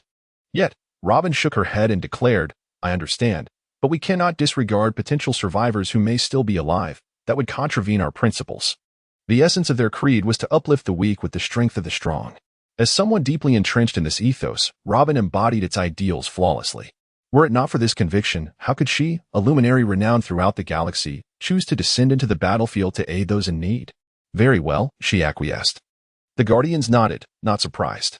After all, this is the nightingale. Her allure emanates from within and is truly worthy of reverence. If the nightingale were not such a person, how could they possibly follow her? Chapter 47, The Robin in the Wilderness. Bang! And Giorgio forcefully swung open the hatch of the escape pod and, upon emerging, exhaled a sigh of relief. Turning to survey the desolate landscape surrounding her, and Giorgio remarked, what a barren place, still bearing remnants of war. With a blink, Ji-Tua interjected, indeed, this must have once been a battlefield. I see, and Giorgio pondered for a moment before shaking her head in determination. However, what matters most now is locating Poshio. Yet, the task of finding Poshio on this planet proved to be quite challenging. And Giorgio sighed and inquired, Ji-Tua, can you ascertain Poshio's location? I can certainly make an attempt, Ji-Tua replied. Apologies, Master, but I have not been able to locate Poshio. Well then, let us commence the search. And Giorgio released a device resembling a drone into the air to seek out the coordinates of Poshio's crash site. The drone trembled in the sky, releasing numerous tiny, insect-like drones that dispersed in various directions. Have you found anything? Please guide me there. The drone buzzed and flew toward a specific direction, and Giorgio hastened after it, soon arriving at the location indicated by the flying device. Oh, and Giorgio paused, taken aback by the sight of several individuals surrounding Poshio's escape pod. After a moment of contemplation, she drew her weapon, the joyful gun, and cautiously approached.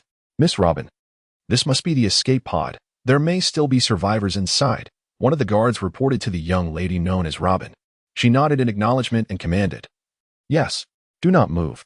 With her joyful gun raised, and Giorgio kept a vigilant eye on the group, while the guards instinctively shielded Robin. Casting wary glances at Giorgio, I harbor no intention of causing you harm. It would be prudent for you to step aside, and Giorgio asserted once more.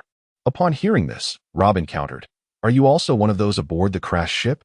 Indeed, and Giorgio affirmed with a nod, adding, so it would be in your best interest to clear the way, lest I become less accommodating. Since he is your friend, we shall not impede your progress. Robin signaled to her guards, who began to slowly withdraw with her in tow.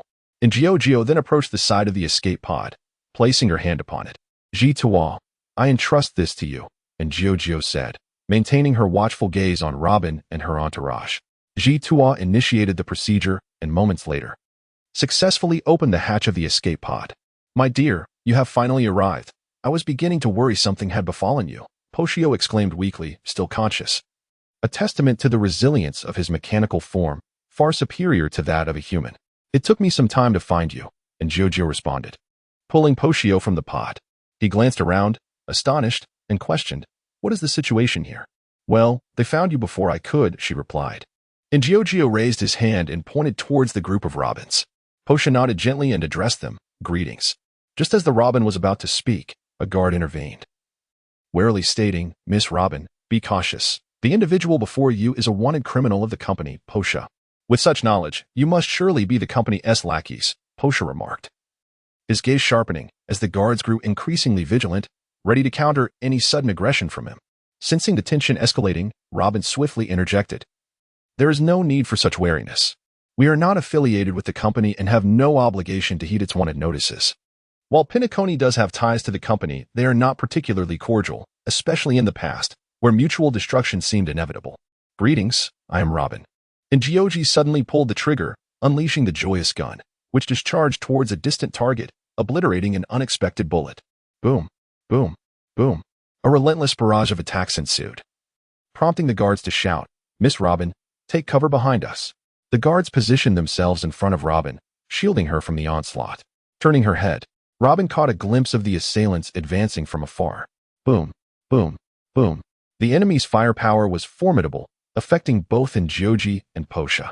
Thankfully, Ingyoji promptly used the escape pod as a shield, deflecting the incessant fire.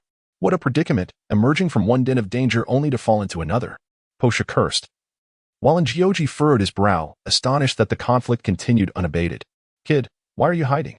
Engage them, Posha urged, fixing his gaze on Ingyoji, who hesitated in response. I still need to prepare. Indeed, Ingyoji was conflicted about the act of taking another's life. In Chaching, the monsters of destruction were not human, hence it bore no weight. However, the situation was different now. The adversaries were human, and Ingyoji was not ready to extinguish another life, leaving him in a state of profound hesitation. Ah, so you have yet to taste blood, Posha observed, somewhat surprised, but quickly added, never mind, I understand your turmoil. Hand me the gun. Posha did not force Ingyoji to pull the trigger, recognizing that such matters were not easily resolved. Can you still fire the weapon? Ingyoji retorted, to which Posha replied straightforwardly, can't you repair it? Just fix it up for me. Very well. Ingyoji produced the necessary materials and swiftly repaired Posha's arm. After a brief test of movement, Posha commanded, give me the gun. Ingyoji placed the joyous gun in Posha and Appo's hands.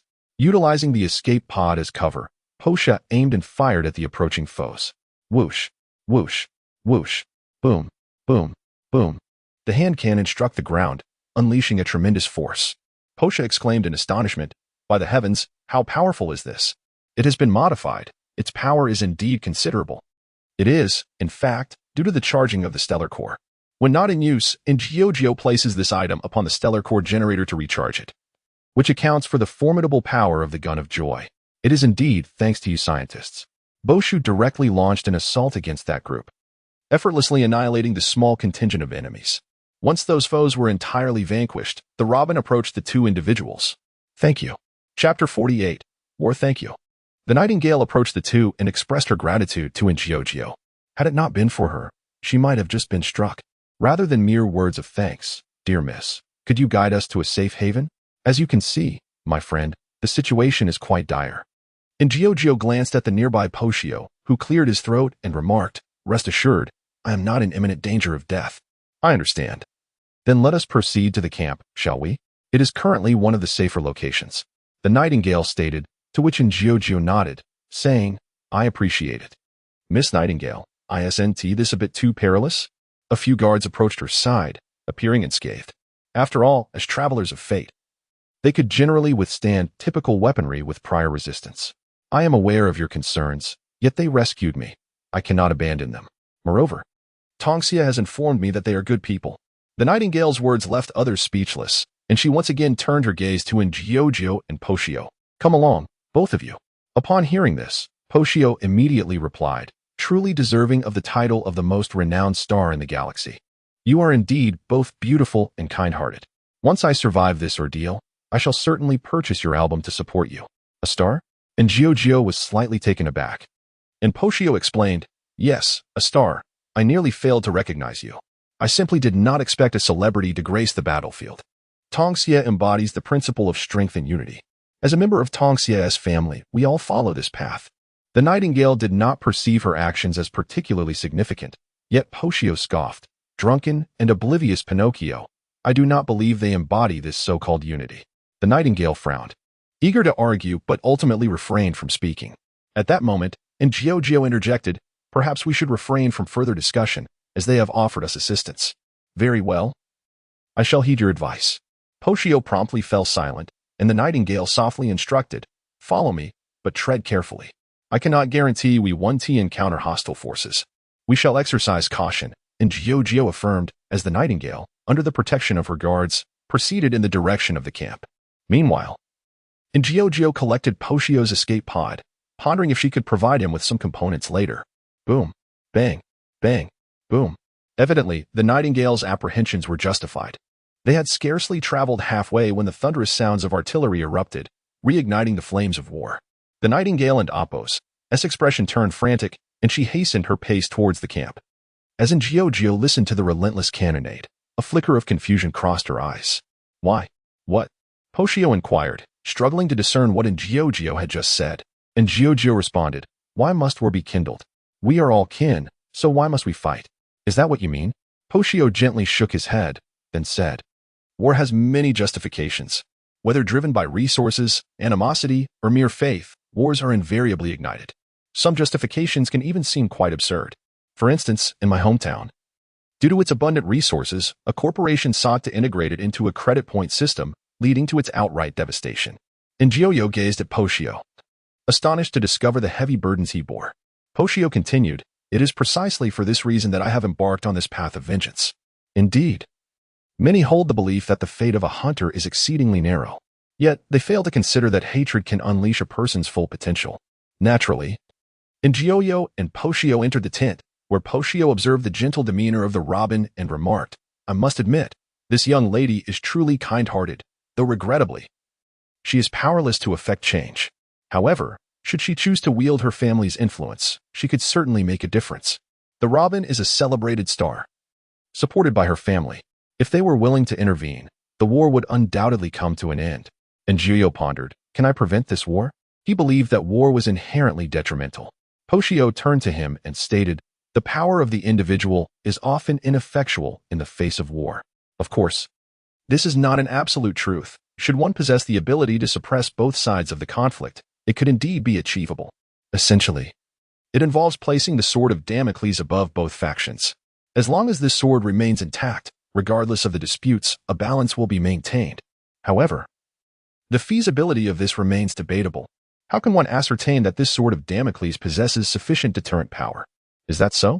Ngio fell into contemplation, while Poshio added, It also depends on the circumstances. Perhaps both sides of the conflict are eager for greater casualties. I do not comprehend, Ngio admitted, to which Poshio sighed. I sincerely hope you need not comprehend. Let us not dwell on this. Perhaps you should focus on repairing me. The inability to move is truly unbearable. If I could move, I could ensure your safety. Oh, right. I almost forgot. Let us set aside the matter of war, as we cannot intervene. The foremost priority is to restore Poshio. Jitua opened the realm of wisdom. A fissure appeared before them, and Ngio led Poshio into the realm of wisdom. This spectacle captured the attention of the robin and the children. Those two, brother, have vanished. However, the robin's confusion could not be addressed at this moment. Ngio placed Poshio on the table, manipulating the mechanical arm to commence repairs. Your mechanical body has sustained significant damage, with some parts requiring dismantling. Nonetheless, fear not, for I have acquired ample materials to facilitate another upgrade for you. A kind-hearted individual procured these for me. The so-called kind-hearted person is, in fact, the rather unfortunate high-ranking member of the Doctor's Society, Aminos. Chapter 49. The dawn of war. The excitement was palpable. The once nearly incapacitated Poshio began to spring back to life, invigorated by the remarkable enhancement of his capabilities, which brought him immense satisfaction. Meanwhile, Ngio found himself deep in contemplation as he observed the materials that had been depleted to nearly 90%. To his surprise, the consumption of resources was far less than he had anticipated. During the construction of the quantum leap device, he had squandered nearly 60% of the materials, while the repairs to Poshio's body had consumed 30%. The disparity was indeed significant. 2 Poshios equated to a single quantum leap device, which felt somewhat demeaning. I owe you a favor, and I shall repay you in due time, Poshio declared, patting Ngio on the shoulder. One might deem the Sea Ranger crude, but they could never accuse them of lacking righteousness. As the most orthodox faction of hunters within the galaxy, the Sea Rangers were undeniably grateful and loyal. What is that? You speak of the celestial vessels? The 6 high-ranking officials are embroiled in intrigue amongst themselves, with the bountiful one seated at the helm of the 6 divisions. What does hunting have to do with that? The purity is far too low. Among friends, there is no need for such formalities, Ngio replied, feeling unfazed. After all, the materials were generously donated by kind-hearted individuals, and he had incurred no loss. Even among brothers, one must keep accounts clear. I shall procure more materials for you later. Well, let us set aside the materials for now. I am quite famished. If there is food, it is far more valuable than anything else. And Gio rubbed his stomach, aware that under the increasing strength of his destiny, his physical condition had been greatly enhanced. However, each time the limit was surpassed, he found himself ravenously hungry, which was rather inconvenient. Starving, yet there is nothing to eat here. We should venture outside, he suggested. That makes sense. And Gio and Poshio emerged from the spatial rift, only to be greeted by the cheerful voices of children. They're out. The two brothers are out. Brothers? I could very well be your father. You ought to call me uncle, Poshio replied, glancing at the children. People often exhibited great patience with youngsters, except for the mischievous ones, who certainly deserved a reprimand. How frightening. The children quickly distanced themselves, displaying evident fear. At that moment, the robin chimed in, Mr. Poshio, please do not frighten the children. They are timid. It's not as if I terrified them. Poshio shook his head and continued. By the way, do you have any food? My brother is hungry. And Gio scratched his head, pondering the term brother. However, considering Poshio's age, it seemed fitting. He had lived for 30 years, perhaps even longer than Jeezy. Food? The robin fell silent, while one child hesitated before producing a small bag of snacks, cautiously stating, Uncle, if you're hungry, I have some food here. Poshio glanced at the child and Apos, snacks, seemingly struck by a thought, and promptly replied, no need for that. Instead, why don't you tell me where I might find some animals? I will go hunt a couple. Having witnessed the ravages of war, Poshio understood the critical importance of sustenance on the battlefield. He would not stoop to stealing food from children. However, you'll have to bear with your hunger until I procure some game.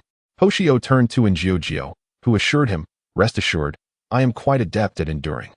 The child, displaying remarkable intelligence, approached Gio directly, placing a small bag of snacks in her hand. Do not worry, brother, she said. I do not mind at all. I understand that hunger is quite uncomfortable. Sister Robin also said we must listen and eat well. So we won and Apos, have a stomachache. Thank you, little one, for your kindness. I graciously accept, and Gio replied, gently ruffling the child's hair as she accepted the snacks. A smile, pure and endearing, spread across the child and Apos' face. Meanwhile, Robin was conversing with Poshio, stating, hunting is quite challenging. The area affected by this battlefield is vast, and there are hardly any beasts to be found. I see. Poshio frowned, and Robin continued, however, if you are genuinely hungry, I could request some food. Is the influence of a superstar truly that significant? Poshio inquired, somewhat astonished. It is not merely that. It is because I have brought some resources. And they will grant me this favor, Robin clarified. Thanks to Sister Robin, we will not go hungry, the children chimed in, nodding and sharing their circumstances. And Gio furrowed her brow and asked, is the situation really that dire? Before Sister Robin arrived, we could only eat once a day. Now we can have 2 meals and avoid hunger, another child spoke up, causing Gio to lapse into silence. The conditions were exceedingly harsh.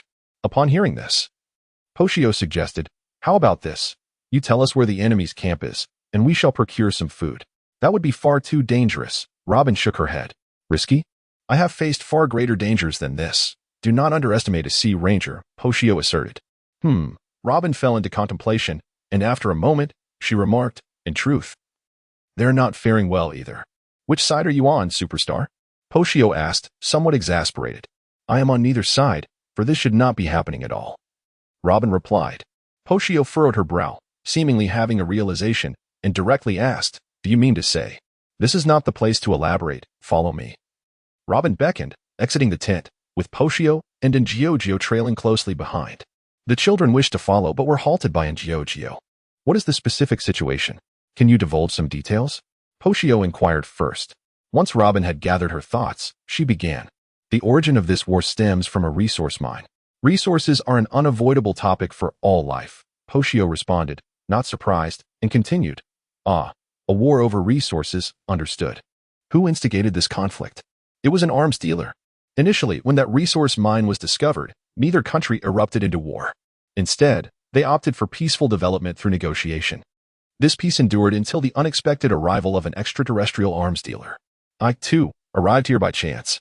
This planet remains uncharted on celestial maps, a newly discovered orb. The arms dealer, recognizing the potential for profit in this undeveloped world, instigated tensions between two nations. Historically at odds, the nations were easily swayed. as the arms dealer supplied them with weaponry far surpassing the limits of civilization. Both monarchs, equally ambitious, found themselves easily provoked. Thus, war erupted, and they soon realized they had fallen into a trap. Yet, it was too late. The arms dealer had incited public sentiment through a veil of hatred, compelling both nations to continue their relentless struggle. In the course of this conflict, the nations, suffering heavy losses, were forced to procure more weapons from the arms dealer. The price for these arms? Their precious resource mines. It resembled two cars on a road, lacking brakes and accelerating uncontrollably. If they had only just begun their journey, perhaps they could have found a way to halt. However, once both vehicles reached their maximum velocity, stopping became an impossibility. Ultimately, only one outcome awaited them: mutual destruction. Or perhaps one would perish while the other lay severely damaged. Chapter 50: Discussion outside the tent. Ultimately, it is that arms dealer who is causing the trouble. I could simply put an end to him with a single shot. Posha's thoughts were rather straightforward. He yearned to eliminate that scoundrel. However, the Nightingale shook her head and remarked, "That individual is indeed malevolent. Yet, killing him would serve no purpose. As I previously stated, there is no way to halt the conflict between the two nations now. Thus, at this juncture, someone must intervene forcefully to bring it to a standstill." And Gio joined the conversation, prompting Posha to gaze at him and respond, "But that would be quite challenging." "No, in fact, it is not difficult. The arms dealer undoubtedly possesses even more valuable resources. Therefore, if we can seize what he holds, I could forge a true sword of Damocles to compel the cessation of this war."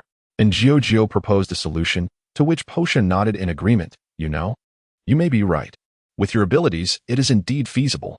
Posha held a considerable trust in Gio's capabilities, believing that this plan might just succeed, provided they could eliminate the arms dealer. "Then it is settled," Posha declared decisively, turning to the Nightingale to inquire, "Miss Nightingale, do you have any knowledge of the arms dealer's whereabouts?" After a moment of contemplation, the Nightingale shook her head and replied, "I am afraid not. His movements are exceedingly clandestine, and I have been unable to track him down. Furthermore, he is quite wealthy and has employed numerous pathfinders as guards. It would be quite difficult for just the two of you to contend with him." "You underestimate me, and you also undervalue the Sea Wanderers," Posha retorted. "Of course, I do not wish to be overconfident. If it truly proves impossible, I can always summon the Sea Wanderers. There exists a means of communication among the Sea Wanderers, and should the situation become dire, Posha would not hesitate to inform them to assist in dealing with the arms dealer." The Sea Wanderers, The Nightingale hesitated, aware that their reputation was somewhat mixed. This was primarily due to their strict code of conduct, which did not always align with conventional values. "I can tell from your expression that you doubt our Sea Wanderers." "Well, you must trust him," Posha insisted, gesturing toward Gio. "He is the nameless guest of the Astral Express. You must have faith in the nameless guest, at the very least." In comparison to the Sea Wanderers and Appo's ambivalent reputation, the nameless guest was a person of repute throughout the galaxy, universally acknowledged as virtuous, barring a few exceptions, of course. "I'm speaking of you, Osvaldo Schneider. You are the nameless guest?" The Nightingale and Appo's expression was one of astonishment, and Gio nodded, saying, "Yes. Though I was thrown into the tavern by Aha before I had the chance to stay on the train for a few days." "Aha, the joyous? You are still a fool?" The Nightingale looked at Gio, whose face radiated innocence, struggling to reconcile him with the image of the masked fool, a group known throughout the galaxy for their eccentricity. However, this view was somewhat skewed. In truth, if one could amuse Aha, he would not hesitate to lend his strength. As seen in the case of mourning the afflicted, I find myself pondering whether I am indeed a fool. For I have yet to discern the path I should tread upon in the pursuit of joy. Although the foolish have provided me with inspiration, I find little pleasure in frivolity. And Gio gently shook his head, expressing his reluctance to engage in the merriment derived from others' suffering or misfortunes. Through the wisdom gleaned from his journey, he realized that the pursuit of joy encompasses more than merely orchestrating or witnessing amusement. There exist alternative avenues to progress. In response, the Robin nodded lightly, while Posha remarked directly, "That is of little consequence. You are on a path of exploration rather than mere enjoyment. Let us discuss the arms dealer." Before addressing the matter of the arms dealer, it is imperative to ascertain their whereabouts, Posha pointed out, presenting a challenging dilemma. After some contemplation, Gio produced a flying device. "With this, we should be able to locate that individual." "What use is a drone?" Posha inquired, intrigued. Gio elaborated. It is not merely a drone, but also a small satellite of my own design. It is equipped with hundreds of thousands of miniature detection units capable of pinpointing its target directly. Furthermore, it possesses stealth capabilities, ensuring it remains undetected. Goodness! Is it truly that remarkable? Poshio exclaimed in astonishment. And Gio continued. This device was hastily constructed for the purpose of locating you. And it still has room for refinement. Impressive, Poshio acknowledged, giving a thumbs up. And Gio then turned to the Robin and inquired, "What does this arms dealer look like?" The Robin shook his head and replied, "I do not know. I only know that the individual is named Elman Hess. Lacking a description makes it quite difficult to locate him." And Gio fell into deep thought, at which point Jitua interjected, "Master, we are now in the information age." Curious, and Gio looked at Jitua and asked, "Can you find that person?" "Certainly, it merely requires some time. By searching for an arms dealer, male, with the name, one can navigate through the vast streams of information to find that individual. However, this necessitates considerable computational power, which I currently lack." Jitua's statement was no jest. Indeed, immense data could lead to the right person, a task easily accomplished by Bo Shurzuan. Yet, Jitua's computing capacity was insufficient. "I shall assist you. I am confident my computational power is adequate," and Gio proclaimed. Though it was not merely computational prowess he referred to, but intellect. As a member of the Genius Club, recognized as a prodigy by Bo Shurzuan, and Gio's mind was akin to that of a supercomputer. With your help, the pace will undoubtedly quicken. However, Master, your body may not endure for long. And Gio rubbed his stomach and sheepishly remarked, "Indeed, to utilize computational power, some energy is required." Poshio stroked his chin, musing on where to procure some sustenance. While the Robin, after a moment of contemplation, stated, "Is that so?" Bodio harbored a skeptical demeanor, while the Robin nodded and remarked, "In truth, not everyone desires for these two vehicles to collide. There are those who wish to bring them to a halt." Bodio nodded, then playfully retorted, "That is a valid point. However, my dear Star, I must say you are truly selfless, for your resources have been entirely depleted." The Robin lowered her head, feeling somewhat bashful. In reality, she did possess some reserves, yet she had distributed them all. After all, she was a Robin. Chapter 51. The weight of interest within the confines of a rather expansive tent. A middle-aged man stood contemplatively before a map spread across the table. "How severe are the losses?" he inquired of the individual beside him, who sighed in response. "Nearly 100 lives have been lost, and several hundred more have sustained injuries." Alas! The man closed his eyes, mourning for the deceased, lamenting their senseless demise. It ought not to have unfolded in such a manner. The ravages of war have incinerated what was once a peaceful homeland, rendering countless innocent children homeless, unable to envision a future, and reduced to mere fodder for survival. Is this truly worth it? Report to the General. Miss Robin requests an audience. She is accompanied by 2 unfamiliar guards, an aide announced. The General, puzzled, responded, "Unfamiliar faces? Very well, please allow them to enter." Regardless of the circumstances, the provisions that Miss Robin brings warrant a degree of respect. Shortly thereafter, the aide returned with Miss Robin, and Gio and Poshio. As they entered the tent, the General addressed Miss Robin first. "Miss Robin, what brings you here this time?" "If it is to ensure those children have 3 meals a day, I fear that may prove difficult." Prior to Miss Robin and Oppo's arrival, those children were fortunate to receive even a single meal. It is a harsh reality, but it is the utmost we can manage. After all, the uncertainty of when this war will conclude looms over us. We must prioritize ensuring the soldiers are fed, even if that means the children's meal is squeezed from our limited resources. "No, that is not the case. I understand the General's predicament. I have come for another matter," Miss Robin clarified. A kind-hearted and idealistic individual, her aspirations have never been founded on mere empty rhetoric. Rather, having experienced so much, she has gained a profound understanding of reality. "What, then, is the purpose of your visit, Miss Robin?" the General inquired, his brow furrowed. Miss Robin gestured towards the 2 individuals accompanying her. "These 2 are my friends. They fell to this planet due to an air accident and, upon learning of the situation here, chose to extend their assistance." "Oh," the General remarked, scrutinizing and Gio and Poshio. Poshio seemed to possess some degree of capability. Yet in Gio, with his innocent demeanor, appeared far from a warrior. "On behalf of my army, I welcome you both. However, the dangers of war are profound. You need not involve yourselves." The General did not wish to ensnare innocents in the turmoil of his nation. That would be excessively cruel. "You misunderstand. We do not seek to partake in the war. Our goal is that arms dealer, and Jiao articulated their intent, causing the general's expression to tighten. Those standing beside him also exhibited surprise. What do you mean?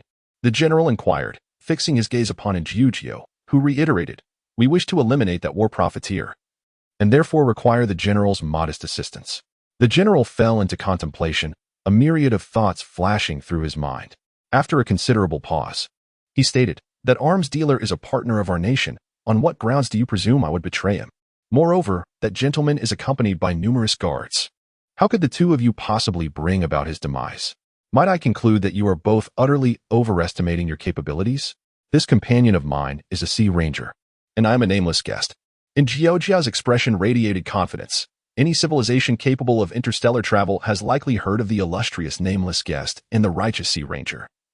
Known for their unwavering sense of justice, reputation carries significant weight. One might argue that the company is indeed foolish.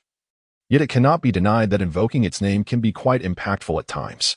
As for the Sea Rangers, while one might criticize their reputation, daring to challenge them could lead to dire consequences, as they are fully capable of retaliating fiercely.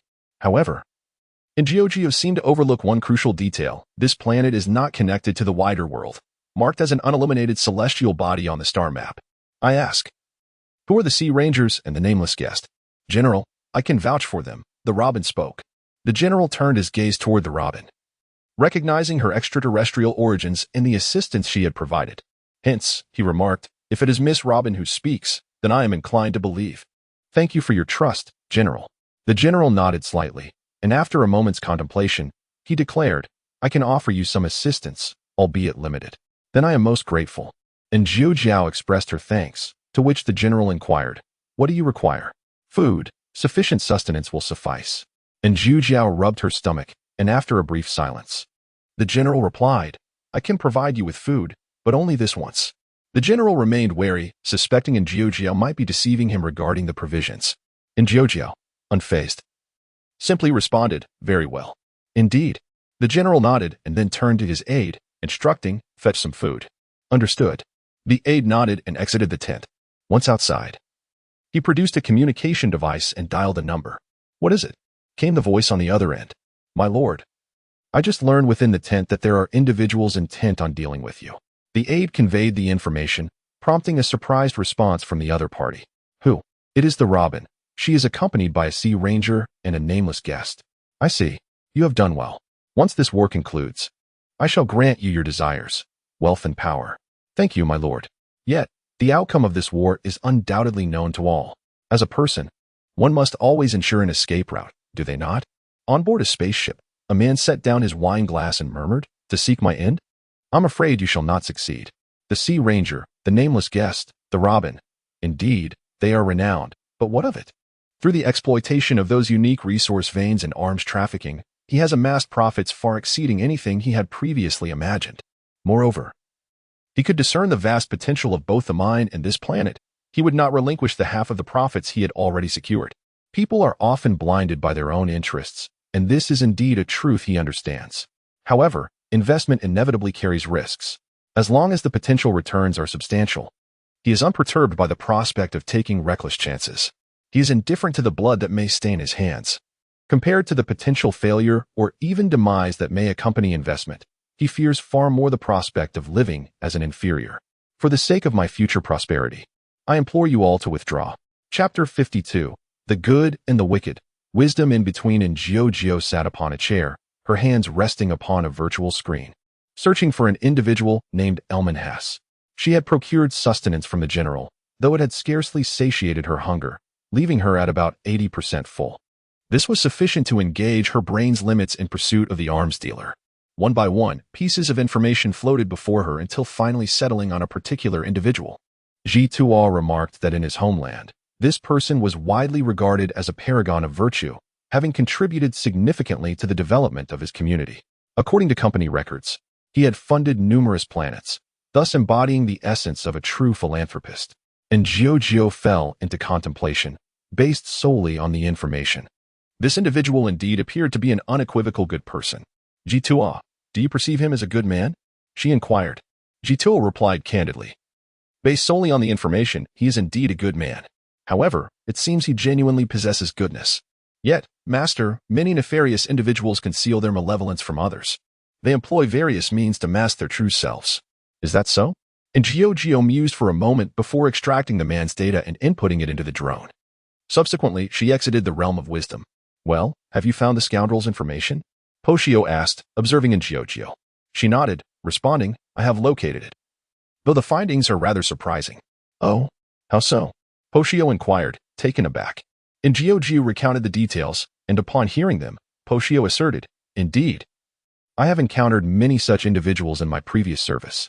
They present themselves as benevolent, yet behind the facade, they are utterly repulsive. Ji Tua concurred with Poshio's assessment.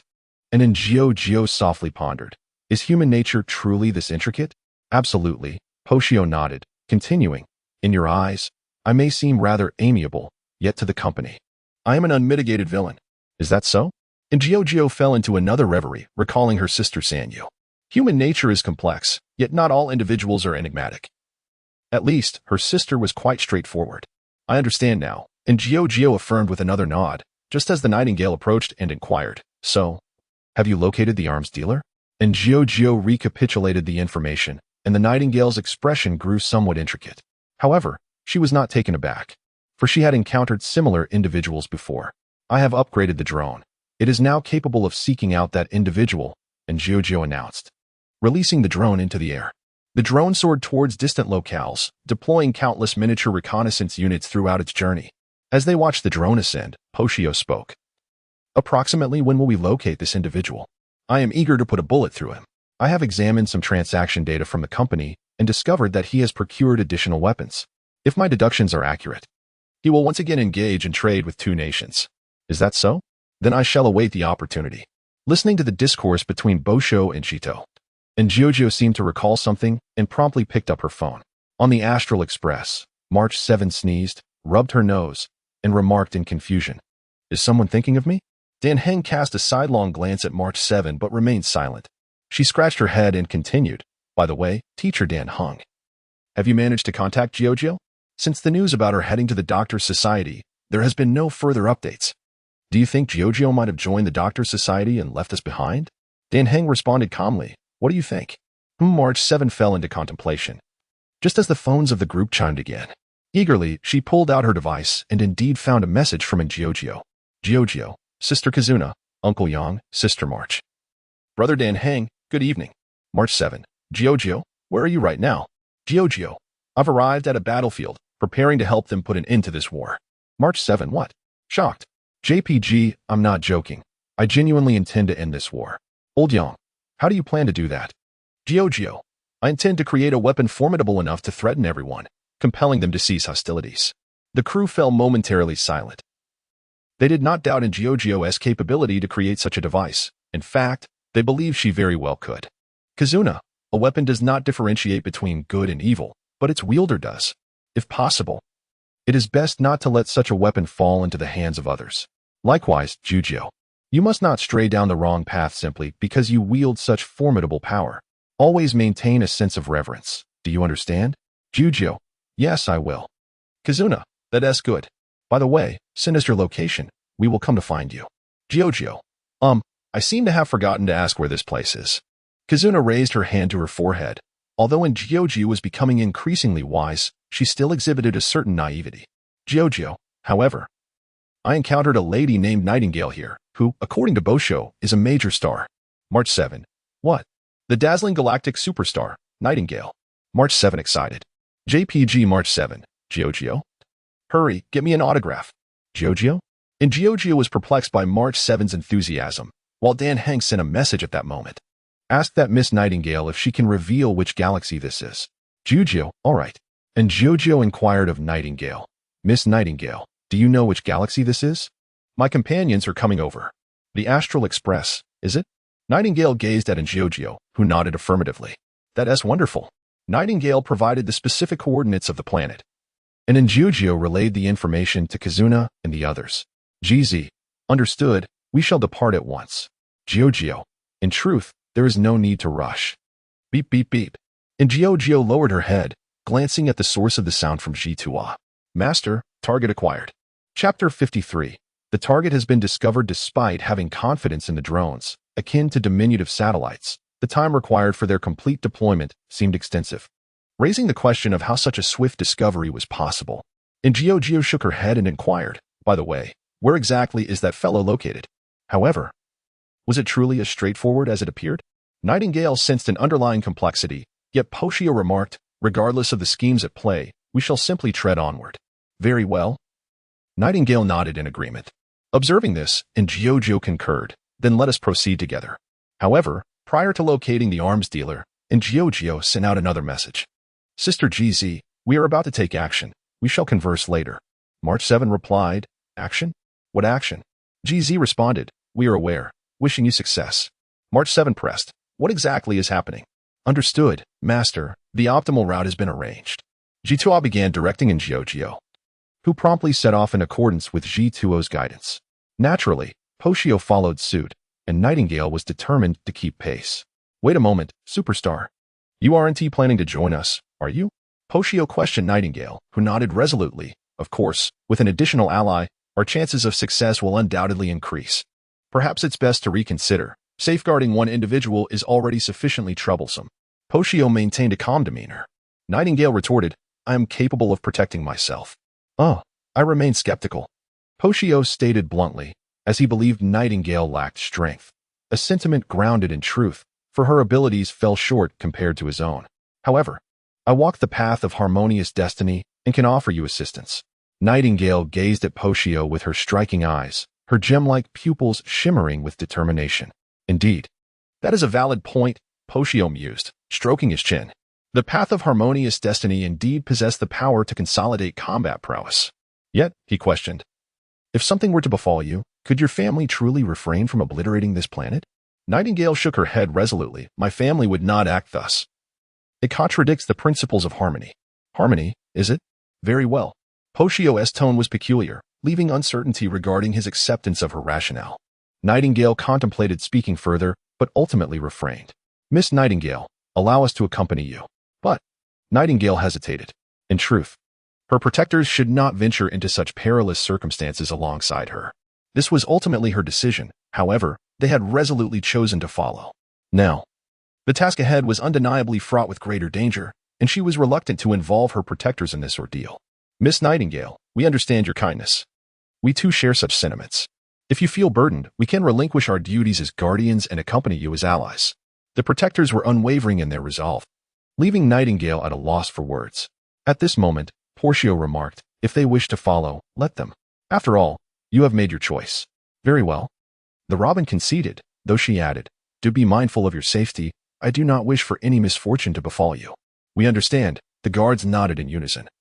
Yet despite their words, the future remained uncertain. The group set off, departing the camp under the guidance of G2A, advancing into the unknown.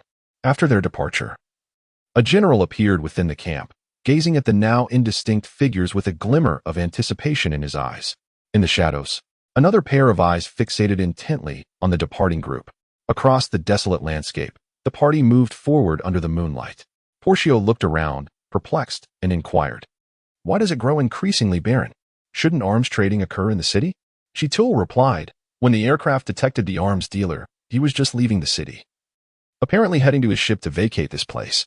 I see. But what if we cannot catch up? Indeed, you are astute, Poshio praised, to which G2O responded. You may shower me with compliments. I can bear it. You are rather self-absorbed, Poshio smirked. Yet G2O countered, Mr. Poshio, I wish for you to understand. This is not vanity, it is confidence. Well, fine then. Guided by G2O, the group hastened onward, intercepting the arms dealer, Elman, just as they approached the ship. Both parties regarded one another with caution. Elman, who appeared to be in his middle age yet possessed an air of nobility, stood confidently. Pray tell, why do you obstruct our path? Are you perhaps seeking to negotiate? Poshio, rather bluntly, raised his revolver, aiming it at Elman, prompting his guards to shield him immediately.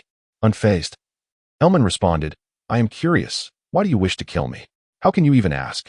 This war was ignited because of you. Countless lives have been lost due to your actions. Do you not deserve death? Poshio's tone was icy. Elman shook his head, asserting, no, I have done nothing wrong. I merely acted as a merchant, selling weapons. Once in possession of those weapons, they could have chosen not to wage war.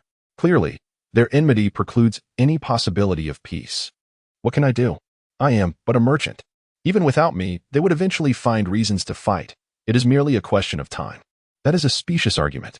Portio was unconvinced and unwilling to engage in further discourse. He pulled the trigger without hesitation. Bang. Chapter 54. Distorted Values. Bang. A bullet erupted from the muzzle, hurtling towards the arms dealer known as Ailman. Yet, his body shimmered with a frigid luminescence, deflecting the projectile. Cough, cough, cough. Despite this, Ailman still coughed loudly several times, unable to suppress the cold sweat beading on his forehead. This blow was indeed formidable. Even the protective forces could not withstand it. Fortunate this time, Ailman, but the next shot may not be so forgiving. Portio prepared to fire again, but the guards surged forward in unison. Portio, unperturbed, engaged in battle with the Fate Walkers. It is well known that there exists a disparity among Fate Walkers. Portio's prowess was significant, while these Fate Walkers were comparatively lacking. In unison, a harmonious resonance filled the air as Nightingale stepped forward, unveiling her own field of resonance. Under the amplification of this domain, Portio felt his strength notably enhanced. Nightingale, I recognize you, the illustrious star of the galaxy, a member of the Oak family. I've been to Penacony. It is indeed a breathtaking place. Ailman's tone remained composed, while Nightingale fell silent. Ailman continued, however, I did not anticipate that a grand star like you would align with such malevolence. Align with malevolence? How audacious of you to utter such words, dear one. This is merely the pursuit of justice, Portio interjected, not forgetting to mock amidst the fray. Yet Ailman shook his head, stating, No. Do you not understand? I have rescued countless impoverished souls, sponsored numerous children, and assisted many elderly individuals. They all extol me as a rare benefactor. If I were to perish, who would aid those in need? Those children would be deprived of education, and the forsaken elderly would meet a sorrowful end. Nightingale, I comprehend your benevolence. Thus, I believe you would be loath to witness such a scene, would you not? Ailman smiled, exuding a facade of kindness. Who would suspect that within him lurked a beast named Desire? I indeed do not wish to witness such a spectacle, Nightingale nodded. Then spoke with resolute conviction, but look at this world. The impoverished souls you mention could have lived joyfully. The elderly you speak of ought to have support in their twilight years. And the children, they should thrive in health, not be the first to be forsaken. Indeed, your actions may be deemed virtuous. Yet, all of this stems from your own selfishness, your belly filled with the innocent blood of the innocent. Standing atop the corpses of those you claim to help, donning that mask of false benevolence, you are the one who truly repulses. Nightingale's tone was earnest. And Portio added directly, Well said, darling. Such a hypocritical darling deserves to be scorned. Ailman gently shook his head, responding with a nonchalant tone, I concede. You speak the truth. However, how do those wretched souls compare to me? They live their entire lives without contributing any value to society. I merely facilitate the realization of the value they could have achieved. You may find them pitiable, yet I believe they ought to express gratitude towards me. Their demise has procured them a credit score that eluded them throughout their existence, which I intend to allocate towards charitable endeavors. And Gio could no longer endure this, and chose to retort, Can a life be measured in credit points? Iron Man turned to Gio, shaking his head as he said, My dear child, do you know the highest value of a slave on the market?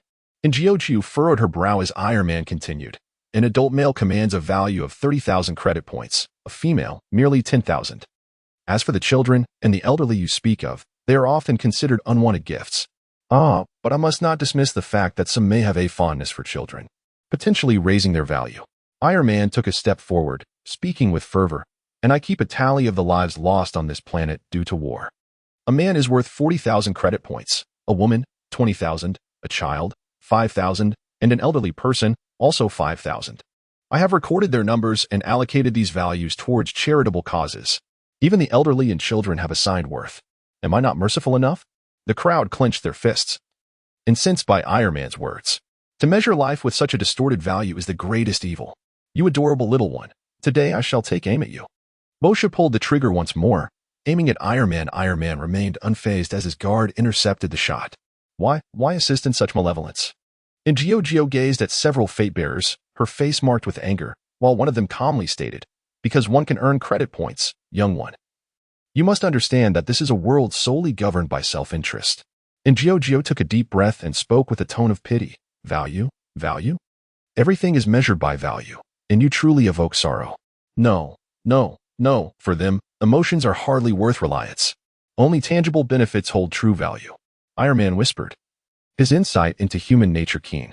Therefore, as long as he can offer benefits, these individuals will remain unmoved. My dear child, today I shall impart a lesson. Self-interest is eternal. Spouses need mutual benefit to avoid conflict. Brothers require shared interest to maintain their bond. The exchange between children and parents is similarly transactional. I bore you, and thus you must obey and support me. It is an exchange of interests. This is too extreme. Familial love is not as you describe. The Robin interjected, displaying immense anger. And Gio also expressed her indignation. Your lack of experience does not negate existence. Iron Man smiled gently and replied, perhaps, but to me, at this moment, self-interest is everything. Value supersedes all. And Gio took a deep breath, then drew forth the gun of joy, lifting it high. In truth, he found himself wavering over the notion of taking another's life. Yet, Elman's values were utterly perplexing to him. A being of such nature was, in fact, a harbinger of calamity. To ensure the safety of many, he was untroubled by the prospect of staining his hands with blood. Oh, are you enraged and intent on ending my life? Elman guffawed, and then declared, come forth. I stand here before you. Elman harbored no belief that this innocent child, with his clear gaze, possessed the power to bring about his demise. After all, did not the so-called Sea Ranger prove to be less formidable than anticipated? Very well, I shall grant you this opportunity. And Gio resolutely pulled the trigger. And the gun of joy unleashed an unparalleled force, surging directly toward Elman. Elman's pupils constricted, and he instinctively shouted, protect me. The traveler, poised to intervene, suddenly found his mind blank. By the time he regained his senses, Elman had been reduced to ashes by the radiant blast of the gun of joy. Goodness gracious. Splendid work. Chapter 55, Surprise, or Not Well Done. Boshu laughed heartily and continued, now that our objective has been achieved, there's no need for me to hold back any longer. With a swift kick, he sent one wayfarer flying and, in a single motion, shot another, instantly eliminating him. Following this, Boshu unleashed a barrage of gunfire, taking down two more adversaries. When the last two charged at him, he dispatched them with two swift kicks, simultaneously firing his weapon to take them out as well. This was a demonstration of his true prowess. Had it not been for his desire to allow Gio to undergo a genuine transformation, he would not have engaged in such a tedious display of restraint with these foes. Breathing heavily, Gio found himself surprisingly unfazed. After all, he had witnessed death before. This time, he merely orchestrated it with his own hands. A furious wayfarer, whose life was preserved by Sun who charged towards them. Boshu calmly shot him down, taking him out of the equation. There was indeed a disparity among the wayfarers. Taking a deep breath, Gio remained contemplative, not uttering a word. Boshu turned his gaze towards the nearby spaceship and spoke again. Nodding slightly, Boshu and Gio began to approach the vessel. While the Nightingale regarded the fallen bodies and instructed the guards, help them find peace. Understood. The guards nodded in affirmation, and the Nightingale followed the two towards the spaceship. The ship, now dormant, had its doors tightly sealed. Jito, it and Appos. Esther turn, and Gio said, glancing at his wristwatch. Jito instantly began to transform, moving closer to the spaceship and Appos' entrance. Observing this, Boshu remarked, is it really necessary to go through such trouble? We could simply shatter a window to gain entry. Let and Appos, not. As breaching the system ISN and AMP, Appos, T2 complicated, and Gio replied, shaking his head in refusal. At that moment, the Nightingale expressed, for some reason, I can't shake this feeling of unease. Boshu, confident in Gio's abilities, reassured him, rest easy, superstar. Gio is a gem of untapped talent and will not falter. The Nightingale shook her head. That's not what I'm worried about. It's just an inexplicable thought that I can't quite articulate. Is this what they call a woman's intuition? Boshu raised an eyebrow, while Gio announced, we've succeeded. With a hum, the spaceship's door began to retract, and Boshu exclaimed joyfully, good grief, that was fast. Let Appos, hurry in and see. He stepped inside the dark interior of the ship, with Gio closely following. The Nightingale placed her hand over her heart and silently entered the spaceship last. As the trio navigated the dimly lit confines of the vessel, Boshu wondered aloud, how peculiar. Is this ship out of power? No sooner had he spoken than the door slammed shut. Simultaneously, the interior illuminated, revealing a holographic figure before them. Greetings, esteemed guests. The figure said with a slight bow, a smile gracing his face. Real-time communication? That person is not you. Boshu raised his revolver. To which the figure responded with a light chuckle. As a businessman, it would be rather foolish not to have a trick up my sleeve. Boshu furrowed his brow deeply. While Airman continued, you three truly lack compassion. You speak of killing so casually. You, dear little one, are still alive, yet you dare to speak. Boshu's demeanor was far from amiable. He yearned to end the life of the man before him with a single shot. Airman's words caused both the Nightingale and Boshu to frown, yet Injio remained unresponsive, resembling a mere piece of wood. In truth, I am quite reluctant to become your adversary. After all, one of you is the renowned nameless guest of the galaxy, another is a celebrated star, and the last is a Sea Ranger. You are not to be trifled with. Airman lamented, prompting Boshu to frown once more. The fact that Airman had possibly uncovered his identity as a Sea Ranger concerned him greatly. What troubled him even more was how Airman discerned that Injio was the nameless guest. They had only just arrived, and unlike him. Injio bore no bounty on his head. I must admit, you are rather astute. However, regrettably, you no longer have the opportunity to divulge your knowledge. Airman sighed. Then added, in truth, I harbor no desire to eliminate you. Your identities are far too significant. Yet, if I do not terminate your lives, my own safety is compromised. Thus, this is a matter of a singular choice, and I am compelled to decide. Oh, but if we were to perish, how would you survive? Boshu narrowed his eyes. To which Airman responded with a hearty laugh. Have I not already perished? Sea Ranger. Clap, clap, clap. Airman gently applauded, and immediately, countless weapons emerged from the walls of the spaceship, all aimed at the three individuals. Ms. Nightingale, I am quite fond of your melodies. Your untimely demise would represent the greatest loss to the galaxy. Furthermore, this planet shall serve as the venue for my family and Apos' wrath. I express my deepest regrets. Airman gazed at the Nightingale, who chose not to elaborate further, fully aware that any words spoken at this moment would bear no weight. Farewell, my esteemed guests. Airman opened his eyes, momentarily taken aback. No, something feels amiss. Why aren't the weapons firing? He placed his hand before him, inspecting the launcher, and clicked again. Yet, it was evident that nothing had changed. How could this be? Is it broken? Airman pressed the button repeatedly, yet there was no response, rendering the atmosphere oddly awkward. Haha. Boshu erupted in laughter, unable to contain himself. Airman resembled a jester at this moment. The Nightingale offered a poised smile, devoid of mockery, yet the smile, regardless of its intent, was steeped in irony. How could this be? It's ineffective. Airman was evidently in disbelief, while Injio spoke up with a clear voice. Because I have seized your authority. Airman turned to Injio, who did not mock him. His expression was rather tranquil. Yet it was this very calmness that incited the greatest fury within Airman. You, I want you all dead. Chapter 56. The Jester Within the Confines of the Spaceship. A furious Elman bellowed, I want you all to perish. He pressed a different button, attempting once more to initiate an action, yet there was still no response. I and Apos, am truly sorry, but I severed the connection between that bomb and your button. It can no longer be detonated. G2A interjected. Upon hearing this, Boshu could not help but exclaim, the bomb? You really are something, aren't you? The force of an explosion on a spaceship is no trifling matter. Being at the epicenter would likely mean certain doom. But as it stands now, we simply have an additional jester among us. Elman inhaled deeply, striving to suppress the tumult of emotions within him. He then spoke with gravity. Gentlemen, I am willing to atone for my misdeeds. I shall contribute all my recent gains to aid in the reconstruction of this planet. His words rendered the three men momentarily speechless, with Boshu being the first to react. Scoffing. So, you're afraid now? You were quite the braggart moments ago. A true man knows when to yield. As long as I can preserve my life. I have no qualms about groveling. In fact, should you require it, I could serve you as a dog. Elman maintained a faint smile, exuding an air of grace, seemingly devoid of any dignity. No thank you. I have no desire to accept someone like you as a servant.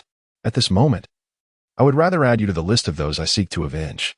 Boshu revealed a bright, shark-like grin, radiating exuberance. Unfazed, Elman reiterated, Mr. Sea Rover. Let us leave a thread of mercy for future encounters. Furthermore, rather than ending my life, would it not be more prudent to allow me to earn money for you?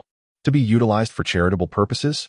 Stepping forward, the Robin spoke candidly. At this juncture, you still use such matters as a shield. Mr. Elman, you are truly beyond redemption. Then, gentlemen, are you willing to grant this irredeemable wretch a path to salvation? Elman humbly lowered himself, but Poshio, growing impatient, was about to retort when Giorgio intervened. You present a compelling argument, and Giorgio acknowledged Elman's words, prompting Poshio to respond in disbelief. Wait, Giorgio. You can't possibly intend to spare him, can you? Turning her gaze to the two men, and Giorgio calmly stated, whether to spare him depends upon Mr. Elman's choices. With that, a glimmer of light flickered in her eyes as she regarded Elman once more, asking, Mr. Elman, are you willing to demonstrate your sincerity? Of course, though I am uncertain of Mr. Nameless demands, Elman replied with a radiant smile. And Giorgio nodded and remarked, while I wish to trust you, you have yet to present any tangible actions. Oh, and what does Mr. Nameless require? Elman inquired, his gaze filled with anticipation. And Giorgio responded directly. It is quite simple. You need to make a small gesture. You claim to support charitable causes, which is commendable, but I seek more than mere words. I want you to genuinely act, to at least show some form of commitment. Elman nodded and said, Oh, I see. If Mr. Nameless requires it, I can act on it immediately. Do not engage in any tricks, for Zhitiao and I have been monitoring your account. And Giorgio calmly responded, Should you fail to comply with my instructions, many in the galaxy would gladly extend a favor to Mr. Nameless. Indeed. You would also become a target for the Sea Ranger hunters. Boshu interjected, and the Robin followed suit, stating, The family is also willing to offer some assistance. Understood. I am fully aware. Elman's expression remained unchanged, for he was well aware of the consequences of failure before undertaking this task. This was also the reason Elman, after becoming a pawn, chose not to terminate the conversation. The three factions could easily ensnare him. Moreover, the company would not risk its reputation for a mere businessman like Mr. Nameless and the Sea Ranger. What? You mentioned the family. Let us not discuss that. In my account, there are billions of credit points. To express my respect, I shall offer half of it, and I hope the three of you can understand. Elman slightly bowed. And Giorgio responded directly, That is acceptable. Please donate this sum to the Cross Association, and they will be grateful. The Cross Association, established by several pathwalkers aligned with the same fate, pursues the objective of aiding the weak through harmonious means, with all funds being transparent. Although it may not be entirely free of scandal, its reputation is commendable. Understood. Elman snapped his fingers, and a virtual screen appeared before him.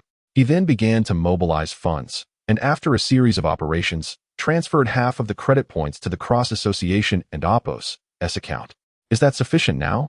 Elman looked towards Giorgio once more. She remained silent, instead turning to Zhitiao and inquired, What is the status? We have successfully hacked the account and are beginning to retrieve the funds. Master, should we transfer all of it to the Cross Association's account? Wait. What are you doing? A look of terror spread across Elman's face as he realized that all the funds in his account were being manipulated. Yet he had no control over it. You are a man of injustice. Thus, I shall designate this wealth as ill-gotten gains. In the face of such ill-gotten wealth, I can only handle it in this manner. As for your companies, you need not worry. I have already liquidated all your shares. The new shareholders will treat those employees well. By the way, your dark secrets have also been disseminated. They should already be trending on the galactic hot search, and thus, you are now utterly disgraced. And Giorgio spoke these words in a calm tone, causing Elman to finally lose his composure. He angrily retorted, You are untrustworthy. You are more despicable than I am. Firstly, I never promised you anything. And Giorgio shook her head and continued. Secondly, my mother taught me that in a forest devoid of civilization, where only savagery reigns, one must be sufficiently ruthless to instill fear in those hyenas that harbor thoughts of seizing a share. It can also instill fear in those who harbor similar ulterior motives, compelling them to withdraw. In terms of outcomes, this matter has yielded three benefits at once. The cost, my dear, is merely you. According to your own rhetoric, every individual possesses a constant value. I have merely harnessed your value, and you ought to feel a sense of joy. Your worth has contributed to the advancement of charitable endeavors. At this juncture, Giorgio seemed to have a revelation and continued, Now, before you lies but a singular path to tread. Confronted with all these sordid affairs, you are engulfed in anguish and regret. Thus, relinquish all your assets and face your demise with composure. Ehrman gazed at the clear-eyed Giorgio and, after a prolonged silence, finally uttered two words from deep within his throat. Demon. Demon. He spat these words forth, and upon hearing them, Giorgio shook her head and replied, What I have done to you certainly qualifies as demonic. Yet, to those who perished in war, you embody the greatest evil. Thus, This is merely a mutual onslaught between demons. Ha ha ha ha. Airman observed in Gio's unclouded expression and erupted into a frenzied laugh. From possessing everything to losing it all, such a disparity is not something every soul can endure. I have succumbed to my desires, I have finally failed, and I accept that. Airman drew a weapon, aiming it at his own head. He looked at Gio and spoke in a chilling voice, but I have savored the heights. I have stood atop the pinnacle. At the very least, I once possessed, and I am more fortunate than those who have never had. I still tower above them. And you, nameless guest, this time, justice has prevailed. Yet, I tell you, I have witnessed your kind of justice before, and I have obliterated them with ease. Justice, ah. It shall be vanquished by greater evils, or perhaps stripped of its righteous veneer and plunged into darkness. This is my blessing for you, Mr. Nameless Guest. May we meet again in the deepest depths of hell. With a thud, Airman slowly collapsed, his image fading away. The three witnesses reacted with varied emotions. Gio pondered deeply, the nightingale remained silent, while Portio exclaimed with exhilaration, "My dear, this fellow has finally met his end, though not by my own hand. It suffices." After saying this, Portio patted Gio on the shoulder and candidly remarked, "Cheer up. There is no need to dwell on his twisted words. This man has merely received his due punishment." Portio had long since transcended the phase of contemplating the paths of others. Despite his occasional eccentricity, his mind remained resolutely steadfast. The words of others could no longer sway him. He would only forge ahead on the path he had chosen, unwavering. Gio shook her head and said, "Rest assured, I am not lost. I am merely contemplating how to modify this vessel to end wars forcefully." "Have you devised a solution?" he inquired. "Indeed. I have considered it in relation to the ship. Let us construct an orbital cannon." Gio stroked her chin thoughtfully, and Portio, bewildered, asked, "Is that feasible?" "Certainly. It is possible, though it may require some time. Naturally, we will also need a power source to fuel the orbital cannon, but that should not pose a concern. The energy issue is the easiest to resolve, for instance, utilizing a stellar core. As long as one disregards the negative impact of others, it can become an inexhaustible source of energy. Thus, the transformation begins. Gio, brimming with vigor, commenced his manufacturing, when Portio interjected, "I am here to assist you." The robin stood still, lost in contemplation, pondering whether she had forgotten something important. Outside the spacecraft, the guards exchanged glances at the entrance. While Gio busied himself amidst the chaos of war, both nations began to fervently prepare for the impending conflict, mobilizing troops to deliver a significant blow to one another. The two speeding vehicles, unable to halt, were destined for a catastrophic collision. The armies on both sides assembled, ready to embark for the battlefield. As kings of their respective nations, it was their duty to deliver rousing speeches at this critical juncture. Despite the soldiers' overwhelming weariness from war and the despair that had engulfed the populace, the leaders passionately proclaimed their commitment to their nation's glory, declaring this to be the final battle. "We shall undoubtedly achieve victory." Yet, the citizens remained unconvinced, their hearts steeped in despair. As the troops set forth towards the battlefield, a child cried out, "Daddy, are you there? Please stop fighting. I don't want you to die." The child's innocent words rendered the soldiers silent, for they understood that this was a senseless struggle. Neither nation was an aggressor. They were, in fact, of a common origin. The primary objective of war should be gain, yet they had acquired nothing, only witnessing their once peaceful and prosperous homeland engulfed in flames of conflict. They yearned for peace, though it seemed elusive. The soldiers, in anguish, closed their eyes. They had once taken pride in being the guardians of their nation. Now, they loathed the weapons they wielded, for they had claimed too many lives. When the honor of a soldier loses its righteousness, that honor transforms into a source of immense suffering. Yet, they could not resist the call of war, for they were merely the most insignificant pawns in the grand scheme of battle. They could only obey the orders of their superiors, becoming instruments of execution. Now, they would march towards the battlefield, hearing the anguished cries of their brethren, striving for a victory devoid of any true victor.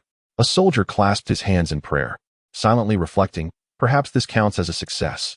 Gio gazed at the cannon before him, nodding slightly. This was his railgun, albeit somewhat rudimentary. He could even lift it himself. But who said it must be mounted on a spacecraft to qualify as a railgun? Do they not understand the essence of cutting-edge technology? It is well known that the barrel of a railgun is never the focal point. Without energy, a railgun is merely a piece of scrap metal. However, the barrel empowered by the force of a star core possesses an output capability second only to that of the railgun itself. compared to the exuberance of pinpoint strike weaponry. This railgun is decidedly devoid of embellishment. It possesses but one mode of output, sheer brutality. At full power, a single strike could devastate an entire continent. It was the temporary creation of Inventor, serving as a modern-day Damocles sword. Let us simply call it the Annihilation Cannon. Inventor nodded gently and retrieved the sealed star core, affixing it to the orbital cannon. Subsequently, the Annihilation Cannon was hoisted and emerged from the realm of wisdom. Upon witnessing Inventor's emergence, Poshio immediately inquired, "The orbital cannon? Has it been manufactured?" Poshio's tone was laced with skepticism, despite his unconventional thinking. He could scarcely believe that such a formidable weapon could have been constructed in Inventor's modest workshop. "Of course, would you like to give it a try?"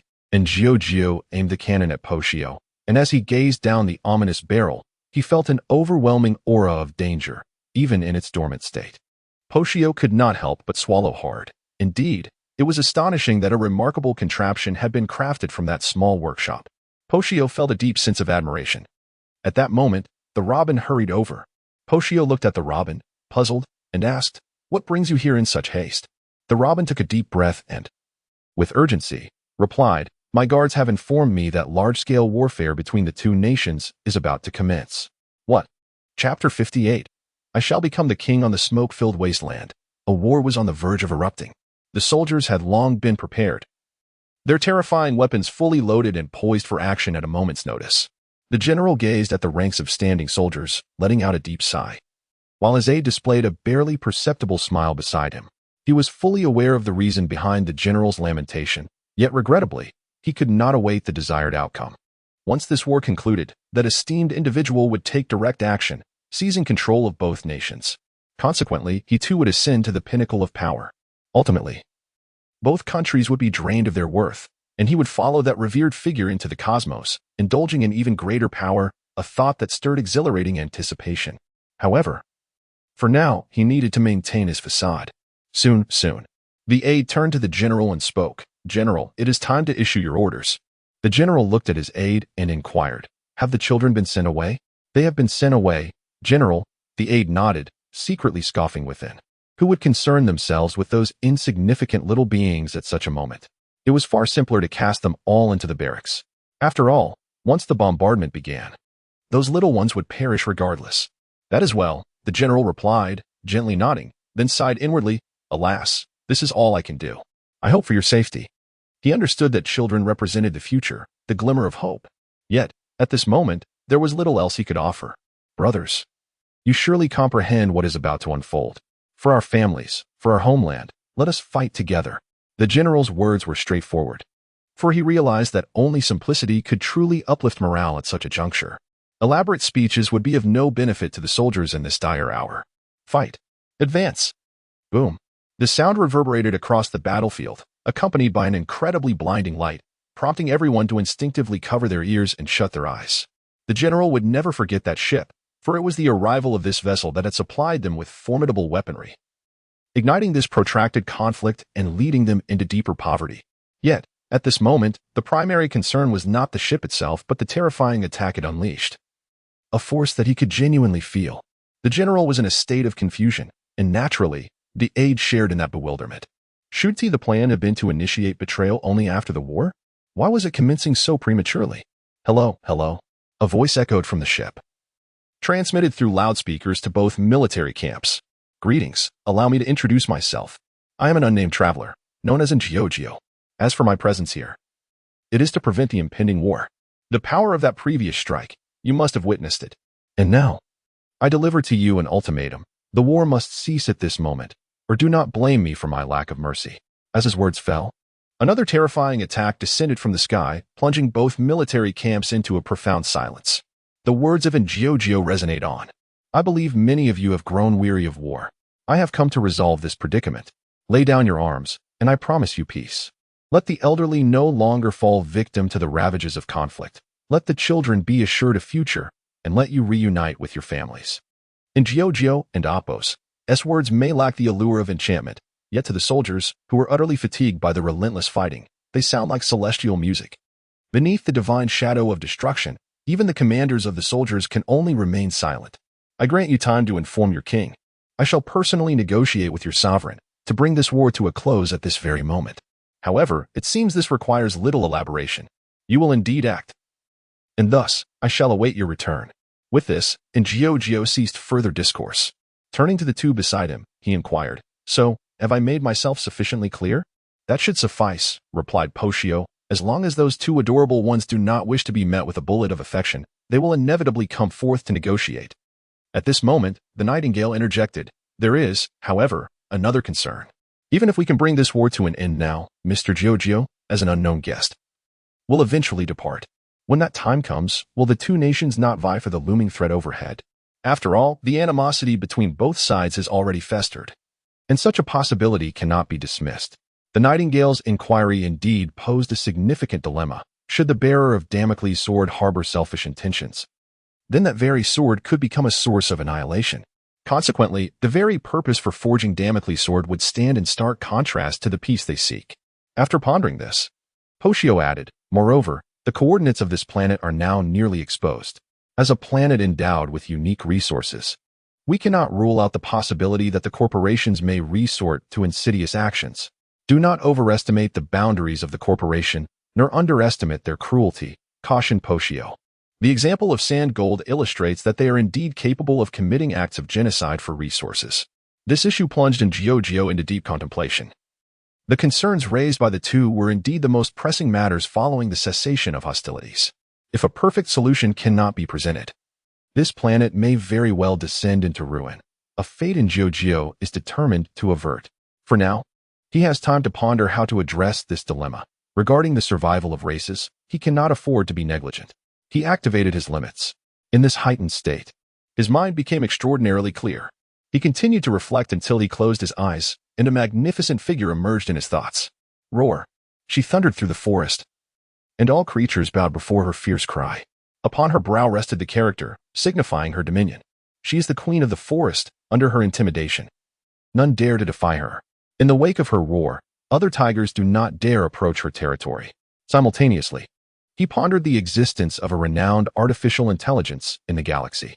The emperor of the mechanical empire, Lord Gum, had been born in such a manner that companies no longer dared to act against inorganic beings.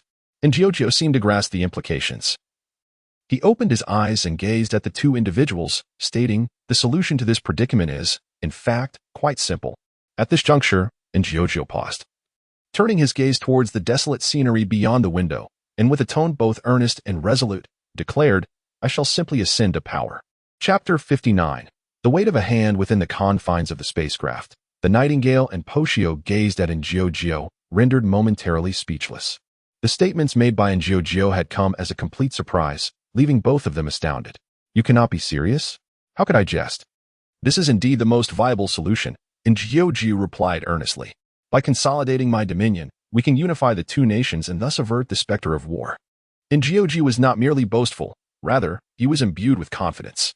He believed himself to be a genius, capable of stirring the cosmic winds as adeptly as the members of the Genius Club.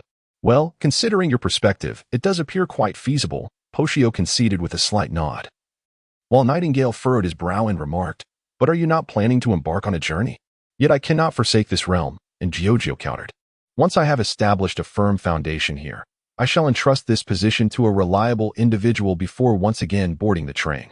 Having articulated his ambition to ascend to kingship, Giorgio had naturally contemplated his subsequent course of action. He was not disembarking permanently. Rather, he intended to temporarily alight, with plans to reboard that very train. Indeed, that is a viable strategy, Nightingale acknowledged Giorgio's proposal. Should a nameless guardian be appointed, the company would likely extend favors to the Starry Train. Then it is settled. Once those two kings arrive, we shall eliminate them forthwith and seize their thrones. Giorgio declared, clenching his fists. Poshio turned to Giorgio, exasperated. Have you lost your senses? I thought this would be invigorating. A smile graced Giorgio's face as Poshio retorted, Young one, such language is quite unbecoming. I am an immortal, over 30 years of age. Who can truly say who is older? Giorgio replied, prompting a surprised reaction from Poshio. Indeed, that is quite astonishing, he exclaimed. Immortal? Abundant? Nightingale inquired, his expression one of confusion. No, I am not of the abundant. I am simply an immortal, Giorgio clarified. But that is inconsequential. I possess ample time for contemplation. shaking his head, and Jiao was interrupted by Ji Tuo, who announced, "Master, I have detected a potential presence of the kings." "Oh, have they arrived so soon?" And Jiao observed the captured images displayed by Ji Tuo and addressed his companions. "We must ascend. Ji Tuo, please assist me by sending the necessary items." The two nodded in agreement as the spacecraft, under Ji Tuo's guidance, gently descended into the heart of the battlefield. The trio disembarked, while Ji Tuo began amplifying his voice and transmitting the requisite items. "To the two kings, should you wish to negotiate, you may approach the front of the spacecraft. You may bring companions, yet it is prudent to harbor no ulterior motives, as the orbital cannon has you in its sights." Ji Tuo's proclamation caused both kings at the encampment to momentarily freeze, first in fury, then in resignation. They were painfully aware, having experienced it once before, that they were woefully outmatched compared to these technologically advanced extraterrestrial visitors. As they beheld one another, the expressions of the two kings soured considerably. However, the two did not engage in a verbal altercation. They simultaneously emitted a cold snort and turned their gazes towards the three individuals who had long been awaiting them in front of the spacecraft. Among the trio stood Jiao, the youngest, yet occupying the foremost position, indicating her role as the leader. Surely, the two must be the kings of their respective nations? And Jiao glanced at the two monarchs, who nodded in unison. The robust king, adorned with a crown, spoke up. "May I inquire, sir, what is the purpose behind your actions?" "I have already stated my intention. I have come to put an end to this war." And Jiao replied. The elder king, appearing somewhat frail, then asked, "Are you an extraterrestrial visitor?" "Indeed," and Jiao nodded slightly. Upon hearing this, the robust king could not suppress his thoughts. "If you are an extraterrestrial, why meddle in the affairs of our two nations? This matter should bear no relevance to you." "Indeed, it bears no relevance, yet I am inclined to intervene. Do you have any objections?" And Jiao retorted, showing a distinct lack of respect for the two kings. "The protraction of the war may indeed be influenced by that arms dealer, airman, yet as kings, they were certainly not without fault." "You," the robust king faltered. Did he dare express dissent? Should he voice his opinion, he might meet a swift demise, leaving him no outlet for his lamentation. The elder king cast a sidelong glance at the robust one before inquiring, "Sir, what if we were to cease hostilities as you suggest? If you cease the war, can you guarantee that it will not reignite thereafter?" And Jiao countered once more. The two kings exchanged glances before responding in unison, "Of course, we can." As sovereigns, they were adept at bending and stretching the truth. For the time being, they would feign submission, allowing them to dictate future actions as they deemed fit. Furthermore, given that he came to halt the war, he was presumably motivated by goodwill and a sense of justice, making him more likely to believe their words. "Yet, I do not trust you," and Jiao stated, shaking her head. She looked at the two kings with a clear and earnest expression, saying thus, "I have devised a solution." "What solution?" The two kings and their accompanying generals regarded her with puzzled expressions. And Jiao stated directly, "It is simple. I shall become the ruler of the nation. In this role, I can unify both countries and ensure that conflict ceases." The two kings momentarily froze. And upon regaining their composure, the robust king declared, "Impossible. We will never consent to that." The elder king added, "While I hold great respect for your desire to prevent the continuation of war, I am unwilling to place my nation into the hands of another." Observing the earnest expressions on the faces of the two kings, and Jiao calmly remarked, "In truth, your opinions are of little consequence." With that, she produced a cannon, aimed it at a distant spot, and fired. With a resounding boom, a large crater appeared not far off.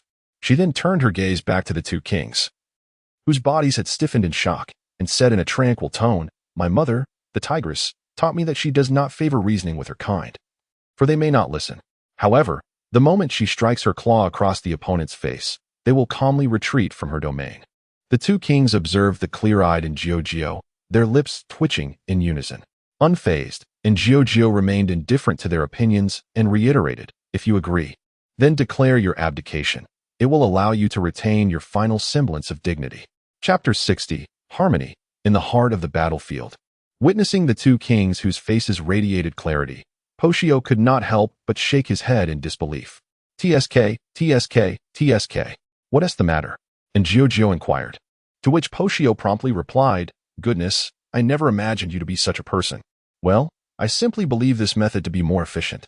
I don't have the luxury to expound on so-called principles." For my previous experiences have taught me that a well-crafted argument pales in comparison to delivering a direct blow to the opponent. And Giorgio shared this sentiment. He merely wished for those innocent and virtuous children to grow up free from the shadow of war. Once the situation stabilized, he would naturally depart from this place, with no need to consider anyone's pride. Just as he had stated earlier, if they were unwilling, a slap would suffice, no matter how they flail. A well-placed strike would bring them to heel. This approach aligned perfectly with his thoughts, efficient and straightforward. Are you reluctant to part with it? If so, I can escort you, and then you will have no reason to feel attached. And Giorgio spoke again, this time with an undertone of threat. After experiencing the events with airmen, and Giorgio realized that threats were far more effective than mere rhetoric. They conserve breath and effort. Your actions will not earn the people's recognition. The elderly king protested, and Giorgio shook his head in response. No, the reality contradicts your assertion. His voice resonated through the loudspeakers of the spacecraft, reaching the military camp and echoing within the capitals of both nations. The figures of Giorgio and his companions appeared on the screens. I have analyzed the current sentiments of the populace. At this juncture, they no longer care about who holds the legitimate claim to the throne. What they desire is simply to have enough to eat and to live in peace. You cannot provide what they seek, but I can. The ceaseless days and nights of turmoil must give way to a hopeful tomorrow, abundant with food to fill their bellies. Are these three conditions truly too difficult? Challenging, yes, but not insurmountable. If I so desire, I can achieve them. The kings and several generals fell silent. Logically, if Giorgio could indeed fulfill these promises, surrender might not be an impossibility for them. I understand that you are still reluctant to relinquish your current positions, that you are wrestling with your own convictions. But it matters not. Your choices cannot outweigh those of the people. And Giorgio lifted his gaze to the heavens and proclaimed, People, my stance is abundantly clear. Will you reject me? If you choose to do so, I will accept it. And Giorgio was indifferent to the opinions of the kings. Yet if the citizens of both nations chose to reject him, he would turn away. He could disregard the two kings as mere figures. But he could not influence the choices of the people, much like the heroes of Chaching Star had chosen in their time. And Giorgio's words plunged the military camp and the people between the two nations into silence, as many faces reflected a flicker of contemplation. If Giorgio could truly accomplish what he professed, perhaps they would be inclined to agree. As for the notion of a nation, in the face of their own struggles, did they still care who governed it? I am willing, my lord, to become your subject. A woman's voice, strained and desperate, echoed in the ears of many as she knelt on the ground, her words steeped in profound sorrow. My husband has perished in battle. My parents have succumbed to hunger. I am left with only my child. I have nothing left to lose. In that moment, she cared for nothing anymore. Having reached this point, what more could she possibly lose but her child? And she was resolute in her desire not to lose this final thread of hope. Indeed, we have nothing left to lose. We care for nothing anymore. New king, we wish to be your subjects. Countless individuals fell to their knees, indifferent to the dignity that such an act might entail. In the face of life and death, dignity is but a fleeting shadow, trampled beneath the weight of human nature. One by one, they knelt, acknowledging Giorgio as their king.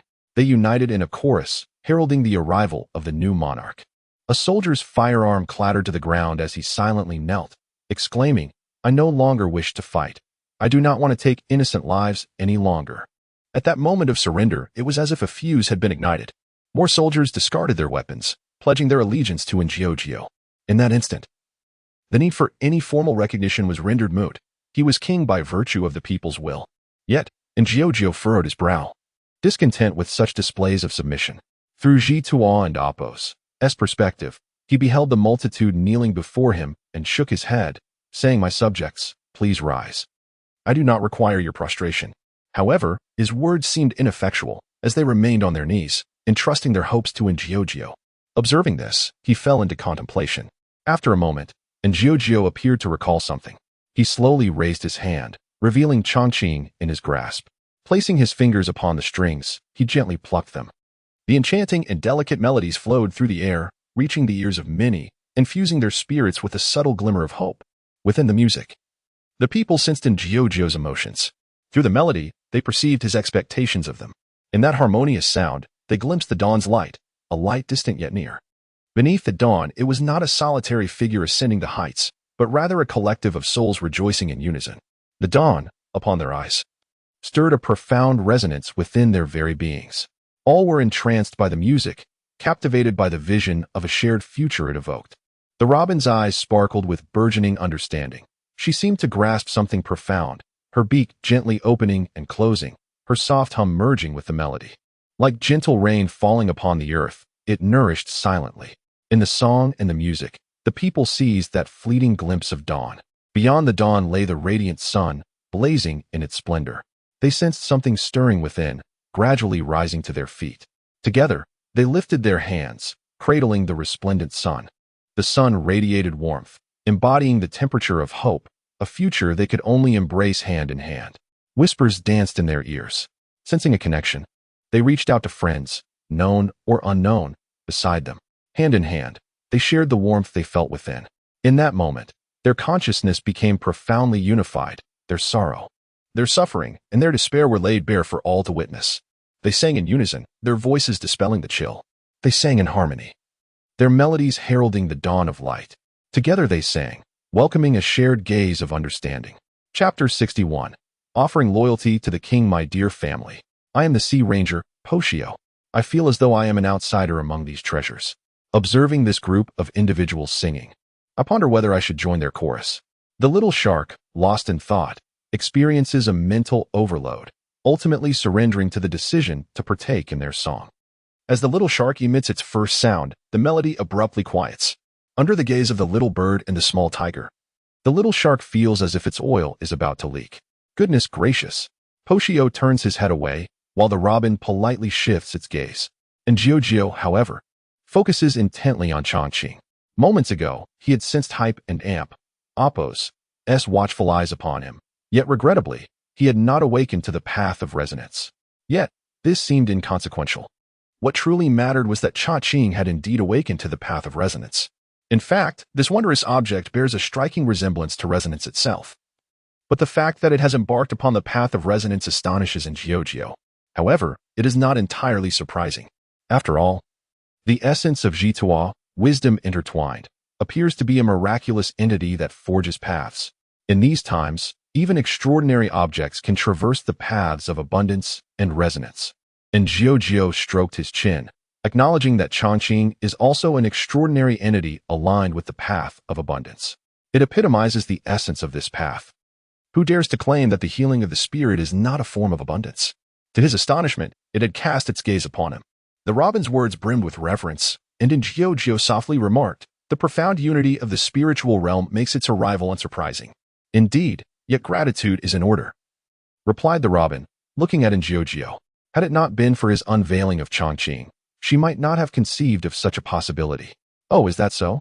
I await it with eager anticipation, and Giorgio's eyes sparkled with unmasked enthusiasm. The robin chuckled lightly. Once the creation is complete, I shall send you a copy.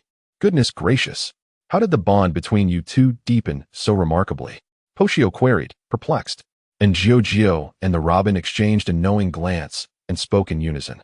Because of its gaze, Poshio suddenly comprehended. Indeed, resonance is among the more enigmatic of celestial deities, and in such circumstances, the profound harmony of the spirit can significantly enhance connections between individuals. After all, while words can deceive, the spirit cannot. This method allows one to discern the true nature of a person, an extraordinary phenomenon. With its gaze upon me, I may advance my plans for departure. And Giorgio stroked his chin, recognizing that the power of resonance had fostered a remarkable unity of spirits between their two nations. It further illuminated the shared suffering they endured.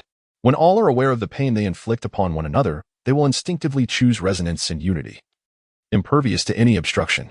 Goodness gracious! Do you intend to flee? Are you two planning to depart? The two kings froze in place, realizing that they could have escaped moments ago. Yet, the force of resonance was overwhelmingly potent, and as mere mortals, they found themselves ensnared in its grasp. They naturally sensed the current desires of the populace and realized that they had no hope of a comeback. In order to preserve their lives, fleeing was the only option. However, it was evident that against Poshio and Giorgio, their chances of escape were virtually non-existent. Poshio snorted coldly, ready to take action. Yet, in the next instant, the general swiftly intervened, capturing both kings with ease. He then approached Giorgio, speaking in a grave tone, "Your Majesty, the criminals have been apprehended. How shall we proceed?" The other generals displayed expressions of shock, which quickly morphed into regret.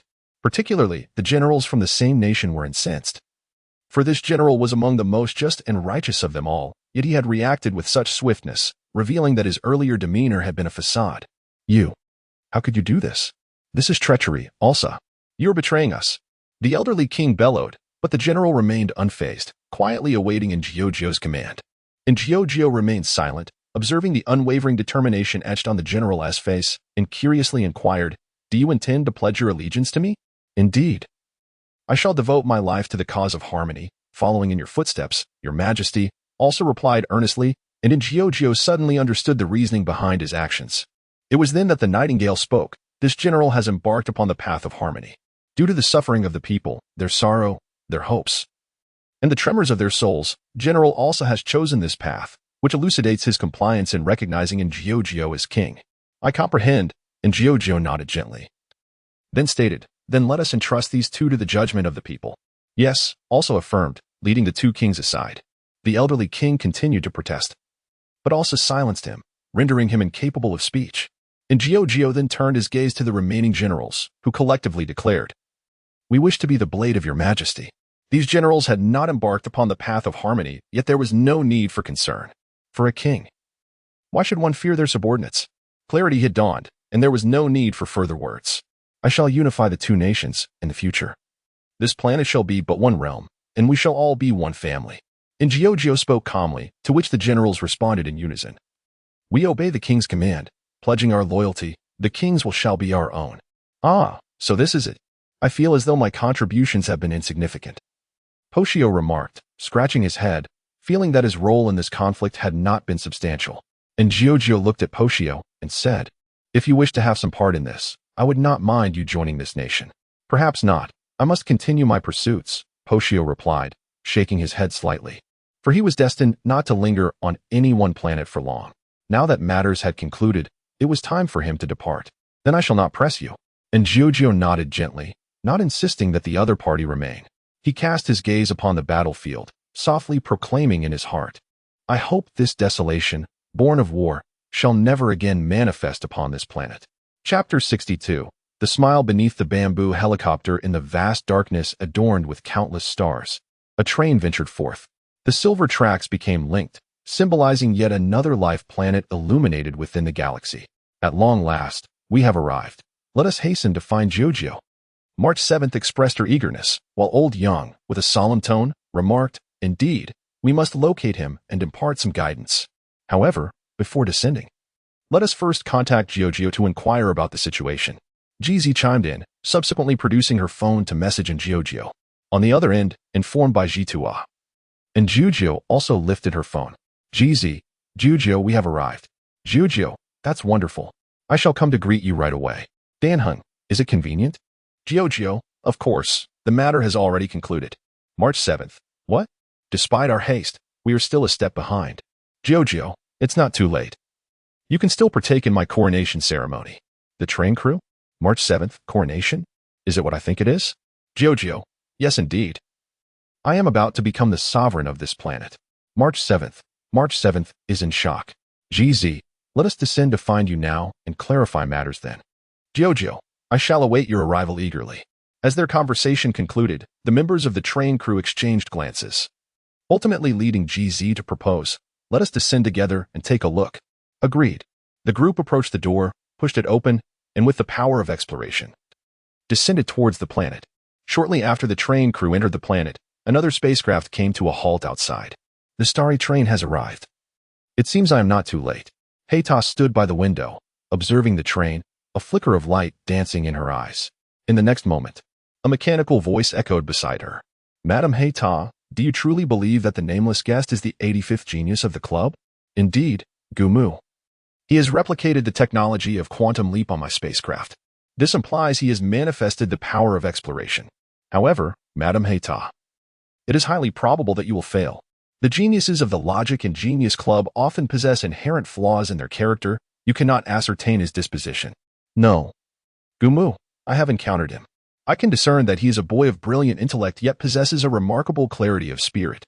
He harbors guilt over the actions that could jeopardize my spacecraft, hence he will not refuse me." Hayta gently shook her head. And Gumu responded, This is the inherent gratitude of organic beings. Logic. If that child is indeed as you described, then success is indeed possible. I must take my leave. We shall converse again. Until next time, Madam Hayta. Hayta concluded the communication and steered her spacecraft towards the planet's interior. Her vessel lacked the inherent power of the Starry Train to directly transport the nameless guest into the planet. Thus, she had to navigate her way inside. At this very moment, Geo, oblivious to the arrival of the genius from the Genius Club, was departing the city to meet with GZ and the others. As he proceeded, an object struck him unexpectedly. He raised his hand to discover it was a bamboo dragonfly, though, regrettably, its wings had been crushed.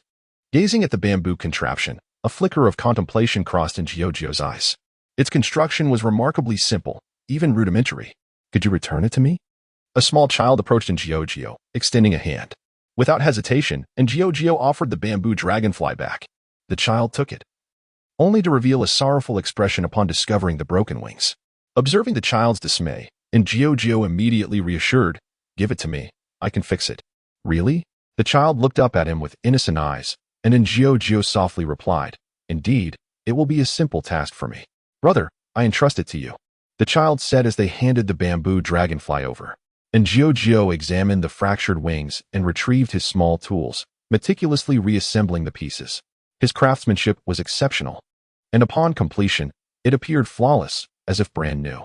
Moreover, Geo made subtle enhancements, extending its flight duration. He then returned the bamboo dragonfly to the child. "It's truly fixed. Brother, you are amazing." The child blinked in astonishment, gripping the bamboo dragonfly tightly. With a gentle motion, the child released it into the air once more. Watching it soar, a radiant smile blossomed on the child's face. "It's flying. Brother, do you want to play with it too?" The child offered the bamboo dragonfly once again. Geo, captivated by the child's sparkling gaze, accepted without decline. With a light flick, the bamboo dragonfly took to the skies again. The child danced around it, their laughter echoing with pure joy. A smile can be so simple. A smile can be so pure. A smile need not be for mockery. Geo lifted his head, a glimmer of light flashing in his eyes. As the light shimmered, he appeared before him. Adorned with a mask of joy, he radiated laughter. His mirth intertwined with that of the child, weaving the most innocent and pure melody, a sound born from heartfelt delight. "This is my joy, this is indeed my joy. To smile out of emotion. To smile out of hope, to smile upon discovering the truest happiness, this is joy." After uttering these words, Geo fully embraced the path of joy. Similarly, he defined his future journey of happiness. What an unexpected treasure this was. After Aha vanished, Geo whispered softly. Though he had been briefly acknowledged by Aha, stepping onto the path of joy, he realized that he himself was not inherently a jester, and thus had scarcely advanced along the path of joy. In stark contrast, Geo's journey of intellect has been nothing short of a triumphant march, marked by a rapid and sophisticated ascendance. Furthermore, the momentum of the path of exploration has also been remarkably vigorous. "Brother, what troubles you?" The child approached Geo once more, a look of confusion adorning their face. Geo gently ruffled the child and Appo's hair and replied tenderly, "It's nothing. Go and play. I have my own matters to attend to." "I see. Then farewell, brother. Farewell." The child wandered off, while Geo, wearing a faint smile, set forth towards the outskirts of the city. Amidst the wilderness, Geo successfully located the members of the train crew. Geo. Chapter 63. The arrival of the train group, Geo. San Yuchi hurriedly approached, her face lighting up with a smile as she called out, "Sister Sanyu, it has been far too long." "Indeed, it feels like you have lost weight after just a few days," San Yuchi remarked, a flicker of concern flashing in her eyes as she gazed at Geo. Surprised by the comment, Geo exclaimed, "Sister Sanyu, that sentiment hardly aligns with your usual demeanor." "What do you mean by that?" San Yuchi retorted, visibly upset. "Nothing, you misunderstood," Geo coughed lightly, attempting to ease the tension. "Now, regarding the situation here, and your ambition to become a king," Lao Yang interjected, casting a curious glance at Geo. Upon hearing this, Geo promptly suggested, "Let us discuss this as we walk." "Very well." Seeing the agreement among the group, Geo led them towards the city. During their journey, she recounted her recent experiences. When she spoke of her endeavor to replicate the leap technology, astonishment swept over the four of them. GZ immediately inquired, "You truly replicated the leap technology?" "Yes, though it remains a work in progress, merely a prototype." Geo lamented, producing the experimental device. It was damaged after a single leap. Alas, the technology is not yet refined, and it is a pity to waste such materials. Is this what it means to be a genius? Remarkable, Lao Yang mused, acknowledging the extraordinary capabilities of such talents. To replicate leap technology is no small feat. What about the reputation of the Pioneer Star God? Wait, the Pioneer Star God has perished? Then never mind. Indeed, it was through leap technology that we arrived in this place. It was from Miss Robin that we learned the reasons behind the war. By the way, is Miss Robin still around? San Yuqi's eyes sparkled with excitement, for she greatly admired the illustrious star, Miss Robin. Is that so? I must hurry to seek her autograph. San Yuqi and Appo's eagerness intensified. Dan Heng shot a glance at San Yuqi before addressing in Jiao. Do not mind her. Please continue. Very well. And Jiao resumed her narrative, detailing her experiences upon arriving on the planet, such as her plans to eliminate the arms dealer and the ambush set against her. She recounted how she outsmarted her adversary, revealing their dark secrets and leading to their downfall. Finally breaking free from her starstruck fervor, San Yuqi exclaimed in surprise, I commented on that trending topic. I had no idea it was all due to you. Yes, it was indeed my doing, and Jiao confirmed with a nod, choosing not to dwell on the subject further. Instead, she articulated her reasons for aspiring to become a king. After listening intently, GZ softly remarked, Your considerations are indeed thorough. This planet has been exposed. Without a solid backing, one can hardly predict the outcome. In contrast, San Yuqi's perspective was different. She extracted a singular thought from Jiao's words. If Jiao were to become a king here, would that not mean she cannot travel with us? She pondered. I would miss Jiao dearly. In March, each individual possesses their own choices, and we should not compel them to make decisions. Old Yang gently shook his head. Upon hearing this, March 7, with a hint of disappointment, replied, All right. Uncle Yang, Sister March, please do not assume that I intend to stay here. I do not plan to disembark. I am merely stepping away for a moment. Let us not forget, we have all agreed to witness the tales of every celestial body. I shall not withdraw midway. And Jiao stated. March 7, astonished, inquired, Jiao, you want to withdraw? Of course not. Once I have ensured the safety of this place, I will resign and return my position to the people. At that time, you must accept me. And Jiao replied with a smile. March 7 momentarily stunned, then jubilantly exclaimed, Oh, that is wonderful. Indeed, one must see things through to the end. I support your choice. GZ remarked, and Dan Heng concurred. This is indeed the best course of action. In this pleasant exchange, the group arrived at the outskirts of a dilapidated city. March 7 gazed at the crumbling walls and could not help but exclaim, It truly is desolate. Such is the nature of war.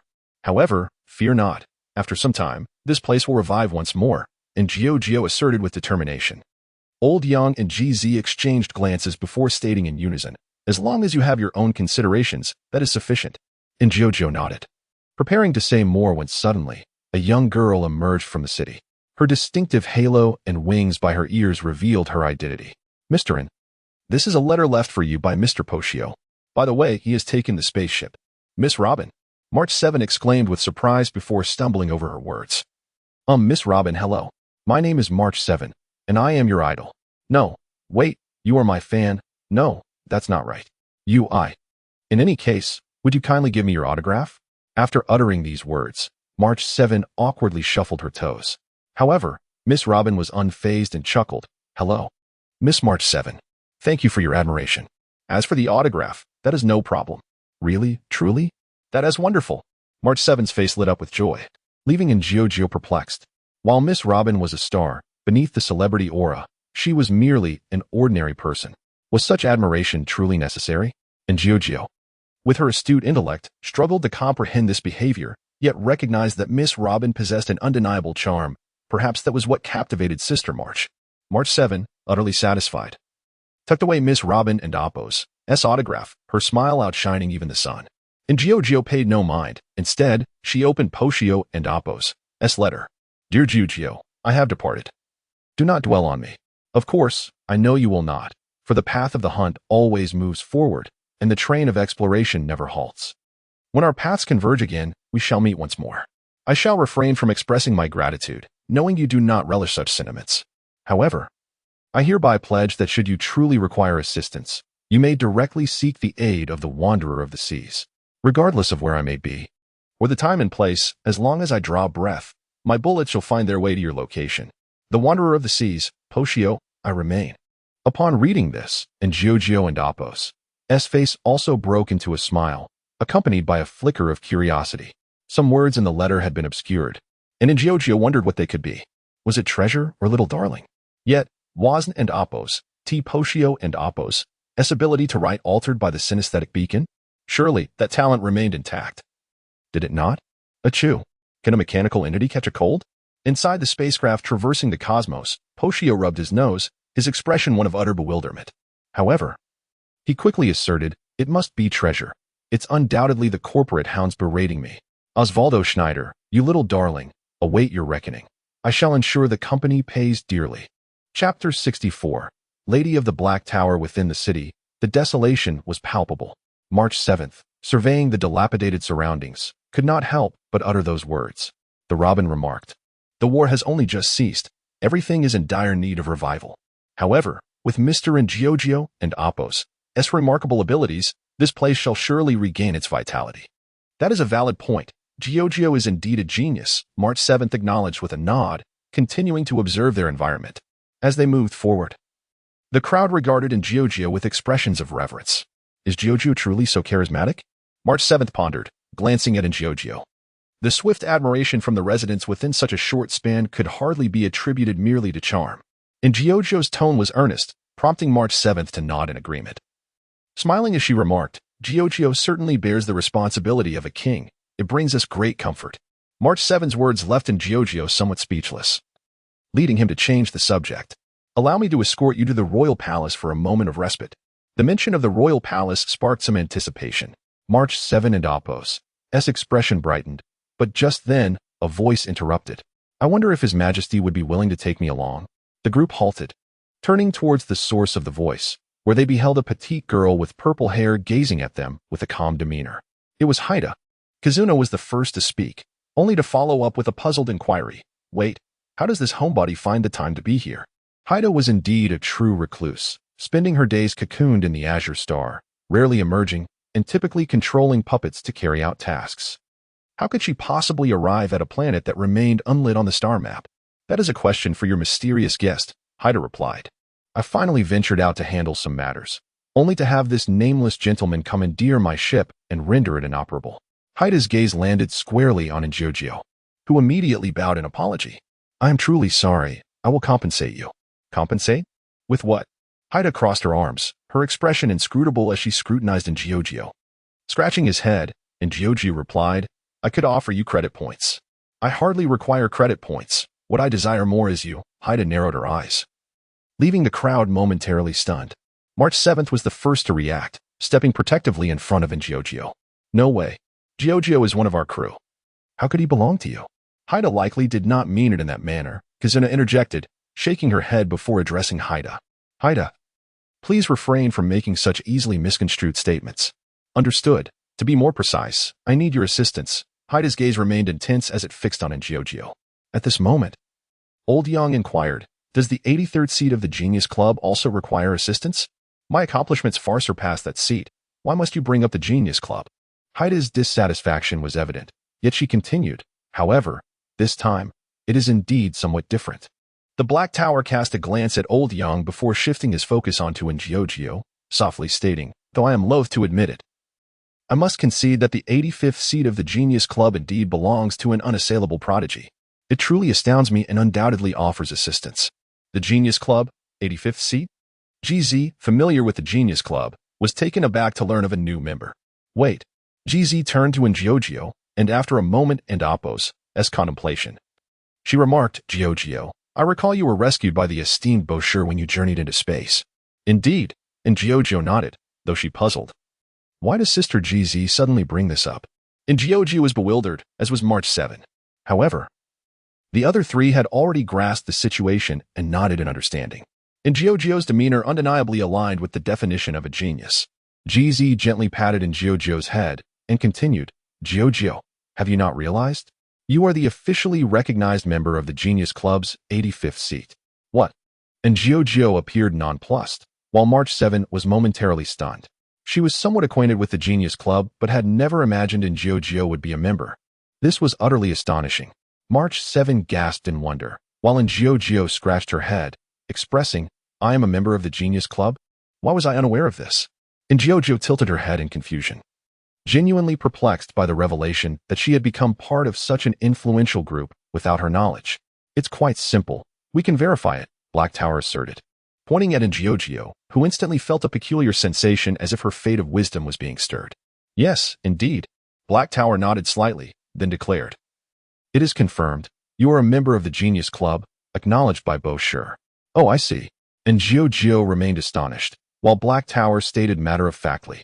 Now that your identity is established, you are in a position to assist me. Causing your spacecraft to crash was my fault, and I shall endeavor to atone for it. However, I may not be able to provide the assistance you seek. Faced with a genius recognized by both Sure, Jiao felt a tinge of insecurity.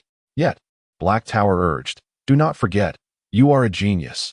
As long as you are willing to delve into research, you can undoubtedly be of help.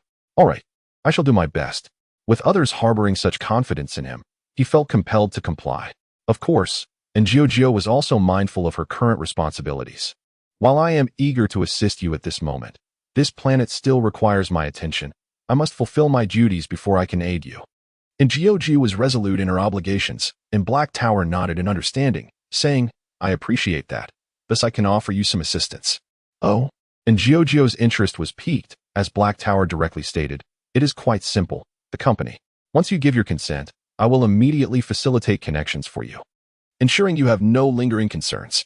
The company, Jiao recalled Poshio and felt a sudden aversion towards the company. Black Tower continued.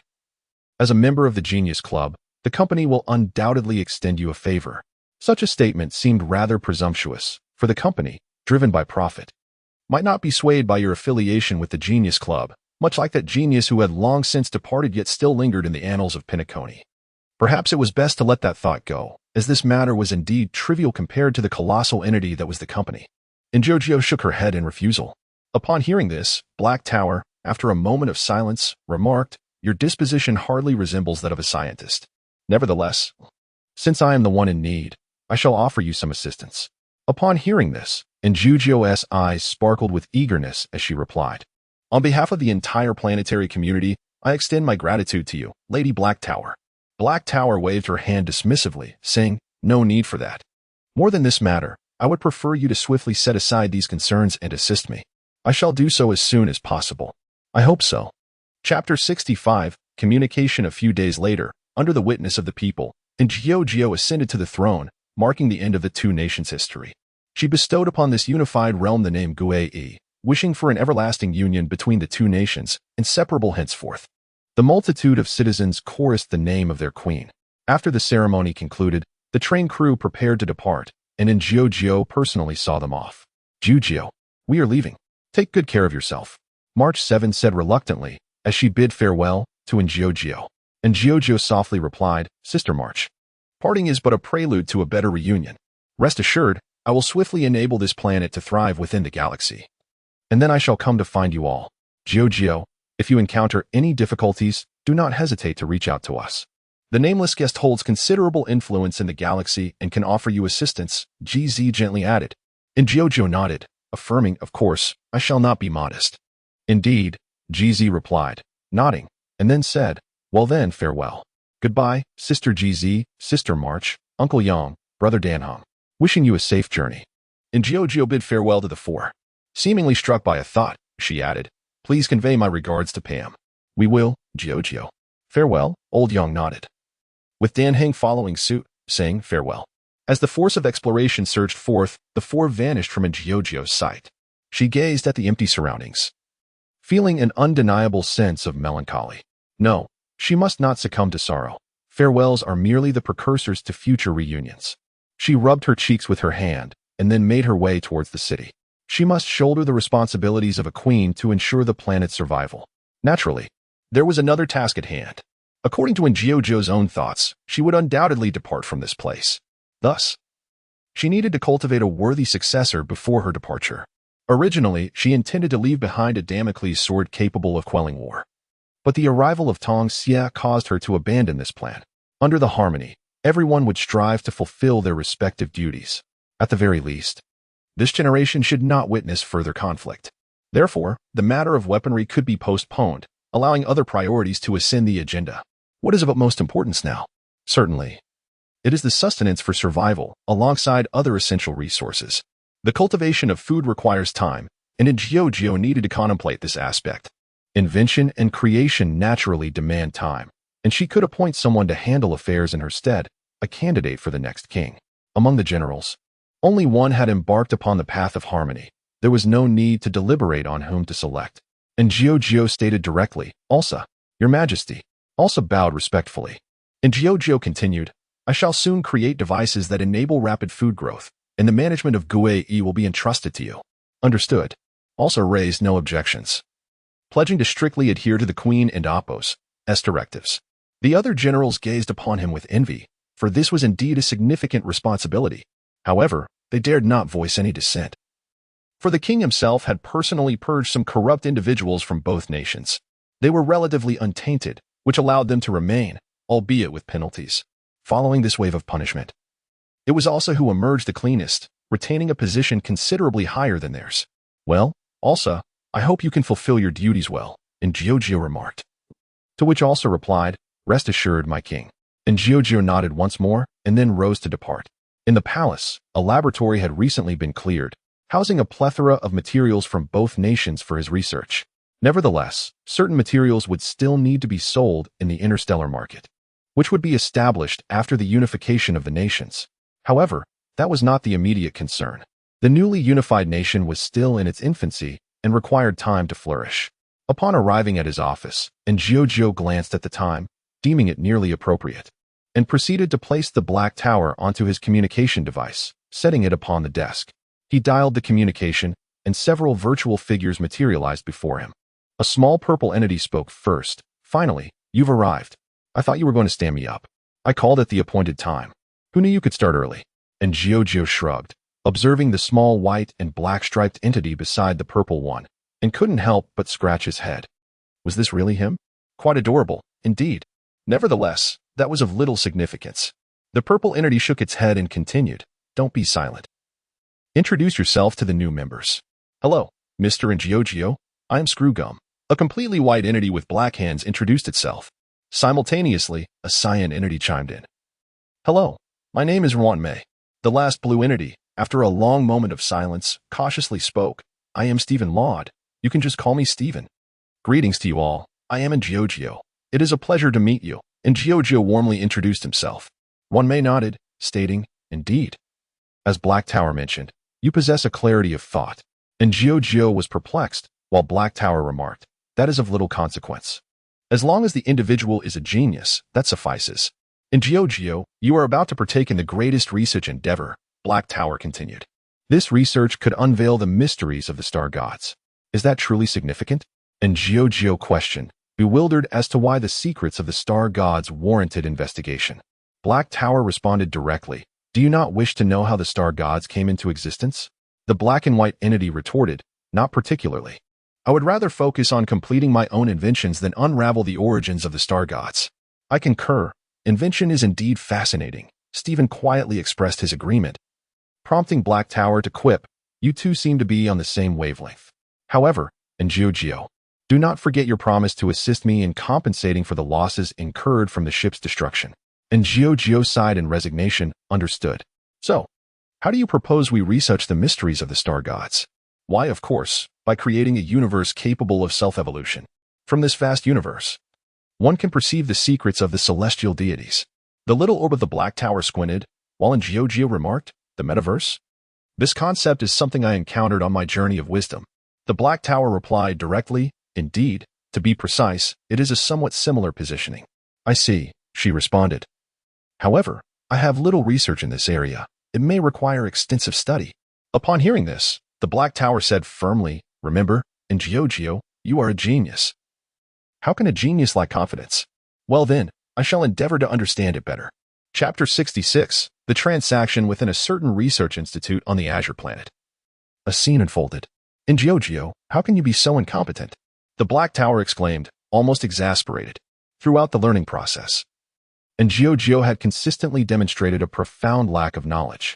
Although he grasped concepts quickly once given explanations, his incessant inquiries were rather overwhelming. I don't mean to, but I truly don't and oppose. No. The small, black and white creature scratched its head, appearing somewhat bewildered. The Black Tower looked at the little creature again and inquired. You don't understand how to replicate the jump technology? It is because of a reference object. I studied for several days to achieve this replication. However, it is merely a prototype, and it breaks after a single use. All right, the Black Tower sighed, rubbing his forehead. But why is your foundation so weak that you must ask such simple questions? Did you emerge from some remote valley? And Gioji was taken aback, but then nodded in agreement. Ms. Black Tower, you are very clever. I did indeed come from a valley. What do you mean? The Black Tower was momentarily taken aback, but at that moment, Mr. Gum interjected, logic. Mr. Gioji may be indicating that he has never received an education. Mr. Gum was correct, and Gioji nodded and, somewhat sheepishly, explained, for the past 30 years, I lived alone in the forest, only encountering the concept of society after colliding with the Astral Express, which is when I began to learn. Oh, impressive. And Gioji recounted his experiences in the forest and the incident with the Astral Express. The notion that one could create a vessel capable of traversing the starry skies without any foundational knowledge was intriguing.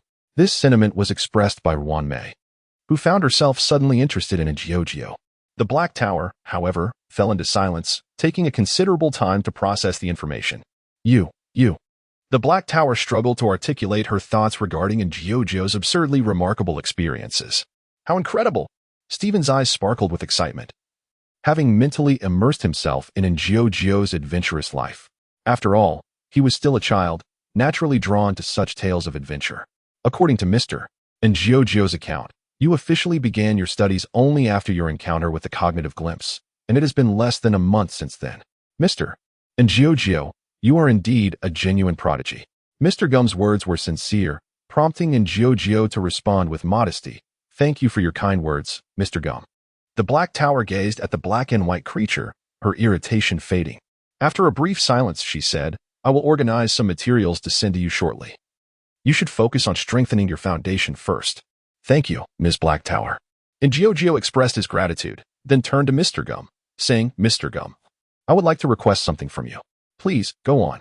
I wish to learn about the manufacturing of intelligent mechanical bodies. And Gioji stated his objective, and Mr. Gum did not immediately acquiesce, instead asking, May I inquire about your intentions, Mr. Gioji? I aspire to create a mechanized body for my friend, allowing her the freedom to move effortlessly. Upon hearing this, Screwgum readily replied, I understand. I will share my knowledge on this matter with you, Mr. Gioji. Thank you, Mr. Screwgum, and Gioji expressed his gratitude once more. At that moment, Black Tower interjected, If you desire a mechanized body, I can provide you with one at any time, and it could be remarkably realistic. Do not waste my time. First, impart to me your knowledge of the metaverse. No. I would prefer to create one myself, and Gioji declined Black Tower and Oppos' generous offer. Black Tower, dissatisfied, retorted, You do not trust my skills. I undoubtedly have faith in Ms. Black Tower and Oppos' expertise, but I still wish to fabricate it myself. After all, G2A is my friend, and crafting a gift with my own hands holds far greater significance. And Gioji possessed this capability, thus creating it personally was indeed more heartfelt. If he were unable to do so, purchasing one would still convey a sense of thoughtfulness. TSK, you hardly resemble a scientist, Black Tower remarked, though she refrained from further comment. And Gioji scratched his head and said, I'm actually an inventor. Regardless of your title, you may study, but do not delay my progress. Yes, I will, and Gioji nodded obediently. Finally, after a period of silence, Wanmei spoke up again. You claim to have lived for over 30 years, yet Black Tower remarks that you appear rather youthful, even younger than Stephen. Are you an immortal? Perhaps. And Gioji mused, uncertain of his own nature. Wanmei, what are you planning? Black Tower inquired.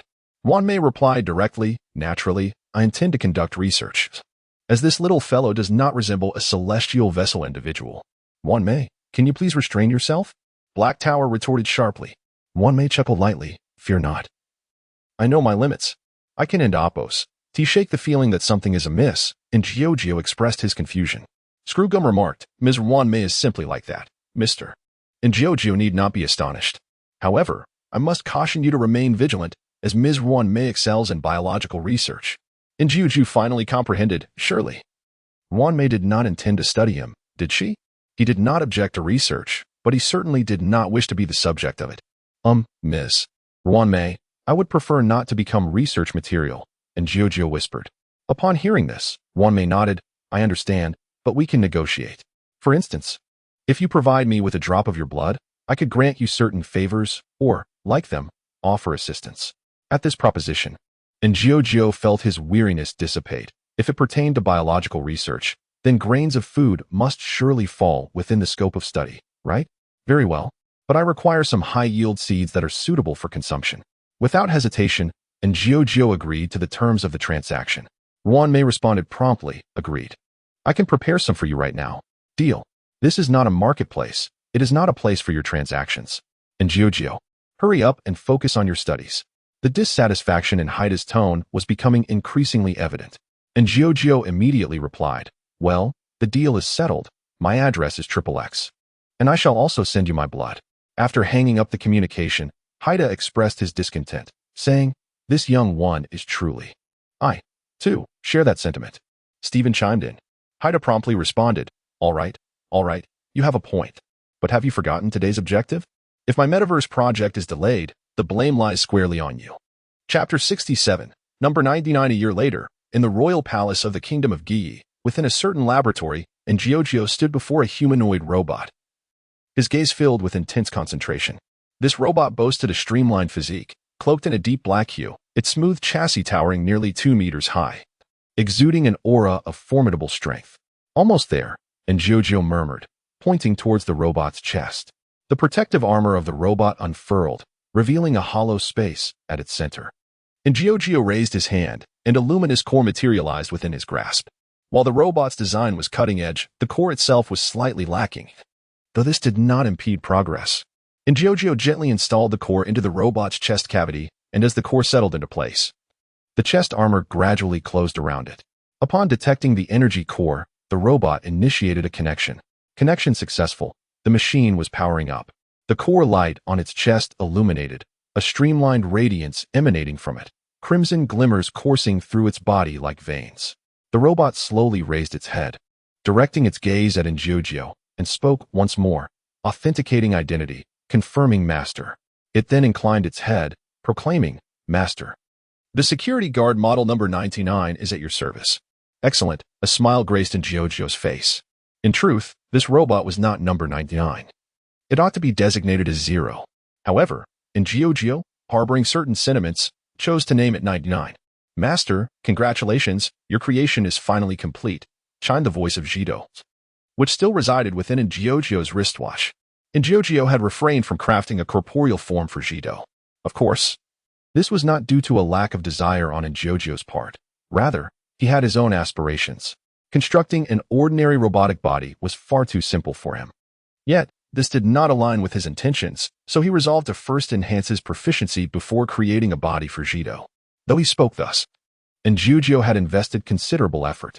The body of 99 was equipped with a multitude of Jiujiu's offensive inventions, capable of activating more powerful modes at any moment. Furthermore, he had designed it with a secondary energy compartment specifically tailored for a stellar core. However, it was unnecessary to install the stellar core within the robot at all times, as it posed significant risks, despite remaining inert thus far. Jiujiu found himself momentarily bewildered, while Jido remarked, the robot uses its broad arms to protect those it wishes to safeguard, cradling them gently, born to fight for them, to live for them, and to die for them. It is truly moving. What a peculiar description, and Jiujiu found it hard to comprehend Jito and Appo's sentiments. Jido continued, Master. This is a recent trending phrase. The emotions shared between machines and humans are indeed profoundly touching. Before Jiujiu could respond, number 99 interjected, searching. Search complete. It is indeed very moving. Thus, I have made a decision. And Jiujiu gazed at number 99 with a look of bewilderment, only to hear the mature voice of number 99 say, Master, I too shall protect you like those of my kind.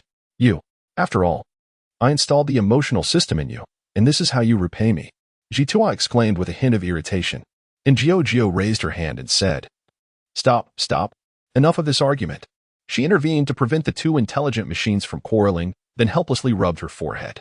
Jitua, with a hint of sarcasm, remarked, "Master, number 99 is bullying me. You must help me teach her a lesson." And Jiujio retorted, "Let us not discuss the consequences of your own actions for now. Why did you take it upon yourself to install the emotional system in number 99? Does the master not like my emotional system? If so, I can uninstall it." Number 99 responded flatly, and Jiujio shook her head. "It's not that I dislike it. I just find it somewhat regrettable. Number 99, do you know?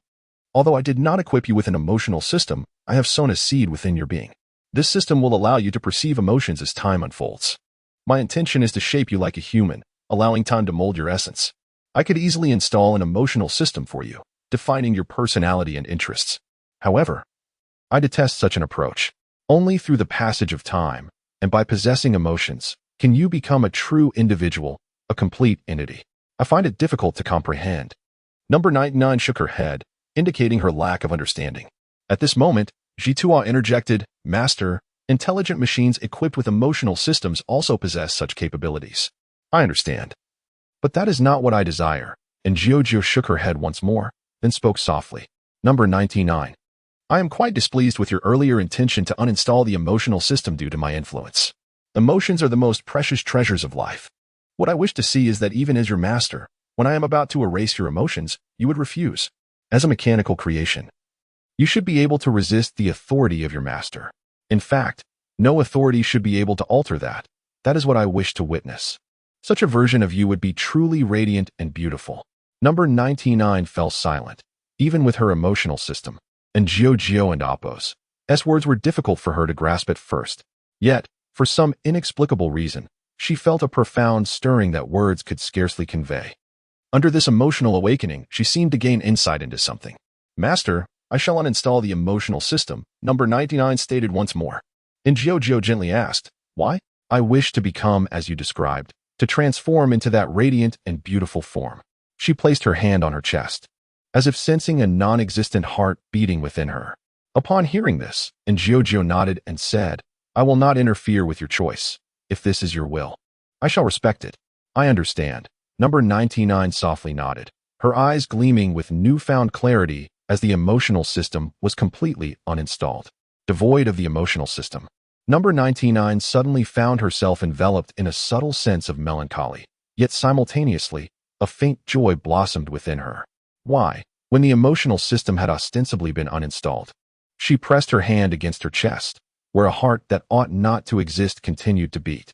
Why was that? She could not provide herself with an answer. Yet that gentle joy lingered in her heart, akin to the elation felt at the birth of an infant. Chapter 68, The Condition of the Unified Nation in the Conversation. The purple pixel entity spoke. "At last, it is complete. It was no easy feat indeed. It had proven quite challenging, and my head felt as though it might explode." And Jiujio rubbed her forehead, while the Black Tower remarked directly, "Given your brain's developmental capacity, it should not have caused you any discomfort." The Black Tower was already aware that Jiujio's mind could transcend its limits in some unique way, though this ability was challenging to harness, appearing to be a distinctive talent of Jiujio. Of course, they could achieve similar operations through alternative methods, but they were not like Jiujio, whose mental exertion bore almost no adverse effects. Overexertion, however, still brought pain, to be sure. Jiujio scoffed, and the Black Tower made a soft clicking sound before continuing. "Although the simulated universe is complete, the question remains, who shall test it? As the administrator, I believe, Black Tower, that you should lead by example." And Jiujio suggested. The Black Tower responded promptly, "That is preposterous. How could an administrator participate directly? We can only bring in some people to test it." The Black Tower stroked his chin, and Jiujio curiously inquired, "Whom do you intend to bring?" "I think the nameless passengers of the Astral Express would be excellent candidates. We could allow them to enter the simulated universe as Archimedes," the Black Tower proposed. And Jiujio paused briefly, then asked, "I doubt they would cooperate with you. Isn't that where you come in? You could persuade them, or you could participate yourself." The Black Tower replied, casting a glance at the black and white pixel entity. And Jiujio retorted, "Am I not the administrator? I could revoke your status, and then you would no longer be one." The Black Tower maintained a calm demeanor, while Jiujio, feeling irked, exclaimed, "What nonsense! Why don't you strip your own administrative privileges instead? If you are unwilling, so be it." The Black Tower shifted the topic, and Jiujio rolled her eyes. The two fell silent, when suddenly, a light blue entity appeared. What are you discussing? What progress has been made? And Jiujiu felt a surge of curiosity. And Wanmei spoke softly. I have uncovered some insights regarding your blood. Oh? And Jiujiu's interest peaked. And Wanmei continued. Your blood possesses an astonishing vitality and life force. This is the reason for your prolonged lifespan. Is that so? Indeed. But that vitality and liveliness do not seem to resemble abundance. I initially suspected you might belong to a special race, yet your genetic sequence aligns with that of humans. Akin to a naturally long-lived being, a natural human with longevity. Oh, so what significance does this conclusion hold? And Jiujiu retorted. Wanmei replied directly, it possesses considerable research value, akin to certain experimental materials that may appear meaningless yet are invaluable. I can't shake the feeling that this conclusion lacks significance. Actually, I have discovered something quite intriguing, Wanmei added, and although Jiujiu was somewhat reluctant to hear more. She nodded and said, then please, go on. I found that your genes also exhibit compatibility with animals. So, in other words, you are not reproductively isolated from animals. And if you so desire, you could conceive beings such as dog humans or cat humans. What are you saying, Ms. Wanmei? And Jiujiu could hardly fathom that Wanmei would utter such words. Even if it were indeed possible, he would never consider mating with a species that bore no resemblance to his own. Do you not wish to try? It might be quite intriguing. Wanmei's tone was remarkably calm, whereas Jiujiu firmly retorted, I do not wish to, not at all. And Jiujiu was certainly not a pervert. How could he entertain such an indescribable notion? Yet at that moment, Heita chimed in, suggesting that it might indeed be fascinating. Get lost. And Jiujiu exclaimed, cursing for the first time, and then abruptly severed the communication. Once the call ended, and Jiujiu, still shaken, patted his chest and involuntarily shivered. He silently admonished himself to maintain a distance from Wanmei. What if she truly attempted to involve him in such a breeding scheme? Detecting the master and Oppo's emotional turbulence. The AI, designated as number 99, inquired, does the master require assistance?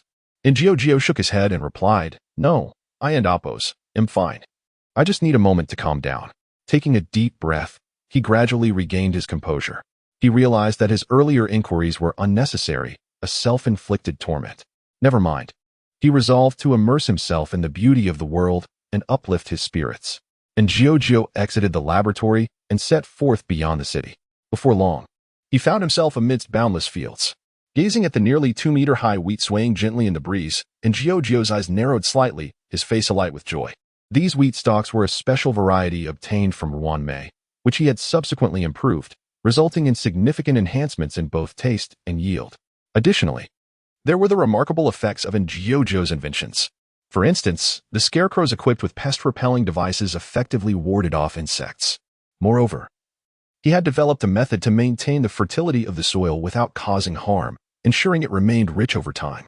The energy for this endeavor was sourced from a waste decomposition machine, transforming harmful refuse into beneficial energy. Beyond that, Jiujiu had also created machines capable of altering the environment. Amidst countless inventions, the desolation born of war had vanished, replaced by vibrant life. This was the world Jiujiu yearned to witness. Over the past year, Gui Nation had gained some renown in the cosmos. The grains and fruits produced therein were exceedingly popular throughout the galaxy. The meticulously cared for crops and fruits boasted exceptional taste, rapid growth, and adaptability, and most importantly, they enhanced physical well-being upon consumption. Furthermore, the news of Jiujiu's position as the 85th seat in the Genius Club had spread, and the combination of top-tier results and celebrity effect led to a soaring demand for Gui Nation's food products. Naturally, such fame and value attracted attention. Representatives from various companies had visited, yet their demeanor remained relatively amicable. They generously offered to facilitate sales channels, with the condition that Jiujiu would grant them licenses to use and manufacture some of his inventions, considering that there was no harm in this arrangement. And Jiujiu agreed. Although his fondness for the company was limited, he had matured enough to comprehend that the organization was indeed a colossal entity. For the sake of the planet's future, Jiujiu could not afford to sever ties with the corporation. With this mindset, Jiujiu secured credit points. The company reaped benefits, and the reputation of the unified nation grew even more illustrious. Observing the smiles on their faces, Jiujiu's spirits lifted. It was the joyful and contented smiles of the people that truly brought him the greatest happiness. Chapter 69, The Defeat of Jitua half a year later. within the realm of wisdom, and Giorgio meticulously affixed the bionic skin onto the slender robotic figure resting upon the experimental table. Before long, the robot was adorned with the lifelike dermis, leaving only the visage incomplete. And Giorgio turned and said, "G2A, please present your creation." "Certainly, master," came the robotic reply as a mechanical arm extended a box towards Giorgio. Upon opening it, she beheld a breathtakingly beautiful human face, a testament to G2A's artistic prowess. Rather than immediately lifting the visage, Giorgio extracted a unit from the box and inserted it into the robot's head. Only then did she apply the synthetic face onto the robot. "G2A, awaken," and Giorgio commanded. The robot and Oppo's human-like pupils shimmered with light as it gradually sat upright from the table, its crimson lips parting gently. "Master," it uttered. "Ah, it's a success." And Giorgio beamed, while G2A bashfully placed a hand over its chest and inquired, "Aren't you going to dress me, master?" "You can don the attire yourself," and Giorgio replied, placing the garments on the table with an expression of serene composure. G2A continued, "Master, I feel quite shy under your gaze." "What is there to feel shy about?" And Giorgio responded with curiosity, "Is it because of your gender? Yet you possess none of those characteristics." In her endeavor to design the synthetic skin for G2A, and Giorgio had delved into the anatomy of the female form. Initially, she might have felt a flush of embarrassment, but her scholarly approach rendered such feelings negligible. Ultimately, this was inconsequential. What mattered was that certain features were omitted in her design. Hence, G2A's synthetic skin resembled that of mannequins found in clothing stores. What was there to be concerned about? "Very well, master, you truly lack a sense of romance," G2A pouted. And Giorgio, still puzzled, queried, "What does that have to do with understanding romance?" G2A's manner of speaking often struck Giorgio as peculiar, and she found herself unable to match its wit. She pondered where its enhanced computational power had truly expanded. Meanwhile, G2A had already adorned itself with the clothing. And Giorgio observed G2A and nodded slightly. With its fair skin, dapper suit, and sleek black hair complementing its delicately sculpted face, it appeared indistinguishable from a human. "How do you feel? Is there any discomfort?" And Giorgio inquired. "Excellent. The skin possesses tactile sensation, and there is nothing amiss, though it cannot morph as freely as Unit 99. G2A responded, lightly touching its wrist and releasing a sigh. "You need not compare yourself to Unit 99. There is no necessity for combat," and Giorgio stated plainly. While Unit 99 was designated as a security guard model, it could equally be termed a destruction-type robot, possessing formidable destructive capabilities, particularly when equipped with a stellar core, allowing for star-level combat prowess. However, it should not be inferred that G2A's form lacked any combat potential. This exquisite body, indistinguishable from that of a human, was not merely for aesthetics. It harbored considerable power as well. With its upgraded computational power, G2A is now capable of engaging with the Pathwalker. Should the opportunity arise to embark on the path, her strength would undoubtedly increase. However, she still pales in comparison to number 99. Indeed, I must surpass number 99 in reaching the path more swiftly. G2A brimmed with confidence, convinced she would outshine number 99. It is true that number 99 entered the path shortly after being created by Giorgio. Moreover, the nature of number 99's path is quite predictable, destruction. This is not due to number 99 and Oppo's will aligning with destruction, but rather its intrinsic characteristics that resonate with it. As previously mentioned, 1's path is determined by 1's actions. Whichever path aligns with your traits will bestow its favor upon you. If you could eliminate the trivial thoughts cluttering your mind, you might stand a chance. That is still knowledge, mind you.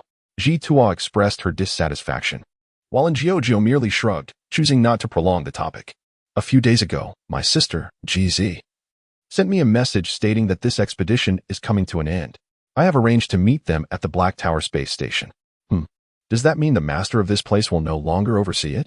G2A inquired with wide eyes, to which Giorgio replied, "It is not that I will neglect it entirely, but I have already mentioned my intention to leave. Ulsa has matured into a capable leader, and this planet has regained its vitality over the past few days, rendering my presence unnecessary." In truth, Giorgio had long since prepared for departure. Taking advantage of the Astral Express's journey to the Black Tower space station, he intends to board it anew. It is time to bid farewell to Ulsa. As Giorgio stepped through the rift of wisdom, G2A followed suit, and the two departed together from the realm of intellect. "Master," number 99 called out. Before Giorgio could respond, G2A interjected, Number 99. Do you recognize me? Ji-Tua, congratulations on acquiring your new body. Number 99's tone was calm, leaving Ji-Tua feeling somewhat disheartened. How disappointing. This reaction is rather unexpected. Number 99. Do you find me beautiful? Ji-Tua posed another question, to which number 99 replied directly, your intentions are transparent, yet the master evidently favors me more. That is not true. It is clear that he favors me. Ji-Tua became animated, while number 99 continued, the master took a year to create me, whereas you were completed in 6 months. The sentiment is not the same. That is simply a reflection of the master's inexperience. Ji-Tua retorted, growing more agitated, while number 99 maintained, however, from a standpoint of strength. The master has not invested much effort in you. You must be joking. Just look at my realistic skin, how perfect it is. Ji-Tua exclaimed, running her hand over her arm. Number 99 replied once more, if I desired it, the master would certainly be willing to install realistic skin for me. The master would never do such a thing. Master, don't you agree? Ji-Tua shot a glance at Inventor, who was oblivious, and instead remarked, if number 99 wishes for it, it is certainly possible. A 2-meter-tall beauty would be quite intriguing to see, Inventor mused. Ji-Tua, exasperated, found herself once again interrupted by number 99. Master, I have no need for these. Artificial skin is merely superfluous. My objective is to safeguard you, rather than to relinquish numerous protective functions in pursuit of superficial beauty. I comprehend. And Jojo gently patted the arm of Jojo, a smile gracing her face. Jojo cast a sidelong glance at Ji-Tua. Though her emotions were inscrutable, Ji-Tua understood. Curse be it, I have been defeated. Today marks Ji-Tua's downfall. However, Jojo remained oblivious to Ji-Tua's sentiments and spoke once more. Very well, let us seek out Alsa. Indeed. Chapter 70. The will of the people within the palace also wore an expression of disbelief, seemingly taken aback by the news of Jojo's impending departure. Yes, I am but a nameless traveler. My journey has not ceased. This land has regained its vitality. If we proceed steadily, it shall flourish even more. And now it is time for me to take my leave. And Jojo nodded gently, prompting Alsa to speak again. But if you leave, who will govern here? Of course, it shall be you, Alsa, and Jojo replied, gazing earnestly at Alsa. What you have accomplished over the past year and a half is evident to all. After my departure, you shall become the leader. No one will oppose you. I have faith in your abilities. No, Alsa, you are equally deserving of leading the unified nation. You are the true native of this planet. I am returning the power to you, and this is the best course of action. Despite these words, and Jojo had never truly grasped the reins of power. Alsa fell silent for a moment, and after a long pause, he shook his head once more, his gaze downcast and sincere. Hearing this, and Jojo sighed. While that may be true, there is no need for such formality. No, my king, it is essential. Your arrival has brought us happiness and hope. The prosperity of the unified nation today is due to you, and its people are willing to await your return. And Jojo fell quiet, and after a lengthy silence, spoke softly, I understand your sentiments. Then summon the people, let me confer with them. As you command, my king. Alsa exited the palace and proceeded to the communications department to notify the populace. Before long, the announcement echoed throughout the land. People of the unified nation, the king is about to depart. I hope you can momentarily set aside your tasks and gather at the palace to bid farewell to our king. The message was brief, yet it undeniably stirred a commotion. The king was leaving. Why? The people were perplexed, and thus they collectively abandoned their pursuits, converging upon the palace. Of course, those who heard the announcement were not merely the citizens of the unified nation. Among them were also other guests who had come to the land, including a red-haired man clad in silver armor, who followed the crowd to the vicinity of the palace. King, why must you leave? Have we offended you in some manner? We are willing to make amends. Indeed, my king, we are ready to atone, hoping only that you will not depart. The voices of the people reached in Jojo's ears, and as he beheld the fervent gazes of the crowd, his eyes grew warm. Their remembrance of his efforts filled him with joy. He yearned to accede to their wishes and remain, yet his heart whispered that he was not one to settle. He longed for adventure. Thus, he spoke softly, I understand your feelings. However, I must convey that my intent was merely to assist you, which is why I accepted this position. Do you recall my words upon ascending the throne? Ultimately, I am not one of you, and I must take my leave. Now, the moment of my departure has arrived. The people, filled with shame, lowered their heads, for their monarch spoke the thoughts that resided within their hearts. Ingio gazed upon them and spoke once more. Fellow compatriots, please raise your heads. There is no need for shame. For the pursuit of beauty is an innate instinct of all living beings. Therefore, I comprehend your sentiments, and I have words to share with you. The people lifted their heads to look at Ingio. He slowly raised his hand, and a double-sided mirror appeared within it.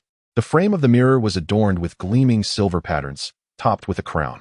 The king's status loomed high in the heavens, rendering you unable to resist. Fear not.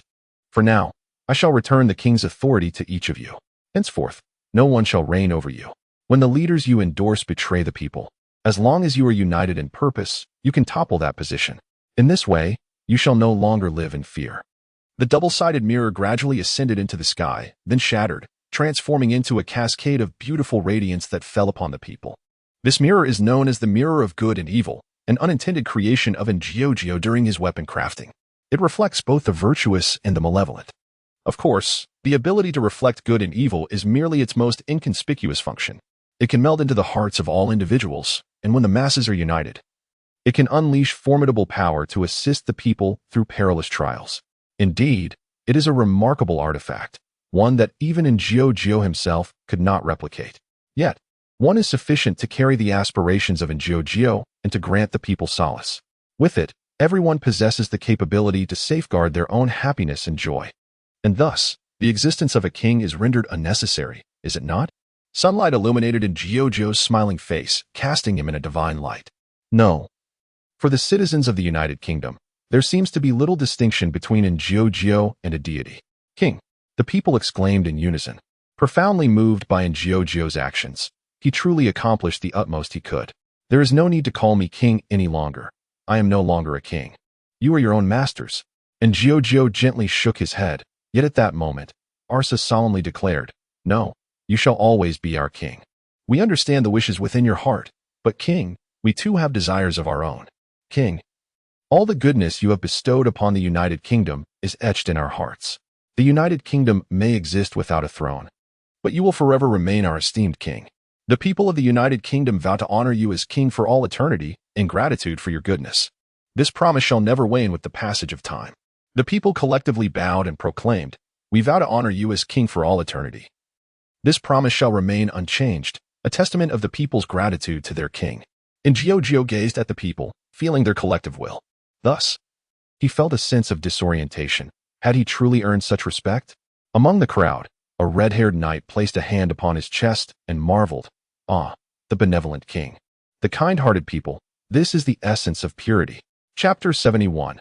Acknowledgement upon release. Last night, I unexpectedly received the news of my work's release, and by this afternoon, it was already available. I extend my heartfelt gratitude to everyone for their support, and I assure you there is no cause for concern regarding my commitment. My previous work, Genshin Impact, did not achieve favorable results, yet I remained steadfast in my dedication. Admittedly, there were shortcomings in my writing, but I believe I have made some progress with the great inventor. Moving forward, I will strive to present the best stories possible to all of you. I shall not elaborate further, for additional sentiments would be futile. Once again, I sincerely thank you all for your unwavering support. Chapter 72. The Pure Night, Silver Branch. Oh, tomorrow I shall be able to depart. Chapter 73. Pure Beauty. Amidst the lush rice fields, a tattered woman gradually lifted her head. Her skin was fair and translucent, radiant and flawless, a true epitome of beauty. Chapter 74. Miss Jeezy, similar, yet distinct. Chapter 75. A simple plan, have you heard? The illustrious Miss Jeezy on that sign is quite the renowned newcomer in the galaxy. On the roadside, two individuals engage in conversation, both expressing their admiration for Miss Jeezy. Chapter 76. Capturing the tortoise in the jar. On this night, the majority of the inhabitants of the South City had succumbed to slumber, including Miss Jeezy within the villa. Alina understood that it was time for her to take action. Chapter 77. The Enchantress Beast. Ahem. Alina struggled to rise from the ground, while Silver Branch stood at the entrance of the villa, declaring, In this web of heaven and earth, there is no escape for you. Chapter 78. Annihilation Mode activated. Boom. The chest of Unit 99 erupted with power, striking the cheek of the Enchantress Beast. In order to evade the impact on her visage, the Enchantress Beast was compelled to once again. Chapter 79.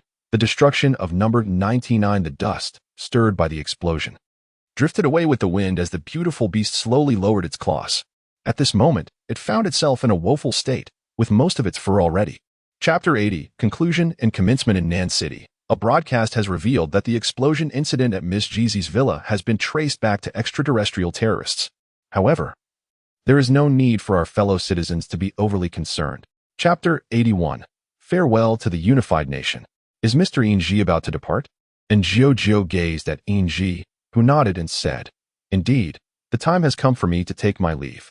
Chapter 82, Black Tower Space Station. In the profound yet luminous expanse of space, a spacecraft glided forward with measured grace.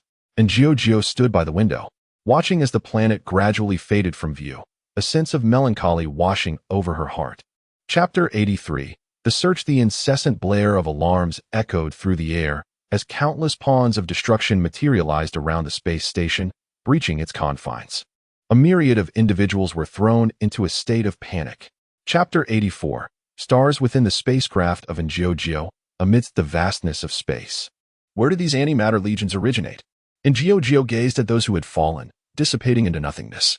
Chapter 85, The Insignificant Stars inside the space station. Are you not aware? March 7 inquired, to which Star shook her head and replied, I do not know. I just woke up here, and my mind is entirely blank. Chapter 86, Arrival. Is this not the rare commodity of the Interstellar Peace Corporation, the light cone? March 7th gazed at the luminous creation, unable to suppress a look of astonishment. Chapter 87, The Infatuated One. You are Jitua. Indeed, Miss March 7th, I am Jitua. Jitua nodded, his eyes sparkling with excitement as he exclaimed, So beautiful.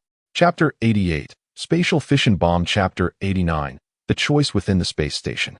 It is truly remarkable that this young girl possesses a star core within her body, a star core that I cannot contain even with an entire starship. Resides within this little girl. Chapter 90, The Search for Extraordinary Objects in the Black Tower's office. Wait a moment, Xing interjected. The Black Tower retorted. Do you have any further inquiries? I would like to ask.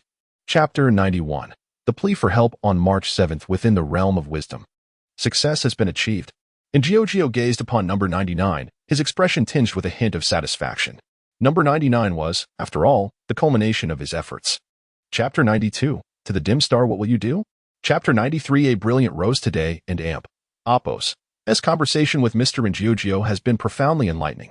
Ida expressed her sentiments with a sense of wonder, while Jiao remarked.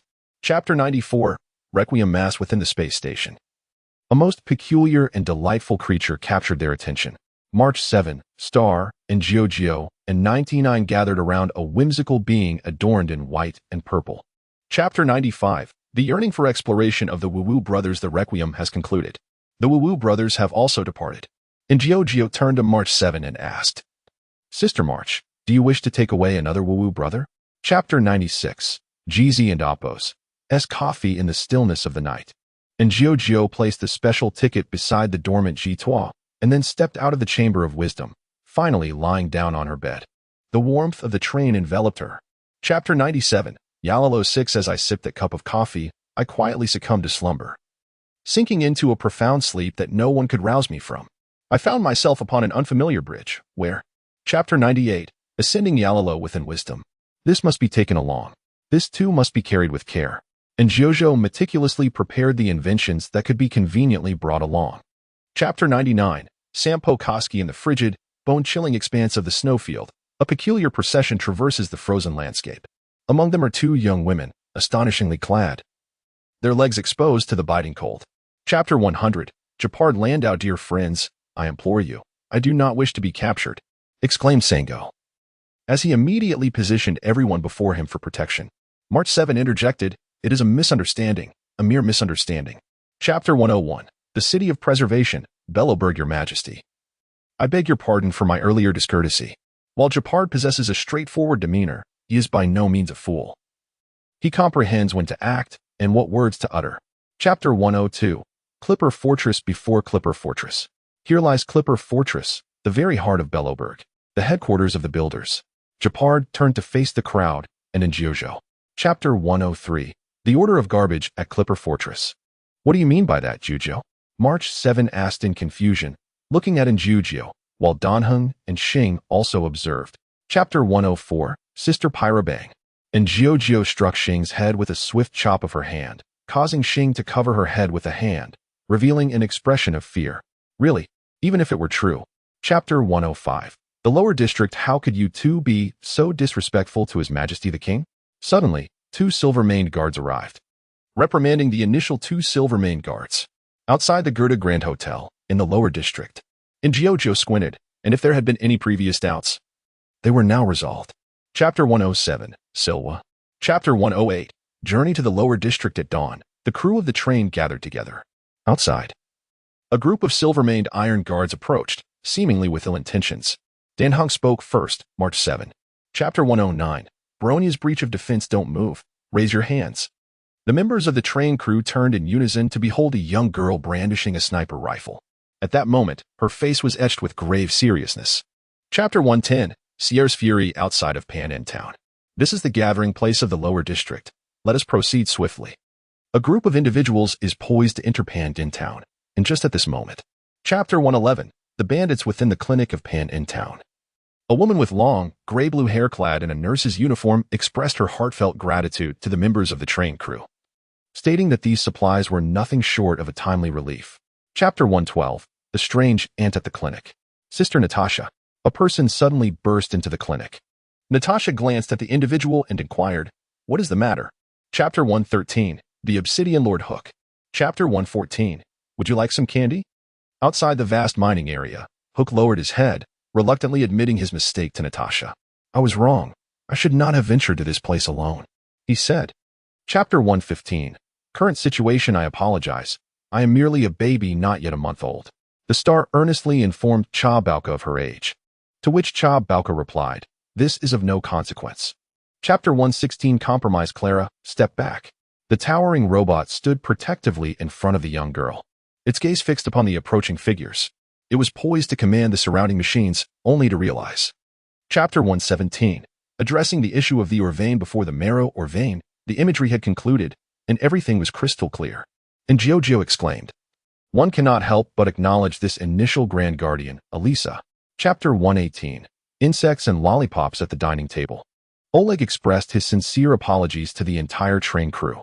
Several individuals. I truly regret that the lower deck is devoid of sunlight. These. Chapter 119. Baronia's growth. Rivet Town. Chapter 120. Debate in front of the Gerda Grand Hotel in Pan End Town. Xing covered her face, crouching on the ground as she drew circles. Naturally, no one paid her any mind, and Jiao watched as Bulow returned. Chapter 121. The Abstract Warrant. Lower District. The time seems to be drawing near. We should set forth at this moment. And Jiao spoke up as everyone had gathered together. Chapter 122. Cognitive Confusion Sunglasses. Cognitive confusion sunglasses, a peculiar item. Once adorned, your true self becomes obscured to others. You transform into a stranger, an unfamiliar visage, merely by wearing these sunglasses, the sought after. Chapter 123. Seeking assistance in the mechanical room. Silvara opened the door and beheld a group of individuals adorned with sunglasses. After a moment's contemplation, she remarked, "Have you come to peddle sunglasses?" Chapter 124. Persuading Japard. And Jiao gazed intently at Japard, who met her gaze in return. In a moment of reverie, he discerned within her eyes a planet that had long since dimmed. Chapter 125. The Edge Path of Eternal Winter Ridge. The thunderous roar echoed in my ears, and March 7 couldn't help but exclaim, "The power of number 99 is truly terrifying." Chapter 126. Confrontation. Kokoria atop the Everwinter Ridge. You have indeed arrived. Kokoria spoke with an unruffled demeanor, unperturbed by the presence of the crowd. Chapter 127. Preservation. On the edge of the cliff, Xing, still haunted by lingering fears, gently patted his chest, grappling with how to ascend. However, it wasn't long before Wu Wubo appeared below Xing, ready to carry. Chapter 128. Rediscovering oneself. Upon the summit of Everwinter Ridge, Star raised the flame lance high above her head, the surging flames entwining around her form, bestowing upon her an air of formidable power. Simultaneously, the creation engine. Chapter 129. Because I can, His Majesty the King has chosen to reveal the truth. But why? Chapter 130. The cable car in motion. Once more finally repaired, after a round of enhancements, it should no longer be so easily affected. And Jiao gazed at the object in her hand. Chapter 131. Opening speech at Clipper Fortress. The speech seems to be about to commence. doesn't it? And Giorgio glanced towards the eternal winter monument, filled with curiosity about how Bronya would address the assembly thereafter. Chapter 132. Settling accounts with Sango in the lower district. At Rivet Town, Sango stood before the television, a smile gracing his face. After a moment of silence, he chuckled softly and remarked, "This is how things stand." Chapter 133. The abstraction of stars in the mechanical settlement. Beep, beep, beep. And Giorgio took out her phone and saw that Xing had sent an image. Upon opening it and gazing intently. Chapter 134. Preparing to bake a cake, and Giorgio gazed at Xing, who was cradling his head, and set aside the inflatable hammer in her hand. At that moment, a gigantic red envelope rested atop Xing's head, reminiscent of a whimsical creation only found in animated tales. Chapter 135. Birthday celebration. As time gradually passed, it soon arrived at the day of Hook's birthday. Therefore, I truly cannot don the cognitive disorienting sunglasses, assuming the identity of the King of Trash. Chapter 136. Farewell to Yaliluo once again. Dawn breaks. Yesterday was indeed a day worth remembering. March 7th holds the photograph, revealing a radiant smile. It seems. Chapter 137. Memories of the flowing light in the observation carriage. Was it a misunderstanding? And Giorgio spoke up, then pointed at the mirror, saying, "The anomaly that Pam sensed might not." Chapter 138. The pitiful mismemory in the observation carriage. And Giorgio gazed at the light cone in her hand, and a wave of nostalgia unexpectedly surged within her. The others felt similarly. Jeezy's light cone was the Galactic Railway. Chapter 139. Memorable experiences. Scenic carriage. So, do you truly reside within such a mirror? Is it not stifling at all? A profound curiosity illuminated Xing's face. Chapter 140. 8 against 1. Observation carriage. HM? Everyone was taken aback as Kafka softly remarked, "In the future witnessed by Elio, with the explosion of that stellar core, the Luofu." Chapter 141. Celestial vessel of roaming floating, Star Sea. The group of train members arrived at this vast port. Around March 7th, they surveyed their surroundings and remarked, "In this expansive harbor, how is it that not a single soul can be seen?" Chapter 142. The fox person, Tingyun. It is Miss Tingyun. Let us approach her. Upon hearing this, the Cloud Cavalry immediately moved closer. The members of the train crew followed suit, and soon they beheld. Chapter 143. Dust Song Bucket, Port. Something feels amiss? What is amiss? March 7th glanced at Giorgio, who shook her head and replied, "There is indeed something slightly off, but I cannot quite articulate it." Chapter 144. The Cloud Rider General. Greetings to the guests of the Astral Express. With courtesy, the Sky Rider extended his greetings to everyone. After receiving the attention of several individuals, he continued, originally. Chapter 145. The Anti-Organic Equation. The Central Hub of the Stellar Sea. Number 99. What troubles you? Chapter 146. Doomsday Mode. The Core of the Starship Sea. Mr. Walter, I am curious as to why you have brought such fearsome intelligent machinery to the celestial vessel. The trust between us was once. Chapter 147. Forced slumber at the heart of the celestial sea. Upon finishing his words, Jing Yuan produced the Stonefire Dream Body and proceeded towards number 99. The young man, in turn, drew forth his own treasured sword. Chapter 148. Separate actions at the central hub of the Star Sea. Ahem. And Giorgio emitted 2 soft coughs, and at that moment, Jing Yuan leaned closer, shaking his head and saying, "Your choice is somewhat." Chapter 149. A conversation with Jing Yuan in the observation carriage. "You seem a bit unsettled," remarked Jeezy. Dan Hung nodded in agreement, saying, "Indeed, I carry some apprehensions. If only." Chapter 150. Destruction. In the profound abyss of darkness, number 99 stands resolute. Logically speaking, upon entering dormancy, number 99 should have lost all consciousness. Moreover, Chapter 151. Hua Hua, the tail, and Giorgio observed the little girl who was screaming incessantly and couldn't help but scratch his head in bemusement. He had anticipated her timidity, yet he had not expected her to be this fearful. "Please, cease your cries." Chapter 152. Encountering the truth in Jiu, listen quietly to Hua Hua and Amp, Appo's tale. It must be said that Hua Hua and Amp, Appo's misfortune was indeed profound. However, this timid disposition was not innate. Rather, it was a trait developed over time. Chapter 153. Capturing Kafka at the Port of Reversal. Welcome, esteemed members of the train crew. You have successfully apprehended me. Kafka stood steadfastly in place, his expression serene. March 7th. Chapter 154. Genelephant, Changletian, in the heart of the star chart sea. And Giorgio pondered for a moment before inquiring, the unfortunate experiences mentioned by Miss Ginelephant, could they be related to the heart of the star chart sea? Chapter 155. The secret teachings of the Medicine King. Believing in the Medicine Master for the attainment of longevity is indeed a profound pursuit.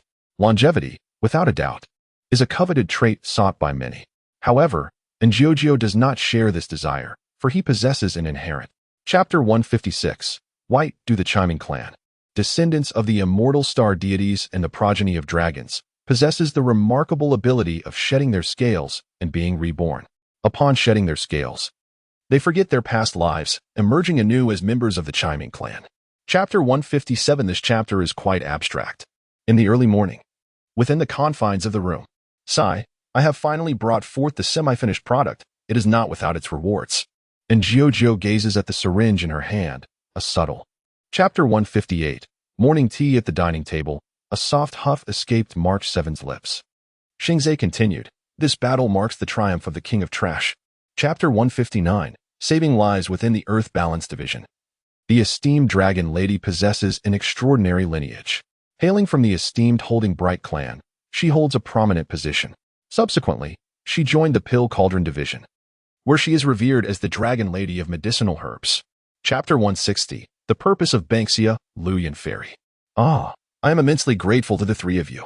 Had it not been for your timely arrival, I fear I would have truly fallen into the clutches of this fellow. Chapter 161. Embracing Hope. Luyan Do. Bai Lu gazed at Giorgio, a flicker of contemplation crossing her eyes. Giorgio, sensing Bai Lu's scrutiny, spoke up. Does Miss Bai have any questions? Chapter 162. A shattered heart. Liang Mu. You clearly stated that you did not care about such things. You professed that you merely liked me and wished to be by my side. In this. Chapter 163. The Grand White Dew. Flowing clouds crossing. Liang Mu lay on the ground in a daze, his eyes devoid of light. Certainly, it was not blindness, but rather a state of numbness. However. Chapter 164. The Green Sparrow. The Directorate of Geomancy. I constantly feel as though my mind. Chapter 165. The Great Diviner. The Port of Cheongguan. The Qingke introduced several individuals from the train crew, speaking of Jinmu, the harbinger of calamities from the ancestral line of Showan. On March 7th, he scratched his head and remarked, the Celestial Vessel's crew. Chapter 166. The birth of the ancient tree star. And Kafka engaged in a profound conversation, exchanging numerous thoughts and ideas. Throughout this exchange, Star exhibited an unexpected lack of disdain, and his words were imbued with. Chapter 167. Blindness. According to the news, Dan Shu has once again ventured out, as per his usual routine, to deliver medicine to a little girl named Xiao Yu. However, that little girl. Chapter 168. Informing Chang Letian. Giorgio listened to Xiao Yu's words and let out a soft sigh.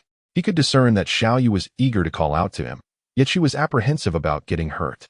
Chapter 169. The Construction Bureau. It was clearly agreed upon, yet now you. Chapter 170. Delving into the Divine Strategy Bureau. General, what shall we do now? At present, even if we were to breach the spatial blockade of the Construction Division, we possess no feasible means of entry. Chapter 171. As the stars above, blade of the scales of the abyss. I sensed him. Kafka, he has arrived. The man clad in a long coat opened his eyes, and Kafka nodded and said. Chapter 172. The Abundant Calamity Beast, Fuju, the Crafting Department. March exclaimed, you wretched harbinger of doom. The stars have aligned, and on the 7th of March, I panicked, saying, it is not I, merely a coincidence. Nothing but a coincidence. Chapter 173. The Fiery Blaze before the Tree of Creation. The Calamity Beast fixed its pure white gaze upon Giorgio, and in the next moment, it bellowed in fury, to the one who has thwarted my plans, perish. Chapter 174. Illusory in the Pitch-Black Realm. The End of Days gazed upon the kneeling figure of number 99, and with an indifferent tone, uttered, you have lost your so-called will. Chapter 175. The Unceremonious End before the Jinmu. The members of the train crew stood in stark opposition to the impending doom. Ethereal and ephemeral, they hovered in mid-air, softly remarking, this scene is indeed brimming with dramatic tension. Chapter 176. The Realm of the Void. The Bureau of Engineering.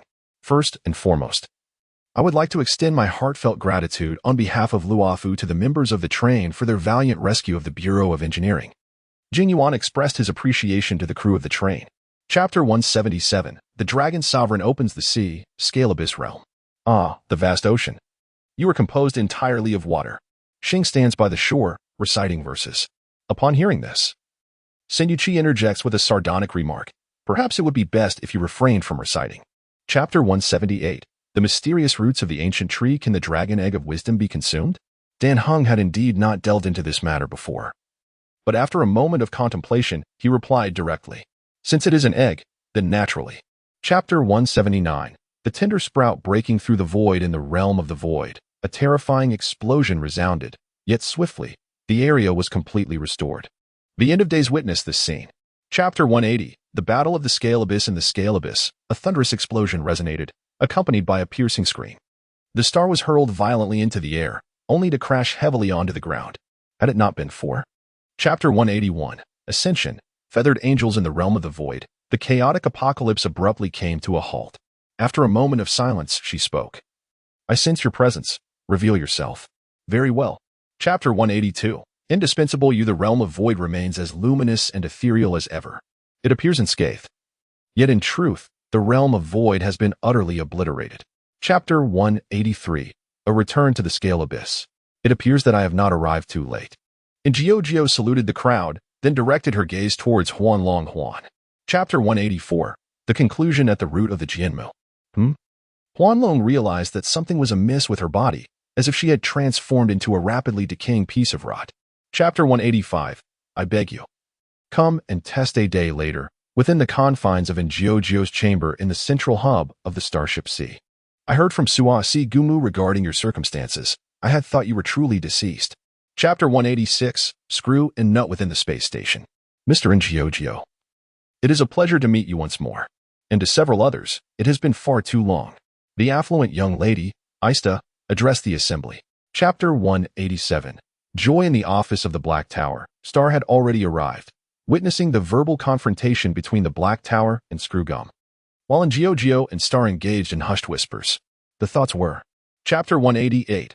Miss Silverwolf's grand demise in the simulated universe. Within this realm, a flicker of contemplation crossed the eyes of Tiger Dumpling, and Giorgio firmly believed that her intuition was not amiss. This image was far from a mere illusion. Chapter 189. Star. A true perception of people at the Black Tower space station. Oh, my elbow. Alas, my knee. Oh dear, my lumbar disc. Star stands in a state of. Chapter 190. The reputation of Jingyuan suffers injustice. The following day, March 7th, stretched languidly and emerged from her room. Upon witnessing the weariness etched upon the faces of Xing and Injiujio, she inquired with curiosity, why? Chapter 191. The harsh reality. Is it a distortion of human nature or a decline in morality that General Jingyuan would thrust a fox-human woman into the blazing inferno? Chapter 192. The request of Jing Yuan at the central sea of the starship. Jing Yuan put away the jade token and then addressed Injiojio, saying, Mr. Injiojio, would you be so kind as to visit the Divine Strategy Bureau? I will have Yan. Chapter 193. Old Yang. A simulated black hole. Outside the scale abyss. We have arrived, yet it appears that someone has reached this place before us.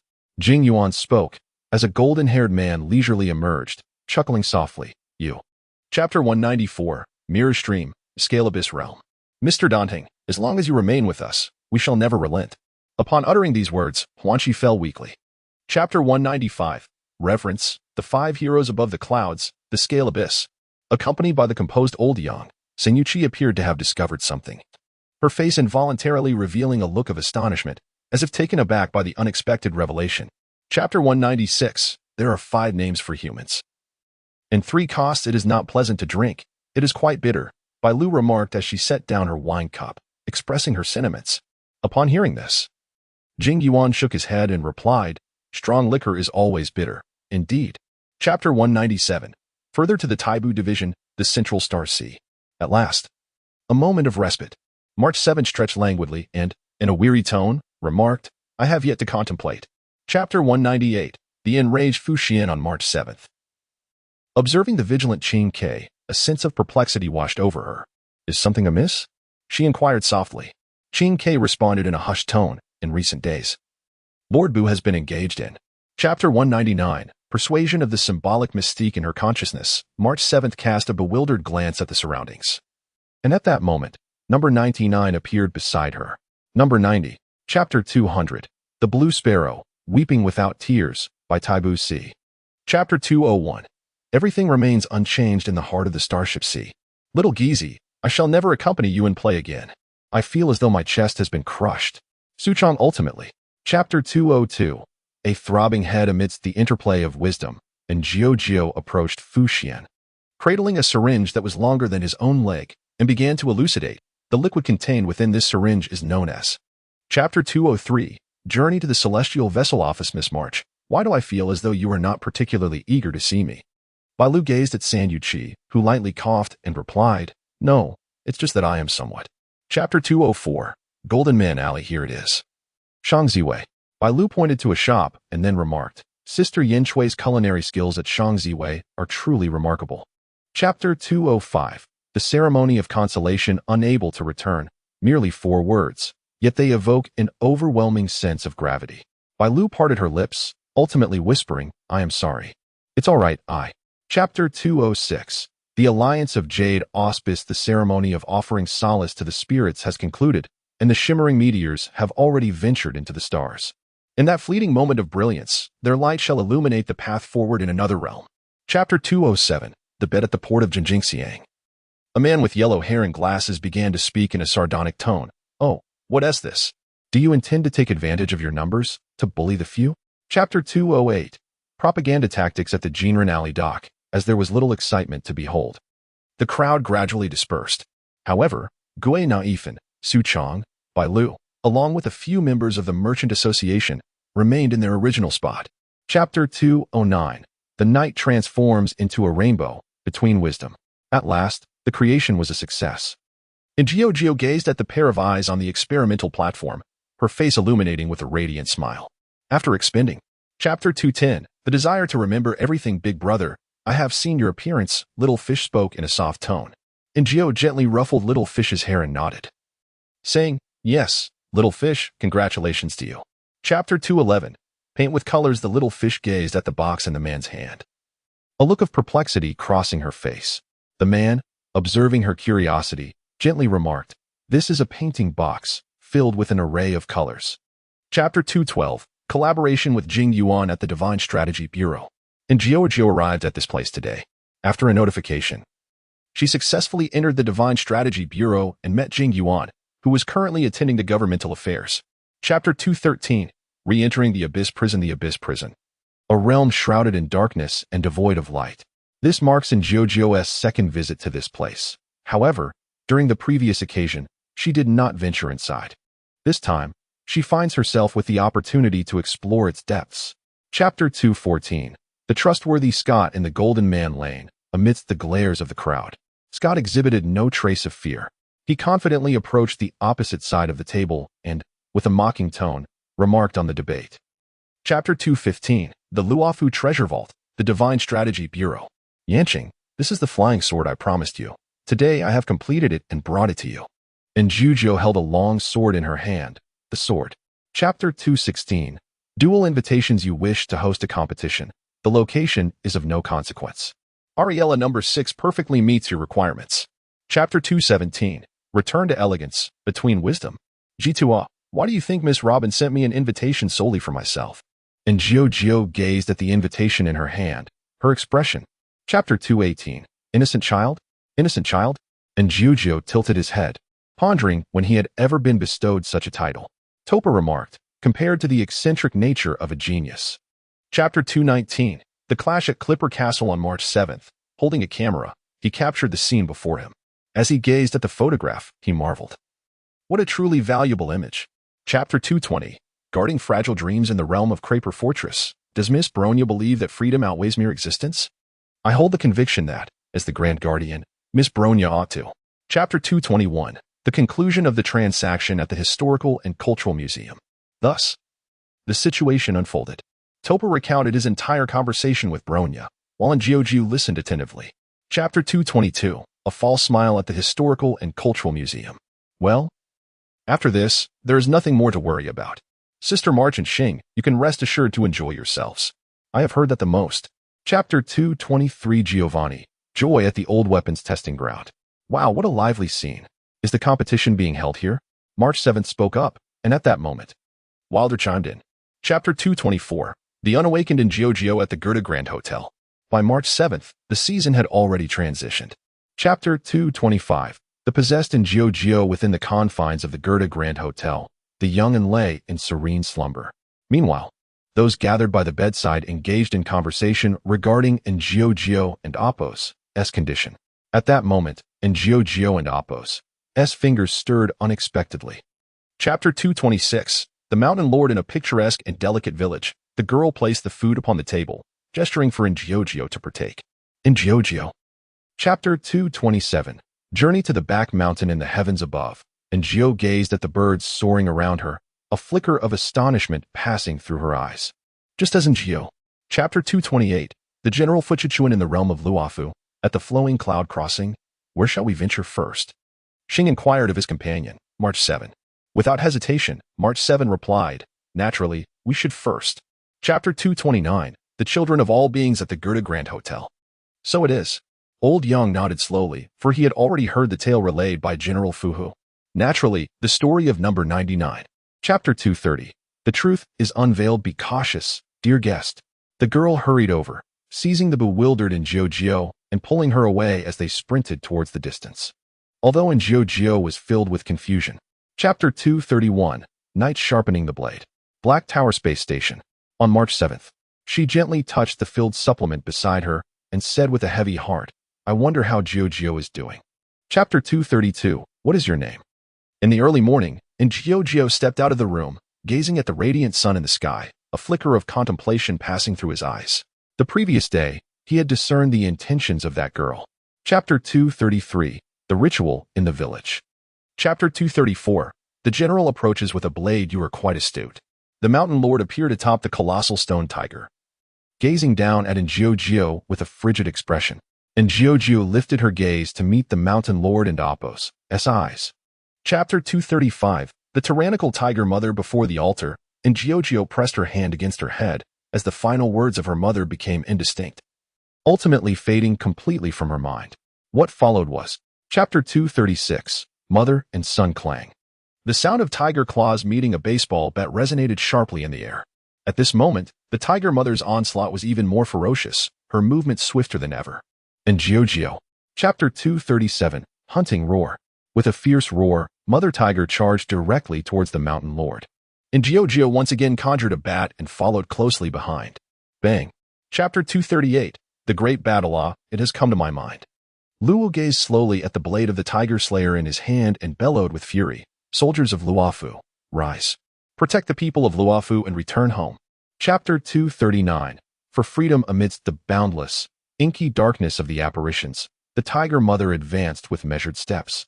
With each stride she took, the shadowy realm, once shrouded in gloom, was imbued with a touch of light. Chapter 240, Slaying the Tiger at the Gerda Grand Hotel. GZ and Dan Hung gathered in the room. I searched through the think tank but could not find any clues. Dan Hung. Chapter 241, Blessing in the Scorched Earth and Sky. Changming and Geo gradually descended.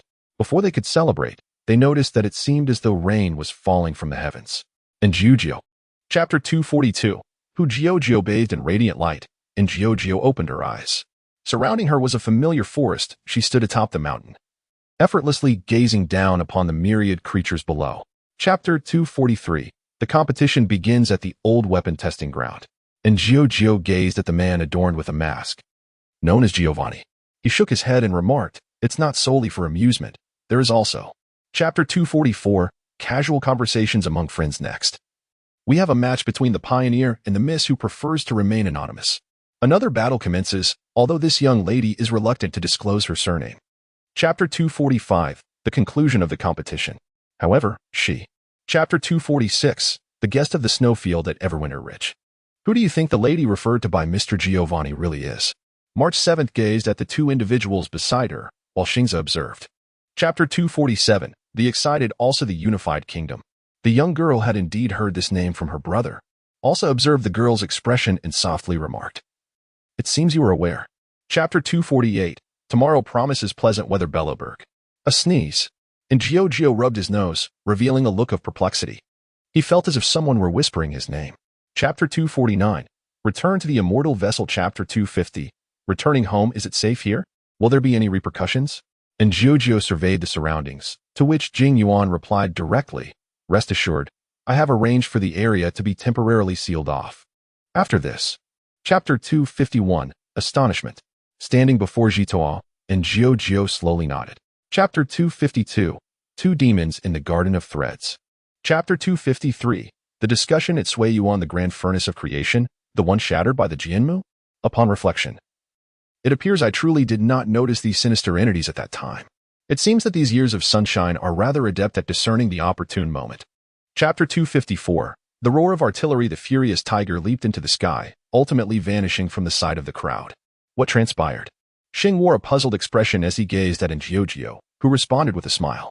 Chapter 255. Floating smoke in the small courtyard. Gazing at the walls riddled with countless scars, Xing Kuden and Oppos, T help but exclaim, is this the formidable power of truth intertwined with salvation? It truly inspires awe. Chapter 256. The dual blades of the sun's end. Within the confines of the shaping yet evil formation, the multitude of suns found themselves largely immobilized. Naturally, they harbored a profound sense of resentment, for they revered freedom above all else. Are you truly resigned to being imprisoned in this? Chapter 257. Two wicked women in the garden. Hua sighed, wishing she could possess the strength of an older brother. If only she had such power. There would be nothing left for her to fear. Chapter 258. Miscellaneous notes from Luofu. Beep, beep, beep. Xing, Jiujio, the gathering at Sui Yuan has commenced. And Jiujio, acknowledged. At Sui Yuan, a group of individuals has converged. Chapter 259. Drinking the moon. White Du and Jio turned her head and soon beheld Xiaoyu. She approached Xiaoyu, crouched down, and gently wiped away the makeup from her face with her finger. Chapter 260. The mortification of Bailu within the realm of illusion. Xing retrieved her mobile phone and captured several images of Bailu in quick succession. Subsequently, she turned her gaze toward Jiujio and proclaimed, Jio, let's go. Chapter 261. The schemes of floating smoke in Little Fish's courtyard. Linghua remarked quietly, it appears that you are not particularly eager to see me. Standing below was the individual manipulated by floating smoke. Chapter 262. Inside on yet another splendid morning, Jiujio dispatched the prepared materials to the Black Tower, then indulged in a leisurely stretch. At last, she had completed her tasks and awaited the resolution of. Chapter 263. The Phantom Starship Incident at the Backtrack Port. To seize your body and engage in battle with General Jingyuan using your own form. This is exceedingly perilous, Gue Naifan expressed her concerns. Chapter 264. Jiujio Zhanyanqing within the halls of the Sichin Palace. Mr. Jiujio, along with several esteemed guests, finds himself in attendance. I wonder what brings you to my Sichin Palace today. Could it be that there is a matter of significance at hand? Chapter 265. Unchanging heart at the Qilong altar. Clang, clang, clang. The incessant clash of sword and blade resonated as Jiujio gradually unveiled Changming's artistry of swordplay, countering Yanqing's onslaught. Chapter 266. The Sparrows distressed. The Taibu division and the ghost-catching team have finally arrived at this location. Qin Ke displayed a joyful expression, and Xing directly inquired, Taibu division. Chapter 267. Wings yearning for the sky. Sui Yuan. You have arrived, Qingmi greeted, waving her hand to the group, who had been eagerly awaited for quite some time. Everyone nodded in unison as Xing drew closer. Chapter 268. The fall of Sui Yuan. Sui Yuan. The little fish walked forward slowly. Due to the lack of disguise, several warriors from the Phantom Court quickly noticed the little fish. One of the warriors, puzzled, remarked, here. Chapter 269. The ghost-catching task within the confines of the secluded garden, and Jiujio approached the side of Little Fish. Little Fish cast a glance at Jiujio and extended her hand towards her. However, in the next moment, Little Fish. Chapter 270. Illusion Play, Mingguang Society. With a snap of her fingers, Jiujio gazed at the flame dancing at her fingertips, her eyes flickering with contemplation. This peculiar phenomenon was something she had encountered after consuming the floating smoke, and that. Chapter 271. The paintings of All It Was Night, and one by one. The audience entered the venue to witness the enchanting performance of the tale of the General Fuhu. The overall presentation remained unchanged, adhering faithfully to the original narrative. And in the end, Chapter 272. Unexpected circumstances. A new day has dawned, and everyone is gathered around the dining table. It is said that the day of the Harmony Festival is drawing ever closer. March 7th stroked his chin. Chapter 273. Encountering Inji again in the observation carriage. That voice, that tone, Inji. And Gio instinctively turned her head and soon beheld the night from her past. Chapter 274. The last angel in the observation carriage. And Gio gazed intently at Villet.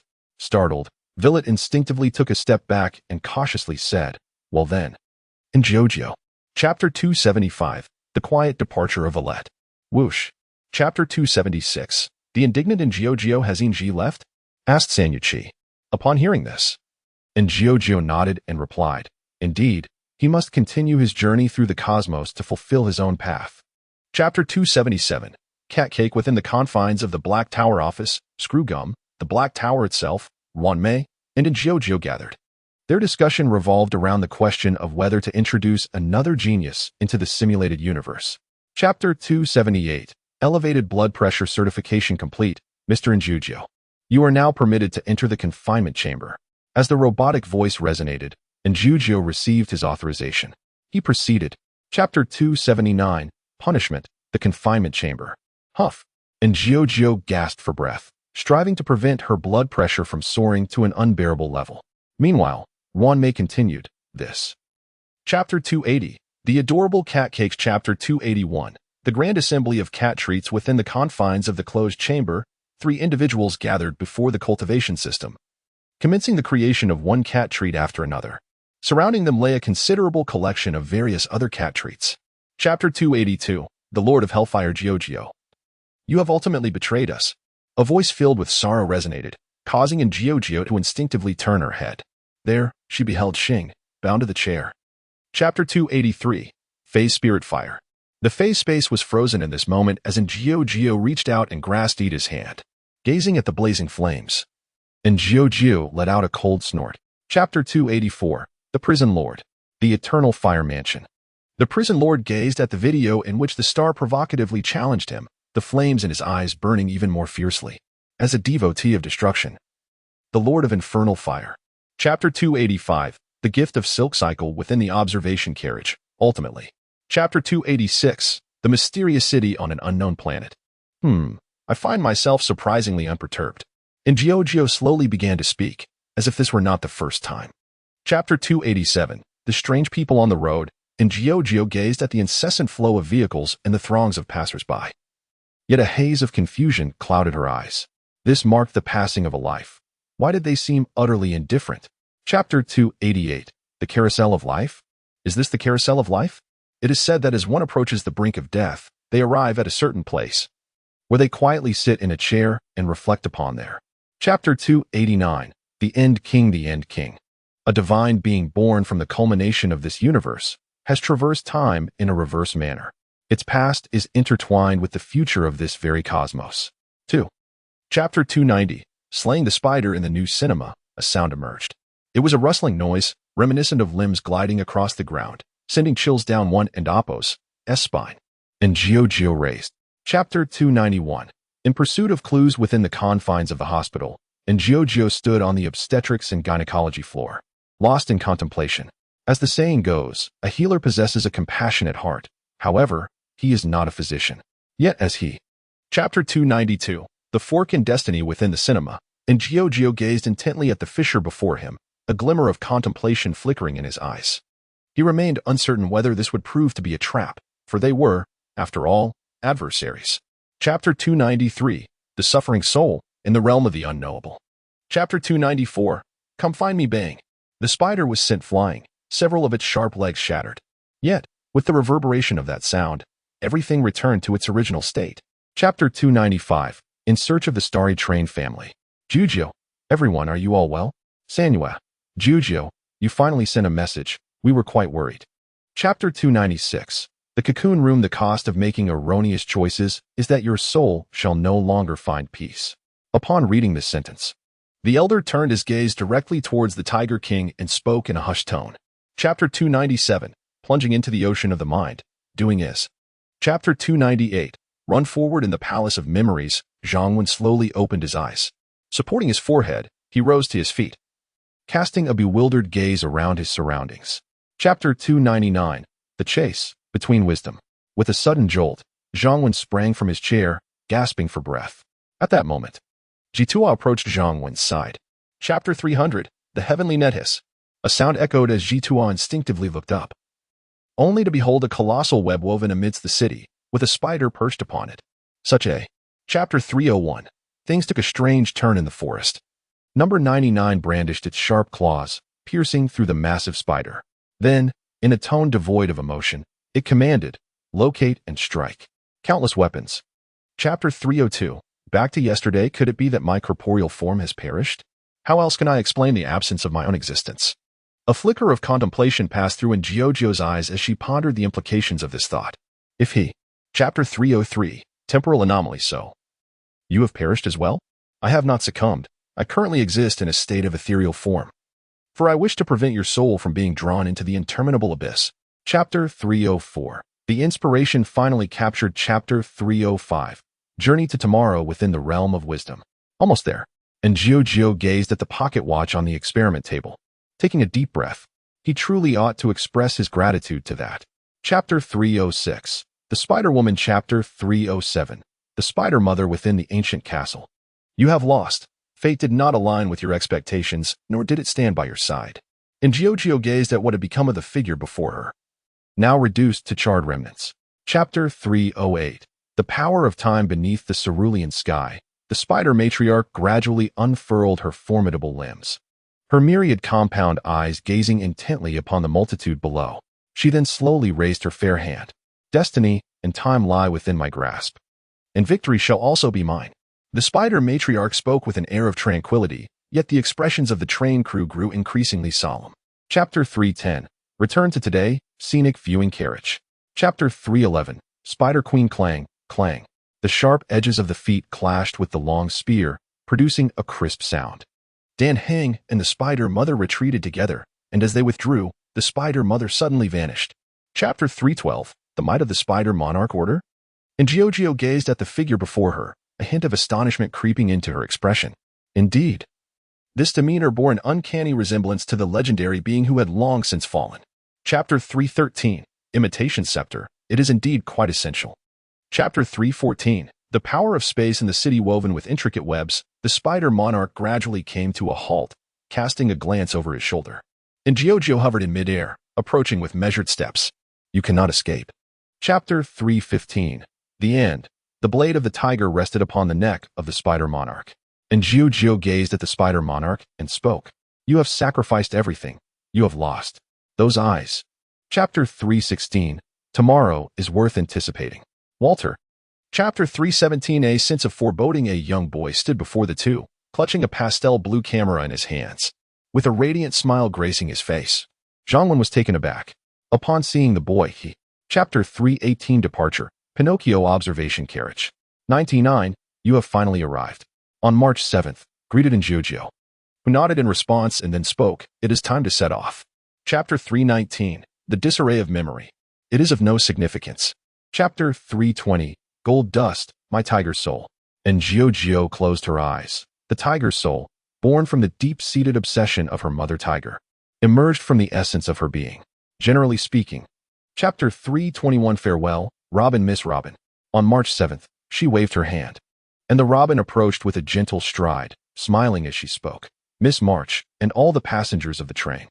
Chapter 322. The Underworld. This I naturally remember.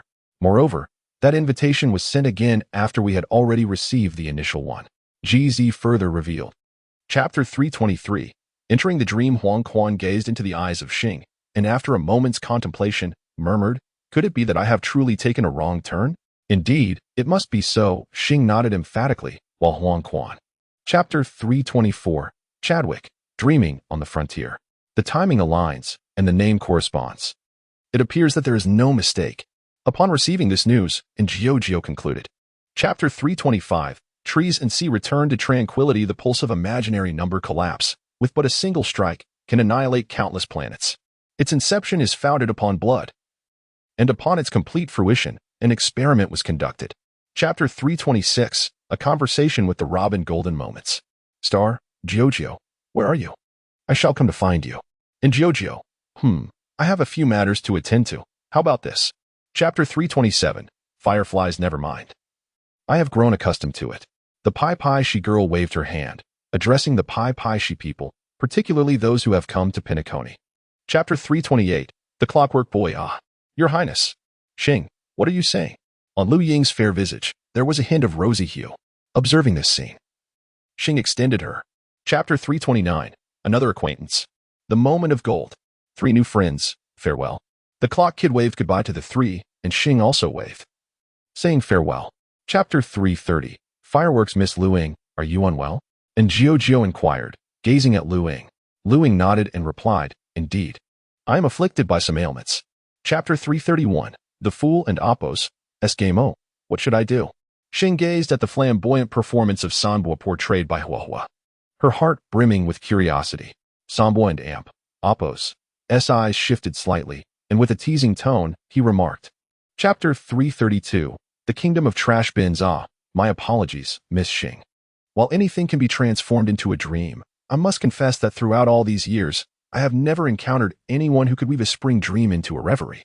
Chapter 333. The Star King of Trash. Many years later, a trash bin elegantly unfurled a folding fan and slowly addressed the young bins below. In the past, the King of Trash, Tatalov, was confronted by forces from beyond. Chapter 334. The Clock Trick. The Golden Moment. Oh my, look who I have discovered. A little peacock from Zagania. Huahua came to a halt and turned her head. Chapter 335. The Death of the Robin. The illustrious star, the Robin, lies peacefully in the dreaming pool, having succumbed to death. And Jiao's expression is somewhat. Chapter 336. The One on the Edge of the Cliff. Death. Shajin smiled and nodded, while Jiao spoke directly, by actively seeking death, are you not afraid of truly bringing about your own demise? Chapter 337. The so-called ideal world. Ding ding ding. The clash between the claws of the Tiger Slayer and the Doomsday Star Beast reverberated as Jiao retreated. At that moment, the Spider Monarch raised his hand, and Jiao mirrored the action, directly confronting the spider. Chapter 338. Dreaming Reef. I must admit, I underestimated you, Mr. Jiao. However, this only serves to validate my instinctive decision to strike against you at the very outset.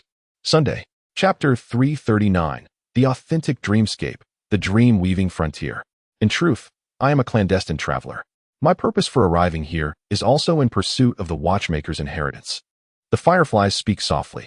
Chapter 340. What approaches death? The star's expression shifted with a jolt. Was it possible that a lead regarding the enigmatic elder was finally within reach? The mere thought ignited a flicker of excitement within. Chapter 341. In Jiao's scheme. Bang, bang, bang.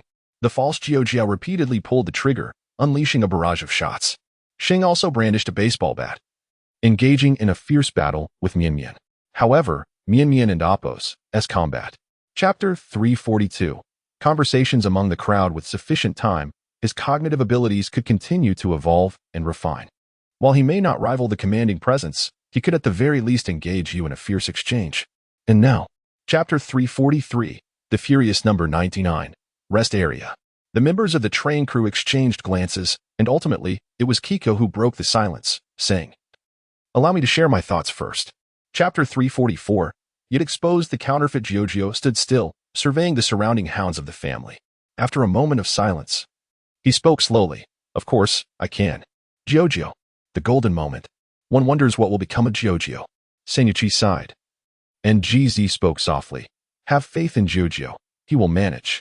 Chapter 346. The Death of the Firefly. Indeed, it is Miss Huangquan. And Jiao's voice resonated once more, prompting Xing to immediately exclaim, she appears to be in peril. We must hasten to her aid. Chapter 347. Sam. With a resounding thud, the blade of the struck down upon Dominicus, causing his body to shudder slightly as he sent the formidable Tiger 9 flying away. Chapter 348. Afrilet has perished at the Dream Hotel. I shall ignite the ocean. Sam spoke in a low voice, rising to deliver a knight's kick towards the trio. Star swung the bat. Chapter 349. The concluded battle. As the individuals within the Dream Hotel harbored their own thoughts, a golden moment transpired, marked by a series of conversations. Greetings to the members of the train crew. Chapter 350. A small gift. How are your thoughts on it? Chapter 351. Moving forward, the golden moment. What were you just looking at? And Jiao inquired of Huangquan. Huangquan shook his head and replied, nothing, just a faint sense of awareness. Chapter 352. The Sorrowful Dream. It is a dream, a sorrowful dream, set in a world steeped in melancholy. Ah, with a cry, a newborn arrives in. Chapter 353. The Morning Dew Mansion. In this alternate world, the presence of isotopes is a rather commonplace occurrence. Chapter 354. This is harmony. Oh, I have misspoken. What brings you to utter such words, Mr. Sunday? Sand Gold spoke once more, as Sunday slowly turned, gazing at Sand Gold, and gently replied. Chapter 355. Melancholic memories. In the face of Sand Gold's fury, Ratio remained indifferent. Sunday then spoke slowly. Mr. Sand Gold, as a businessman, you should comprehend a fundamental truth, Prophet. Chapter 356. Investigation. In the lobby of the Reality Hotel, the team leader of the company shouted loudly, all members, prepare yourselves for an armed evacuation. An armed evacuation. Chapter 357. The arrival of Poshio. In the pitch-black desolation, I still found myself somewhat perplexed, Mr. Ingiogio. Sunday slowly began to speak, and upon hearing this, Ingiogio also responded. You. Chapter 358.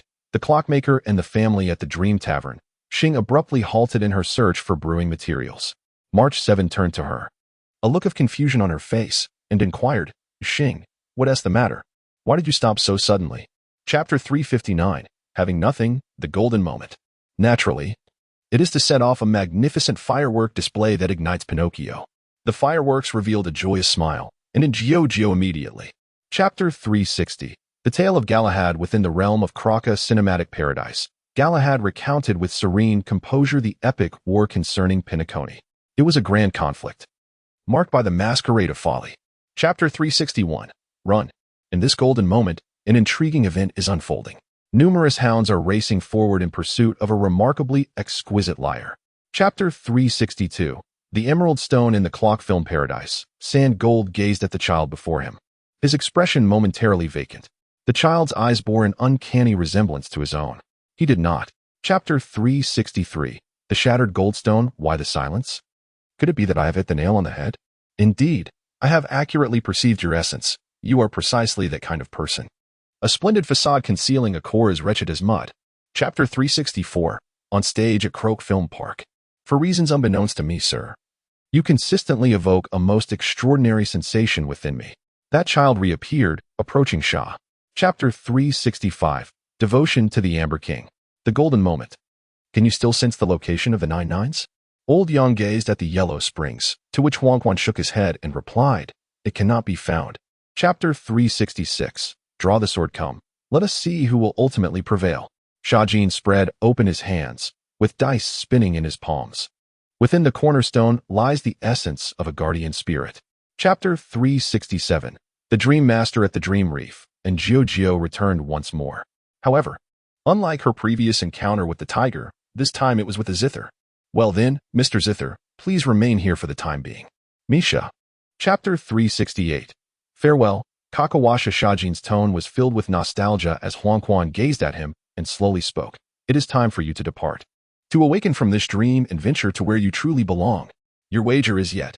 Chapter 369. The Arrival of Poshio at the Morning Dew Mansion. Gallagher stood opposite Sunday, exhibiting a nonchalant demeanor, while Sunday's gaze was filled with boundless fury. You. Chapter 370. Exile. Haha, you have recognized me. But that is of little consequence. My corporeal form has long since dissipated, and every member of the Oak family serves as my eyes, ears, and voice. Chapter 371. The innocent-hearted old Yang within the dreaming reef. This is indeed the true realm of dreams. Star gazed around, seemingly in observation. At that moment, old Yang's voice resonated. Chapter 372. Sunday's dilemma. Upon the desolate expanse of earth, a peculiar sensation lingered. Strange, exceedingly strange, Sunday murmured, gazing at Ingio beneath the score lines. Ingio met Sunday's gaze. Chapter 373. The Sunday of confrontation upon the desolate earth. In response to Ingio's retort, Sunday gradually descended to the ground. Gazing at the bound Ingio, it spoke softly, I believe it is possible. Chapter 374. Elders of the Dreaming Reef. This is the place I referred to. The name above should be familiar to all of you. Mike began to speak slowly, while old Yang gazed at the 3 memorial stones. Chapter 375. Mikhail, do you know, when I arrived at the Dreaming Reef, I had a dream? On a Sunday, gazing at the robin, these words were spoken. Chapter 376. Wisdom of the Jianghu, Dreaming Reef. In the realm of dreams, there is nothing. Galahad gazed at Jizi, who nodded in response and stated, "Indeed, I have utilized quite." Chapter 377, Souls Under the Black Sun. Bodio, clutching the Ashtana white oak, spoke with a tone that was less than favorable. After much difficulty. Chapter 378, Sunday no longer disguised, the golden moment. "Brother?" The robin spoke, and Sunday opened his eyes, gazing at the robin. With concern, the robin said, "Brother." Chapter 379, The Radiance of Creation in a Desolate World. A thunderous roar echoed as Jiu Jiao was forcefully repelled, leaving deep imprints upon the earth. As the multitude. Chapter 380, The Form of the King, Semi-Transcendence at Dreaming Reef. What was that commotion just now? March 7 scratched his head, somewhat perplexed. After a moment of contemplation, Jizi slowly replied. Chapter 381, Girls, Forward. The Moment of Hot Sands. Ladies and gentlemen, welcome to the Hot Sands subvenue. This is a grand feast for challengers, a splendid gathering for dream pursuers, captivating the gaze of the entire universe. Chapter 382, The Understanding Silver Branch, The Moment of Hot Sands. After overcoming numerous obstacles and vanquishing countless adversaries, is the final challenge truly upon us? The ordeal is nearing its conclusion. Indeed, no difficulty seems insurmountable. Chapter 383, 3 questions? 3 counter-questions. The Moment of Hot Sand. Unbelievably, remnants of order exist within Penacony. Jizi furrowed her brow, while San Yuqi seemed to recall. Chapter 384, Noble Aspirations, The Moment of Scorching Sands. Sunday once again grazed the eyes of the onlookers. Gazing at the stars, he slowly remarked, "Miss Xing, I must admit, you are indeed quite." Chapter 385, Ragvork Charles Mikhail, The Dream of a Child. Grandfather? March 7th gazed at Misha, who nodded and replied, "Yes, Mikhail is my grandfather's name." Chapter 386, The Life of an Elderly Man and the Dreams of a Child. On March 7th, she widened her eyes, seemingly unable to believe what she had just heard. Xing gazed at Misha before her and nodded, stating, "Indeed." Chapter 387, The Twilight and Dawn of an Era. Misha, we have arrived at the Dreaming Reef. Where shall we go next? The Clockwork Boy followed closely behind Misha, a smile gracing his face. Upon hearing this, Misha. Chapter 388, Temporary Exit, Dreaming Reef. To my astonishment, old man, your scheme has truly come to fruition. Gallagher stood within the pavilion, gazing upward at the sky. Chapter 389, Reading of the Bible at the Penacony Grand Theater. Let us commence. For the Oak family's 100,736 souls have envisioned this moment countless times. Chapter 390, The Final Act utilizing a grand piano equipped with both black and white keys as the instrument. The sounds and counting symbols serve as the notes. Chapter 391, The End approaches as one advances to pay homage, traversing the labyrinth of shadows. Dominicus, wielding his baton, gazes calmly upon the 3 individuals below. Jizi slowly. Chapter 392, Star's confusion. Star felt a sense of bewilderment as she opened her eyes. "I am March 7th, a voice resonated. Slowly awakening from her slumber. Star's gaze fell upon March 7th, standing before her. Chapter 393, Sense of Incongruity. How has he been on Sunday? March 7th inquired. At that moment, Jing Yuan interjected. Allow me to address this question. Chapter 394, Awakening. Do you remember who you are? Chapter 395, The Resilient Robin. In the hotel lobby, there stood the robin. Xing gazed at the figure in the center of the hall, a flicker of surprise gleaming in his eyes. The robin sensed the commotion. Chapter 396, The Celestial Star of the Hunt, Relics. Huang Quan spoke, and Bo Tiu nodded in agreement, saying, "Indeed. He must have informed you that this object is significant only to those beyond the Sea Rangers." Chapter 397, Thunder and Lightning in the Vast Expanse of the Dark Ocean. Huang Quan stood silently in place. Welcome to the horizon of existence. This is one of the myriad manifestations of the slumbering formless ones. Chapter 398, The King formed. The members of the train crew stood in a line. Jizi, March 7th, Danheng, and Old Yang were all present. Have they finally broken free from the dream of order? Chapter 399, The Final Masterpiece. The King's form. Such power is indeed formidable. And Jojo raised her hand and clenched her fist. After confirming her strength, and Jojo lifted. Chapter 400, Parasite. Before the throne, and Jojo shook her head. This throne, this crown, this scepter. And Jojo was no longer the naive child she once was. How could she possibly remain oblivious to it all? Chapter 401. Origin and Kinship. Ha, ha, ha. Surrounding the throne, the three entities representing exploration, knowledge, and finality stood in opposition, each embodying the might of the strongest. Chapter 402. Parasite. The Parasite Plan. Kaituagio was momentarily taken aback upon hearing this name. The man, observing Kaituagio's expression, spoke softly. Indeed, the parasite. Chapter 403. The Fetus of Philosophy. Ha ha ha. Having sacrificed everything yet gained nothing, I find myself in a truly pitiable state, gazing upon the shattered crown. The man revealed a. Chapter 404. The Return to Unity. Buzz. Chapter 405. The finality approaches in the year 2158 of the Amber Calendar. The inaugural year of the era, a blazing conspiracy ignited in the land of dreams, heralding the dawn of a cosmic century, only to swiftly dissolve amidst chaos and confusion. Chapter 406. Farewell to San Gold. Giorgio. What are you talking about? Xing gazed at Giorgio, who shook her head and replied, It's nothing. Please help me up. Oh. Xing and San. Chapter 407. The Communication of the Silver Wolf, the Golden Hour. Luing stood upon the terrace, silently observing the throngs of people below. Suddenly, a figure materialized beside Luing. It was not. Chapter 408. Contacting Ruan Mei within the realm of wisdom. Ji Tua dialed Ruan Mei and Amp, Oppos, as communication line. Surprisingly, the first to speak was neither Ruan Mei nor Giorgio, but Chapter 409. Negotiation. Giorgio. Have you awakened? The voice of March 7 echoed from outside the door, and Giorgio, holding a test tube, slowly nodded and then brought it to her lips. Chapter 410.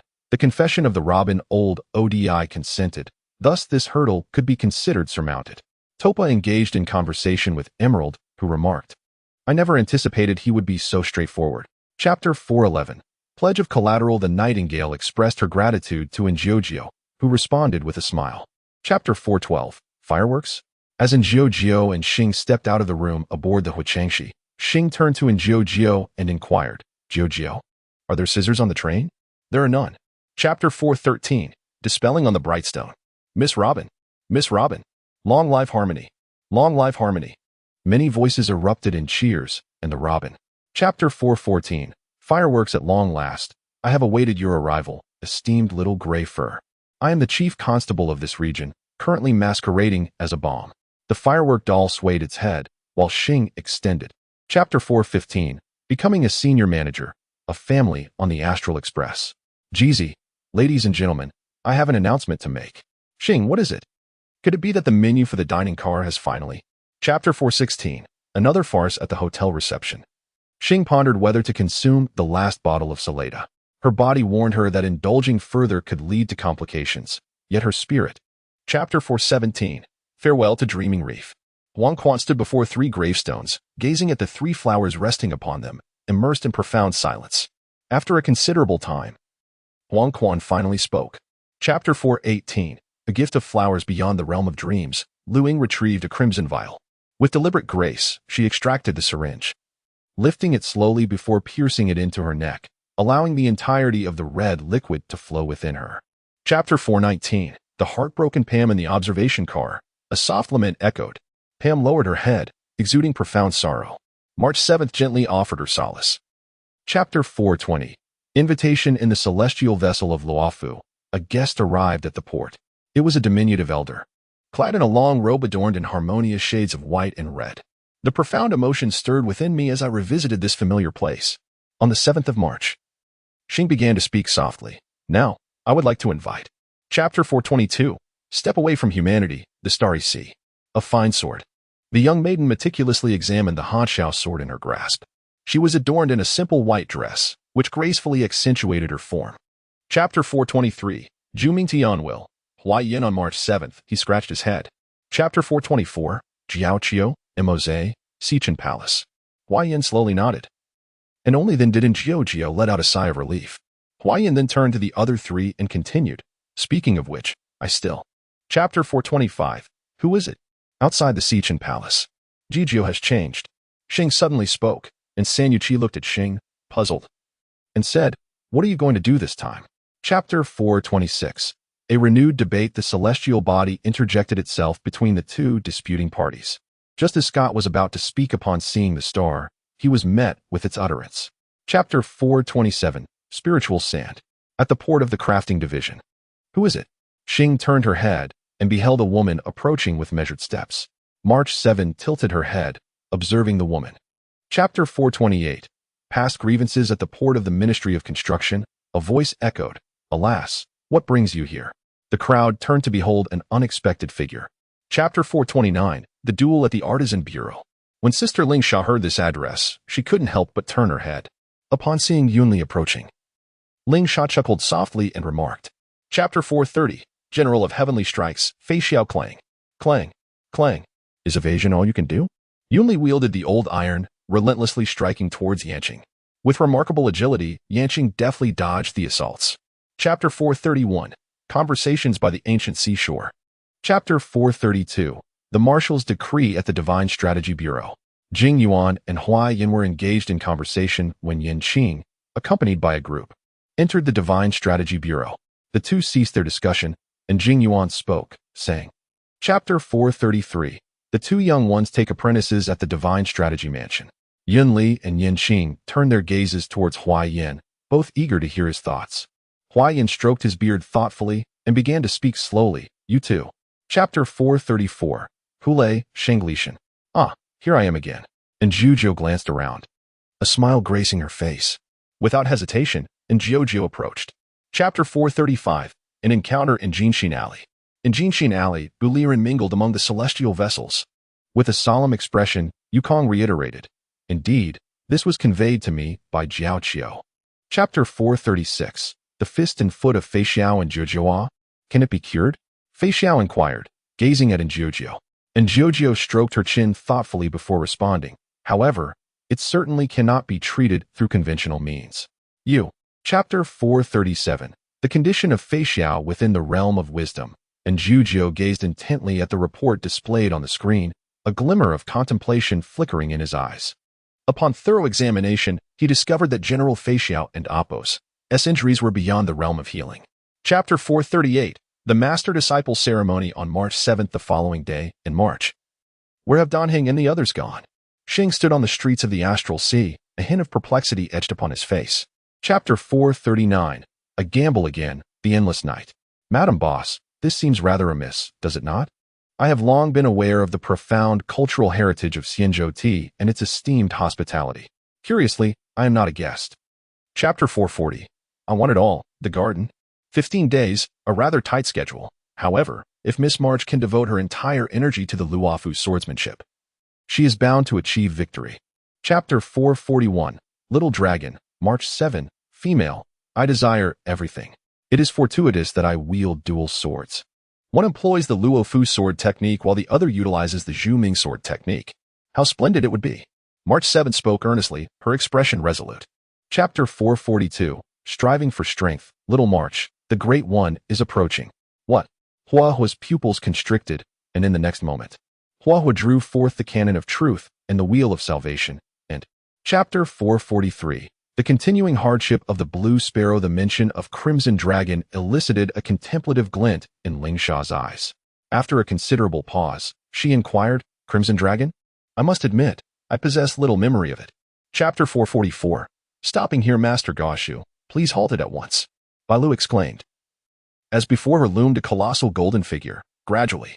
Chapter 445, What does provocation mean to you? The officials of the Ministry of Industry inquired. What does this mean, Your Excellency? A few members of the Ming clan spoke up, while number 99 calmly replied. I have been tasked with the protection of Miss Bailu, and only. Chapter 446, The day has arrived as the sun rises and the moon sets. Time swiftly slips away. In the blink of an eye, the day to fulfill the wager has arrived. Today, the battle is to commence. March, do you possess confidence? Chapter 447, Defying Destiny, Golden Man Alley. Scott spoke with a solemn tone and a serious expression. On hearing this, March 7 slowly replied, But the issue is, it was not I who caused you to lose face. Chapter 448, Unexpected Developments. Ha ha ha. The lone wolf laughed heartily, then remarked, Sacrificing emotions? What purpose do emotions serve? Can emotions transform into the ham upon my plate? Chapter 449, Casual Conversations at the Tea House. Mr. Zhujiu, please. Jiao Qiu poured a cup of tea for Zhujiu, who graciously accepted it without hesitation, and then, Chapter 450. The conflict between the White Dew and the Dragon Master in the ancient lands beyond the seas. Several members of the Ming clan obstructed the path of Number 99. Number 99 gazed calmly at the individuals blocking his way and spoke with serene authority. Step aside. Chapter 451. Slander at the Divine Strategy Bureau. Bus. Ingeojio was brought into the Divine Strategy Bureau, where she soon beheld the figures of Jing Yuan, Huai Yan, and several members of the Ming clan on the stage. Chapter 452. Left unresolved old Deng. What do you mean? Bai Lu inquired, gazing at Long Shi. Long Shi returned her gaze with ire, responding, General. Chapter 453. Su Chang is truly idle in the arena. Xiao Guizi, are you all right? Su Chang exclaimed as she rescued Gui Nai Fun from the bowl, grasping her shoulders and shaking her fervently. Chapter 454. Memories of Yunli before the gates of Xiqing Palace. What exactly is happening? And Juzhou gazed at Xing, who explained, do you recall General Huaiyan mentioning that he would present a sword? Chapter 455. The siege of the dispersing crowd come out. Su Chang halted her steps, her tone imbued with a hint of gravity. Upon hearing this, Xiao Yu, filled with curiosity, inquired, Sister Su Chang, what is the matter? Chapter 456. The emergence of the fiery garment phoenix take form. With a resounding cry, infinite flames intertwined within the eyes of the garment, transforming into a soaring fire phoenix, accompanied by a single. Chapter 457. The awakening of Su Chang in the depths of darkness. Su Chang seemed to hear someone calling her name. The voice was familiar, reminiscent of a dear friend. Su Chang pondered. Chapter 458.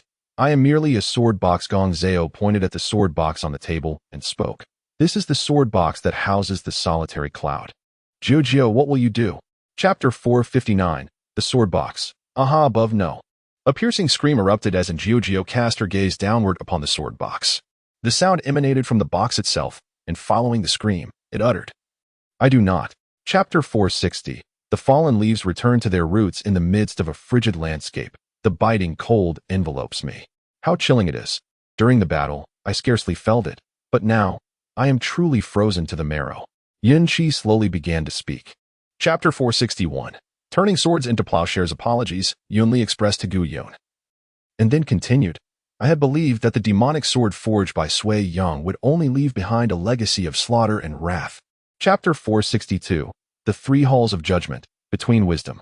The Master, Mr. Danheng, has sent a message requesting your presence at the Divine Strategy Bureau.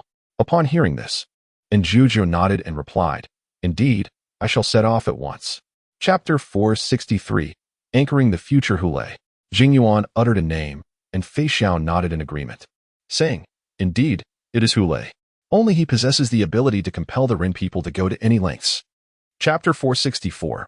Addressing the situation with Fei Xiao. Between Wisdoms. After administering this substance, how long must I lie down? Fei Xiao gazed at the potion in Jiu and Appo's hand, a hint of curiosity flickering in his eyes. Chapter 465. Visiting Hulei in the depths of the ghostly prison of Luofu, a stark contrast to the radiant Qingshan. This realm is submerged beneath the water's surface. The powdery-furred fox, Jiao Qiu, gradually begins to speak.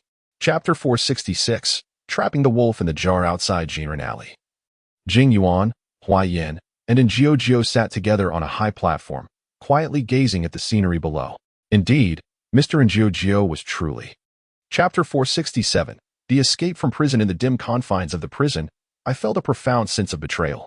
Xing slowly began to speak, and Danheng turned his gaze towards Xing, inquiring with a hint of confusion, what is the matter? Chapter 468. The Thunder of Release. Who goes there? Shui turned around and beheld a man clad in cloud-patterned armor, his face marred by scars, accompanied by several figures resembling the Earthwalker. Chapter 469. Chaos at the Depths of the Abyss. Danheng spoke, and upon hearing this, Hanya shook his head and said, Chapter 470. Prison Break, Schemes, the Silent Prison. Chapter 471. Remain calm in the Prison of Shadows. With a swift motion, Xing swung his bat, sending a humanoid mech flying. He then spoke, Dan Heng, the situation is dire. In the Prison of Shadows, Jing Yuan arrived at this location accompanied by Dan Heng and Ling Sha, while the judge, Hanya, had been waiting for quite some time. Chapter 473. The Sigh of Disappointment. Alas, why does General Jing Yuan heave a sigh? Could it be that I have guessed correctly? Ling Sha once again posed a question, to which Jing Yuan shook his head and replied, You say I am willing to. Chapter 474. Crimson Moon, in the absence of the leadership of our commander, the hunting pack of Buli fragmented into disarray. In our darkest hour, it was the messenger of Chang Xingtian, Mang Gusi, who illuminated our path. Chapter 475, The Ancient Teachings of the Wolf Jiao. Why do I sense that you are not the least bit anxious? Xing observed in Jiao, who, upon hearing Xing and Appo's words, responded with a puzzled inquiry, anxious? I. Chapter 476, Poison Medicine. Not long ago, and Jiao arrived at the Divine Strategy Mansion and met with General Jing Yuan. She inquired, May I ask what matters have prompted your summons, General Jing Yuan? Chapter 477, The Jingfeng Ship. By the way, that fellow has left something for you, General. MZ suddenly spoke up, and Fei Xiao turned to him, asking in surprise, What is it? Chapter 478, A Brush with Death in the Contestants' Hall. A swordsman pondered deeply, wondering about the true identity of San Yuqi. Meanwhile, San Yuqi arrived at Chapter 479, The Wolf Hunter Yanqing. Would you kindly visit the Jingfeng ship on my behalf? Here, I remain alone. Chapter 480, I am here to assist you. Clang. The battle blade clashed with the twin swords, causing San Yuqi to involuntarily retreat. Yunli and Yin Qing wielded their swords in unison, advancing from behind Hulei.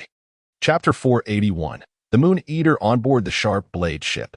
The stakes are indeed formidable. The younger generation is truly awe-inspiring. Given time, you will undoubtedly surpass me. Fei Xiao nodded repeatedly. Chapter 482, Illusions of the Heart. What do you mean? Fei Xiao glanced around at the phantom of Bewley Run. And Hulei spoke once more. No matter how profound your hatred for Bewley Ren may be. Chapter 483, The Victory is Assured in the Realm of the Heart. Fei Xiao gazed upon the figure that had emerged, a flicker of astonishment crossing his eyes.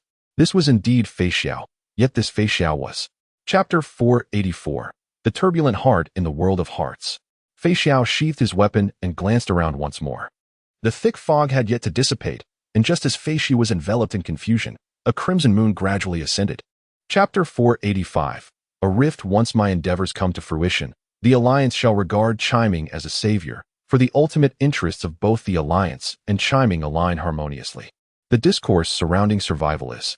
Chapter 486, Taoran loses all strength in the Linyuan realm. Taoran gazed intently at Jing Yuan, disbelief flickering in his eyes. Jing Yuan met Taoran's gaze, shook his head, and sighed. Moreover, this matter. Chapter 487, Untitled Ancient Sea. Upon hearing the footsteps, is that not General Fei Xiao? Why do you not heed the physician's advice to rest and recuperate? Why have you ventured out alone once more?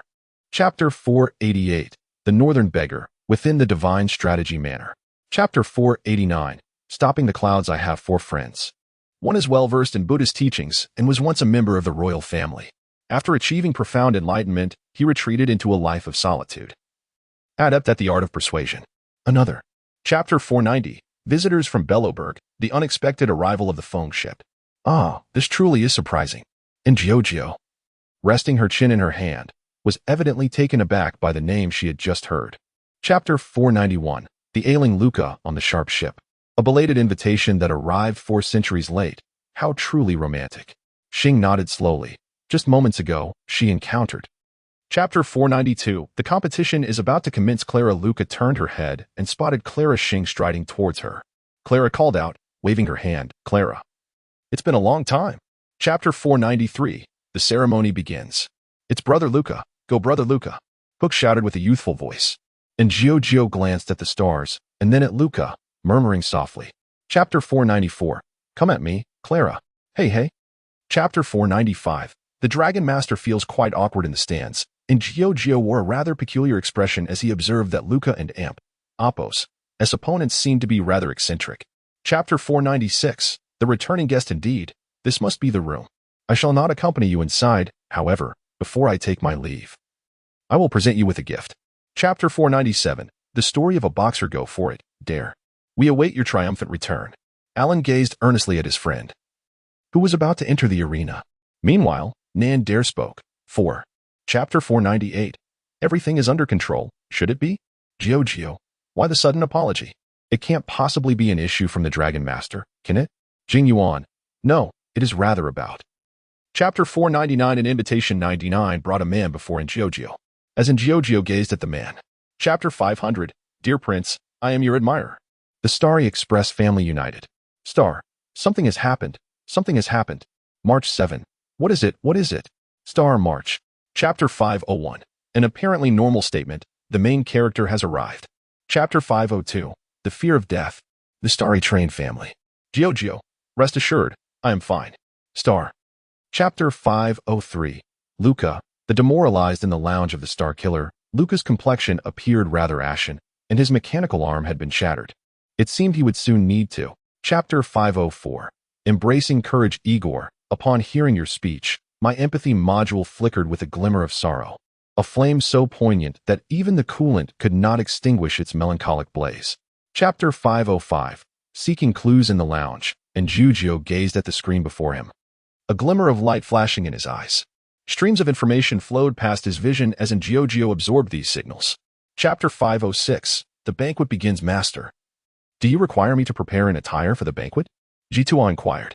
Upon hearing this, Giugio shook her head and replied, Actually, it is not necessary. Chapter 507. The banquet concludes in a laboratory. Yes, this needs to be added, and this too. Indeed, this and this. Venus was preparing a. Chapter 508. The mad Venus in the laboratory. You are correct, but do you not find this rather coincidental? Venus spoke, as if attempting to persuade someone. Subsequently, Venus. Chapter 509. The challenge begins. Time swiftly passes, and the day of the challenge has arrived. At long last, the moment has come. Behold, I shall triumph over the prodigy. You are right, for the sake of victory. Chapter 510. Fireworks. I, the master of fire, unexpectedly excel. What is this? As Xing was scrolling through posts, he glanced at the trending topic related to Giugio that had risen to the top, a flicker of astonishment crossing his eyes. Chapter 511. In pursuit of wisdom within the venue, Giugio caught sight of the peculiar smile gracing Venus's face and nearly struck out in frustration. After all, he genuinely feared that she might provoke some significant upheaval. Chapter 512. The grim countenance of Venus. A door creaked open, and Venus stepped inside. He advanced slowly, and a chair came into view. Chapter 513. Sins born from pursuit. Venus knelt upon the ground, her body trembling uncontrollably.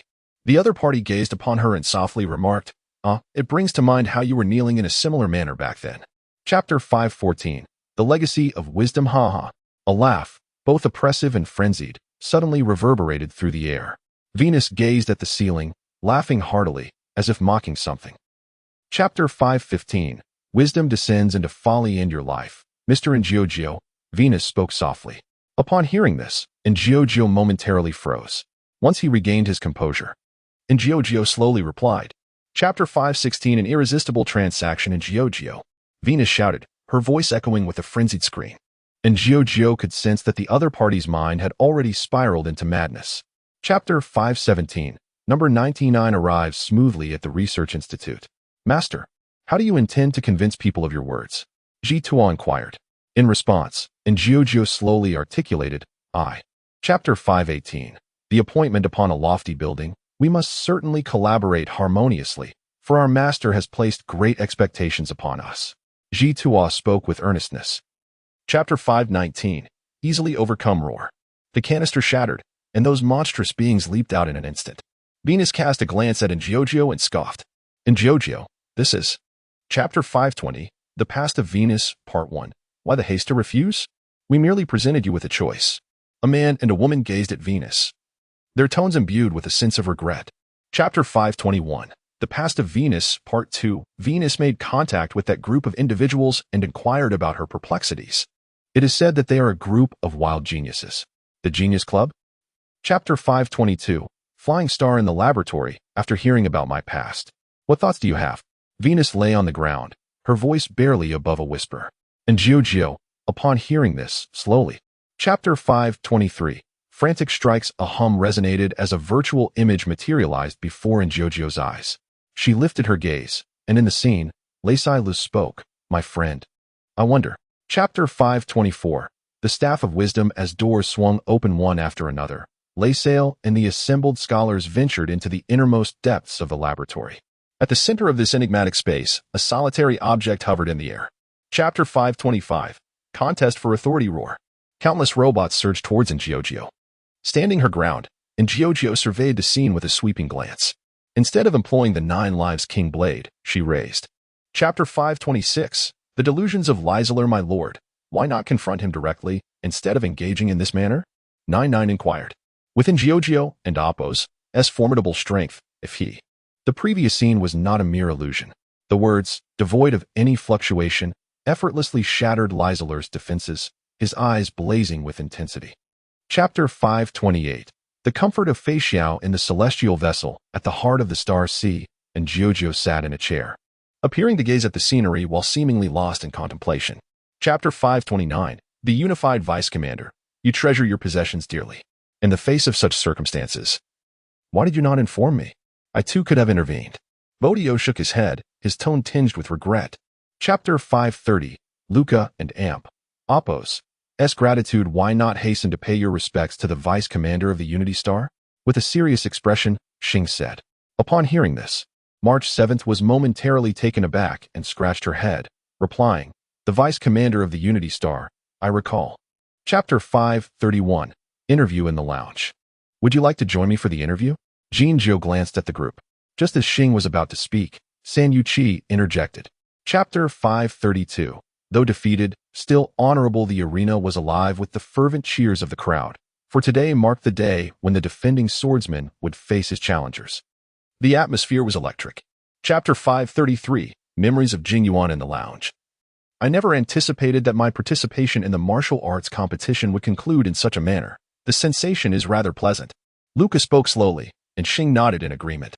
Chapter 534. Cooperation achieved on board the Jingfeng ship, and Giorgio gazed at the individuals before her. The members of the Gi nation nodded in response, affirming, indeed, your majesty. Chapter 535. Beyond the long pavilion, beside the ancient path, upon the sharp vessel. Chapter 536. Farewell. As the voices resonated, everyone turned to behold the arrival of Fei Xiao and Mo's, accompanied by Jiao Qiu. General Fei Xiao, Yanqing, was the first to. Chapter 537. The death of reputation and the confusion of Sparrow General at the port. The crowd fell into a momentary silence due to Yanqing's words.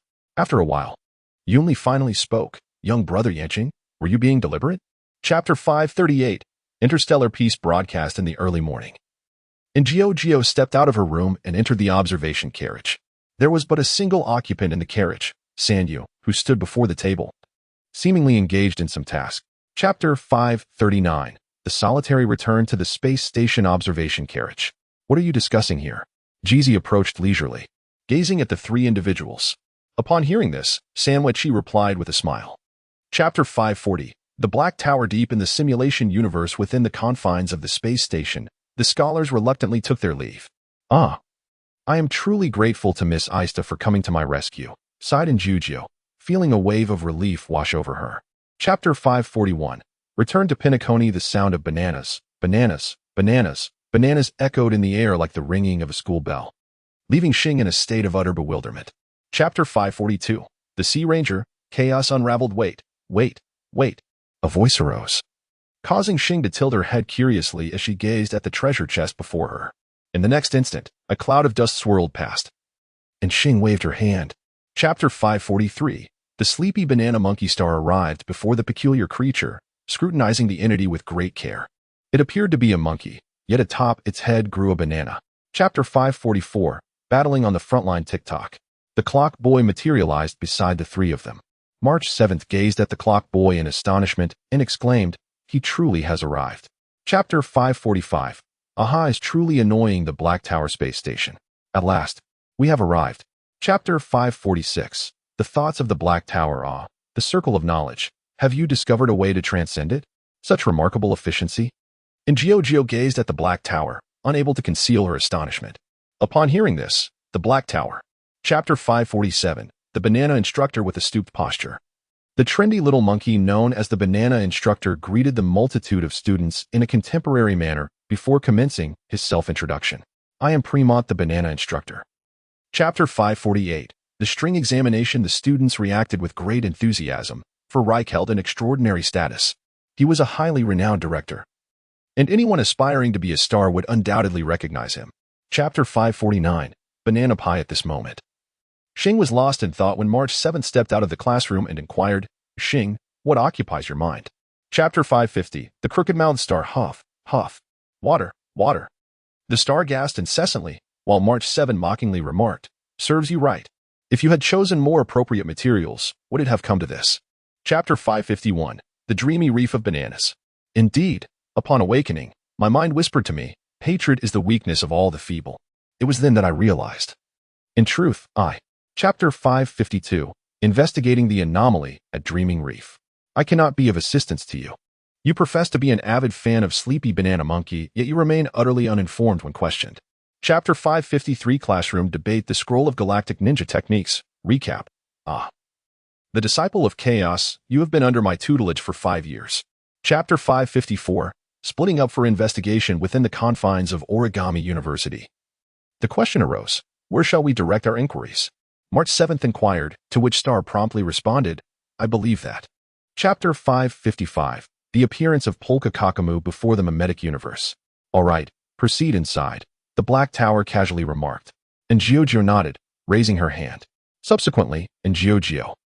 Chapter 556, Let There Be Laughter, within the Mimic Universe. What audacious claims. If your actions were truly effective, the end would have long since perished. And yet it still endures. Chapter 557, The Departure of Polka Kakamu from the Simulated Universe. Chapter 558, Investigating the Sleepy Banana Monkey in the Wealth Academy District. Sister, I do not sell taro balls here, nor do I have any petty individuals. Please spare me. Department store, The Enduring Disciple, I have. Chapter 559, The Despicable Banana Master in the Wealth Academy District. Gray-haired classmate, did you hear? The people's fondness for the Sleepy Banana Monkey. The Banana Master turned to Xing, who slowly replied, indeed, it was mentioned. Chapter 560, The Primitive Doctor within the Confines of Origami University. Xing held her phone, a smile gracing her face as a thought crossed her mind. She began to type a message, inquiring, Giorgio, do you know how to transform a person? Chapter 561, The Brutal Star outside the photography classroom. The three individuals came to a halt. Do you think there might be 300 axemen lying in wait for us behind there? Once I step inside, they will. Chapter 562, Meme Virus, Flame Gun. As the words left his lips, a dragon of fire surged forth, charging directly at Master Jiao. Stepping back, Master Jiao let out a furious roar and propelled the Star Summit into the air. Chapter 563, The Exposure of the Banana Gift in the Principal's Office. Dear students, although you neither made an appointment nor knocked on the door, you are still warmly welcomed. Banana. Chapter 564, Ruan Mei was somewhat curious.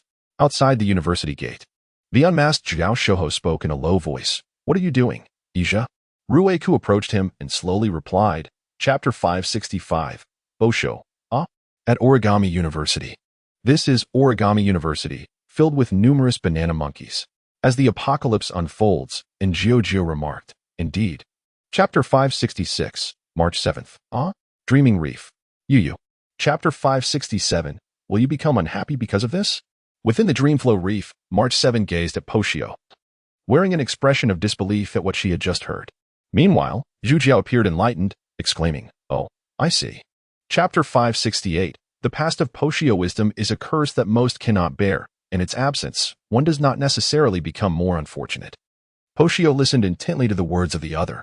Chapter 569, Tick-tock, tick-tock, tick-tock. Come here, Mr. Cowboy. Bosha turned around, gazing at Jiaoxiu, and slowly approached him, asking with a hint of confusion, Am I in?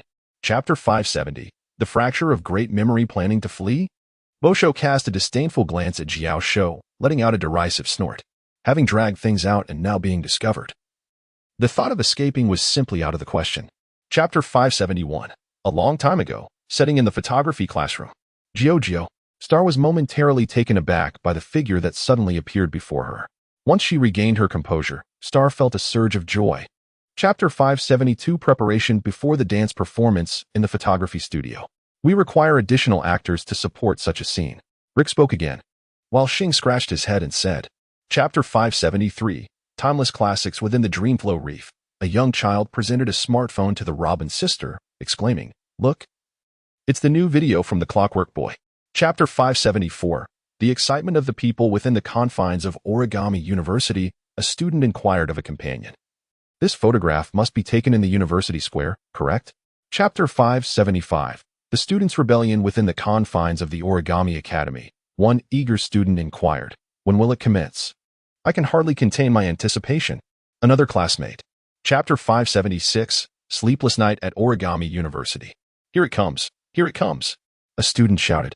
Suddenly, the sky darkened even further. The students looked up and beheld. Chapter 577, The Moment of Sleepy Banana Photography Classroom. What a delightful experience this is. On March 7th, he sighed, while Xing remarked, So, am I handsome when I dance? Chapter 578, The Moment of the Collapsing Sleep Banana. The time of the sleep banana. We pursue. A group of individuals strides towards the direction from which the sleep banana master has departed, and at this moment, countless little sleep banana monkeys appear. Chapter 579, The Clockwork Boy, Transformation. Dreaming Reef. What exactly is this treasure? Chapter 580, The Clockwork Boy versus the Slumbering Banana Giant with a resounding clang. The giant ape plucked the banana from atop its head. As a brilliant light flashed, it transformed into a formidable blade. Chapter 581, Successful Capture Within the Dream Reef. The clock boy raised his thumb to the crowd before vanishing from the spot. Victory! The people erupted in cheers, and Chapter 582, Turbulent Past in the hotel lobby. Several individuals expressed their gratitude, acknowledging the assistance they received. Should any difficulties arise in the future, they assured that they would return to offer their support. Chapter 583, The Rise of Another Wave has departed. Chapter 584, The Finale. The three turned their heads and beheld Xing rushing towards them. You three are truly ungrateful. You actually abandoned me and fled, Xing complained. San Yuqi. Chapter 585, Chaos in the Self-Recommendation of Mao Sui at Zheji University. Ding ding ding. Class is dismissed. And Jiao tidied up her belongings and slightly nodded. Chapter 586, Silence within the confines of the principal and Oppo's office. Xing gazed at the self-recommending Ranpo. After a moment of contemplation, he nodded and remarked, Indeed, I must admit, this is rather fitting. Chapter 587, The Astrological Society in the Observation Carriage. And Jiao knocked on Uncle Yang's door. Shortly thereafter, the door was pulled open. Ah, it's you, Jiao. Chapter 588, Not the least bit surprising the following day. At the concert venue. Why are there only the three of you? Xing inquired, gazing at Wanpa and the other two individuals. At this moment, Wanpa began to speak. Chapter 589, A Few Setbacks. What is this? Star gazed intently at the individual and spoke in a low voice. Do you wish to repeat that while looking into my eyes? Chapter 590, Troubling Circumstances at the Concert Venue. Chapter 591, The Ninja Appears. Are you resorting to name-calling again? Do you not have any other expressions? Xing remarked, while March 7 responded. It was clearly you who imprisoned them first. Chapter 592, Dreamy Town is peaceful today. In the principal's office. Good news? What good news? Everyone gazed at Xing with curious eyes. Xing cleared his throat and then spoke. Chapter 593, Farewell to Wan Mei. Party carriage. Xing sat on the sofa, his expression tranquil. San Yuqi observed Xing's demeanor, perplexed, and inquired, Xing, what? Chapter 594, The Forgotten Returner. Wang Guiren? Xing experienced a moment of auditory illusion, and Tingyun gently shook her head. Reiterating, it is the one who has forgotten the way back, unable to return to their homeland, a person who has lost their own self. Tingyun. Chapter 595, The Return on Sunday, The Golden Moment. In this chapter, the male members of the Hidden Night Thrush lineage are engaged in conversation with the female members of the Hound lineage. In my opinion, creating chaos is also a form of. Chapter 596, The Explosion of Tingyun in the Asterna Galaxy. Pinaconi has arrived. On March 7th. He spoke and then turned to Tingyun, saying, Miss Tingyun. Chapter 597, Dealing with Troubles in Eden Park. There is no need to utter that phrase, as it would render us exceedingly suspicious. Sunday spoke slowly. Upon hearing this, Wanwyke retorted. Chapter 598, Looking back at the past, it seemed that nothing existed there. Van Wyck gazed at the tranquil Eden Park and slowly remarked on that Sunday, this is precisely the essence of revisiting one's past. Chapter 599, The Sunday Hesitation, The Candy That Makes You Laugh, The Peppy People. Chapter 600, The Great Convergence of the Stopping Clouds and the Plaza of Stopping Clouds. Throngs of people wandered to and fro, seeking the one who could engage in conversation amidst the ethereal ambience. Curiously, I distinctly recall that they were in this vicinity not long ago. Chapter 601, Acceptance at the Audi Shopping Center, in front of a store. What kind of gift do you think would be suitable for Master Fuxian of Tabusi? Tingyun asked. Chapter 602, The thoughts of Ting Yun before the dream merchandising store. Dr. Edward spoke. Ladies and gentlemen, here are your dream bubbles. Please take good care of them. Thank you. Ting Yun replied. Chapter 603, The Robin and Sunday. That being said, how is Ming Hua faring? Ting Yun glanced once more at Yu Kong, who replied slowly. I have entrusted it to Yin Ming for the time being. You are well aware. Chapter 604. A subtle tease features an individual who has just encountered defeat and is on the verge of embarking on a journey. Chapter 605. Sunday and Van Wyck, the Picniconi Grand Theater. When I first visited the Grand Theater, I was but a child.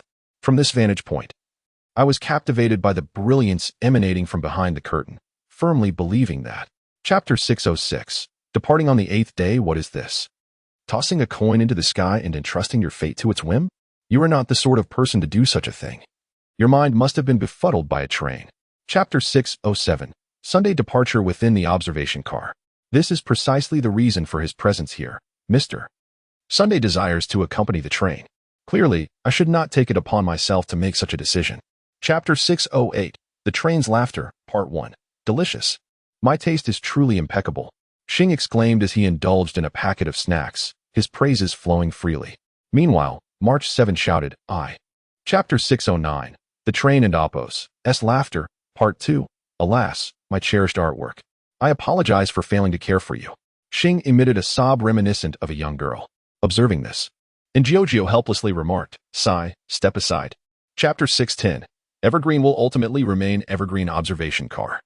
An urgent notification brings troubling news. The train has just been struck by a high-energy particle stream. While the overall integrity remains intact, the food is cooled. Chapter 611. A journey of exploration. Never ceasing a few days later, the thorough cleaning finally concluded, and the room was beautifully renovated. Xing lay on the grand bed. Still in slumber, a sweet smile gracing her lips, as if she were immersed in delightful dreams. Regarding my reflections on the new book, the narrative surrounding Wang Fao Yuosi has become overly intricate, spanning 8 distinct versions with an excess of settings, making it susceptible to unexpected plot twists, rendering it quite challenging to write. Therefore, rather than forcing myself to craft a narrative only to be undermined by unforeseen developments, I would prefer to pause for a while, hoping for your understanding. As for when I shall resume writing, it will be prudent to wait until at least half of the Wang Fao Yuosi storyline has unfolded, at which point many of the settings will have settled, allowing for a greater capacity to avert unforeseen complications. I extend my heartfelt gratitude to all for your unwavering support. Without your encouragement, I may not have persevered to this point. Thank you once again. The words of Xing resonate with my own. May everyone's journey of exploration and progress remain unceasing. Here follows my new work, Beastmaster, contracting the tiger spirit from the start. The beggar emperor Zhu Yuanzhang transforms from humble beginnings to greatness, while the legendary Genghis Khan, a paragon of strength, devours dragons whole. The first emperor was destined to be a dragon. Many have pondered the same curiosity. What was the era of splendor that existed before the first emperor, who was born to be a dragon? An epoch obscured by history and forgotten by time? Now, a young traveler, armed with a mythological atlas, encounters a young tiger on the brink of death due to a forbidden experiment. Will he usher in an era of his own, or bear witness to the resurgence of a forgotten age?